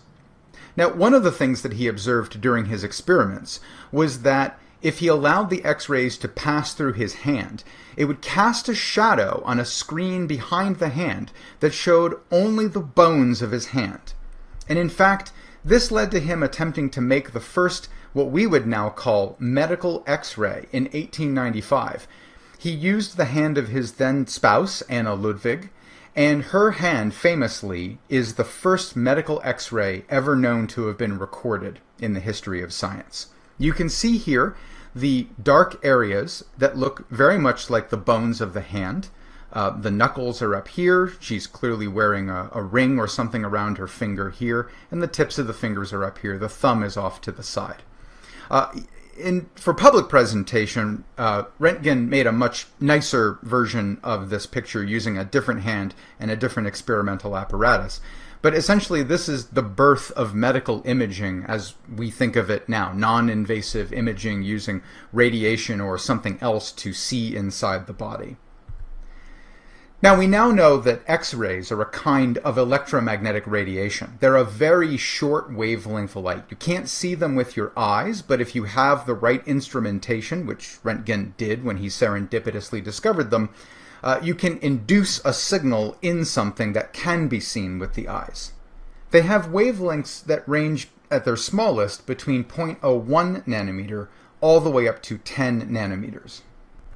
Now, as Röntgen discovered, they easily penetrate common low-density materials. Think cardboard, skin, muscle.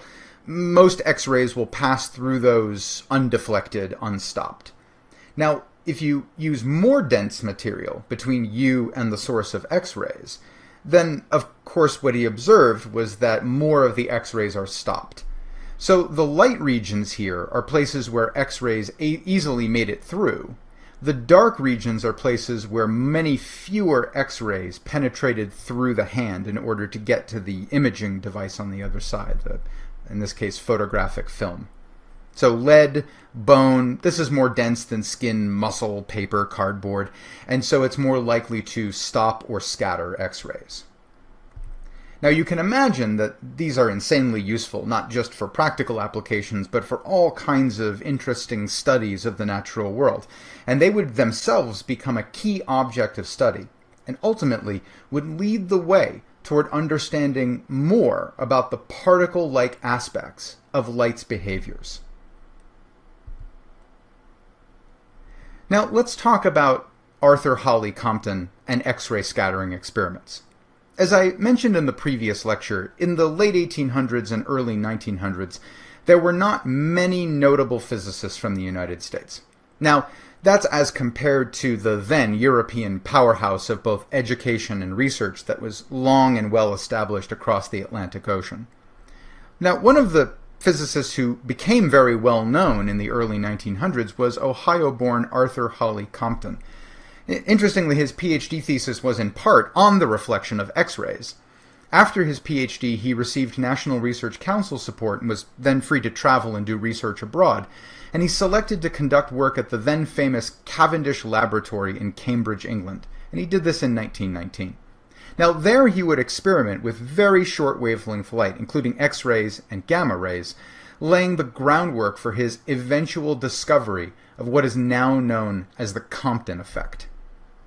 He returned to the United States in the early 1920s and became faculty at Washington University in St. Louis. And it was there that he observed definitively and methodically now what we refer to as the Compton effect, that X-ray quanta, scattered by free electrons, experience a lengthening of their wavelength after the scattering, and that this lengthening is a strong function of the angle at which the light is scattered. So how to explain this? This is a very particle-like picture of an X-ray striking a free electron, causing the electron to scatter, and itself being scattered. Now, in classical electromagnetism, a wave would come in, it would start an electron oscillating. The electron would oscillate sympathetically, but this shouldn't result in a change in the wavelength of the radiation. Like waves on the surface of a pond, it'll make things on the surface start to bounce up and down, but the wave itself doesn't change wavelength when it scatters through these things. On the other hand, Compton could only explain this phenomenon by analyzing this scattering process from a more particle-like viewpoint, where the X-ray quanta have energy and momentum before and after the collision with the free electron, and that because the energy and momentum of the quantum is changed, the wavelength is changed. And he came up with a precise mathematical formula to relate all of these changes. So we can hypothesize, as Compton did based on Einstein's 1905 photoelectric effect work, which was itself based on Max Planck's blackbody spectrum work, that the X-ray incident on the electron, which I've labeled here I for the purposes of the coming notation, before scattering, carries a total momentum that's given by E equals pc for the incident momentum and energy. This can be related through Planck's relationship to the frequency of the radiation, so h, Planck's constant, times f, I, the initial frequency of the radiation. And if we want to get wavelength into this to consider shifts in the wavelength of the scattered light, then we can convert this into hc over lambda I, where lambda I is the initial wavelength. Now, this allows us to write the momentum of the incident X-ray as the initial momentum is Planck's constant divided by the wavelength. So E is most neatly equal to h times f, but p, the momentum of the quantum, is most neatly related to the wavelength by h divided by the wavelength, lambda. The scattering process then occurs, and the final scattered light quantum carries a different momentum, p final equals h over lambda final. Now, the initial electron state we could take as being at rest, and so it has no velocity in the initial state. But the final state, it involves an electron that's now been scattered at some angle, phi, that we'll write down later. Now it has a total speed u final, and thus it has a total momentum. Now, I'm going to be careful here. I'm not going to assume that this is necessarily a slow-moving electron, and in fact, in reality, in the Compton scattering experiments, these electrons come out with a whopping great amount of momentum, putting them very close to the speed of light, so close that it is obviously safe to use the relativistic definition of momentum. That is, the gamma factor that's a function of the speed of the ejected electron times the mass of the electron times its speed. Now, to analyze this as a scattering process involving the collision of a X-ray with a stationary electron, leading to a moving electron and a scattered light quantum, we need to only conserve total energy and then momentum in the x and y directions. So x is here clearly labeled as the horizontal direction, positive to the right. Y is the vertical direction, and it would be positive upward vertically. So let's go ahead and do this. Let's start from conservation of momentum in the horizontal or x direction. This is a closed and isolated system, so the initial momentum of the system, that includes the X-ray and the stationary electron, must be equal to the final momentum of the system. That now involves the scattered light quantum and the moving electron. So if we substitute in with the equations for the initial and final momentum of the light quantum, and we put in the component of the velocity of the electron along the horizontal axis, we wind up with this equation, which, removing the zero, because the electron in the initial state is not moving, simplifies to this equation here. Now, let me comment on a few things. First of all, the initial momentum of the X-ray is entirely along the x-axis, but only a part of its final momentum lies along the x-axis. And so that's given by hc over lambda f, its total final momentum, times the cosine of the scattering angle theta. Now, there's another angle in the problem. It's the angle between the horizontal and the electron that gets scattered, and that's denoted phi. And because of the picture up here, we're only considering the horizontal component of the electron's momentum, and that's given by gamma mu cosine phi. So far nothing exciting going on. It's just breaking down the kinematics of the X-ray and the final state light quantum and the scattered electron all along the x-axis. And that's about as far as we can go right now without knowing things like phi, the scattering angle of the electron. We need more equations. And so we're going to turn to conserving momentum in y. So let's go ahead and write down the vertical conservation of momentum for the same problem.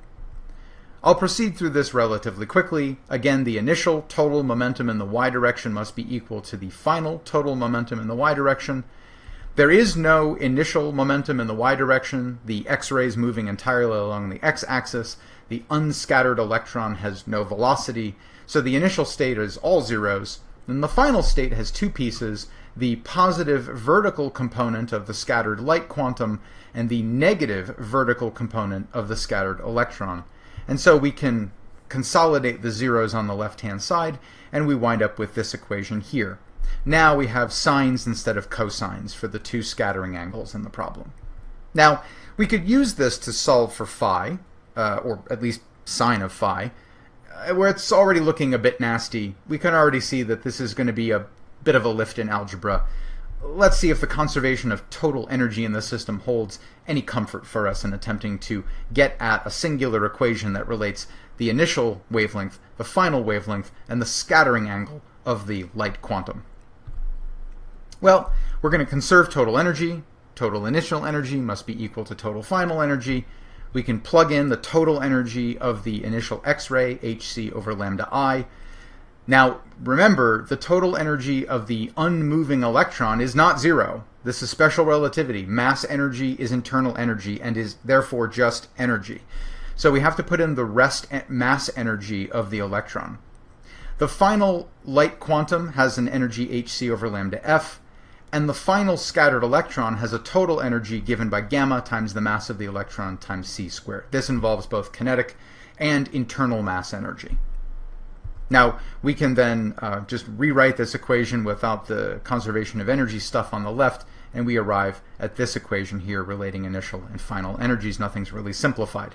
So there's not a lot of comfort here. It's going to be an algebraic lift, but these are the pieces that Compton would have worked with, and in fact did work with, in order to try to understand his scattering experiments. From his experiment, he would have known three things: the incident X-ray wavelength, lambda I, the scattered light wavelength, lambda f, and the angle at which light is scattered, theta. So the question is, of course, can we use algebra, and possibly pages of it, in order to relate these things using this hypothesis of a particle-like scattering process between light quanta and an electron? And can we then make a prediction for the relationship between these three things? Well, the answer is yes, and I'm going to leave the lengthy algebra to the viewer or reader of all of this stuff here. But basically, we're going to eventually find, by working through all of this, what Compton found, and that is that the predicted relationship between the final and initial wavelength and the scattering angle is given by this very nice-looking equation here. In fact, what we find out is that from Compton's analysis of this process, it suggests that the difference in wavelengths after and before the scatter will depend only on the scattering angle of the light and some constants of nature, h, the mass of the electron, and the speed of light. Compton ultimately confirmed that this was a correct description of these experiments by doing his own experiments and testing this idea.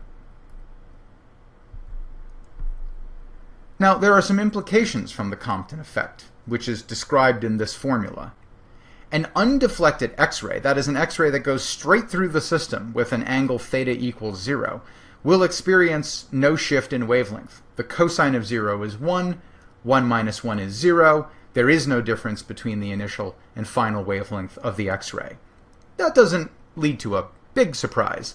But more interesting, perhaps, is that if you have a completely deflected X-ray, one whose scattering angle is 180 degrees, or pi radians, that is, a so-called backscatter, comes straight back at the source of the X-rays, it will experience the maximal possible shift in wavelength. And that corresponds, from an energy perspective, to the largest achievable kinetic energy for the electron. That's the most kinetic energy a scattered electron is ever going to get, is when you have a perfect backscatter of the X-rays as a result of losing energy to the electron and coming out at this 180-degree scattering angle. Now, Compton, in the course of doing his experiments, did observe scattered light at angles other than those expected from simply scattering off the electrons. And from this, he determined that some of the X-rays were scattering not off of just electrons in the atoms, but entire atoms themselves. That is, you could rework the algebra that would lead to the Compton scattering formula, not by putting in the mass of a scattered electron, but by putting in the mass of an entire scattered atomic nucleus or atom. And if you do that, you'll find that scattering at the same angle leads to a much smaller wavelength shift, because the mass of an atom is much bigger than the mass of an electron, and that causes the wavelength shift to get much, much, much smaller at the same angle. But nonetheless, you will see scattered light with an entirely different set of wavelengths, albeit at a lower rate, at that same angle, when sometimes the X-rays scatter off of whole atoms and not just electrons.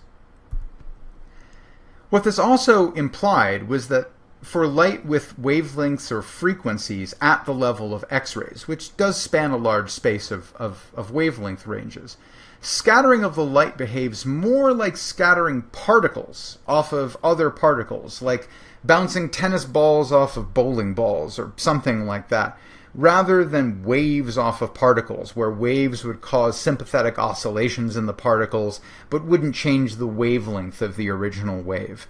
So this flies in the face again of the purely wave hypothesis of light. And it seems that under these conditions, a much better and more accurate description of the way that light behaves is as if it behaves as a large collection of quanta, more than as a collection of waves. Now, this all has deeper implications that stem from the Compton effect. Let's take everything from the last few lectures together into one coherent picture. All together, the blackbody problem, the photoelectric effect, and Compton scattering point toward a complex set of aspects of light behavior. Light isn't just a wave, and it's not just a unit or discrete thing like a particle. Under some conditions, light behaves exactly according to classical Maxwell equation theory.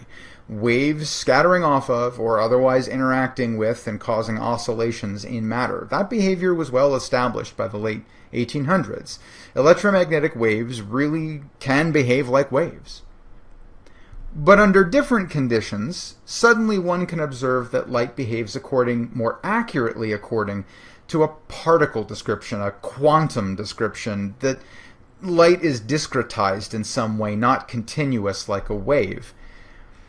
So in that case, it's better described as a collection of quanta, the photon, so many photons all acting together.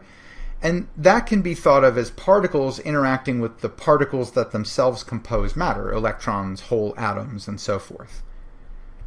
So what ultimately resulted from all of this was that there are particle-like aspects of light's behavior that tend to correspond more often to when the wavelength of the light was very short, that is, very high frequency, whereas the wave-like aspects of light's behavior seemed to manifest or correspond more when the wavelength is very long, that is, the radiation has very low frequency. Somewhere in that space of wavelengths and frequencies, between very long and very short, there's a transition between these sets of behavior, wave-like and particle-like. But what defines short and long? That's a very arbitrary distinction. Something that's hot to one person may actually be kind of chilly to another. Think about the way that offices are heated or air-conditioned. Some people find the temperature in a typical office setting perfectly fine and acceptable. Some people have to put a blanket over themselves to stay warm because they view it as chilly. Okay, but how do we define short and long to understand when the wave and when the particle-like phenomena are applicable? Well, it turns out that the answer has to do with the dimension, d, or size, or scale, of the system with which the light interacts. So the longness or shortness of wavelength, or the highness or lowness of frequency, is when compared to the size of the system with which the light interacts. If the wavelength of the light is much, much greater than the dimensions of the system, think long wavelengths that are far in excess of the size of atoms, for instance, then it turns out that wave-like behavior rules. The atom experiences light like a wave. If the wavelength is much, much smaller than the dimensions of the system, then the system experiences light more like being crashed into by a particle, where all the momentum and energy is transferred at once. Particle-like behavior rules. Now, in the middle, as the wavelength becomes comparable to the size of the system, things get very complicated, and you have to be extremely careful and have an accurate theory in order to actually predict what's going to happen in that case. So there are some extreme cases. The wavelength is much smaller than the dimensions of the system. The wavelength is much longer than the dimensions of the system. Those are easy to handle when absolutely particle-like behavior or absolutely wave-like behavior manifests. In the middle, things get dicey. And in order to describe systems which have comparable sizes to the wavelength of light, for instance, you need the right theory. We don't quite have it yet. Now, let's talk about the sizes of things as a primer for what's to come in our thinking about the interactions of light and matter. To probe the scales of things with sizes larger than a virus, and we can see from this chart over here that a virus has a size scale that's roughly 100 nanometers. Okay, you can find that it's sufficient to use visible light. Bacteria have sizes of about 1 micron, 1,000 nanometers in size. Red blood cells, 10,000 nanometers, or about 10 microns in size. Hairs about 100 microns, or 100,000 nanometers in size. Ants are 10 to the 6 nanometers. Baseballs are about 10 to the 8th nanometers. We're in the realm of the macroscopic. Macroscopic here meaning larger than the wavelength of visible light. So this helps us to understand a little bit about why it is that we didn't get ourselves into trouble with large-scale descriptions of motion and radiation, a la Newton's laws and Maxwell's equations, when we were dealing with things that had sizes that were much smaller than the wavelengths of light that we were using to interact with them. Looking at a bacterium or a red blood cell or a hair follicle with a microscope is straightforward because the wavelength of visible light is much smaller than all of those things, and so it simply scatters off of them, and we can resolve the sizes of those structures quite easily. When you have a wavelength that's smaller than the structure you're looking at, you can resolve the features of that structure. But to probe viruses and DNA or hemoglobin or macromolecules, like glucose, for instance, you need X-rays. You need to get down to sizes that are about the level of 1 to 5 to 10 nanometers or so. In those cases, you're going to need something like X-rays if you want to resolve the structure of glucose, hemoglobin, DNA, which are obviously essential to understanding modern biological functioning. So X-rays are your friend when you want to probe structures that are smaller than bacteria. X-rays will allow you to see, if you have the right instrumentation to reveal them to the eye, these sorts of distance scales. But if you want to probe atoms and molecules, you need to really push your X-rays. You need to go down to the shortest X-ray lengths, about 0.01 nanometer or so. The scale of atoms is at the level of 0.1 nanometers, or 10 to the minus 10 meters. So X-rays can be comparable to, or smaller than, but not by much, the size of an atom. And so the particle-like aspects of light begin to emerge naturally at this scale. It's no surprise that the behavior of X-rays, which is an electromagnetic radiation, became very particle-like when we started looking at them interacting with atomic systems like the atoms in metal and the electrons in those atoms. Those things turn out to have scales that are roughly comparable in size or a little bit bigger than the kinds of X-rays that were scattering off of them. And so that's when we got ourselves into trouble when it came to the theory of light and how it's supposed to behave when it interacts with matter. It's when the size of the light got to be smaller than the size of the thing that we were smashing the light into, and suddenly we needed a slightly different description of light in order to understand all that. Now, just to tease things, if you wanted to probe the nucleus of an atom, there we're talking about sizes at the level of 10 to the negative 15 meter, or 1 femtometer.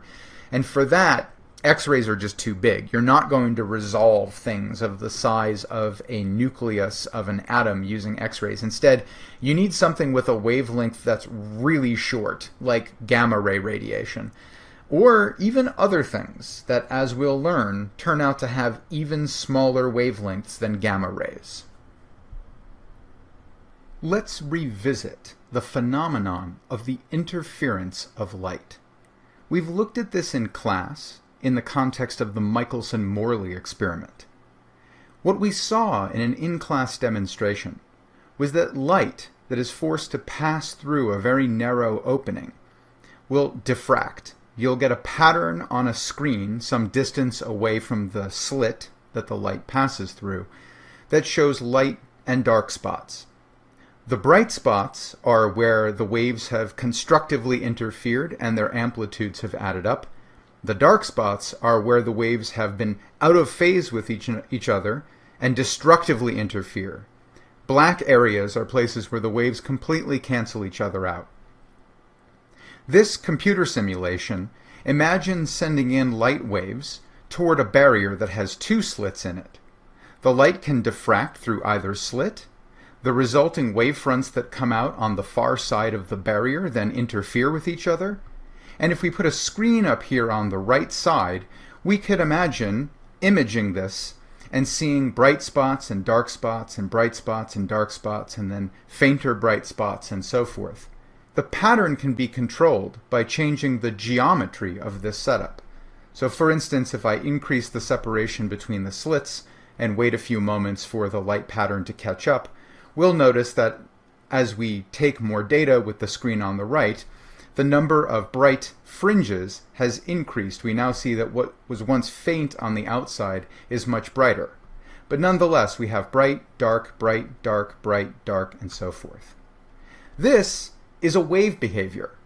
How can we reconcile the particle nature of light and the wave nature of light in a phenomenon like this, two-slit light diffraction? Instead of imagining waves of light coming into a system with two slits in the barrier, let's instead set up a situation where we can fire, say, photons that correspond to green light at a barrier with two slits in it, one at a time. If we do this, we imagine sending in one photon. That photon has to go through either the barrier on the left or the barrier on the right.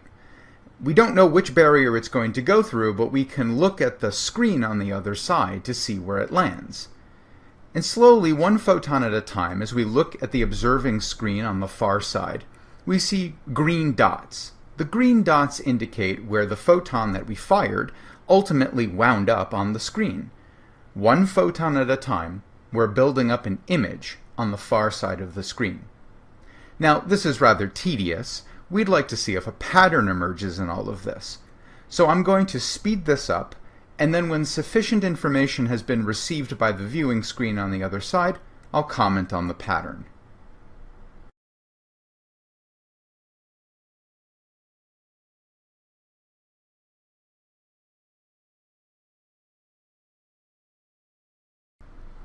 Sufficient time has passed that we can begin to comment on the pattern we observe on the detector screen. There are places where photons have clearly clumped after passing through the two-slit process.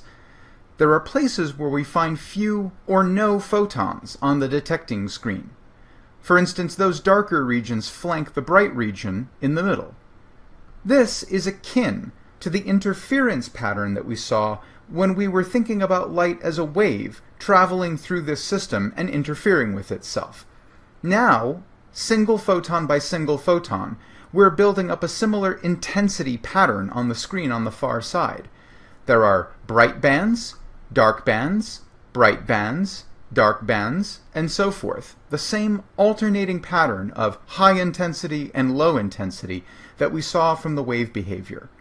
Indeed, it seems that the wave behavior is recovered in the limit of a large number of photons passing through the system.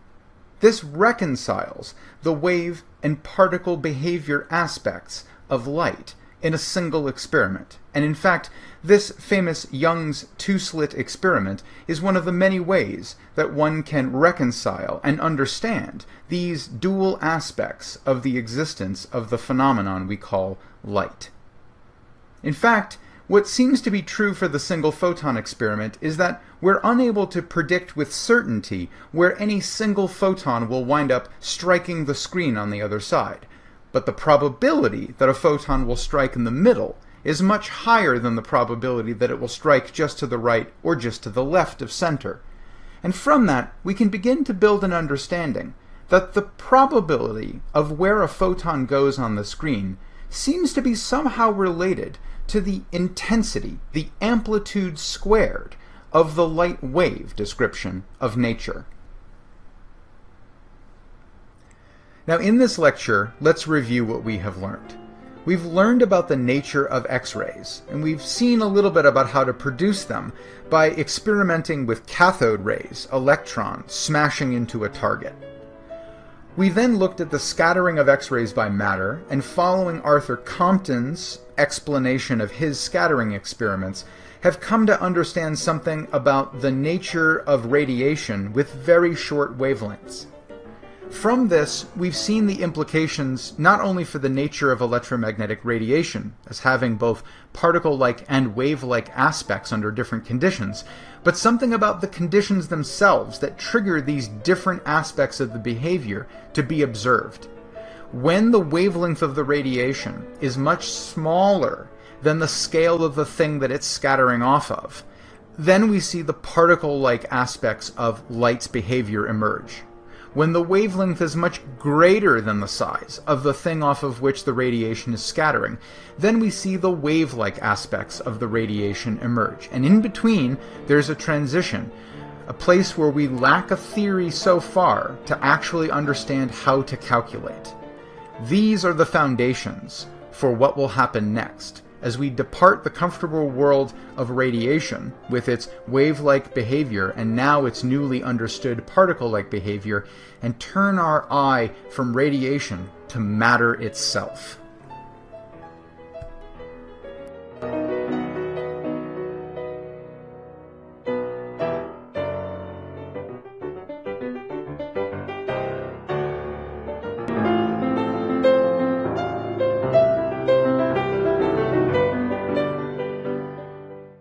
In this lecture, we will learn the following things.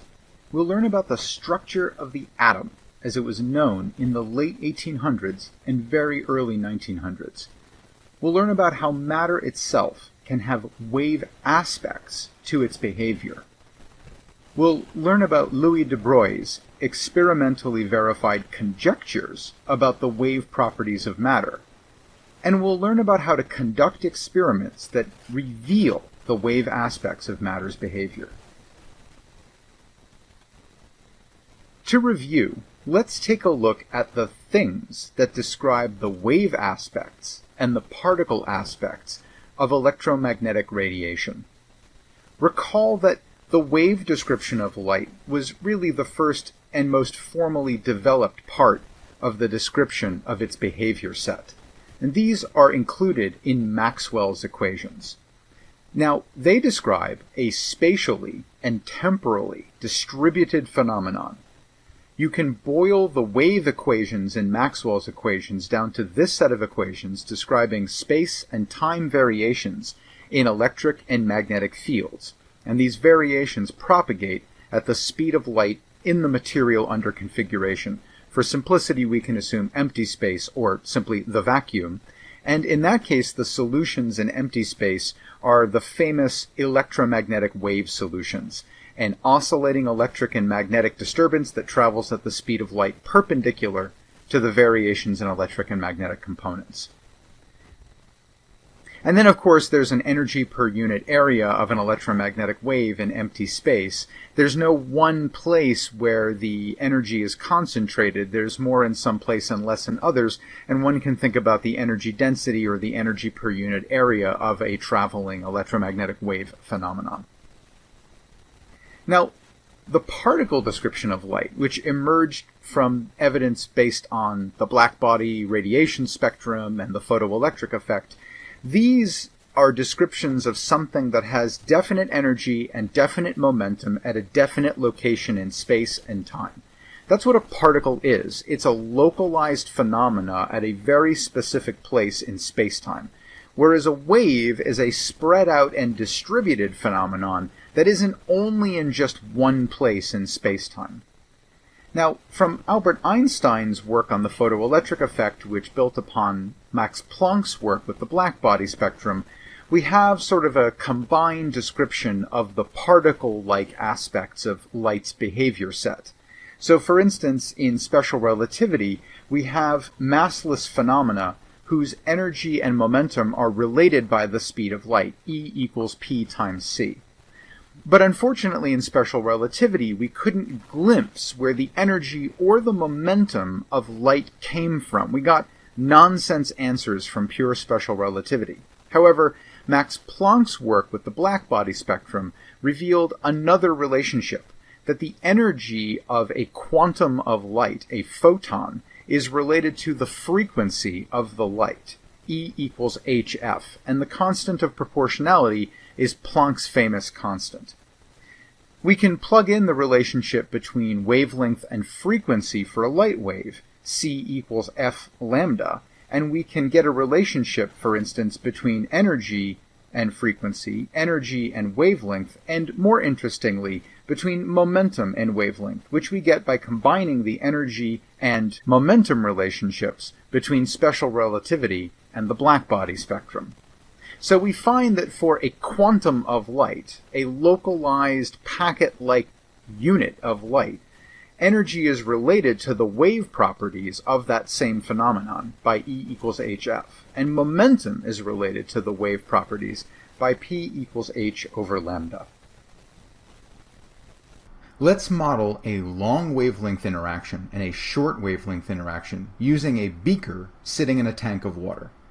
This identical beaker is going to be smashed into by a wave under two different conditions. On the left, a long wavelength disturbance that's much larger than the size of the beaker, and on the right, a short wavelength disturbance whose size is comparable to that of the beaker. This will illustrate the difference between wave-like phenomena and particle-like phenomena. The motion on the left, as the wave develops in the tank, will be more gradual, with the beaker gently falling and then rising. Whereas on the right, when the short wave crashes into the beaker, it's almost as if it's been struck by something small and fast-moving. Look how violent the collision on the right is, compared to the one on the left. We might argue the beaker on the right has been struck by something more particle-like, whereas the beaker on the left, which is bobbing around, has been struck by something more wave-like. This helps to illustrate why a wavelength phenomena short compared to the target will exhibit particle-like behavior, whereas a wavelength long compared to the target will exhibit wave-like behavior. But what if? What's so special about electromagnetic radiation? Why does electromagnetic radiation get to have all the fun of having particle-like and wave-like aspects to its behavior set? What if matter, electrons, protons, neutrons, whole atoms, also could exhibit wave-like behaviors? They had been experienced primarily as particulate objects, definite things with locations in space and time. But maybe it was just because nobody had observed the wave aspects of the behavior up to a certain point, such as in the early 1900s. There were hints, of course, that something funny was going on with matter at the scale of the atomic size.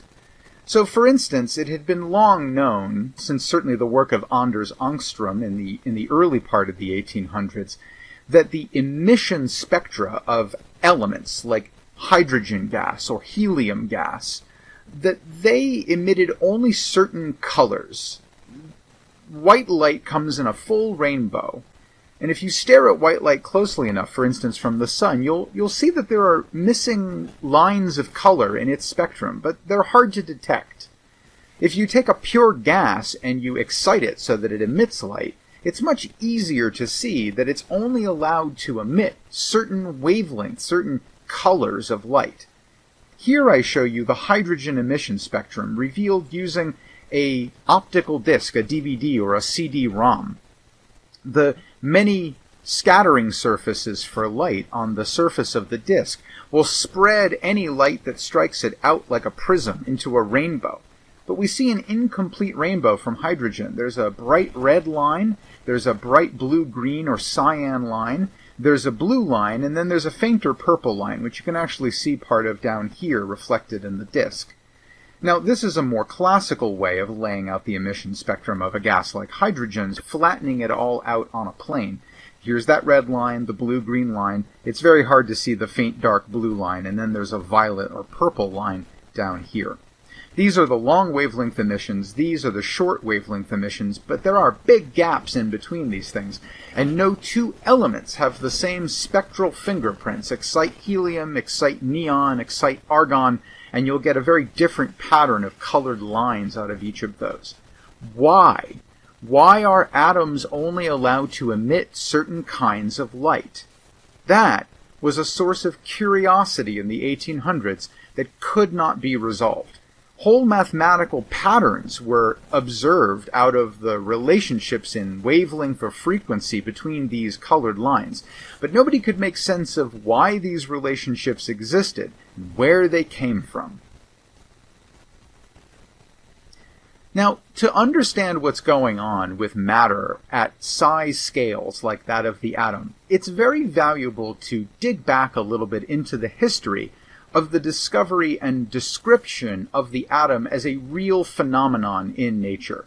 Now, of course, thousands of years ago, philosophers and mathematicians and perhaps what would now be considered proto-scientists and engineers thought deeply about matter, and they argued endlessly about whether it was continuously distributed, made of only a finite number of substances, or atomic in nature, that is, coming in small units that could be built up into the structures we experience in nature.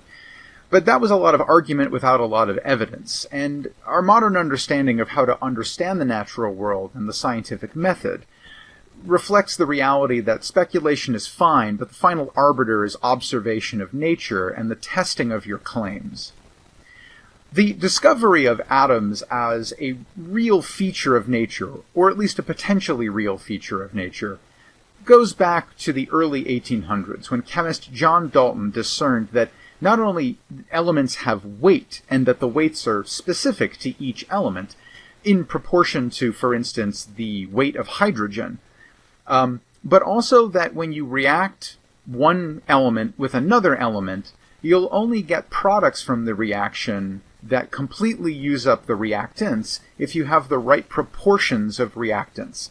For instance, you might try reacting two things 1-to-1, but have an incomplete reaction.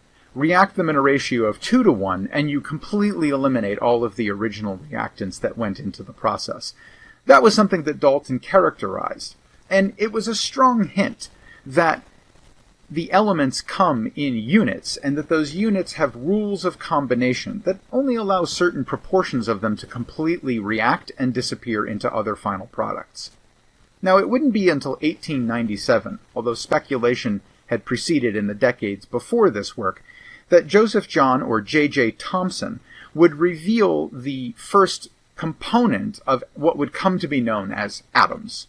Atoms themselves were not completely firmly established as the correct description of nature in 1897, but Thomson found out by experimenting on a kind of radiation known as cathode rays in his day that they actually possess of mass, but they possess of a unit of mass that is about 1,000 times less than that of hydrogen. Now, this would imply that either there's a lighter element than hydrogen, or perhaps one had ripped something out of hydrogen and isolated it in the first place to be studied.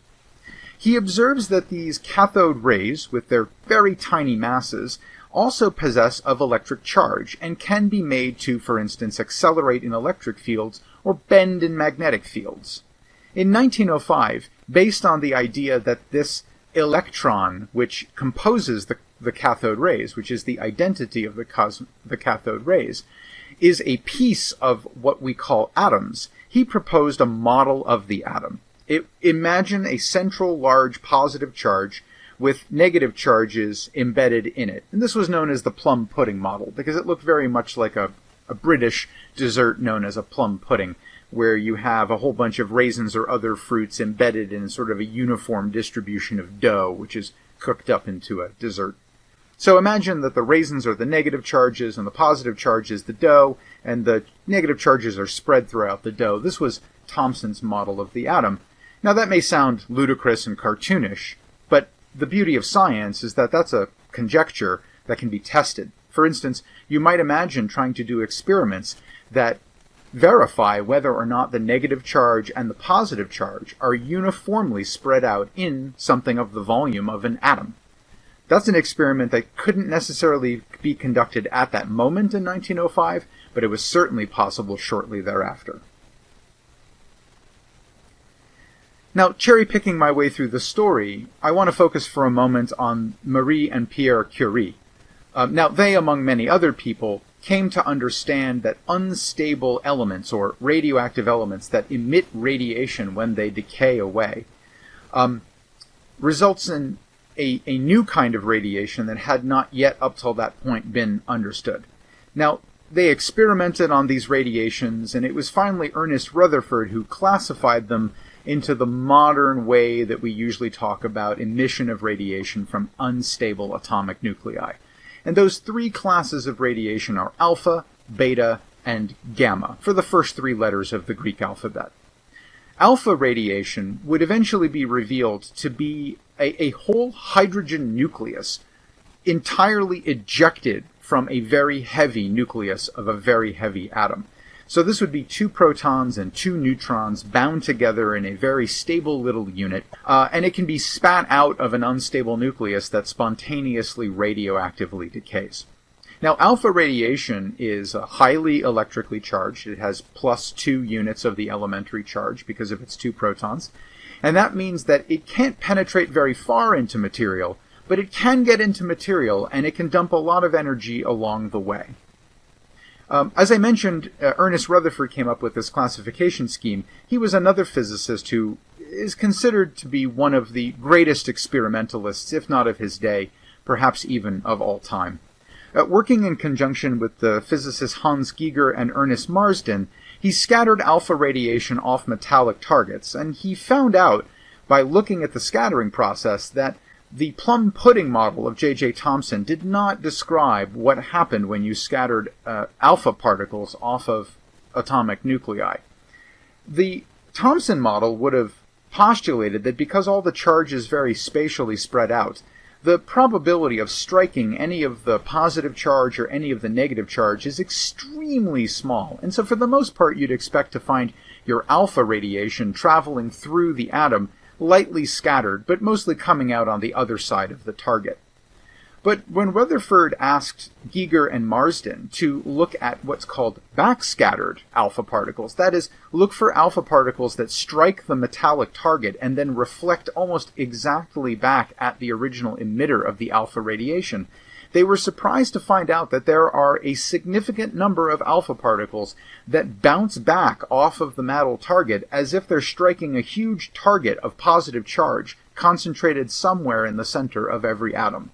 And this, in fact, was a picture that Rutherford used to build his own model of the atom, modifying J.J. Thomson's model and concentrating all the positive charge in each atom at the center of the atom.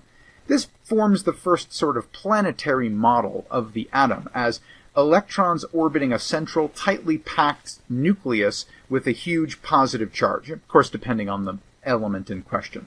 But it was this picture that adequately described the backscattering process with its higher rate than expected from the Thomson model, observed by Rutherford, Geiger, and Marsden. This is now known as the Rutherford model of the atom, and it would be further modified as more experiments were conducted on this system. Now, how do we know the sizes of atoms? Well, skipping ahead a little bit in the story of the atom, you can look at the scattering of X-rays. For instance, we looked at Compton scattering in a previous lecture. But imagine scattering X-rays with slightly longer wavelengths than we would have been talking about when talking about Compton scattering. Here, the X-ray is, it turns out, comparable in size to the atoms off of which it's scattering, with wavelengths of about 0.1 nanometer or so.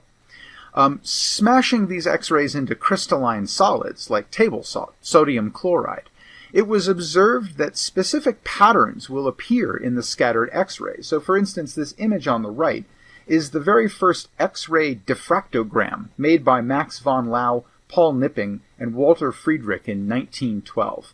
Not long after Rutherford's experiments revealed that the atom was composed of electrons with a tightly packed, positively charged nucleus. Now, von Lau, Knipping, and Friedrich noticed that there were bright spots where the X-rays tended to accumulate and dark regions where no scattered X-rays tended to be observed. And this, interestingly enough, looked like a interference pattern that you would expect from light interfering and scattering in different ways off of a target. So using these interference patterns, and especially through the work of William Henry Bragg and William Lawrence Bragg, the only father and son team to ever win the Nobel Prize in Physics, they were able to explain the scattering of the X-rays as being off of small objects, albeit with comparable size to the X-rays in question, and separations in space that were similarly comparably sized. So William Henry Bragg and Lawrence Bragg did their own scattering experiments, and Lawrence Bragg in particular developed a model of the scattering process of scattering X-rays off of regular layers of atoms in a crystalline solid that beautifully explained these patterns of light and dark that were observed at first by von Lau, Knipping, and Friedrich in 1912. And this actually led to the ability to determine the approximate size of atoms using these X-ray diffraction patterns. Let's take a look at the model that Lawrence Bragg developed, because it will help us to understand how we can detect wave properties in general going forward. Let's begin by modeling a crystal as a series of regularly arranged atoms layered in planes. We'll come back to the separation between the planes later, but they could be represented by some distance, d, which will appear later in this example. Let's then imagine that we draw an incoming X-ray that scatters off of one particular atom in a plane at the top of the system.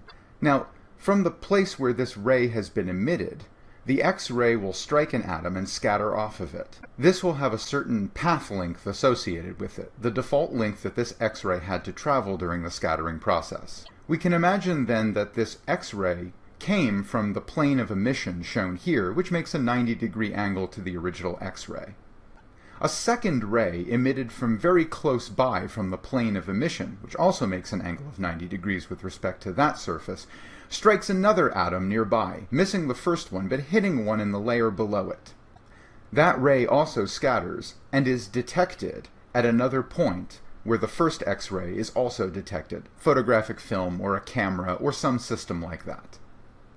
Now, because the second ray did not strike the same atom as the first X-ray, there's going to be an extra bit of distance that the second X-ray has to travel before coming back to the plane where the first X-ray is also detected. So we can imagine considering what that extra length is by drawing another line parallel to the line of emission, the plane of emission, that represents the extra distance that the X-ray would have to go. That's highlighted here in red. This is the extra length that the X-ray, the second one scattering off the second atom, has to travel before it returns to the same location where the first X-ray also strikes a detection system. On each side of the scatter off the second atom, we have an extra length, capital L, that the X-ray had to travel. And we can start doing some geometry to figure out how one relates that extra length L to the displacement d between atoms in the planes of the crystal. Notice that the angle between the black lines, which are parallel to the plane of emission, and the red lines here must also be 90 degrees. This is some geometry that you yourself could work through to verify. But that ray will always remain perpendicular to the plane of emission. Now, the scattered X-rays will make an angle, theta, with respect to the surface of the crystal.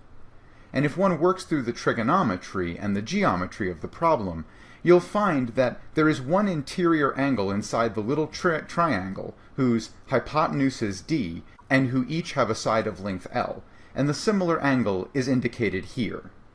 Now we can relate the length L, this is half the extra length the ray has to travel, to the distance d and the angle theta of scattering by simply noting that in this triangle the sine of theta is equal to L, the opposite side, divided by d, the hypotenuse of the right triangle.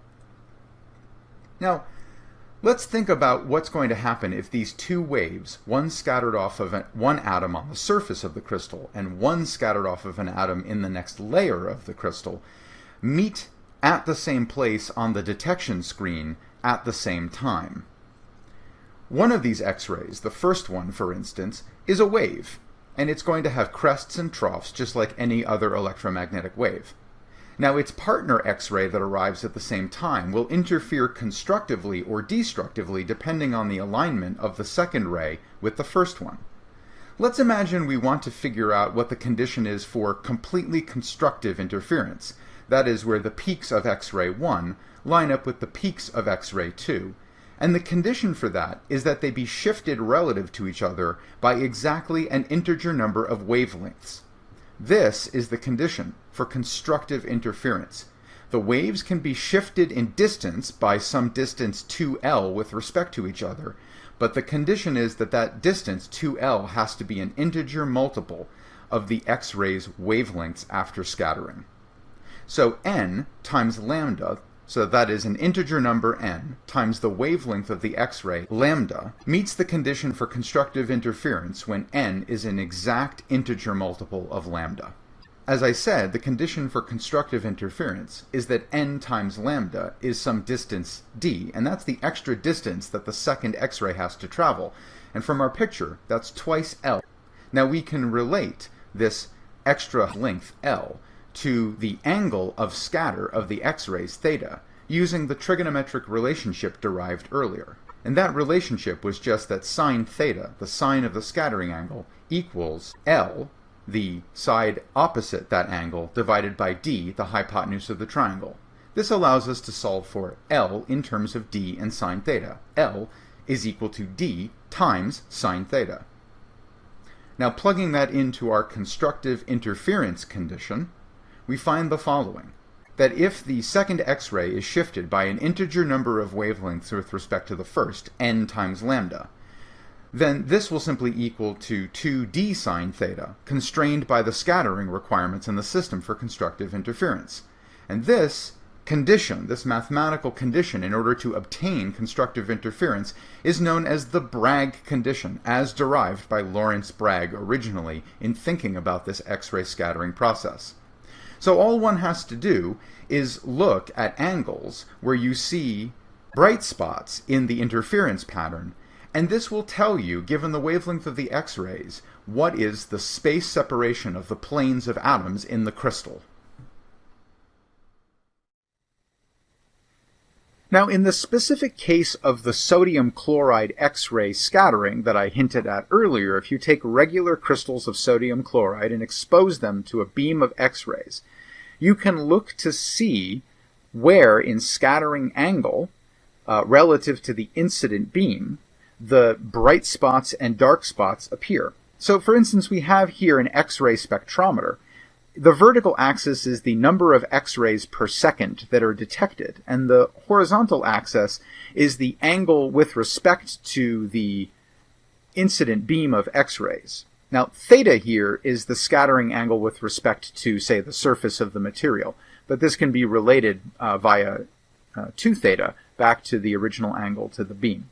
You'll notice that there are, in fact, places where there are buildups of intensity of scattered X-rays. So, for instance, just before 30 degrees, around 28 degrees or so, and just around 32 degrees. And then there's another clump of peaks over here.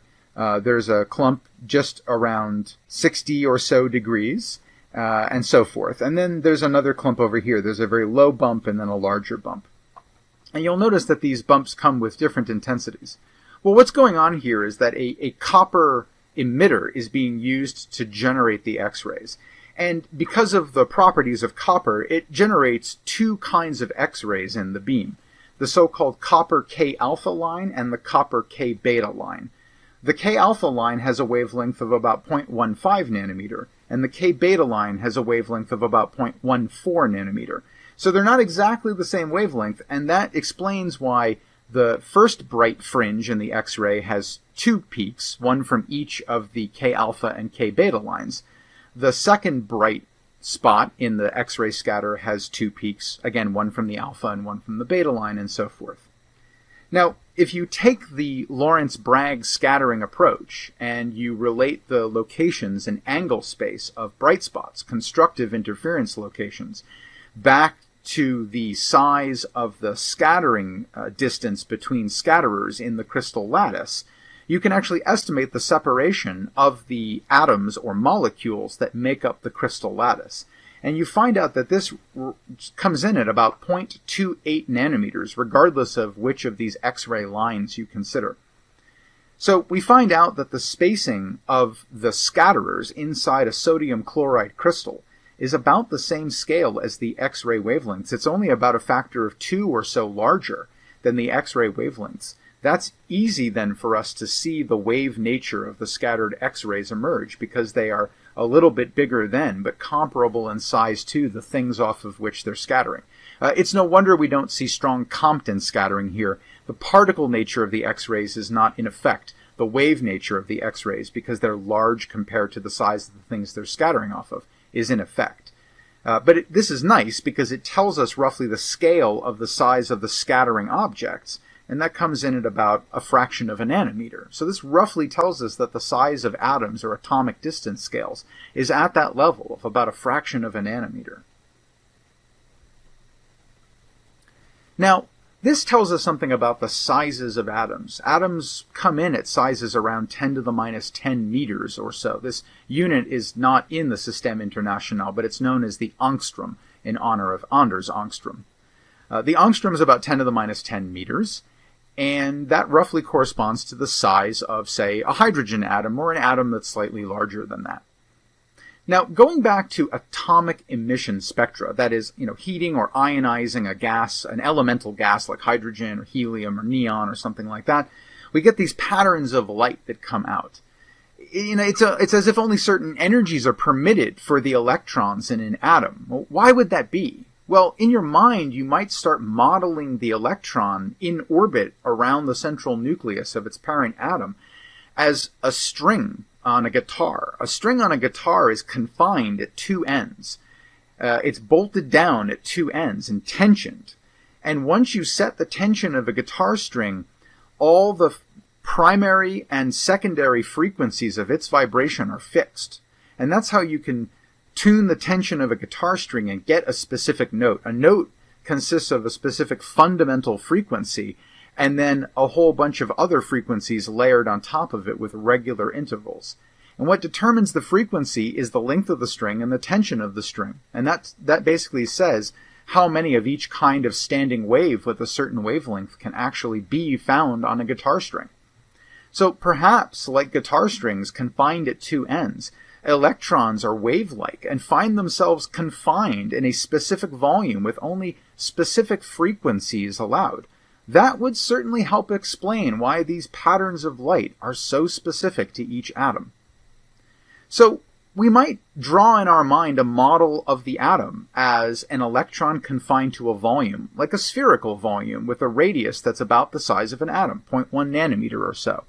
Maybe it's there that these wave-like properties of electrons, which you couldn't really notice at larger scales, clearly emerge. And maybe that's why atomic spectra have the properties that they have with these regularly spaced and, in fact, mathematically related colored lines. This certainly would be consistent with observations of other phenomena like the blackbody cavity emitter, where only certain vibrational frequencies of the walls of the cavity appeared to be allowed, and that constrained the radiation that the cavity could emit.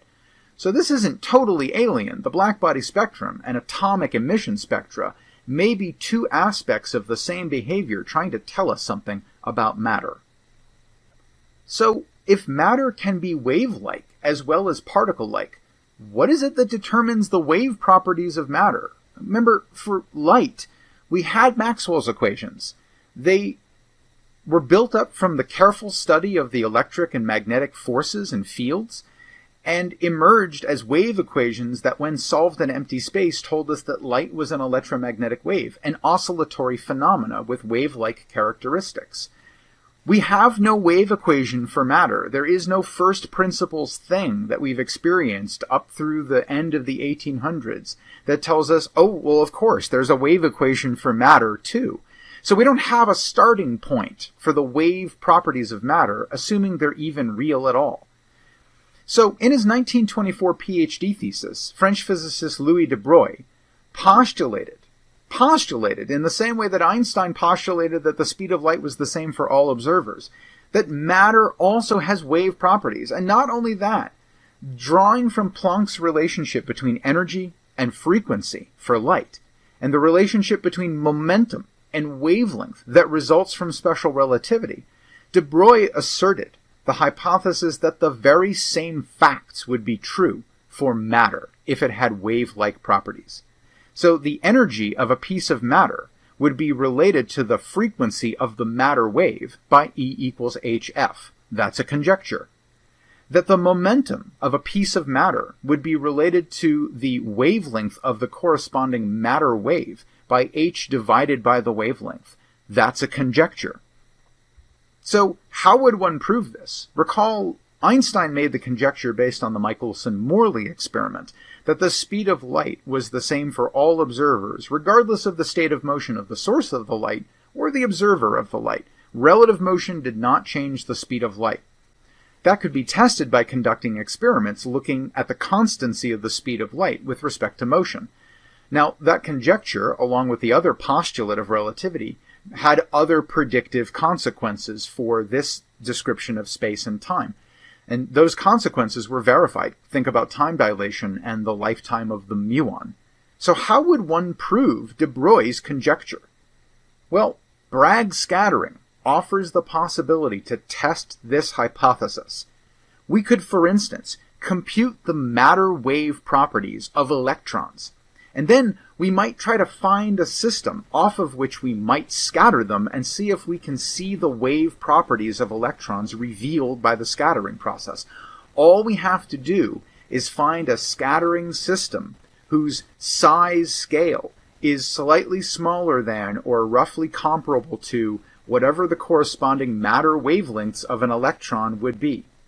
So just as X-rays scattered from crystals allows the wave nature of X-rays to reveal to us the structure of the crystals, once we know the structure of crystals themselves, regular arrangements of atoms, we can then look at electron scattering and see if it reveals any wave properties of electrons. For instance, interference.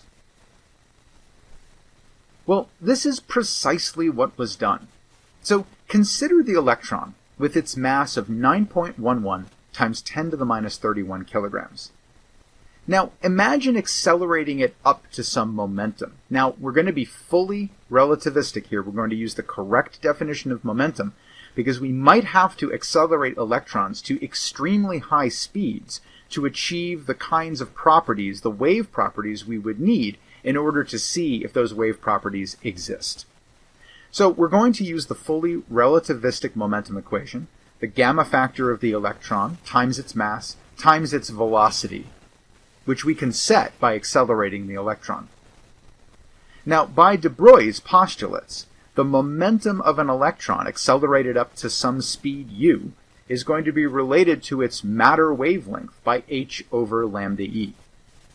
So what momentum would we need to accelerate an electron to probe the scale of a crystal whose spacing is going to be somewhere around the level of 0.1 nanometers or so?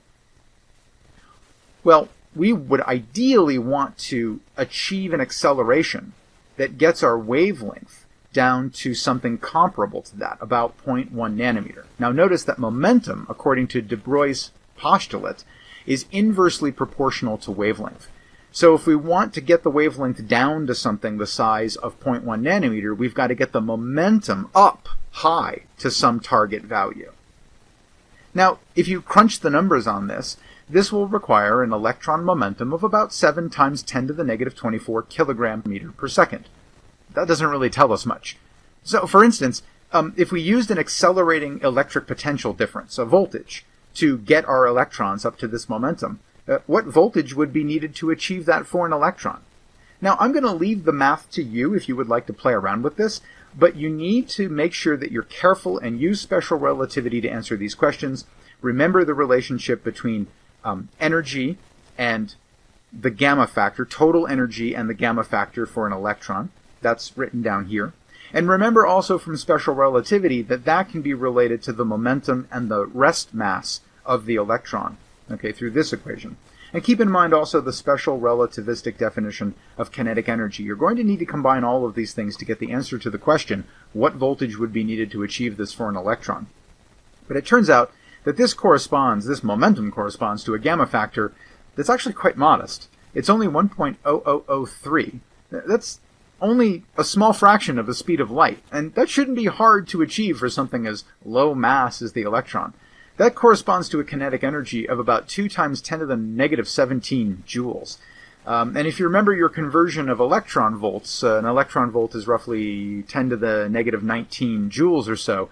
This isn't many electron volts worth of kinetic energy. And so if you crunch the numbers and you relate the kinetic energy to the accelerating potential that would be required to achieve that for an electron with its 1 unit of elementary charge, you very quickly find out that this only requires about 150 volts. That is no problem at all. Certainly in the days when this experiment was done, and this experiment was done in 1927, achieving 150 volt electric potential difference for electrons was quite a trivial activity in that day. So that scattering experiment was famously done by 2 physicists, Lester Germer, shown on the right-hand side of the photo, and Clinton Davison, shown on the left. And this is, in fact, a piece of the equipment of their scattering experiment with the electron emitter and the nickel crystal that they used as a target in 1927 to do the scattering. And then they looked at the pattern of scattered electrons to see if any wave nature effects emerged. And what's the most obvious wave nature effects? Well, if you see an interference pattern in the scattered locations of the electrons, that is, if you see places where there are intense locations where electrons scatter to and other dark regions where they don't scatter to, then you would have some evidence for the wave nature of electrons. Matter wave properties could, in fact, be real. So, just as in X-ray scattering, if you scan over the scattering angle of the electrons from the crystal, and if wave properties manifest, then constructive and destructive wave interference should occur at different angles for a fixed wavelength, and thus a fixed momentum. All right, so this is an analogy to the X-ray scattering process, of course, that we looked at earlier with Bragg scattering. So what you could do, of course, is you could set your voltage to accelerate the electrons to something specific to achieve a specific momentum for the incoming beam, and then you could look at different angles of scattering relative to the beam to see if you see intense regions and less intense regions of scattering. In that case, the Bragg scattering formula just applies. If you want to see the nth bright fringe of constructive interference, the first, the second, the third, and so forth, then all you have to do, knowing the wavelength of the thing you're scattering, is look at a specific angle, knowing the size of the crystal, the spacing between the scatterers and the crystal D. And then the wavelength would simply be determined using de Broglie's hypothesis, using the momentum of the electron. But actually, instead of scanning over scattering angle, in fact, when you can control very easily the momentum of the electrons, then it's actually easier to simply vary the momentum of the electron beam and observe at a fixed angle theta. So don't move around where you're looking. Just observe at a fixed angle theta and scan through voltage, which changes the momentum of the beam and thus changes the degree of the wave properties of the beam as a function of voltage. And as you scan over the voltage, sometimes you'll make the electrons have just the right wavelength to interfere totally constructively when they scatter. And sometimes, as you keep tuning the voltage around, you'll make them interfere totally destructively with each other, and you'll see no scattered electrons at that same angle theta. And this is what Davison and Germer did, and here's what they saw. So this is the intensity of scattered electrons versus the square root of the voltage of their instrument. And what you notice is that there is a place, of course, where there's a bright intensity peak, and then it falls off to a minimum, and then there's another bright intensity peak at a different voltage, and then it falls off to a minimum, and so forth. And you see that there are these increases in electron intensity at a certain voltage, and then you crank the voltage up a little bit more, and the intensity decreases down to a minimum. You keep cranking it, and it goes up to a maximum again. We are seeing exactly what would have been predicted from Bragg scattering combined with the matter-wave hypothesis. This did not have to be this way, but it turns out that matter also has wave-like properties that can be revealed under the right conditions. Just to really drive this home, in 2 dimensions, now scanning over scattering angle rather than fixing the scattering angle and scanning over electron momentum, this is what an electron diffractogram looks like. You see this pattern of bright and dark spots separated by gaps here. We can very clearly see that electrons will intensely build up in the scattering process in some places and not at all in other places, with big gaps in between both vertically and horizontally. There are very clearly bright spots and dark spots, just like a laser beam that interferes with itself through passing through 2 slits, for instance. Only waves can interfere with each other in this manner. And in this case, it's because the crystalline solids, like nickel, for instance, off of which the electrons are scattered, have structures that can accommodate an easily tuned electron momentum that yields a wavelength comparable to the size of the scattering system, or a little bit larger. And that's easy to do with even modestly accelerated electrons on a metal target. So here's what scattering and interference tell us about the true nature of both matter and electromagnetic radiation. Electromagnetic radiation already has a wave equation that describes its wave nature. It comes from Maxwell's equations. So again, we come back to this question, well, if matter can be revealed through experiment and observation to have wave properties under certain conditions, then where's the wave equation? Where's the equivalent of the thing that comes from Maxwell's equations that describes the wave properties of electrons, protons, neutrons, whole atoms, etc.? Where is it? What is it? Electromagnetic fields and light propagating through empty space, these are the solutions to Maxwell's equations. If we had an equivalent matter-wave equation, what will the solutions to the matter-wave equation look like? And these are all excellent questions. And these are the questions that, after these kinds of experiments had been done, physicists really began to struggle with in the 1920s and into the 1930s. Now, we're going to get to the answer to this question very soon, but we have some hints for ourselves already. The solutions to the matter-wave equation, whatever they are, whatever specific form they take for a very specific system, an electron scattering off of a nickel crystal, an electron confined in a hydrogen atom. Whatever the solutions to the matter-wave equation are going to be, they're going to be probabilistic in nature. And we can already see this revealed in the scattering intensity patterns from experiments like Bragg scattering, the Davis and Germer experiment, and so forth. The intensity of the scattering pattern seems to have everything to do with the probability of finding a particle at a certain location in space and time after the scattering process has occurred. And that probability is controlled in some way by the original wave nature of the thing that experienced, in this case, the scattering phenomenon. Probability. Whatever our wave equation describes, it's going to be probabilistic in nature. Waves are a spread out spatial and temporal phenomenon. There's no one place where a wave is and where it is not. There are many places where a wave can be.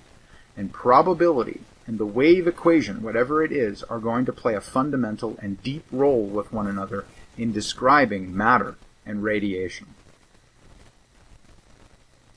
So let's review. In this lecture, we have learned the following things. We've learned about the structure of the atom as it was known in the late 1800s and very early 1900s, cherry-picking our way through just a few scenes in the great story of the atom. We've learned about how matter itself can have wave aspects to its behavior, first hinted at, although no one really understood this at the time, by the nature of atomic spectra and the blackbody spectrum. Now, it was Louis de Broglie who conjectured that the same wave and momentum and energy descriptions that could be discerned from the black-body spectrum and special relativity equally applied to matter, like electrons. That was a conjecture. And that was experimentally verified using scattering experiments of matter off of other matter. The target had size scales that were comparable to the matter wavelength we were trying to assess, and in fact, tuning the beam of electrons to the right momentum to get the desired wavelength, we actually see that the wave properties manifest in the scattering experiment. If electrons did not have wave-like aspects to their behavior, we would not have seen the diffractograms that can be discerned from scattering electrons off of crystalline targets. So that has also taught us how to conduct experiments, both with light and with matter, to reveal the wave aspects of matter's behavior. And Compton scattering offers us a glimpse of how to reveal the particle aspects of the behavior of radiation and matter. All we have to do is get the wavelength of the phenomenon to be much smaller than the size scale of the thing we're shooting it at, and the particle nature should manifest again. These ideas are going to play key roles going forward in everything we're going to do with matter and radiation.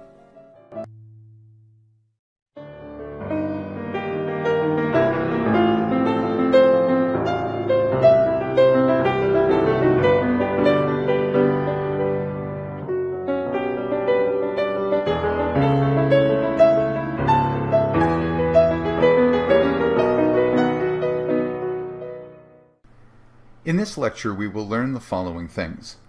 We'll take a look at mechanical and electromagnetic wave equations to inspire our thinking about matter waves. We'll learn how to infer the nature of the wave equation for matter from an exercise involving the conservation of energy. We'll look at the meaning of the waves described by the matter wave equation, the so-called Schrödinger wave equation. And finally, we'll look at the limits of absolute knowledge that are imposed by the wave nature of matter. Let's take a peek at waves, beginning with classical mechanics. An introductory physics class would have taught you about oscillatory phenomena. And a wave is just another kind of oscillatory phenomenon that can be described by time and space-dependent functions. So in introductory physics, we learned that a time-varying oscillation along one dimension, for instance, a mass on the end of a spring that's bouncing back and forth on a frictionless surface or up and down in a gravitational field, can be described as simple harmonic in nature, and this allows us to write a mathematical function involving, for instance, the cosine of frequency and time and an offset from the amplitude being maximal at 0. This is a typical equation you might see in introductory physics to describe an oscillatory phenomenon. Now here, omega is a special kind of frequency. It's known as the angular frequency, and it's given in terms of the period of oscillation, which is a more familiar concept. The period of oscillation, often denoted by capital T, is simply the time required for one cycle of the phenomenon to conclude. The angular frequency is 2 pi divided by the period, and this essentially means that it's 2 pi times the frequency of oscillation of the phenomenon. Angular frequency is the rate of angular displacement if we were to model the repetitive behavior as going around a circle, completing one cycle of the circle, 2 pi radians, as completing one cycle of the phenomenon. Now, for all considerations here, let's set the phase angle, the degree by which we would need to offset the cosine function to get the amplitude to match the initial conditions of our oscillator. Let's set that phase angle to 0. Let's set phi to 0 to simplify this equation. If you then extend the phenomenon to 2 dimensions and imagine a long string, for instance, made from a bunch of tiny little masses, each tiny little mass bound to its neighbor as if by a little spring, and we pluck the string, that is, we displace part of the string vertically, then let it go, and it bounces up and down, the vibration of a string. Now we have a distortion in y that's traveling along x in time. And the solution to that problem looks something like this, that the displacement in y at any position x and at time t is given by some initial y times the cosine of a spatial part, k times x, I'll come back to k in a moment, minus a temporal part, omega t. which we're already familiar with from the equation up here on a simple one-dimensional oscillatory phenomenon. Now, what is k? Well, k in this context is known as the wave number, and it's defined by 2 pi, the number of radians in a circle, divided by the wavelength of the phenomenon. So you can think of this as describing the number of cycles per unit distance in the phenomenon, whereas the angular frequency is the number of cycles per unit time. But these functions answer some question, and if they're the answers to a question, what is the question? Well, they are all solutions to a wave equation. That is, an equation that describes how changes in space relate to changes in time. Now, the one-dimensional mechanical wave equation, at least the one that tells you about vertical displacements and how they vary as a function of horizontal position in time, is simply given by the second derivative with respect to time of the vertical amplitude y, and that's equal to the a constant squared times the second derivative with respect to space of the vertical displacement y. And y, of course, is a function of x and t. So if you try applying this wave equation to the solution on the previous slide, you'll see the following. First of all, the left-hand side is the second derivative with respect to time of the vertical displacement y. Plugging in our function for the vertical displacement, we would get this equation now, the second derivative with respect to time of our description of the vertical displacement versus x and time.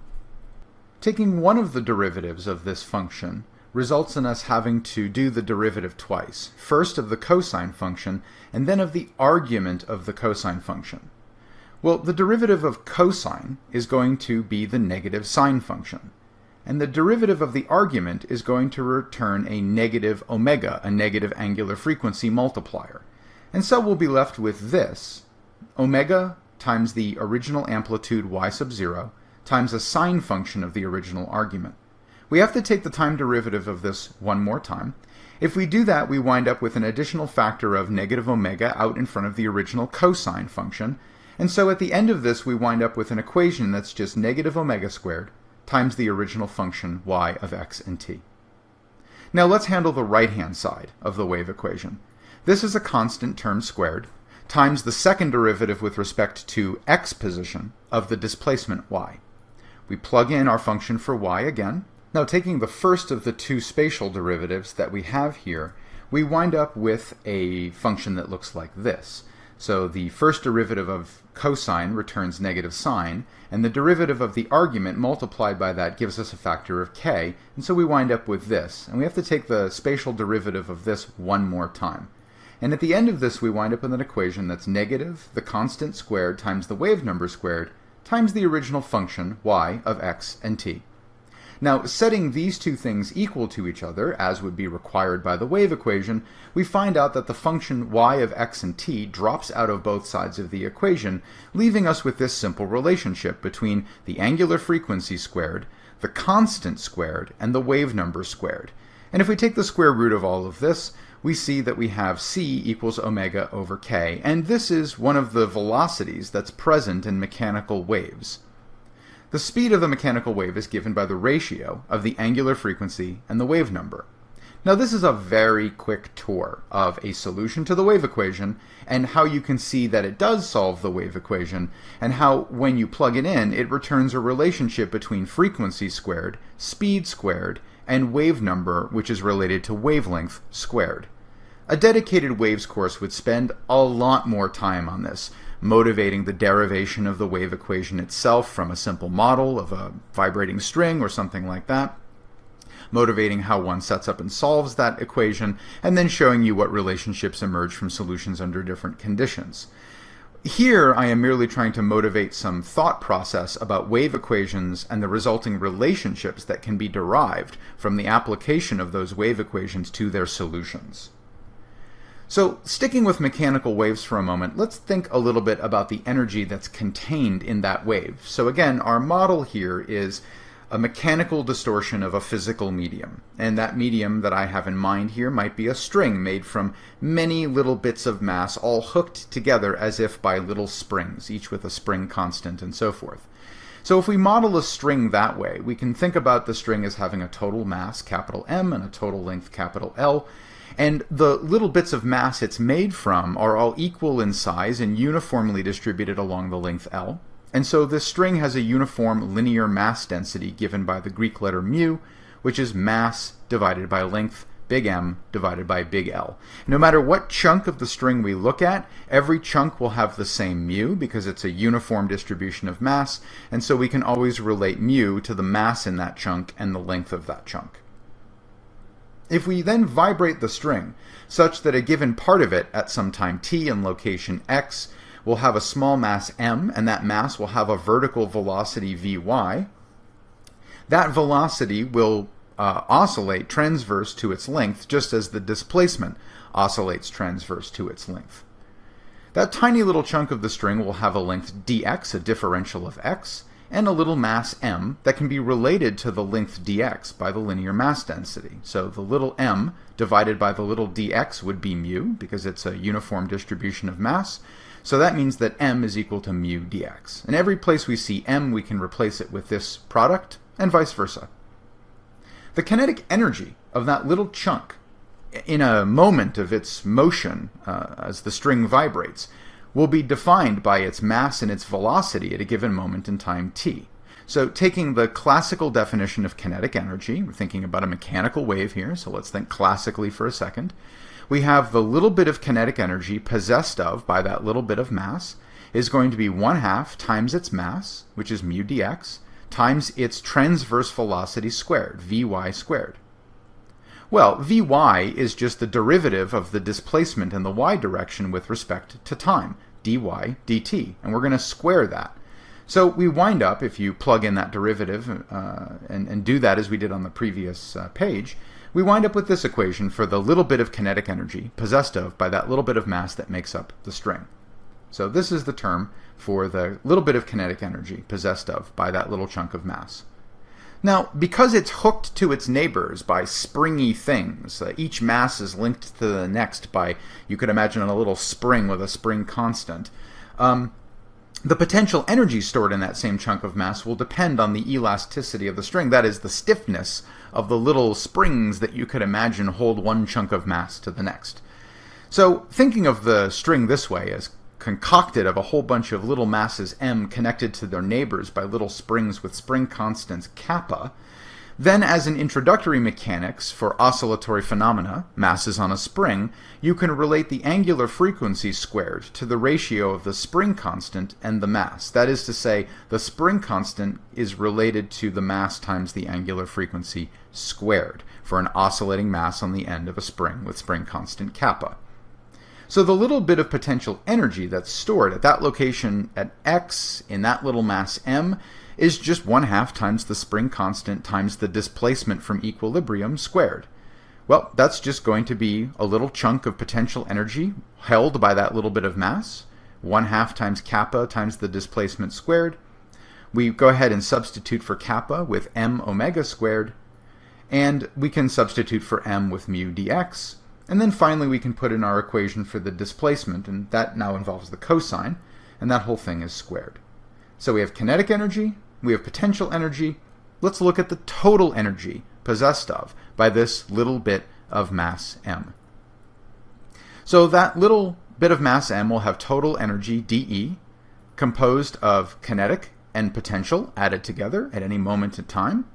We have the expressions for those two things, dk and du. And you'll notice that if you pull out all the multiplicative factors, you'll be left with the same coefficients multiplying a sine term squared and the same coefficients multiplying a cosine term squared. So you wind up being able to pull all those multiplicative factors, 1/2 and y naught and omega squared and mu and dx, out in front of a sum of a sine squared and a cosine squared. And there's a trigonometric identity that comes into play. Sine squared plus cosine squared is 1. And so the sine and cosine functions vanish from the total energy of this little chunk, and all that defines its little bit of energy that it possesses at any moment in time is that the total energy of that little chunk is constant. It may be divided differently between kinetic and potential, but the total energy of that chunk of mass that makes up that string that's vibrating is constant, and it's given by this number here. And again, it depends on angular frequency, linear mass density, the length of the element, the initial displacement of any element of the string, and so forth. This is just the energy stored in this little piece of mass m at a location x in space and t in time. Now note that the total energy depends on the square of the angular frequency. The presence of the omega squared multiplier tells us something about the number of time derivatives, or the product of the number of time derivatives, that had been present in the original equation for total energy. Remember, we had to square the time derivative of the wave function that solves this mechanical wave equation, and that yielded an omega squared term in all of this. So you can see that there are shades of the number of derivatives left over as sort of vestigial elements of the energy equation for this little bit of mass m. So here are the key takeaways from this look at mechanical waves. The mechanical wave equation relates the second derivative with respect to space and the second derivative with respect to time. You would derive its form in a dedicated class on waves, but we don't have time for that here. Nonetheless, I want you to take away the big lessons from this. Now, the solutions to the wave equation, when acted upon by the derivatives in the wave equation, yield squares of the angular frequency omega and the wave number k. Recall we had an equation relating omega squared, k squared, and the speed of the wave squared. The energy equation for the wave, or a part of the wave, is sensitive to the number of time or space derivatives in the underlying equation, and these manifest as multipliers, like omega squared. And one might think about the presence of the squares of these quantities, like omega or k, as indicative of the underlying wave equation that you needed to have solved in order to get these solutions in the first place. Now let's take a quick look at waves and electromagnetism. This is the next classical wave equation that was discovered in the history of physics, and it's derived from Maxwell's equations for electric and magnetic fields. So the wave equation that results describes the propagation of oscillating electric and magnetic fields in empty space, for instance, although it's not limited to only empty space, and that wave equation can be written as follows: that the speed of light in empty space squared times a spatial derivative squared minus a time derivative squared, all of this acting on an electric field vector, is equal to 0. Well, again, notice that like the mechanical wave equation, we've got second derivatives in space and second derivatives in time, all acting on a solution, E vector, whose form we don't necessarily know beforehand. But if we solve the equation, we find out that the solutions to the oscillating electric field components look very similar to the mechanical waves, in that they have a vector amplitude instead of a scalar amplitude, a cosine function, a spatial piece, and a temporal piece of the argument of the cosine function. Now, I should note that yes, there is an identical equation for magnetic fields that can be derived from Maxwell's equations, but you can think of it as a bit redundant. It describes the action of the oscillating magnetic field, but can be related through the mathematics of the solution to the electric field. And so if you can remember the electric field wave equation, which I'm not asking you to do, but will come in handy in a dedicated course on electromagnetism later, you can very quickly work out what the form of the magnetic field wave equation is and relate the electric field to the magnetic field. Although they are in independent directions of one another, the field strengths are not independent of each other. This is an interesting problem in that electromagnetic waves are two-component waves. They have an oscillating electric component and an oscillating magnetic component. They have two kinds of information that are stored in the wave, and this is a theme that we'll return to later when we look at matter waves. Now, applying the wave equation written here to the solution written here similarly yields quadratic multipliers of k squared and omega squared. So for instance, we find that the speed of light squared will be equal to the angular frequency squared divided by the wave number squared. And this latter relationship turns out to be a direct consequence of the massless nature of light that we learn from Planck's relationship for energy and momentum and wavelength and so forth, and the special relativistic relationship between energy and momentum for massless particles. This allows its speed to be related directly to its frequency and wavelength with no other multiplicative or additive factors involved. So let's revisit that. The relationship between frequency and wavelength for a wave can be directly related to the energy present in the radiation quantum, the photon. The photon is the particle-like aspect of light's behavior, and the electromagnetic wave is the full wave description of light's behavior. So for example, from above, and from our previous look at electromagnetic waves, we know that the speed of light can be related to the wavelength and the frequency of light as follows. Wavelength lambda times frequency f. Now, to get angular quantities shoehorned into this equation, like omega and k, what we can do is we can multiply lambda f by a clever number 1. So I'm going to multiply by 2 pi divided by 2 pi. If I group the 2 pi in the numerator with f, I get omega, the angular frequency, 2 pi f. If I group the 2 pi in the denominator with lambda, I get k. K is just 2 pi over lambda. So I wind up with the equation that the speed of light is omega divided by k, the angular frequency divided by the wave number. Now, recalling that Planck's relationship for the energy and frequency of light related by Planck's constant is E equals hf, we can play that same game and shoehorn angular quantities in here by multiplying hf by a clever number 1, 2 pi, divided by 2 pi. Grouping the 2 pi in the numerator with f, the frequency in the numerator, and taking h and dividing it by the remaining 2 pi in the denominator, we wind up with this compact equation for the energy as related to the angular frequency. H bar is to denote h over 2 pi, and it is known as the reduced Planck's constant. Remember that Planck's constant has a value of 6.626 times 10 to the minus 34. So all you do is take that, divide by 2 pi. 2 pi is approximately 6, and so you wind up with a number that's about 1 times 10 to the minus 34. It's very convenient for all of these angular wave concepts to carry h bar around rather than h and 2 pi. So it's very nice to define this reduced Planck's constant notationally as an h with a line through the vertical part of the h. Now, the momentum of the quantum is given by p equals h over lambda. And again, if you insert a clever 1 in that, you'll find that this is equal to h bar times k, the wave number. What's nice about this is it kind of puts E and P for an electromagnetic wave on equal footing. E is h bar omega, P is h bar k. These are a little easier to remember than the h over lambda and h times f thing. At least I find them more convenient once you feel more comfortable with angular frequency and wave number as angular concepts of oscillatory motion. Recalling that the speed of light for our electromagnetic waves is given by omega over k, that is the angular frequency divided by the wave number, if we substitute in for those two quantities with their energy and momentum expressions, we recover the special relativistic relationship for light as a massless phenomenon, E equals p times the speed of light. So we've exactly recovered the Einstein energy relation for light, a massless phenomenon.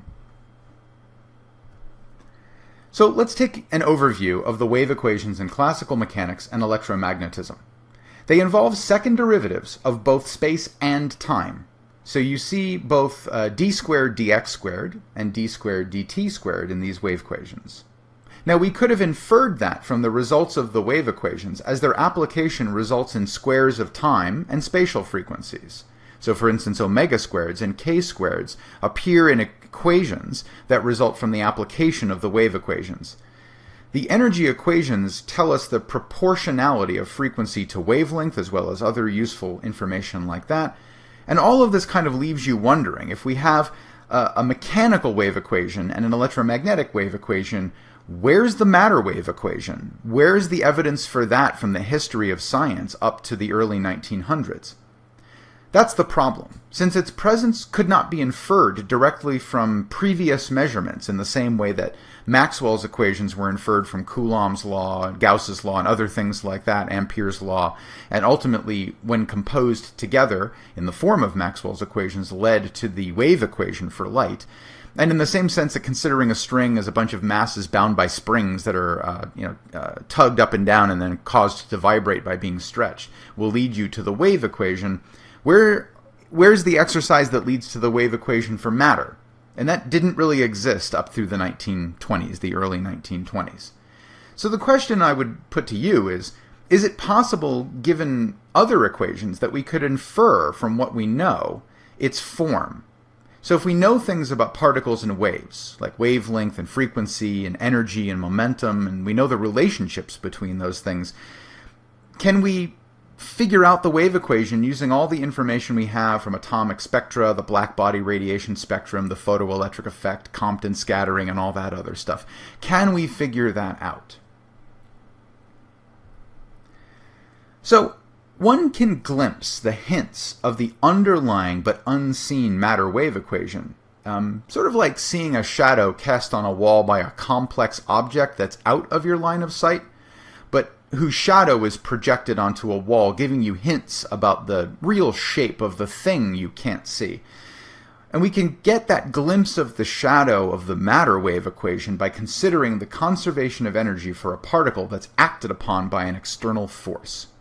Now, such a particle, in classical physics, would have, of course, a kinetic and a potential energy with specific forms depending on the force involved in the problem. Now, conservation of energy would require, no matter what, that the total energy of that particle is going to be the sum of its kinetic and potential pieces.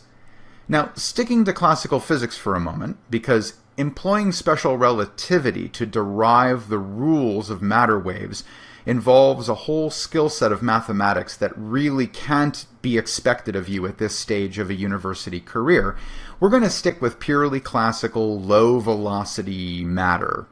Even small matter, like electrons, we're going to have to consider moving at relatively low velocities, not very close to the speed of light. Now, obviously that doesn't cover the full domain of phenomena of small particles like that, but it'll get us going and it will allow us to solve a great number of problems that are actually within our grasp once we figure out the matter-wave equation. So, using classical physics, we can write the kinetic energy as 1/2 mv squared, and we're going to leave the potential energy unspecified. I'm not going to worry about what the force is that's acting on this. Let's just say it has a potential energy U for now and leave it at that. Now, we have relationships for matter waves between total energy and frequency and total momentum and wavelength. But we don't have momentum in this equation. So let's get momentum into this equation. And the way we do that is we multiply yet again by a clever number 1. So if we insert a number 1 in the kinetic energy equation that is just m divided by m, then we get an m squared v squared in the numerator. And mv is just momentum. So we wind up with momentum, classical momentum, squared in the numerator, divided by twice the mass of the particle, plus its potential energy u. So we have our kinetic term, now expressed in terms of momentum, and we still have our potential energy term, and they're summed together to get the total energy E. So let us now inject de Broglie's postulates into this equation. That is, E equals hf, which is equal to h bar omega, and P equals h over lambda, which is just equal to h bar k, again employing all these nice angular quantities. And if we do this, we now obtain the shadow cast on the wall by the matter-wave equation. And that is h bar omega equals h bar squared k squared over 2m plus u. Do you see it? The single power of omega on the left side indicates to us that a shadow is cast here by a single time derivative that's acted on some solution to the underlying wave equation. We don't see the solution and we don't see the wave equation, but we see the result of applying those two things, and that is a single power of omega on the left side. The k squared on the right-hand side implies that there's a second derivative with respect to space in the wave equation acting on the solutions to that equation, whatever they may be. So we have a single time derivative and a second space derivative that result in k squared and omega. So let's go ahead and take that equation with our hypotheses, our hunches, about what the underlying wave equation's form might look like, and let's try inserting those hunches into this equation above, assuming that an appropriate derivative has acted on an unknown solution to yield a single omega, or a k squared. So if we do that, if we take our hypothesis about the number of derivatives acting on some unknown function that solves the wave equation, yielding this relationship, we wind up with the following equation. On the left, h bar times the first time derivative of an unknown solution, which I'm denoting with the Greek letter psi, and it's a function of space and time. We're only considering motion in one dimension right now. On the right-hand side, we have h bar squared over 2m times the second derivative with respect to space of that same function, psi of x and t. And of course, we have the potential energy of the matter wave still tacked on to the right-hand side over here, and I'll return to that a little bit more later. So this looks promising. It has all the hallmarks of a wave equation, but it's different from Maxwell's equations or a mechanical wave equation in one key way. It has a second derivative in space, but only a single or first derivative in time. This will have implications for the kinds of functions that can solve such equations. And the solutions to this, as I've said, are denoted by the capital Greek letter psi as a function of x and t in one dimension. So let's explore solutions to this equation, and as we do this, we'll find that we are missing at least one key piece of the underlying equation. We've guessed at the form of the object casting the shadow on the wall, and we may have guessed incorrectly. So let's begin by guessing the form of the solutions to our equation, and then plug them in and see if we recover our energy conservation statement. So to simplify matters, let's consider for now free particles, that is, particles free from external forces, and that is most simply expressed by setting u to 0. The particle has no potential energy associated with it. We're only considering motion at a constant velocity, so that's a fixed kinetic energy, which then relates to the total energy of the particle. Okay, well, to solve our wave equation, we need a kind of function that, when acted on by a derivative, transmutes into another version of itself. So for instance, in the old wave equations, the mechanical wave equation, the electromagnetic wave equation, we had second derivatives acting on the solutions. Sines and cosines were great for that because after two derivatives, they return to their original selves. So that's what we did for traditional waves. We used sines and cosines. So let's take a guess. Let's guess that psi of x and t is just one of our mechanical wave solutions, a cosine of kx minus omega t. So we're not doing anything original here, we're just taking mechanical waves, getting inspired by them, and blindly applying that idea here. So let's write down our wave equation that we've guessed. H bar times the first derivative of our solution with respect to time. H bar squared over 2m times the second space derivative of our solution. Let's go ahead and plug our guess at the solution in. All right, so we plugged our function in on both sides now, and then go ahead and work out the derivatives, and you should find the following conclusion. That we wind up with a positive sine function on the left, now multiplied by omega. We get a minus sign from the derivative of the cosine, but we also get a minus sign from the derivative of its argument with respect to time. So this winds up being net positive on the left side. But over here, the two derivatives of the cosine yield an overall minus sign. So we have a positive sine function and a negative cosine function. We can't cancel out the sines and cosines on either side. It doesn't recover our original energy conservation expression. It doesn't work to solve the equation. The left side and right sides don't give us what we would have expected based on where we had derived this from, which was the conservation of energy. And if you try just a sine function, it will similarly fail. So what if instead we combine sine and cosine functions? What if we add together sines and cosines? Because when you take the first derivative of something that's a sine plus a cosine, you'll wind up with a sine and a cosine in the result. And similarly with the second derivative. Maybe a superposition, an addition of sine and cosine, will do the trick. All right, let's go ahead and try that. Now I'm trying the barest, simplest superposition. I'm assuming that they have the same multiplicative coefficient out in front, a, whatever that is. And otherwise, it's a cosine of the same argument and a sine of the same argument all added together.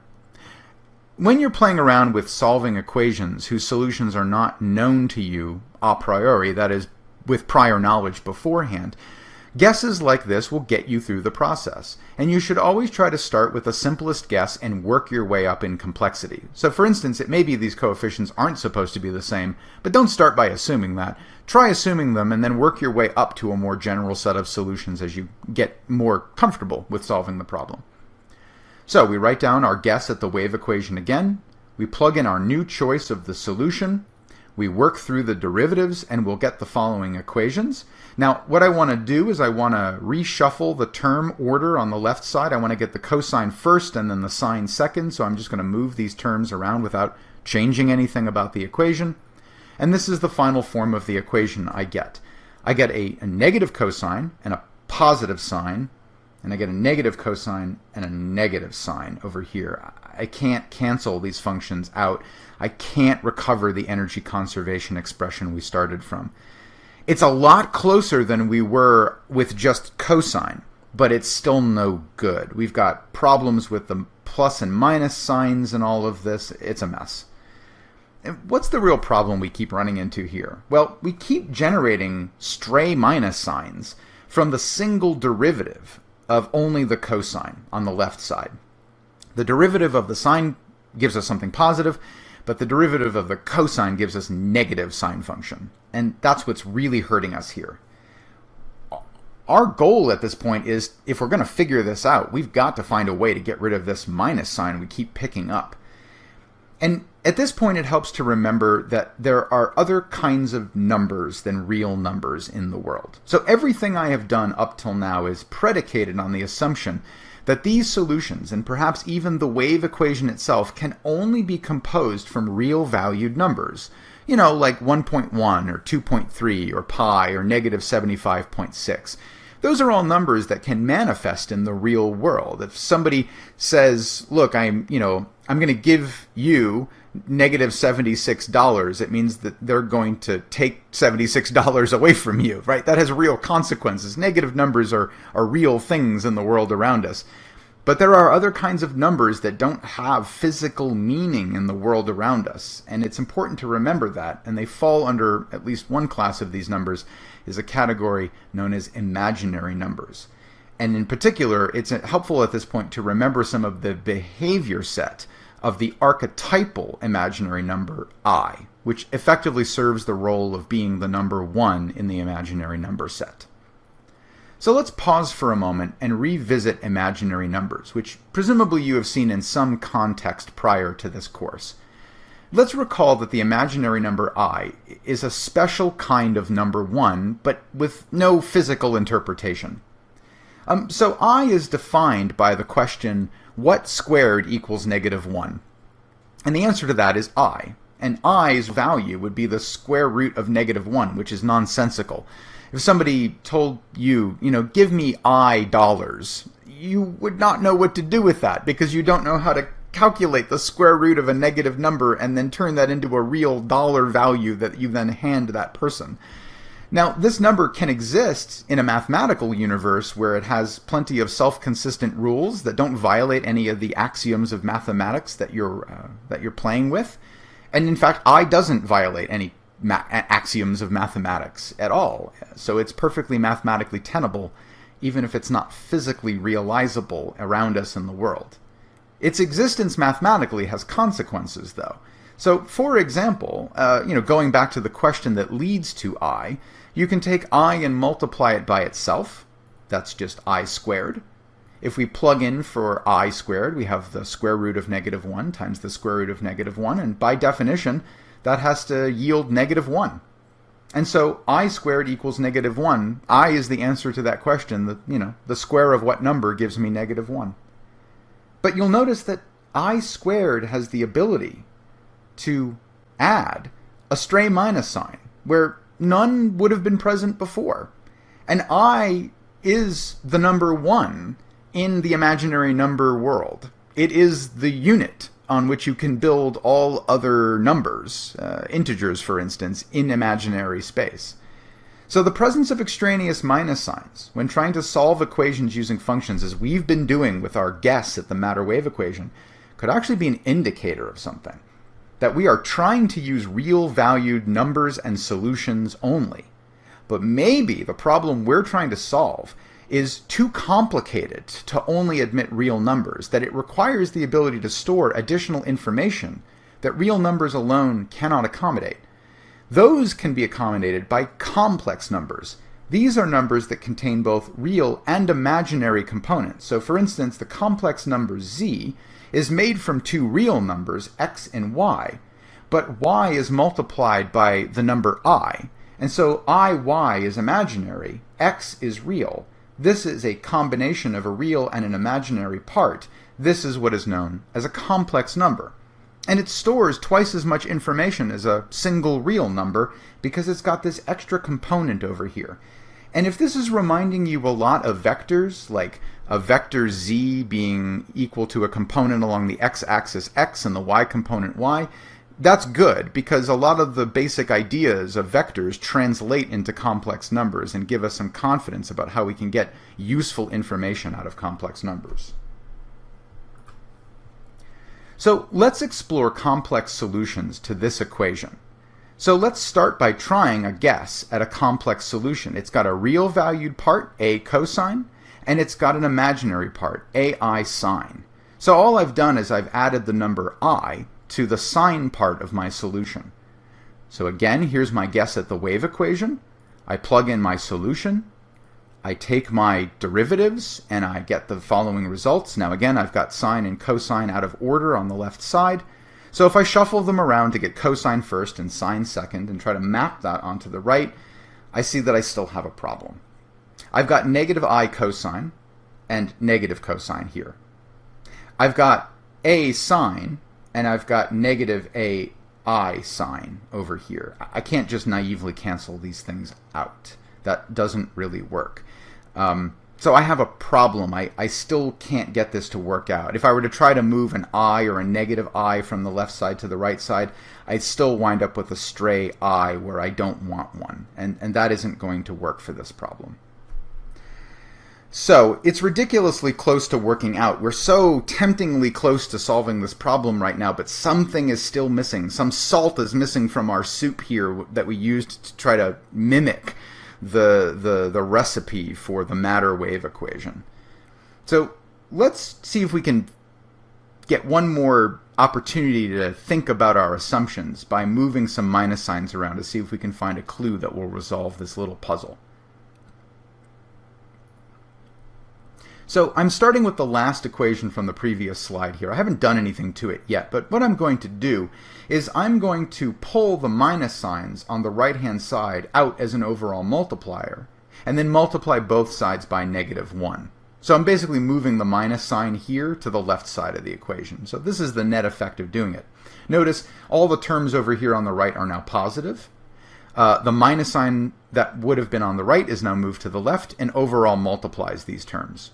And if I go ahead and do that, if I multiply it through, I see that I now have I cosine here and negative sine here, and I have cosine here and I sine here.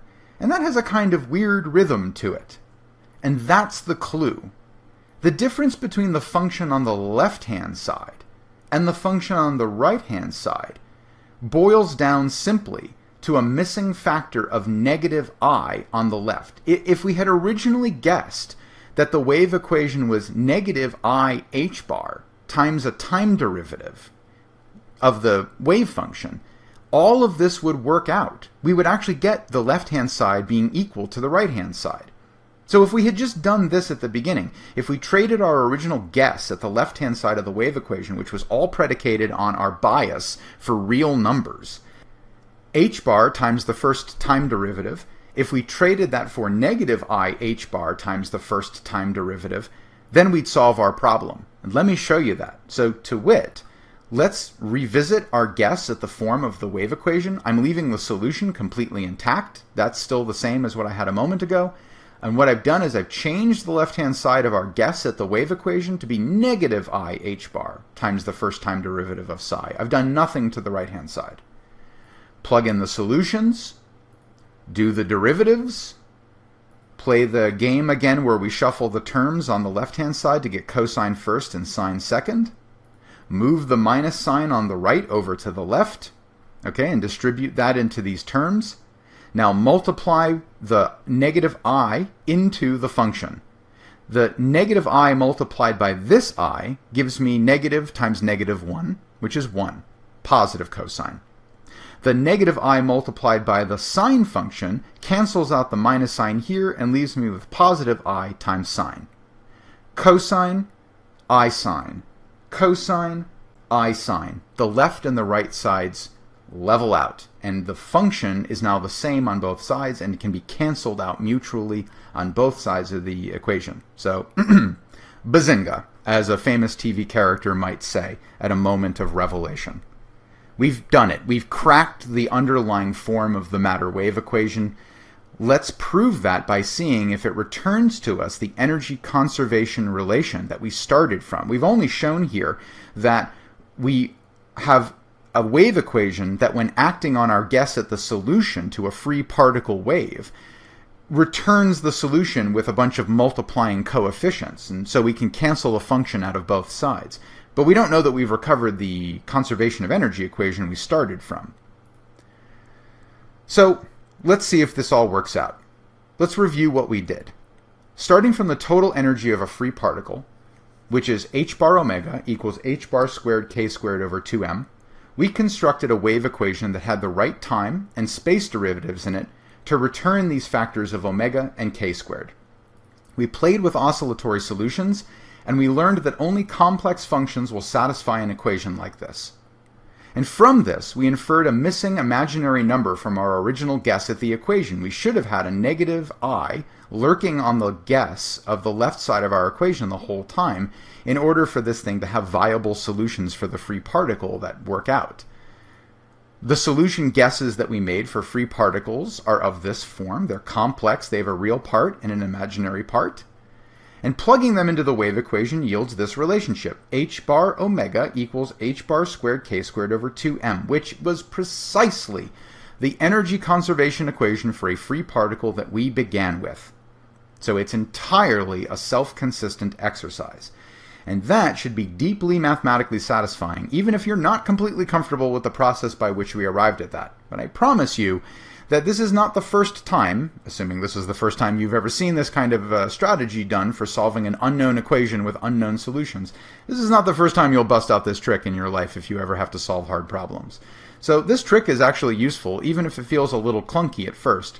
And I hope it conveys to you the sort of incredible exercise that must have been required originally to derive this wave equation in the 1920s. We're doing this with the benefit of a century of hindsight, but our predecessors did not have the benefit of this much hindsight. So while I am able to look at resources and come up with ways of explaining the wave equation's form to you at this level of a physics course, the people that were involved in trying to write down the matter-wave equation in the 1920s did not have the benefit of this much hindsight, and so they were struggling with immense difficulty in a different mathematical landscape than we are in now.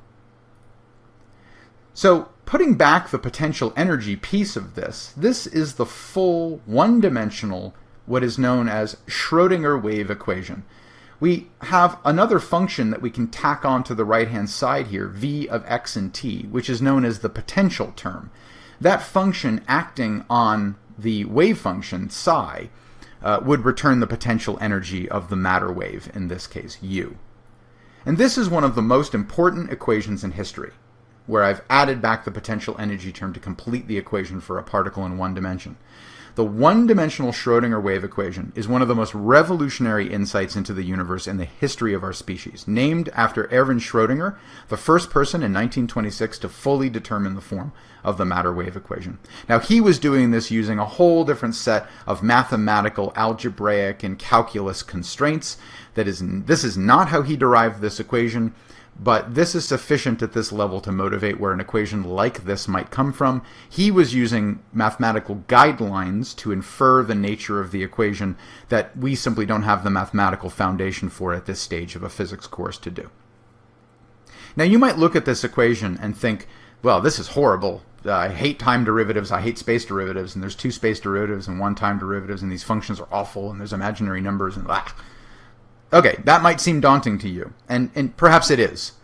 But there's actually a much more difficult part to this equation, and that is that the hard part of the Schrödinger wave equation is the solving of the equation to specific situations. The real challenge of this equation is not this equation itself, although it doesn't look very pleasant, I know, but rather in the finding of solutions, the size of x and t, to this equation given different potentials, v, and so forth. Now, we've effectively solved the free particle case, and we'll explore the solutions to that for the rest of this lecture. But if a potential energy term is present, so in other words, if there are forces in a problem and you can't ignore them and you have to include them, and those result in potential energy or changes in potential energy for a particle in a problem, you have to completely rework this equation and find the correct solutions that satisfy the equation with the correct potential term added on. And that is much more difficult, and that is effectively what we'll spend the rest of this course learning how to do for different situations that map onto the physical world.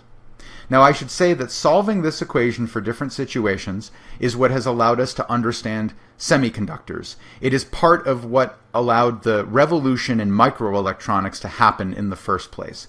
Solving this equation for atomic system leads to an understanding of where chemistry comes from, and specifically, doing this on a grand scale is the heart of physical chemistry.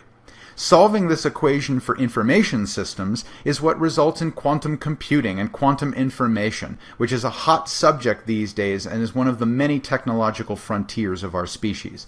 I cannot understate how important the Schrödinger wave equation is for all the foundations of the world we live in today, but also all the potential for the great discoveries of tomorrow.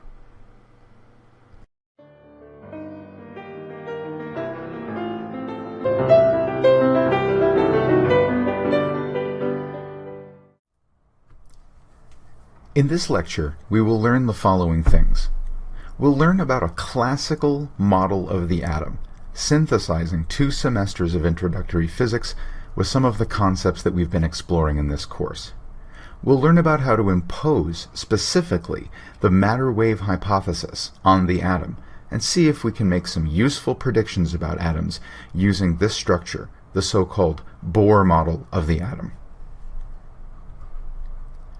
Let's briefly revisit the key observational features of the hydrogen atom at a macroscopic level. Atoms in general, when excited by an ionizing electric potential, emit not a continuous rainbow of colors, but rather a discrete set of colors, the so-called atomic emission spectrum. Shown here is the atomic emission spectrum for the hydrogen atom. It has a characteristically bright red line, which can be seen in the image over here on the right. It's got a blue-green or cyan line, which can also be clearly seen in the image over here on the right. It's got a darker blue line and a violet line, and those are a little bit harder to see. You can more easily see the dark blue and the violet line in this part of the image on the right. Now, while the atomic emission spectrum can be readily revealed by ionizing a gas in a sealed tube and then passing the light through a system that will spread it out, revealing the rainbow of colors that makes up any kind of light, the mystery of the atomic spectrum goes deep. Each atom has a characteristic spectrum. It's unique to each atom that we know of in nature. Hydrogen is different from helium. Helium is different from lithium. Each of them has this pattern that's their own. We do not understand the origin of this using classical notions of energy and momentum and matter. But at last, we are ready to confront this last mystery left over from the 1800s using not only what was developed in the first 2 semesters of physics, but what we've been learning in this course. Now, let's be more numerical about the hydrogen emission spectrum. We have a red line, a blue-green or cyan line, a dark blue line, and a violet line. These have associated wavelengths for the photons that carry each of these colors of light to our eye. The red line, for instance, has a wavelength of 656 nanometers. The cyan or blue-green line has a wavelength of 486 nanometers. The dark blue line has a wavelength of 434 nanometers, and the violet line has a wavelength of 410 nanometers. For something we'll do later in this lecture, it's worth noting these numbers down on a piece of paper. Go ahead and pause the video, write these 4 numbers down, noting the colors that go with each of them, and let's save that information for a little bit later. Now, it was Johann Balmer who worked out the mathematical relationship between these lines in 1885. These are the lines of light from the atomic emission spectrum of hydrogen that are visible to the unaided human eye. There are, of course, ultraviolet and infrared radiations from ionized hydrogen. We won't talk about those here, but they're represented in other spectra. The Balmer spectrum is the one that spans the range of light wavelengths that are visible to the human eye. Now, Balmer noted that the wavelength of each of these lines is given by a simple formula, a constant b times this ratio, an integer n squared, divided by that same integer n squared minus 2 squared, or 4. Plugging in n equals 3, 4, 5, 6, etc., Balmer was able to show that there is a clear mathematical relationship between these colored lines here. The constant b was determined to be 364.5 nanometers. And all one has to do to calculate the Balmer spectrum is know this number and this formula, and use the integers greater than 2, and you can reproduce the wavelengths present in this picture. But why? Why is there a clear mathematical relationship between these colored lines emitted from hydrogen? And why are there similar mathematical relationships between the colored lines emitted from other atoms when ionized? These are deep questions, mysteries left over from the 1800s, that physics in its day could not explain. Now let's recall the earlier models of the atom that we explored in a previous lecture. Joseph John, or J.J. Thomson, after discovering that cathode rays were really just electrons and had masses that were far smaller than the lightest known element at the time, hydrogen, constructed his Thomson model of the atom, imagining that the electrons with their negative electric charges were embedded in a larger swath of positive charge spread out in space. And if one were to fire particles through such atoms, they would mostly miss the electrons, which are very tiny, and pass almost cleanly and undeflected through this diffuse positive electric charge. Ernest Rutherford and his colleagues, however, revealed by scattering alpha particles off of thin metal foils that in fact sometimes the alpha particles would bounce almost directly back at the apparatus that had fired them at the metal in the first place. And this implied that there was some kind of densely packed small core of positive charge at the heart of each atom, surrounded by orbiting electrons, as if planets going around a sun. This model helped explain why, while many of the alpha particles would pass through the thin foil relatively undeflected, occasionally one of them would suffer a collision with this densely packed, positively charged nucleus of the atom, and suffer an immensely disruptive collision, some of which could send the alpha particles coming almost straight back at the source from which they had been emitted.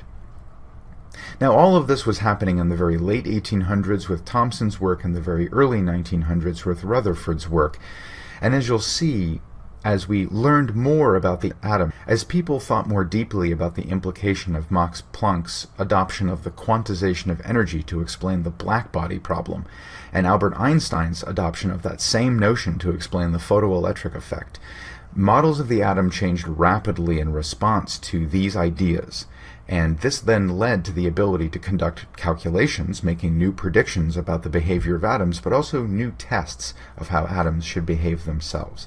This was a dynamic period in physics, transitioning from the classical era of the previous 3 centuries into now the modern era that we would still be living in the after effects of today.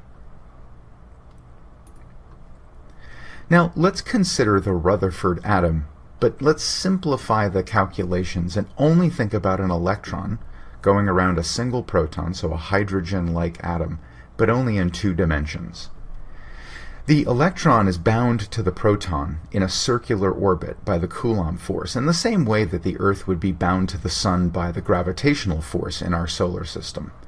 So the electron would be orbiting the proton. The proton would be the central force emitter in this problem. The electron would be responding to that force, the electric force, the Coulomb force in this case. So that force would be given here by this formula. The Coulomb force exerted on the electron by the proton would be given by a constant, 1 over 4 pi times epsilon naught, and I'll come back to that in a bit. But basically, this is the permittivity of free space, epsilon naught. It has something to do with how electric fields can propagate through empty space.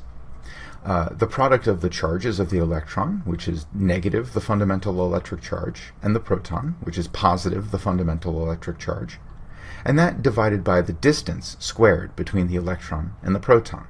Now this r would be the orbital radius of this circular orbit.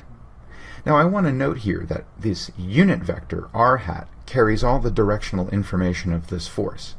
Now by convention, r hat points from the source of the force, the proton, to the recipient of the force, the electron.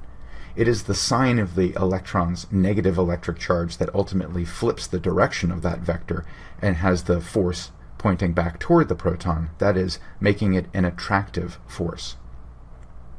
Now, according to Newton's second law, digging back to our first semester introductory physics, the sum of all forces on the electron will be simply summarized by its mass times its net acceleration. Well, what acceleration is this electron experiencing as it orbits the proton? The answer is a centripetal acceleration. This ultimately is a center-seeking force, which results in a center-seeking acceleration, changing constantly the direction of the electron's velocity vector. So that means that the acceleration, the net acceleration of this electron, has a well-defined form. It's given by v squared over r in magnitude, and its direction, center-seeking, will point to the center of the circular motion, which again is in the direction of negative r hat, that is, from the electron to the proton, whereas r hat is defined as being from the proton to the electron. So we have all the pieces we need to build a Rutherford model of the atom in 2 dimensions, using these ideas of a centrally compact, positive charged nucleus and orbiting electrons. So let's go ahead and do that. We can set the sum of the forces, which is just the Coulomb force, equal to the mass times the centripetal acceleration. Now note that there is a negative r hat on the left side, negative r hat on the right side. Negative r hat drops out of this entire equation, and we're left with just this equation. 1 over 4 pi epsilon naught times e squared over r is equal to the mass of the electron times the velocity of the electron all squared.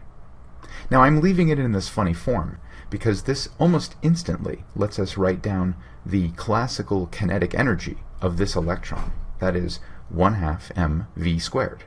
If I just multiply this equation by 1/2, I immediately get the kinetic energy of this electron going in orbit around the central proton. 1/2 times 1 over 4 pi epsilon naught times e squared over r. Now, I'm going to leave this equation unsimplified. I'm going to leave this 1/2 sitting out in front to ease the next step, and that is computing the total energy of this electron. You can go ahead and multiply this out if you want to, but it's convenient for what's going to happen next to just leave it out that way to remind us that doing math with this thing is going to be relatively straightforward. So let me rewrite the kinetic energy of the electron here at the top of the slide. Now the total energy is the sum of its potential and kinetic energies for that electron at a given orbital radius r. That is to say, the total energy of the electron is just its kinetic energy plus its potential energy. Well, the only force present is the Coulomb force, and so that means it has an electric potential energy. And that electric potential energy for the electron, UE, will be given by its charge, negative E, times the electric potential of the proton, V with a subscript P. Well, the electric potential of the proton is just going to be given by 1 over 4 pi epsilon naught times the charge of the proton divided by the distance between them. So we wind up with this equation for the electric potential energy of the electron, 1 over 4 pi epsilon naught times negative E squared over r. And that allows us to then write the total energy, E, as follows. It's just our kinetic energy plus the potential energy, which is a negative number. And you see why I left the 1/2 here. It was convenient because I have 1/2 times a common multiplicative thing here, and just subtracting off that common multiplicative thing here. And so ultimately, at the end of the day, I get a negative number for the total energy of the electron, and that's okay. It just means that the potential energy of this particular electron outmatches its kinetic energy for this particular orbital radius, r. So this is the final expression that I get for the total classical energy of a 2D Rutherford atom. That is, just considering the electron going around a stationary proton in the center. Let's write that equation down. We're going to pull it up later. We're going to need it again for something that happens later in this lecture. But this is about as far as I'm going to go with this for the time being. Now, how do we get modern concepts like the fact that the electron is actually a wave and not a point-like particle into this thing? Well, we see the problem already with the Rutherford model. It's not going to explain the hydrogen emission spectrum, right? Because in the Rutherford model, any orbital radius r is allowed. You can put any r in there and you'll get an E out. Now, because any total energy is allowed for the electron, this cannot explain the discrete energy spectrum of electrons in a hydrogen atom. We already have a sense that quantization of some sort must be present in the atom, right? This is the atomic emission spectrum. It bears the fingerprints of a constrained system with only specifically allowed energies determined by those constraints. Now, the de Broglie postulates enter to provide the crucial missing thing, the clue, that will help us to understand this whole problem. This is the key step that ultimately leads to quantization. So, for example, we know that the momentum of an electron matter wave is given by Planck's constant divided by the wavelength of that matter wave. We can relate the particle-like properties, momentum, to the wave-like properties, wavelength, using the de Broglie postulates. Now, classically, and because we're doing things at low velocity, we'll revisit this as a consequence of these choices later, but we're going to start off thinking classically. We can write the momentum in terms of its speed. And that's just going to be the mass of the electron times its velocity, or in this case, the magnitude of its velocity at speed, thinking purely classically.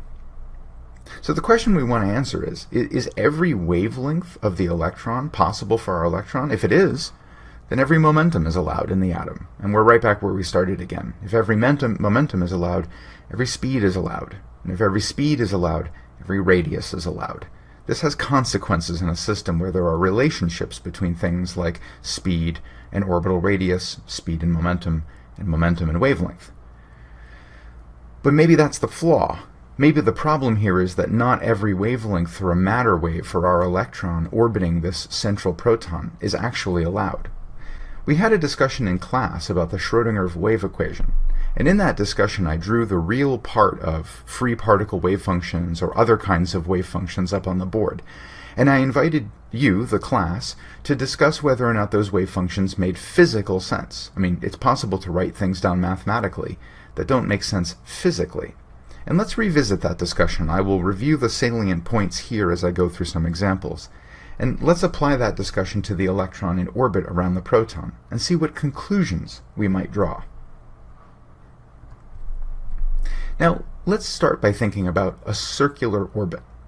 A circular orbit is quite simply one that, after one period, repeats again. And that means if we're thinking about the electron as a wave, at a moment in time, sort of frozen in space at a moment in time, remember, it's not only going to be at one place.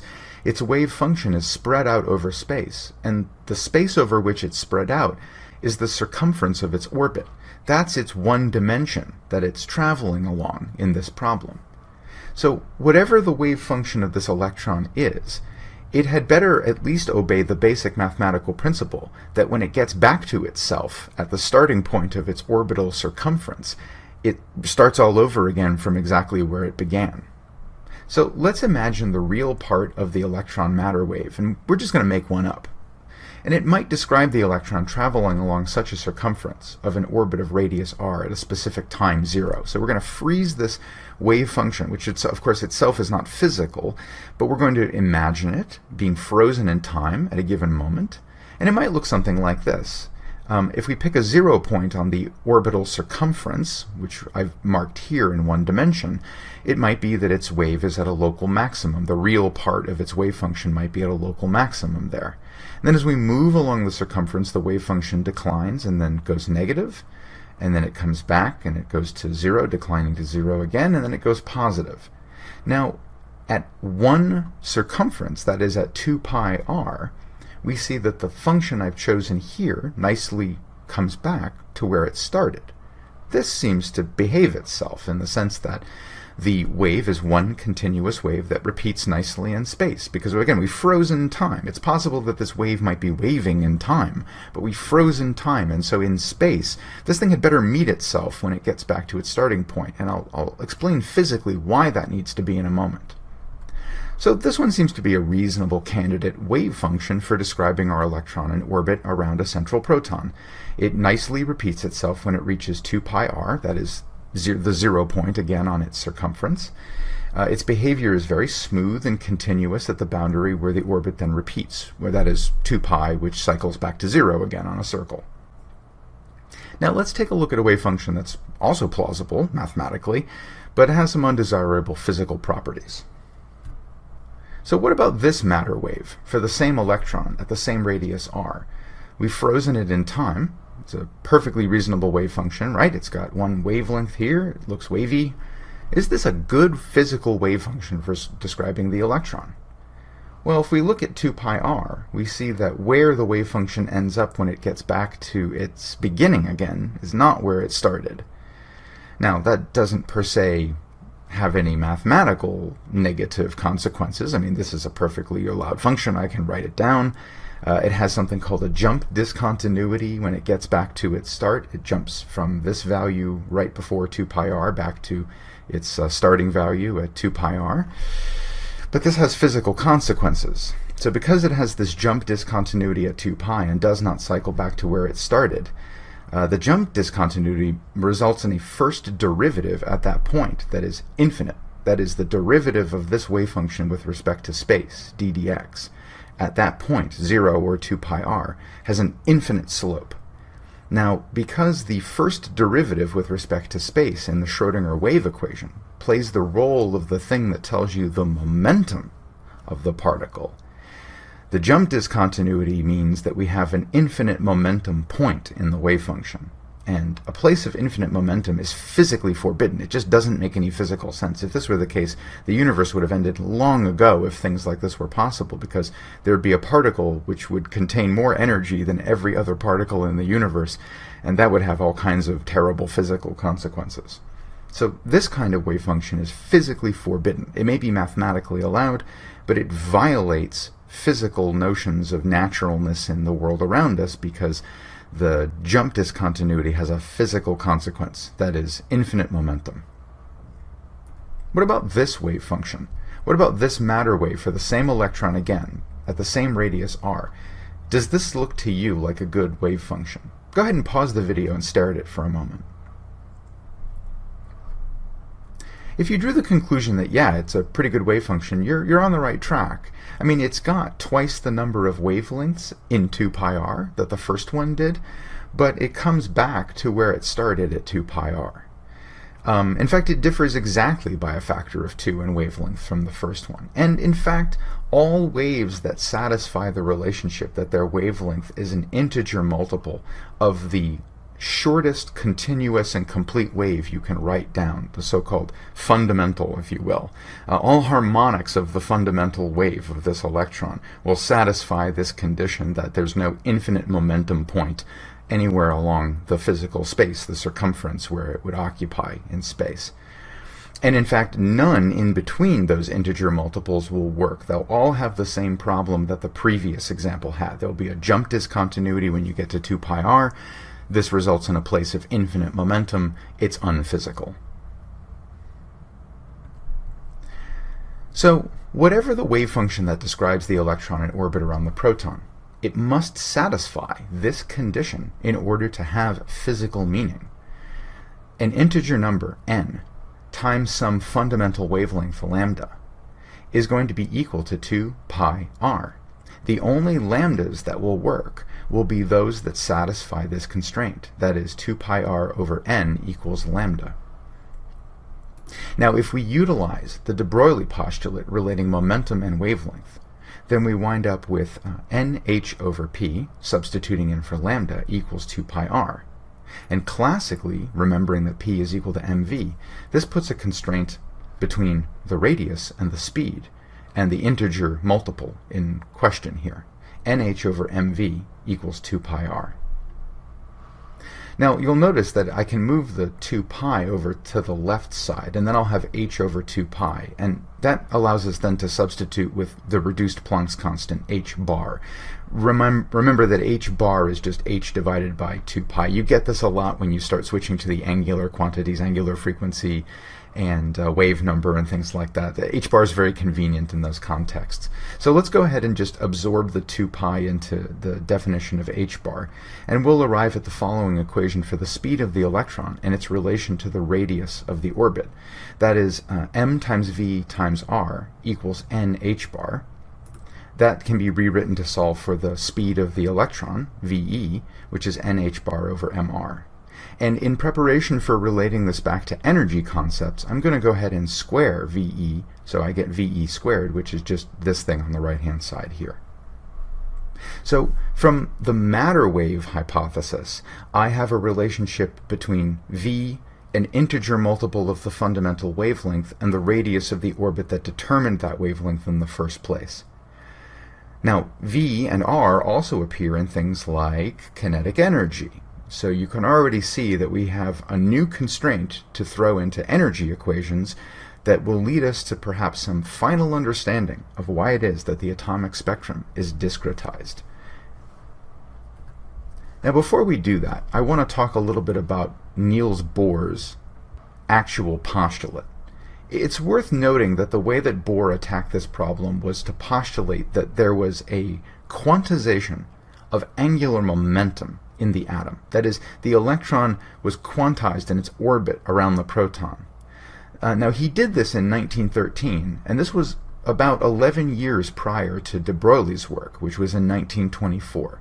So Bohr asserted, having, I guess, seen that quantization worked in other problems to explain things that had previously gone unexplained, he asserted that since h and h bar, the reduced Planck's constant, have units of angular momentum, that is, joules times seconds, it might be in an atom that the angular momentum L is a multiple, an integer multiple of h bar, that those would be the only kinds of angular momenta that would be allowed in an orbital system like a 2D Rutherford atom. So the angular momentum of the electron can only come in multiples of h bar, and for a circular orbit we can relate the constraint nh bar directly to the angular momentum of a particle going in a circle, and that's just p times r, which classically is mvr. And so this leads to the equation mvr equals nh bar from Bohr's assertion. Now, later on, de Broglie would explain the reason why this works, and that's based on what we just saw on the previous slide. That is, if there's a constraint on the structure of the electron wave function, requiring that the radius, the circumference of the orbit, be related to integer multiples of a fundamental wavelength of the electron, then if you go back to the previous slides, or go back in the lecture video, you'll see that this exact same condition resulted from the matter wave consideration. So this points to the fact that in 1913, when Bohr made this assertion, this is quite a bold assertion, really born out of the success of the ideas of quantization in the previous decade or so, based on Planck's work and Einstein's work and so forth. This was Bohr being very intellectually bold, and it paid off because, as you'll see, this model works extremely well.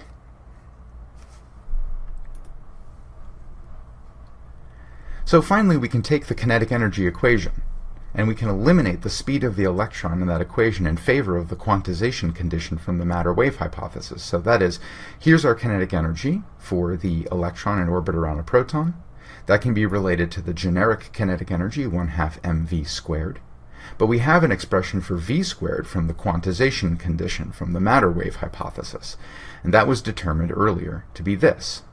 So if we substitute that into the equation, we find out that the kinetic energy from Coulomb's law is equal to this kinetic energy expression, taking into account the quantization of the wave function of the electron, that only certain wave shapes will be allowed for a given orbital radius r. And some algebra will finally lead you to this expression for the allowed radii of an atom. It's actually quite remarkable. The allowed orbital radius in this 2D model is simply given by the product of an integer, 1, 2, 3, 4, etc., squared, that's n, times a product of a bunch of fundamental constants of nature. Notice there are no variables left. You have the numbers 4 and pi. You have the constant of nature, the permittivity of free space, epsilon naught, whose value is given here, 8.85 times 10 to the minus 12 farads per meter. You have the fundamental constant, Planck's constant, the reduced version, squared. And a reminder that h bar is 1.05 times 10 to the minus 34 joules seconds. You have the mass of the electron, 9.11 times 10 to the minus 31 kilograms, and the fundamental electric charge, 1.602 times 10 to the negative 19 coulombs. The only thing that can vary in here is n, and n is fixed to be an integer, 1, 2, 3, 4, 5, etc. So the radius of the orbit in our hydrogen-like atom is simply given by an integer squared times a number. So what is that number? Well, if we stick in n equals 1 and solve, we arrive at what is known as the Bohr radius. It's the smallest orbit allowed in the hydrogen atom because of the imposition of the matter-wave hypothesis, or Bohr's angular momentum quantization condition, which turn out to be equivalent. The Bohr radius is just this thing here. And if you calculate it out, it's about half an angstrom, 5.3 times 10 to the minus 11 meters. Which is to say that the smallest a hydrogen atom can ever be with its one electron and its one proton is about 1 angstrom across. And as we saw from earlier discussions in the lectures in this course, an angstrom is roughly the size scale of an atom. And that's no accident. It's imposed by the matter wave nature of the electron. So we find in this model of the hydrogen atom, based on a classical definition of kinetic energy and momentum, but with matter wave quantization imposed, we suddenly find that only a fundamental orbit and its harmonics, multiples of that orbit, are allowed. And this begins to look a lot more like the atom that gives rise to a quantized atomic spectrum. But the question is, can we see that spectrum arise from this model? Well, to answer this question, let's again consider the total classical energy of an electron orbiting a proton at radius r, but again impose the condition that n times lambda, the matter wavelength of the electron, equals 2 pi r. That led to our writing of the Bohr radius and then all the allowed radii of our hydrogen atom, n squared times the Bohr radius. So we have the total classical energy of this electron. I'm just repeating the expression we wrote earlier. And then I'm plugging in with the expression for r, n squared a naught, and putting in the full definition of a naught here, the Bohr radius. So you wind up, if you play around with it a little bit, getting an equation that looks like this. You get negative, a bunch of numbers and constants, times 1 over n squared. That factor in front of 1 over n squared is negative 2.19 times 10 to the negative 18 joules, if you go ahead and punch in all the numbers here and calculate it. In electron volts, this is a much more familiar number. This is the famous negative 13.6 electron volts. That is the energy of the electron in the hydrogen atom in its lowest orbit. And of course, this also turns out to be the energy required to fully ionize an electron out of its parent hydrogen atom. If you want to free that electron completely, get it away from its proton, from hydrogen, and put it out at infinity, you have to put in 13.6 electron volts to liberate it. So the energy of an allowed orbit of integer n, corresponding to radius r equals n squared times the Bohr radius, is given by this simple equation, that the energy of that orbit, that specific orbit, is negative 13.6 eV times 1 over n squared, where n is 1, 2, 3, 4, etc., any integer. This is a remarkable fact. Just by imposing the matter-wave hypothesis on this and requiring that the wave functions be well behaved when thinking about the wave function spread over the circumference of a circular orbit, we've immediately arrived at a quantization condition for our model of the hydrogen atom. But how good is this model? In order to understand how the Bohr model of the atom will give us the kinds of quantized energy spectra that would result in specific wavelengths of light being emitted by an excited atom, let's step back and take a look at the Bohr model for a moment schematically. The picture on the left illustrates the classical drawing of what the Bohr model of the atom would look like. It's very similar to the picture that I sketched earlier with a single electron orbiting a single proton. Here, the smallest gray circle corresponds to the n equals 1 orbit, the smallest orbit that an electron can have around the proton at the center of the hydrogen atom. And that corresponds to the Bohr radius. The n equals 2 orbit is a multiple of 2 squared, or 4, times the Bohr radius. And similarly, the n equals 3 orbit is going to be a multiple of 3 squared, or 9, times the Bohr radius. Electrons can only orbit at these allowed radii, going in a circle around the central single proton. That means that if an electron is struck by, for instance, electromagnetic radiation, a photon, it could be caused to jump into a larger orbit if the electron possesses of sufficient energy to give the energy to the electron needed to transition from one orbit to the next. So for instance, we might imagine that the electron started in the n equals 1 orbit of the hydrogen atom, was struck by a photon of sufficient energy, and was able to transition to the n equals 2 orbit of the atom.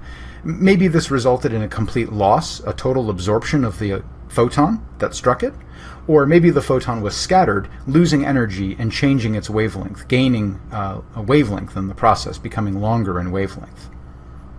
Now, the image here shows the opposite of that process. An electron starts in, for instance, the n equals 3 orbit, and then spontaneously falls down to the n equals 2 orbit. But because conservation of energy has to hold, the energy difference between the n equals 3 orbit and the n equals 2 orbit must go someplace, and in this case it would result in the emission of a photon. So because the atom conserves energy, in order to go to a wider orbit, it must absorb the energy from someplace. A photon with the right frequency and wavelength can do that. To drop down to a lower orbit, that is one characterized by a smaller integer n, it must release energy, and emitting a photon of a specific wavelength and frequency will do that too. So let's consider a transition that releases a photon, emits a photon in the process, from an orbit that's marked by an integer n greater than m, the orbit into which it falls.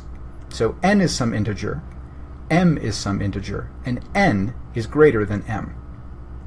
The change in energy, delta E, is going to be given by the final energy, the energy of the state marked by the number m, minus the energy of the initial state, the orbit marked by the integer n. Well, if we plug in the formulae for the energy of any specific orbit in a hydrogen atom, that's going to give us an overall multiplicative factor of negative 13.6 electron volts. And that's going to be multiplied by the difference between two fractions, 1 over m squared minus 1 over n squared.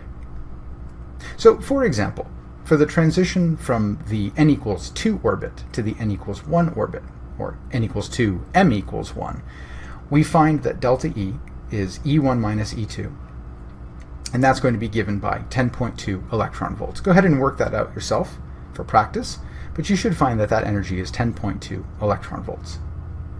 But this energy must go somewhere, and so this lost energy from the electron would go into the creation of a photon that then is emitted during the process. And that photon will have an energy given by h bar omega, the product of the reduced Planck's constant and its angular frequency. So let's think about the photon wavelengths from electron transitions in hydrogen. Using this energy conservation idea, and combined with the relationship between the frequency, wavelength, and energy of a photon, we can then calculate the expected wavelengths of photons emitted from an ionized Bohr atom. So an atom where, for instance, an electron starts out at infinity and comes down into one of the low orbits, or maybe starts just above and drops down to a slightly lower orbit. Now recall that the Balmer series, the visible wavelengths of light emitted in the atomic emission spectrum of hydrogen, involved an empirical relationship between wavelengths of emitted light from hydrogen given by the following formula, where the integer n ranges between 3, 4, 5, 6, and up. And this integer here is fixed at 2. Well, this looks a lot like the kind of relationship you might derive from the Bohr model of the atom in the transition between, say, n equals 3 and n equals 2 state. So just to see if we're at all matching reality, let's tabulate the energy of photons and the corresponding wavelengths of the photons that would result from transitions from the 3 to 2 state, the 4 to 2 state, the 5 to 2 state, and so forth. And if you do that, you find the following remarkable things. That the wavelength of the photon emitted when the electron goes from the n equals 3 orbit to the n equals 2 orbit is 656 nanometers. And if that sounds familiar, it should sound exactly like the red line in the Balmer series, which has this wavelength. If the electron instead started in the n equals 4 orbit and dropped to the n equals 2 orbit, that results in a photon of wavelength 484 nanometers, which is blue-green and is weirdly close to the blue-green line in the Balmer series. Similarly, 5 to 2 results in a 432 nanometer wavelength photon, that's blue. And 6 to 2 results in a 409 nanometer photon, that's a violet. And these are, in fact, to good accuracy, the Balmer series lines. Now, they differ a little bit from the numbers before, and I'll comment on that in a moment. But overall, the pattern is very well explained by the quantization of orbits in the atom due to the matter-wave nature of the electron, and thus the resulting quantization of angular momentum, a la Niels Bohr's conjecture in 1913. This is a remarkable fact.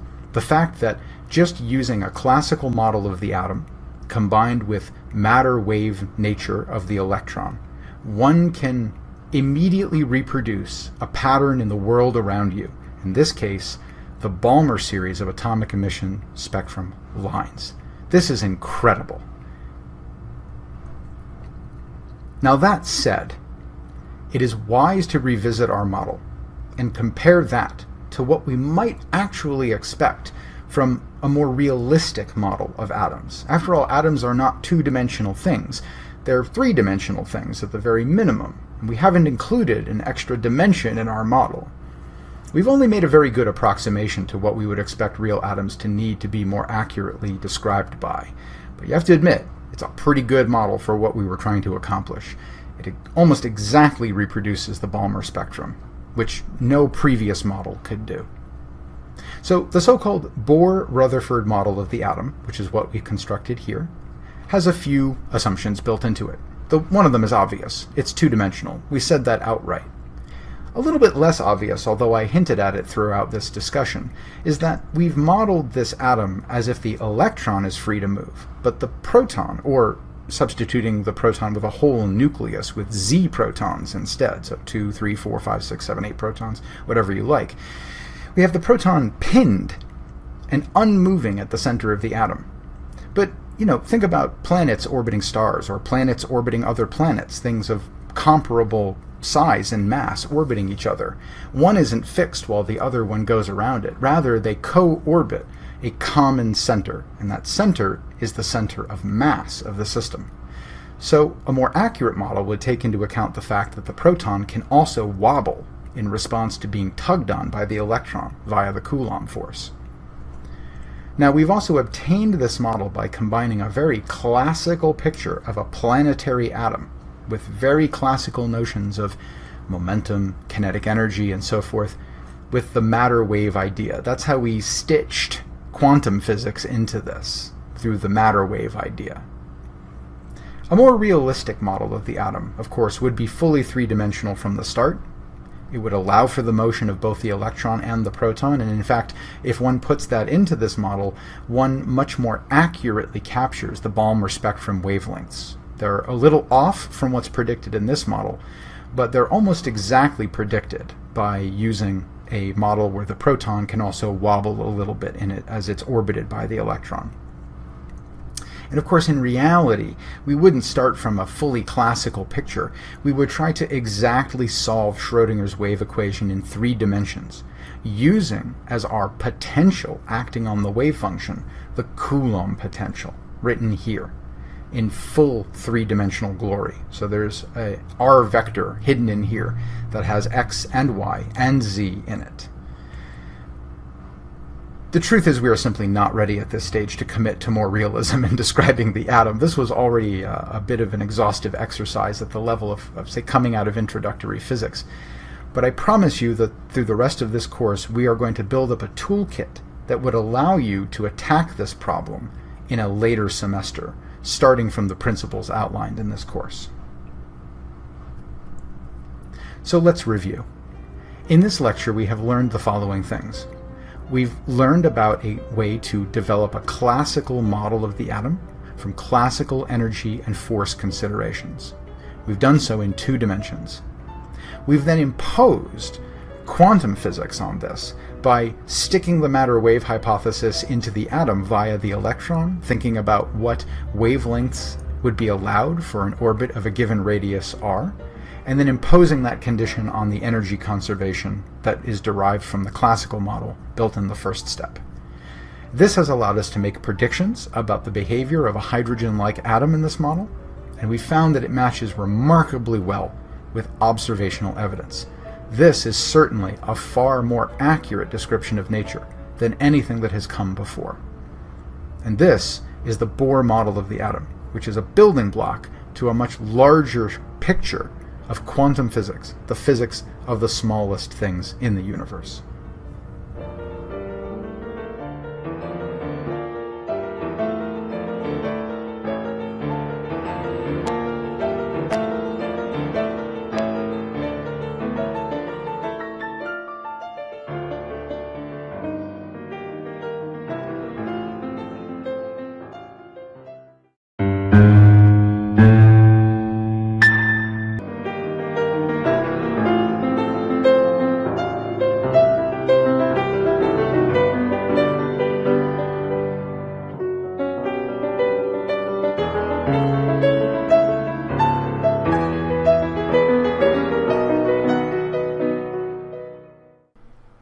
So let's see what we have learned already from this most basic scenario, a particle moving at constant speed free from external forces.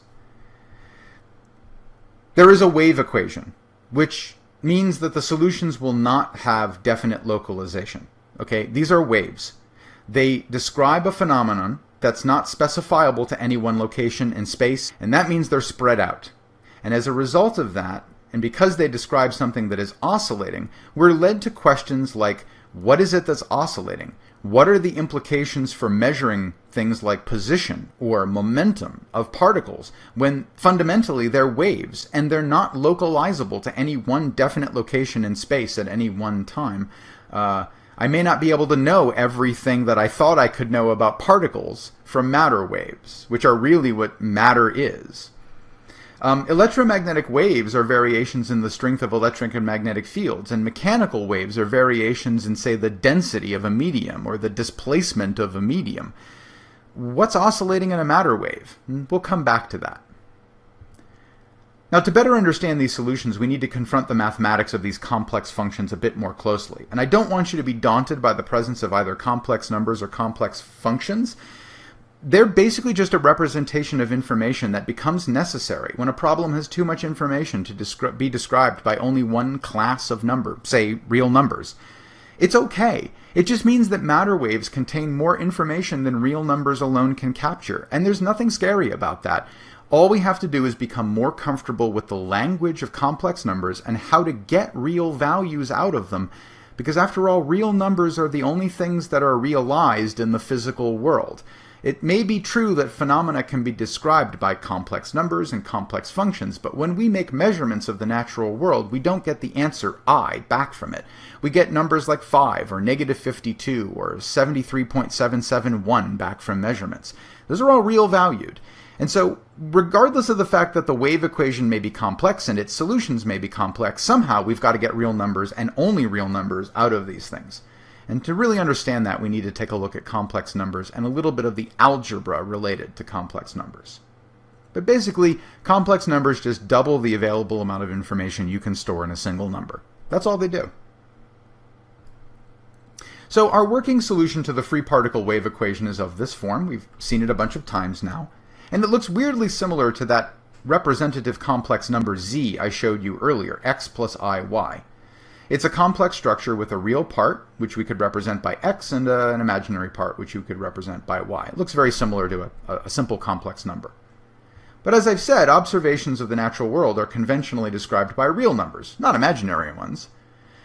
Now, that's okay. I mean, we've already kind of hinted at the fact that complex numbers look a lot like vectors, and we're used to dealing with vectors, with an x component and a y component. And from those, we're comfortable summarizing the information content of a vector using the concept of its length or its magnitude, a single real number. You know, for instance, you might have a three-dimensional velocity with a vx, a vy, and a vz component, and that's all very complicated, but you're very comfortable going, look, the speed of the particle is v, where v is the square root of vx squared plus vy squared plus vz squared, a single valued real number that summarizes the overall thrust of the velocity vector. So that's not scary at all. That's something you've been doing since beginning introductory physics. The question here is, how does one get a single real number out of a complex one? How do we get the measurable out of the complex function or number? Well, you might just try, your old friend, the square, right? Square the complex number and see if that gives you a real value. But unfortunately, it gives you a complex polynomial. You wind up with a real number x squared and a real number negative y squared, but a complex piece 2i xy. That's the sum of the cross terms of this square. If only we could get rid of that cross term, we'd be home free. We would actually recover something that looks weirdly like the Pythagorean theorem with an x squared and a y squared term. This is almost a hypotenuse squared, but it's not real valued. So this may be the hypotenuse in some space, but it's not the hypotenuse in the real number space of measurement. Okay, so that won't work. Now instead, to get a real number, you need to do something like this, and this is part of what defines the algebra of complex numbers. You're going to take z, and you're going to multiply it by a special version of itself, known as z star. This is just x plus iy, the original complex number, times x minus iy. And you'll notice that when you do that distributed multiplication out and add all the terms together, you wind up with x squared plus y squared and no cross terms. Well, this looks weirdly like the Pythagorean theorem. You've got an x component squared, you've got a y component squared, and this is somehow related to a sort of square of the complex number, although this funny thing z star is required. So, while that yields something more consistent with, for instance, your experience with the Pythagorean theorem about the length of a vector, but it does it with a complex number with real and imaginary components, what is this thing z star that we've employed to get away with this? And the answer is that z star is what is known as the complex conjugate of the complex number. All you do to take the complex conjugate of a complex number is take all numbers I inside the number and replace them with negative I. That's it. You're going to send I to minus I. You're going to flip the sign of all the i's, and that is all z star represents. Now, to keep this kind of consistent with our instincts about vectors and lengths and magnitudes and things like that, we have a shorthand notation for z times z star, z times its own complex conjugate, to indicate that it is the square of the real length, the thing we would really measure as a consequence in nature if we described a problem using complex numbers. And that is denoted by the magnitude or absolute value bars of z all squared. So the magnitude of z squared is defined as zz star. So if you see this notation, absolute value or magnitude of z squared, in complex space, that denotes the product of z with its complex conjugate z star. That's how you get the real valued length of a complex number or a complex function. Now, another interesting thing about the free particle solutions is that one can simplify the notation that we've been using to carry around these free particle solutions. And that is the language of sines and cosines and exponential functions. So, for instance, it's really clunky to have to keep writing out these sines and cosines in our free particle wave function solution to the wave equation. It would be nice if we could compactify this notation somehow. And mathematics does offer us a more compact representation of the same information, and will also give us some practice with imaginary numbers like I. Ultimately, we will be able to summarize the free particle solutions as a single exponential function, rather than a sum of sines and cosines. To get there, let's consider a Taylor expansion of the sine function, sine of x.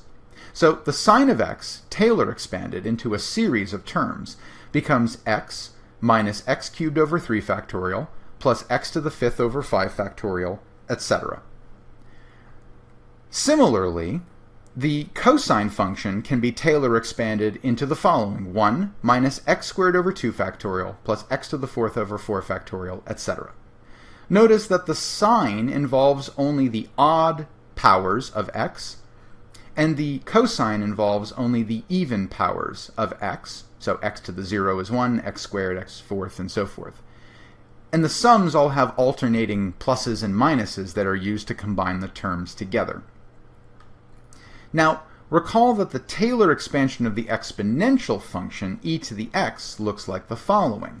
If you Taylor expand e to the x, you wind up with 1 plus x squared over 2 factorial, etc. So if you stare at these three things for a second, you're dangerously close to being able to find some combination of sine and cosine that, when added together, yields e to the x. But it's not going to be real valued, because the sine and cosine expansions have alternating plus and minus signs in front of their terms, whereas the e to the x expansion is all sums.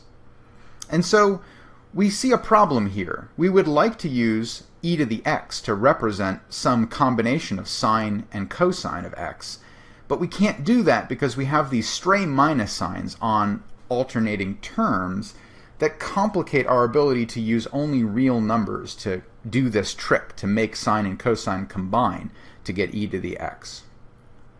Well, again, leaving that expansion of e to the x up here, let's go back and revisit a little bit the use of the imaginary number I and the implications it might have for combining sine and cosine. So note that while the expansion of e to the x involves the sum of a bunch of power of x, and the sine and cosine expansions have alternating sums and subtractions, we might use this rule that when you see stray minus signs, that they might be indicative of products of the imaginary number I. We can crack the puzzle. So let's think creatively for a moment, and let's recall that I squared equals negative 1, and that allows us to then rewrite terms like negative x squared, which appears in the expansion of the cosine function, as I squared x squared, or in other words, ix all squared. So it's as if we replaced the argument of the cosine function with I times the argument that we started with. Now, in the sine expansion, we have odd-numbered powers of x, like negative x cubed, for instance. And that could be rewritten as I squared x cubed, but that's not very satisfying. We have different powers of I and x in this. But let's keep in mind that if we have a term that looks instead like negative I x cubed, that can be rewritten, and you can practice this for yourself, as I cubed x cubed, which is just ix all cubed. So with those things in mind, let's recall our free particle solutions are of the form a times the cosine of an argument x plus I times the sine of an argument x. Well, if we stare at that for a second and we plug in the Taylor expansions of cosine and sine, we would get this, that we have a times, for instance, just keeping the first two terms in the Taylor expansion, 1 minus x squared over 2 factorial. And we're going to add to that ia times this expansion of sine, keeping only the first two terms, x minus x cubed over 3 factorial. Now, if we distribute the imaginary number I into the parentheses on the right-hand side of this sum, we can start employing the identities and relationships that I wrote up here. So for instance, negative ix cubed is just ix all cubed, and negative x squared is just ix all squared. So for instance, I wind up with terms like this. I have ix here, which is fine, we can leave that alone. I have negative ix cubed, and that can be replaced with positive ix all cubed. And that's done here. Now for the cosine, I have 1 minus x squared over 2 factorial. Well, negative x squared can be replaced with ix all squared. And you'll notice what's happening. We're eating up the minus signs in algebra involving the number I.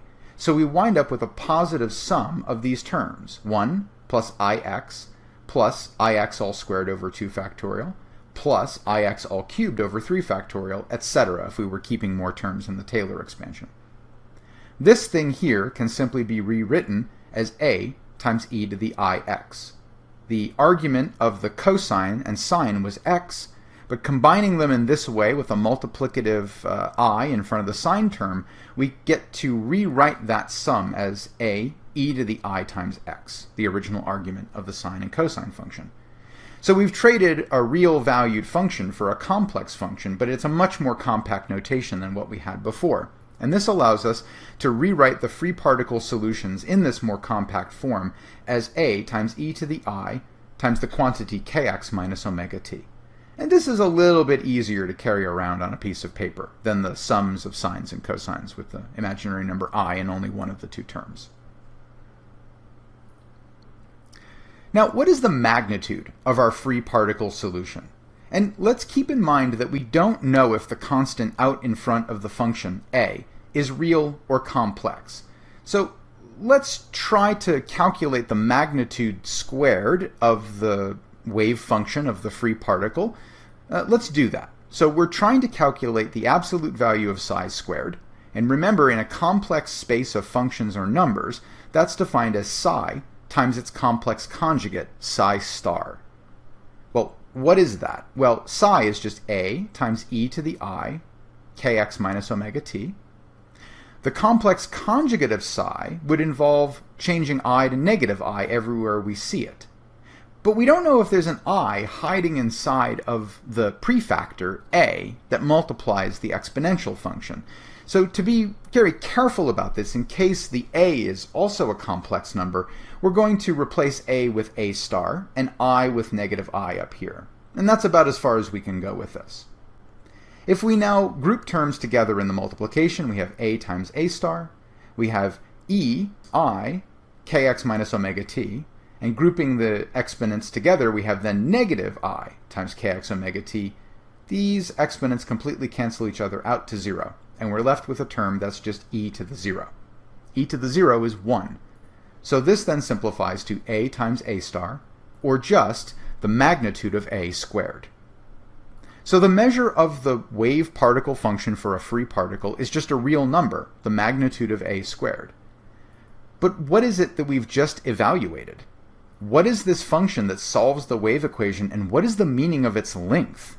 These are the questions that really racked people's brains in the 1920s and 1930s. This was a real intellectual struggle in confronting the wave nature of matter.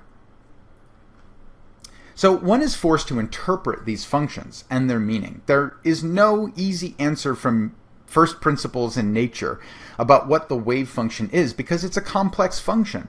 You don't actually have any physical meaning to its real and imaginary parts. It's only the magnitude of the wave function squared that has any physical meaning. And so you have to lay an interpretation down as to what you think the underlying wave function is and what is waving. It's not energy because energy is a real thing.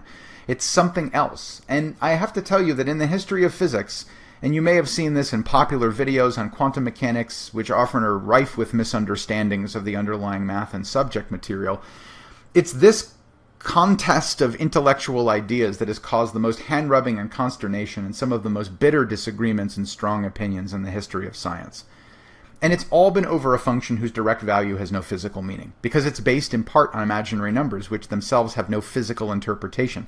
It's only the real valued magnitude of the complex function or the complex numbers that have any physical meaning. It's not those numbers themselves. It's only the measure of their overall information content that has meaning in the physical world.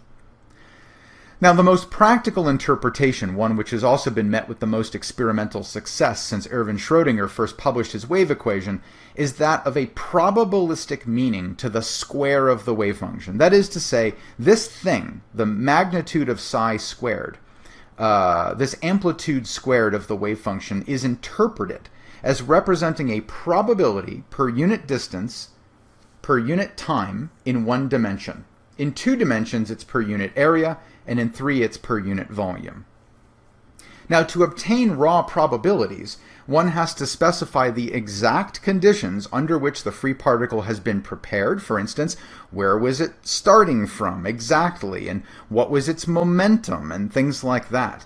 And then you can answer questions such as, given that this is a matter wave, and it's not localized once it's released to any one place in space, what's the probability of finding this particle between, say, 1 centimeter and 2 centimeter from the point of origin? Or, what's the probability of finding the particle a distance of 3 centimeters from the point of origin 1 second after it starts its journey? These are questions you can try to answer in the framework of the matter-wave equation, the Schrödinger wave equation, and all the math that goes along with it. And we don't have that framework available. We're going to develop that framework going forward and try to get answers to questions like this.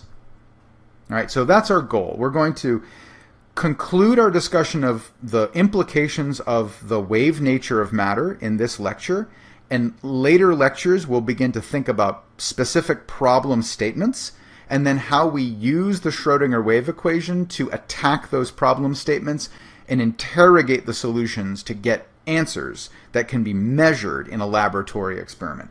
The wave function itself is not directly accessible, but its amplitude squared in different situations has physical consequences for measurement. Now that said, because we're mathematical beings that can imagine things that are not physically realizable in the world around us, we can use some math and computer aids to try to visualize the wave function of our matter particle that's free from external forces. But to do this, we have to concoct a space of the imaginary value of the wave function and the real value of the wave function. Now, these are not physical axes in space. They don't have physical extent. Remember that this is an oscillating probability. Probability itself is not physical, but the probabilities of outcomes are physical. And so you have to be very careful to separate your visualization of the wave function from physical meaning, which is only derivable from the square of the wave function, the complex conjugate times the original wave function. Nonetheless, because we are mathematical beings and we can think abstractly, let's attempt to visualize what the wave function of a free particle would look like without specifying how it was prepared. In that case, then, it's the solution that we've written down already. And we can imagine thinking about the amplitude of the wave function along its imaginary axis and along its real axis. So along its imaginary axis, it's a sine function whose amplitude starts out at 0, goes to a maximum, plunges to a minimum, and returns to 0 after one cycle. And along the real valued axis of the wave function, it starts off at maximum amplitude, eventually goes through 0 to a minimum, back through 0 to a maximum after one cycle of the matter wave. And note that the maximum of the matter wave in the real value part of the wave function is achieved at the same location as the 0 point of the imaginary part of the wave function, which is what you would expect from a cosine and a sine function combined together. Now, of course, if we construct this in 3D space with our imaginary axis, our real axis, and then the spatial location and physical space of the particle, we wind up with a helical structure, a helical surface that winds through imaginary and real space. Keeping in mind that we're talking about the imaginary and real components of the wave function. But at all points in space, as we've seen, the amplitude squared of this is a constant valued number that doesn't depend on space and time. And so whatever this wave function is doing, varying in its real and imaginary parts, in physical space, it represents a constant probability density everywhere in space in time. So there's nothing waving in physical space. In the space of the wave function, you have oscillation, and that oscillation is related to the probability of finding the particle at that point in space at that moment in time. But in physical space, all you have is the magnitude squared of the wave function. That's the only physical thing that manifests in the measurable world. Now, to close out this lecture, let's take a look at what it means to try to measure both the position and the momentum of a matter-wave representation of a particle. So here's a real valued part of the wave function of a matter wave. It's the cosine. It starts at 1, goes to -1, returns to 1 after one cycle. And you see I've got two wavelengths represented in this picture. I've ignored the complex part, but it's also waving at the same time. We're looking now just at the physical position of the particle versus the value of the real component of the wave function. The imaginary component of this wave also has an important role in what happens with the physical reality of the particle, but it's not shown here. I just want to concentrate your energy now on thinking about what it means to measure momentum and position for a wave, or at least a particle described as a wave. Now, measuring the position of a free particle boils down to determining where it is along the x-axis. So for instance, I might do that by zooming in more and more on this wave and saying, okay, I'm localizing the particle more and more and more by spotting the little chunk of its wave function in the real valued component located at that point in space. But measuring the momentum of the same particle boils down to a different observation. Measuring the momentum of the particle is related to determining the second derivative of this wave with respect to space. That is, determining the curvature of this wave. That's what the second derivative with respect to space tells you. It tells you about the spatial curvature of the real part, or the imaginary part, of the wave function. And it's that curvature, the degree to which the wave bends to move toward the next part of its cycle, that determines momentum. Now, it's very easy to determine the momentum in this picture. We clearly have two wavelengths. We could sit down and easily determine from the information on this page what the wavelength of this wave is. All right? But we might be a little less certain about where it is because there's a couple of cycles of its real valued part of its wave function here. So maybe it's here, or maybe it's here, or maybe it's here. All right, so knowing the momentum really well might preclude knowing the position really well. But what if we really localize this particle to one specific place in position space? All right, so what we want to do is try to locate the particle more and more precisely by zooming in on the wave function to really localize the phenomenon to one narrow region of space. And this is equivalent to identifying where it is in a range x and x plus delta x, and then sending delta x more and more towards 0 to zoom way, way, way, way in on a narrow slice of the wave. All right? But as we'll see, it's going to become harder and harder to establish the curvature of the wave as we do this, and thus the momentum of the wave is going to slip from our grasp. Now, to help you with this exercise, what I want you to do is really stare at the wave in this region right here where I'm indicating with the mouse cursor. Okay? So really stare at the wave here. Right now, you can clearly see that there's well-defined curvature. You could easily and readily determine the wavelength of this phenomenon. How about now? Can you easily determine the wavelength of this phenomenon? I've zoomed in, localizing more in space where I want to see where the particle is. But in doing so, I've traded a lot of the curvature away in order to do that. It's getting harder to determine the wavelength of this wave, but you could still maybe do it. You've got a peak over here, and you can see how it's declining. There's lots of curvature to determine the momentum of this wave. But how about now? I've zoomed in even more. Stare at that. Are you confident you could determine the curvature of that wave? And you may be remembering the old wave, but as you continue to stare, can you determine the curvature of the wave? Well, I messed with you a little bit. While you were staring at the wave, while I was daring you to think about the curvature of that line, I did one more change to the wave. I'm still zoomed way in on it, but I changed the wavelength by 10%. Did you notice? Did you notice that the wavelength changed from the previous zoom in to the zoom in you're looking at now? An astute observer might have noticed while they were staring at it that the grid behind here changed when I did that. And that corresponds to a change in where I was zoomed in on the wave. But the starting value and the ending value of the wave in this picture didn't change. The heights of the waves where they enter the picture and exit the picture were concocted identically, giving you the impression that you were confident that the wavelength was the same as the wave from before. But it's not. I changed the wavelength by 10%, but presented you with a similar zoomed-in region.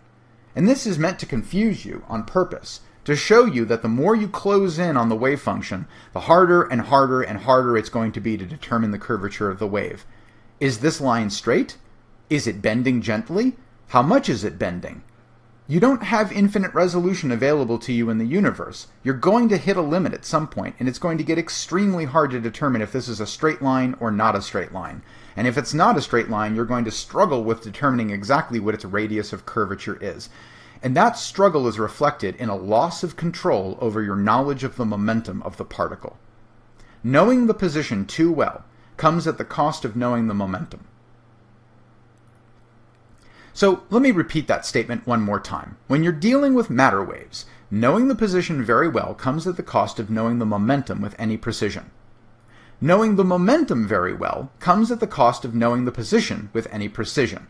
That I reflected in my earlier statement about being zoomed out looking at many cycles of the wave. You're very confident when you're zoomed out that you know the wavelength of this phenomenon. But because there are many places where the particle is likely to be and less likely to be represented by the changing amplitude of the wave in real space, you're getting kind of confused about where it might actually be. Is it more at one of the maxima, or more at the other maximum, or more at the third maximum, or the fourth maximum, or the fifth maximum? Gaining confidence in momentum comes at the cost of confidence in precision. And it was the physicist Werner Heisenberg who worked out the mathematics of this particular issue in 1927. Now, the real way to do this, of course, is to take the wave equation and to work through the Fourier transform, which tells you something about the information content of the wave in position and frequency or momentum space. That's a little above the ability of a course like this to work out, although you are welcome to look into it on your own if you're comfortable with integrals and derivatives at a high level, at least at the level of, say, Calc 2 and Calc 3. Heisenberg codified the relationship between the certainty or uncertainty of our knowledge in momentum and the uncertainty of our knowledge in position in what is known as the Heisenberg uncertainty principle. And it's a very definitive statement, albeit an inequality. It says that the uncertainty in the knowledge of momentum, delta p, times the uncertainty in the knowledge of position, delta x, must always be greater than or equal to h bar, the reduced Planck's constant, divided by 2. Why is it that we don't worry about knowing how fast our car is moving while also knowing its position on the road? We don't freak out about that. Like, if we're going to stare at the speedometer for a moment, we're suddenly going to look up and realize we're in New York City, whereas we were in Dallas at the beginning of our glance down at the speedometer. That doesn't happen in the real world. You don't increase your confidence in your current velocity and thus your current momentum, and then suddenly look up and realize you're on the moon. I mean, this is essentially what we're talking about here with tiny matter waves, right? Is that once you become very confident you know where the particle is, you suddenly lose all confidence about its momentum, and vice versa. Well, it's no wonder we didn't notice it. H bar over 2 is a number that is approximately 10 to the minus 35 joule seconds. That's an insanely small number. It's no wonder we didn't notice this before, and that it would only manifest at the scale of things tiny, like atoms, or electrons, or the nucleus of the atom, or things like that. But this statement holds for matter waves, no matter what situation you're in. You cannot know the position and the momentum at the same time with infinite precision. And you can see that if you did try to know one of them with infinite precision, that is delta x exactly equal to 0. So you want to know exactly the position of a matter wave. So you specify an experiment that lets you get infinite precision, no uncertainty on the position. You completely lose control of the momentum. The uncertainty on the momentum blows up to infinity in order to hold this as a constant. That's the only way to satisfy this inequality, is if delta p blows up to infinity as delta x goes to 0. This is a limit imposed by the wave nature of matter. It's unavoidable. You cannot know this pair of variables, x and p, with any simultaneously perfect precision. Now, of course, the why of this is buried deeply in things like the Fourier transform and in the algebra of matrices, that is, collections of numbers in multiple dimensions, which is another form of language that can be used to derive quantum mechanics, which is where we are essentially at now. That's above the pay grade of this particular class, but I just want to say that because you are going to encounter quantum mechanics again in a dedicated higher level course than this one. And I want you to understand that I'm having to wave my hands quite a bit at this level in order to motivate this. Nonetheless, you will have a second crack at this where you'll begin to see the whys of all of this. Where is this coming from? Why h bar over 2?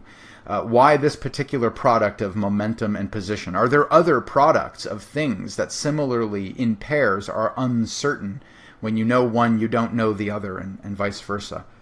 These are excellent questions, and I don't expect you to be satisfied with this right now, but this is where we can get in a course at this level after 2 semesters of introductory physics. So let's review what we have learned in this lecture. We've learned about mechanical and electromagnetic wave equations, and from that we've learned how to infer the nature of the wave equation for matter. And this has given us some ability to get at the meaning of the waves described by the matter-wave equation, albeit by interpreting what's going on based on our experience with the natural world. The wave equation involves complex numbers, and the solutions to the wave equations involve complex functions. We have to get real numbers out of this thing if we want to map it onto the real world. And the only way to do this is, for instance, to calculate the amplitude squared of the wave function. In doing that, however, we lose any ability to understand or map the physicality of the wave function itself onto the real world. It's only the amplitude of the wave function that has implications for the real world. So the wave function describes oscillating probabilities, and it's the amplitude squared that tells us the probability per unit distance per unit time for something to be true in the Schrödinger wave equation, describing a matter wave involving either no forces or some forces. But the wave nature of matter ultimately imposes a limit of absolute knowledge on our ability to understand the world around us. What we learn from exploring the wave part of the wave function of the matter waves is that there's a limit to our knowledge. If we know the position of this wave very well, we lose control over its momentum. If we get control over its momentum at a high degree, we lose our confidence in information about the position of the particle any longer. These pair of variables are related to each other in their uncertainty by the Heisenberg uncertainty principle, and fundamentally this imposes a limit of absolute knowledge on what we can know about a system of particles at any given moment in time by making measurements. These are the foundations of quantum mechanics that we will build on going forward, and we will spend the rest of this course essentially applying quantum mechanics and special relativity to problems involving the very small things in the universe, like atoms and individual subatomic particles, to make predictions about the natural world and understand phenomena like atoms and the behavior of particles trapped in systems like you would find, for instance, in semiconductors. These are all basic applications that are at our fingertips now that we have a foundational equation that we can solve in order to understand the outcomes of these particular situations.